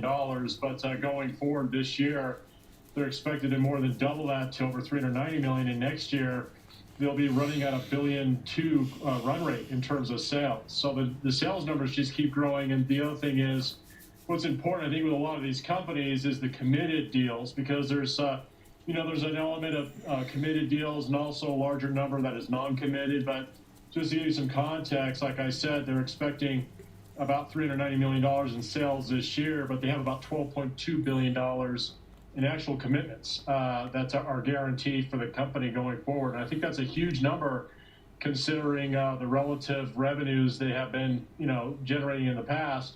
One of the things I did notice too is irrespective of the challenges some of the crypto miners, but also, other high performance computing names like CoreWeave have performed. They've performed very well this year, but TeraWulf has actually held up quite well. And one of the things I also noticed is they are expecting profitability in 2027. So this year they're expected to still lose around 82 cents a share.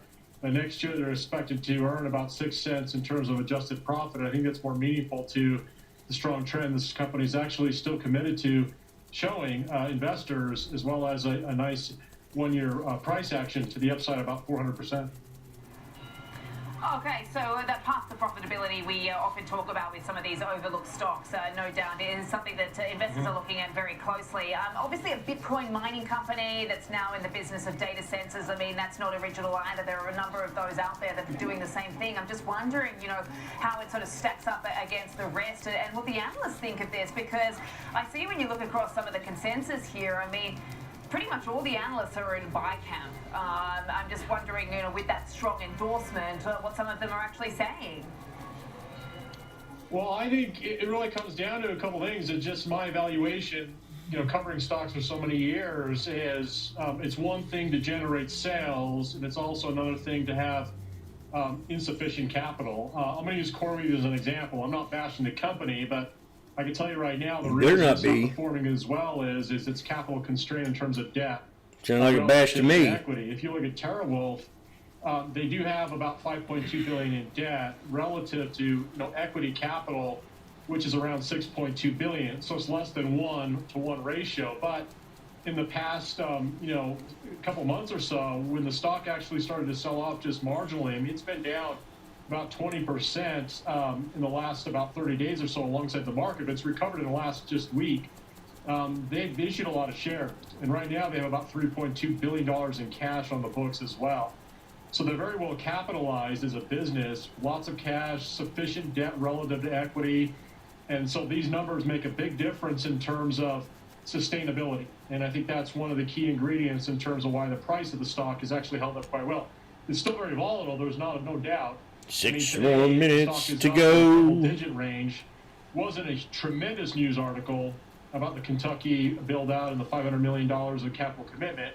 It just shows you that on days like this, where there's a high beta bid in the market, and it's of course inversely correlated to crude oil right now, you see a pretty substantive move in this leader in the space for hybrid, Bitcoin mining, but also HPC or high-performance computing. Yep, beta will bid in this market today. Crypto is rallying, makes sense. Yep. George, really appreciate it. Thanks so much for breaking down the details there. Rallying up at 11.5% right now. We are nearing the end of this market session, so we'll bring in Kevin Green on the other side of the break to break down the levels he's watching on the S&P 500 and talk about today's action coming up next on Market on Close.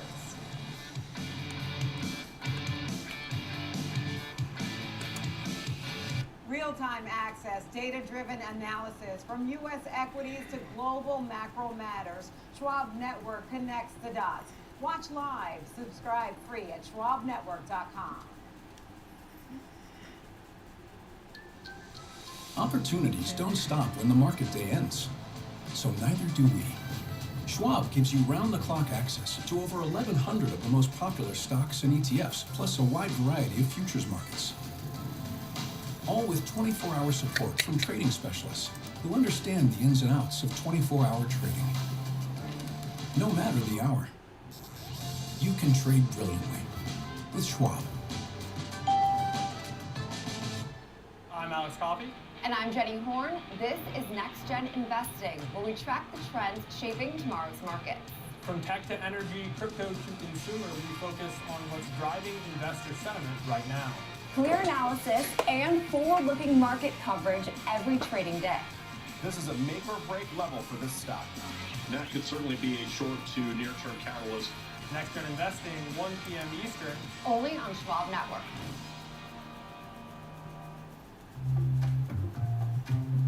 Sometimes, you know, you could have done better. Same goes for where you invest. Level up and invest smarter with Schwab. Morning Movers brings traders the biggest headlines to start the day, from volatile overnight swings to the earliest analyst calls. Get your watch list ready. 8 a.m. Eastern, Morning Movers, only on Schwab Network.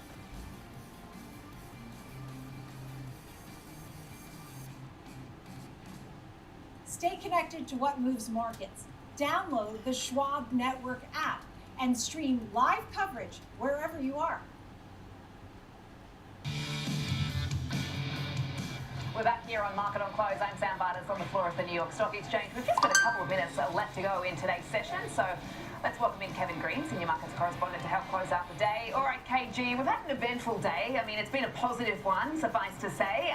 Look, we've managed to linger around 6,700. We've heard from President Trump. We've heard from Jensen Huang. We've seen NVIDIA pop and then kind of calm back down. Just walk us through what you're thinking in these final minutes here. Well, we had about 2 hours there where we may have just kind of forgot about the geopolitical risk and focused on the technology sector. And I think that was actually a big catalyst for us today. We were able to recover some of the losses that we saw on Friday. But if you look at the 5-day, 15-minute chart, unfortunately, we are still making lower highs. We still have to actually kind of break above this 6730-ish area to really kind of give you a sense that the market might be shifting to more of a risk-on type of tone. I think for today, you still have to kind of chalk this up as a little bit of a retracement bounce, maybe a little bit of a relief rally, if you will, short covering activity taking place, rather than this being the low for the S&P 500, at least for this particular Very good. Session. Or good job, Alan. Cycle. I mean, Kevin. Consolidation. And so kind of going into the close, what I'm focusing on is 6720 to the upside. It's where we're seeing the majority of the calls activity right now. We do have 3 contracts that have over 100,000 contracts that are traded for today's session. That's a little bit unique from what we saw last week, where options volume for the most part on the index We still got that wall, so we ain't gonna break it. If we're able to hold and stay above 6,680, I think that would be a win for us here today. But I still would be a little bit more cautious about this market. Volatility did crush here a tad bit. We did see it come down to around that 22, 23-ish area, and you did see some of the IV crush on the wings of these options. So the out-of-the-money calls, out-of-the-money puts, they did not react as well today. That's kind of your first sign where we still have a lack of liquidity in this market. So I think this is just a reprieve for now until we actually get further direction from this conference. Yeah, and that's exactly what is driving this market. I mean, you talk about the optimism. It's cautious optimism, isn't it? As long as we see this boxing match playing out between stocks and oil prices. Just talk us through the price action on crude today as well. Yeah, from a crude oil standpoint, we did see a breakdown in the market, down about 5.5%, trading at around $93.26. If you're looking at a firm area of support, it's going to be $90. That's where you could see some buyers really trying to step in here. The trend is still bullish, but you are seeing a bearish divergence taking place within the RSI, making lower highs on the RSI as price continues to move a little bit higher here. And I think this is, once again, fading the milestone level at around that $100 level, maybe some conversations between Iran and the U.S. And some back channeling that's taking place that could also be reducing some of this risk. On the other side of that though, Sam, today if you look at the tanker rates, you're actually up over 26% today. And that's something that usually does not correlate, where tanker rates move higher and lower. It's just something that doesn't happen all too often. I would not be surprised if we actually do one red trade today, and that was at the end. Yeah, I just That was risky. See those reports coming in the last hour So, or so to Iran and the US. really a good day. It was really a good Monday. She said it was a couple months since we've had a good Monday. And I think that's true. Been having a lot of red Mondays, so could be a sign. But I would play it day by day. And everybody have a good day. Thank you, YouTubers.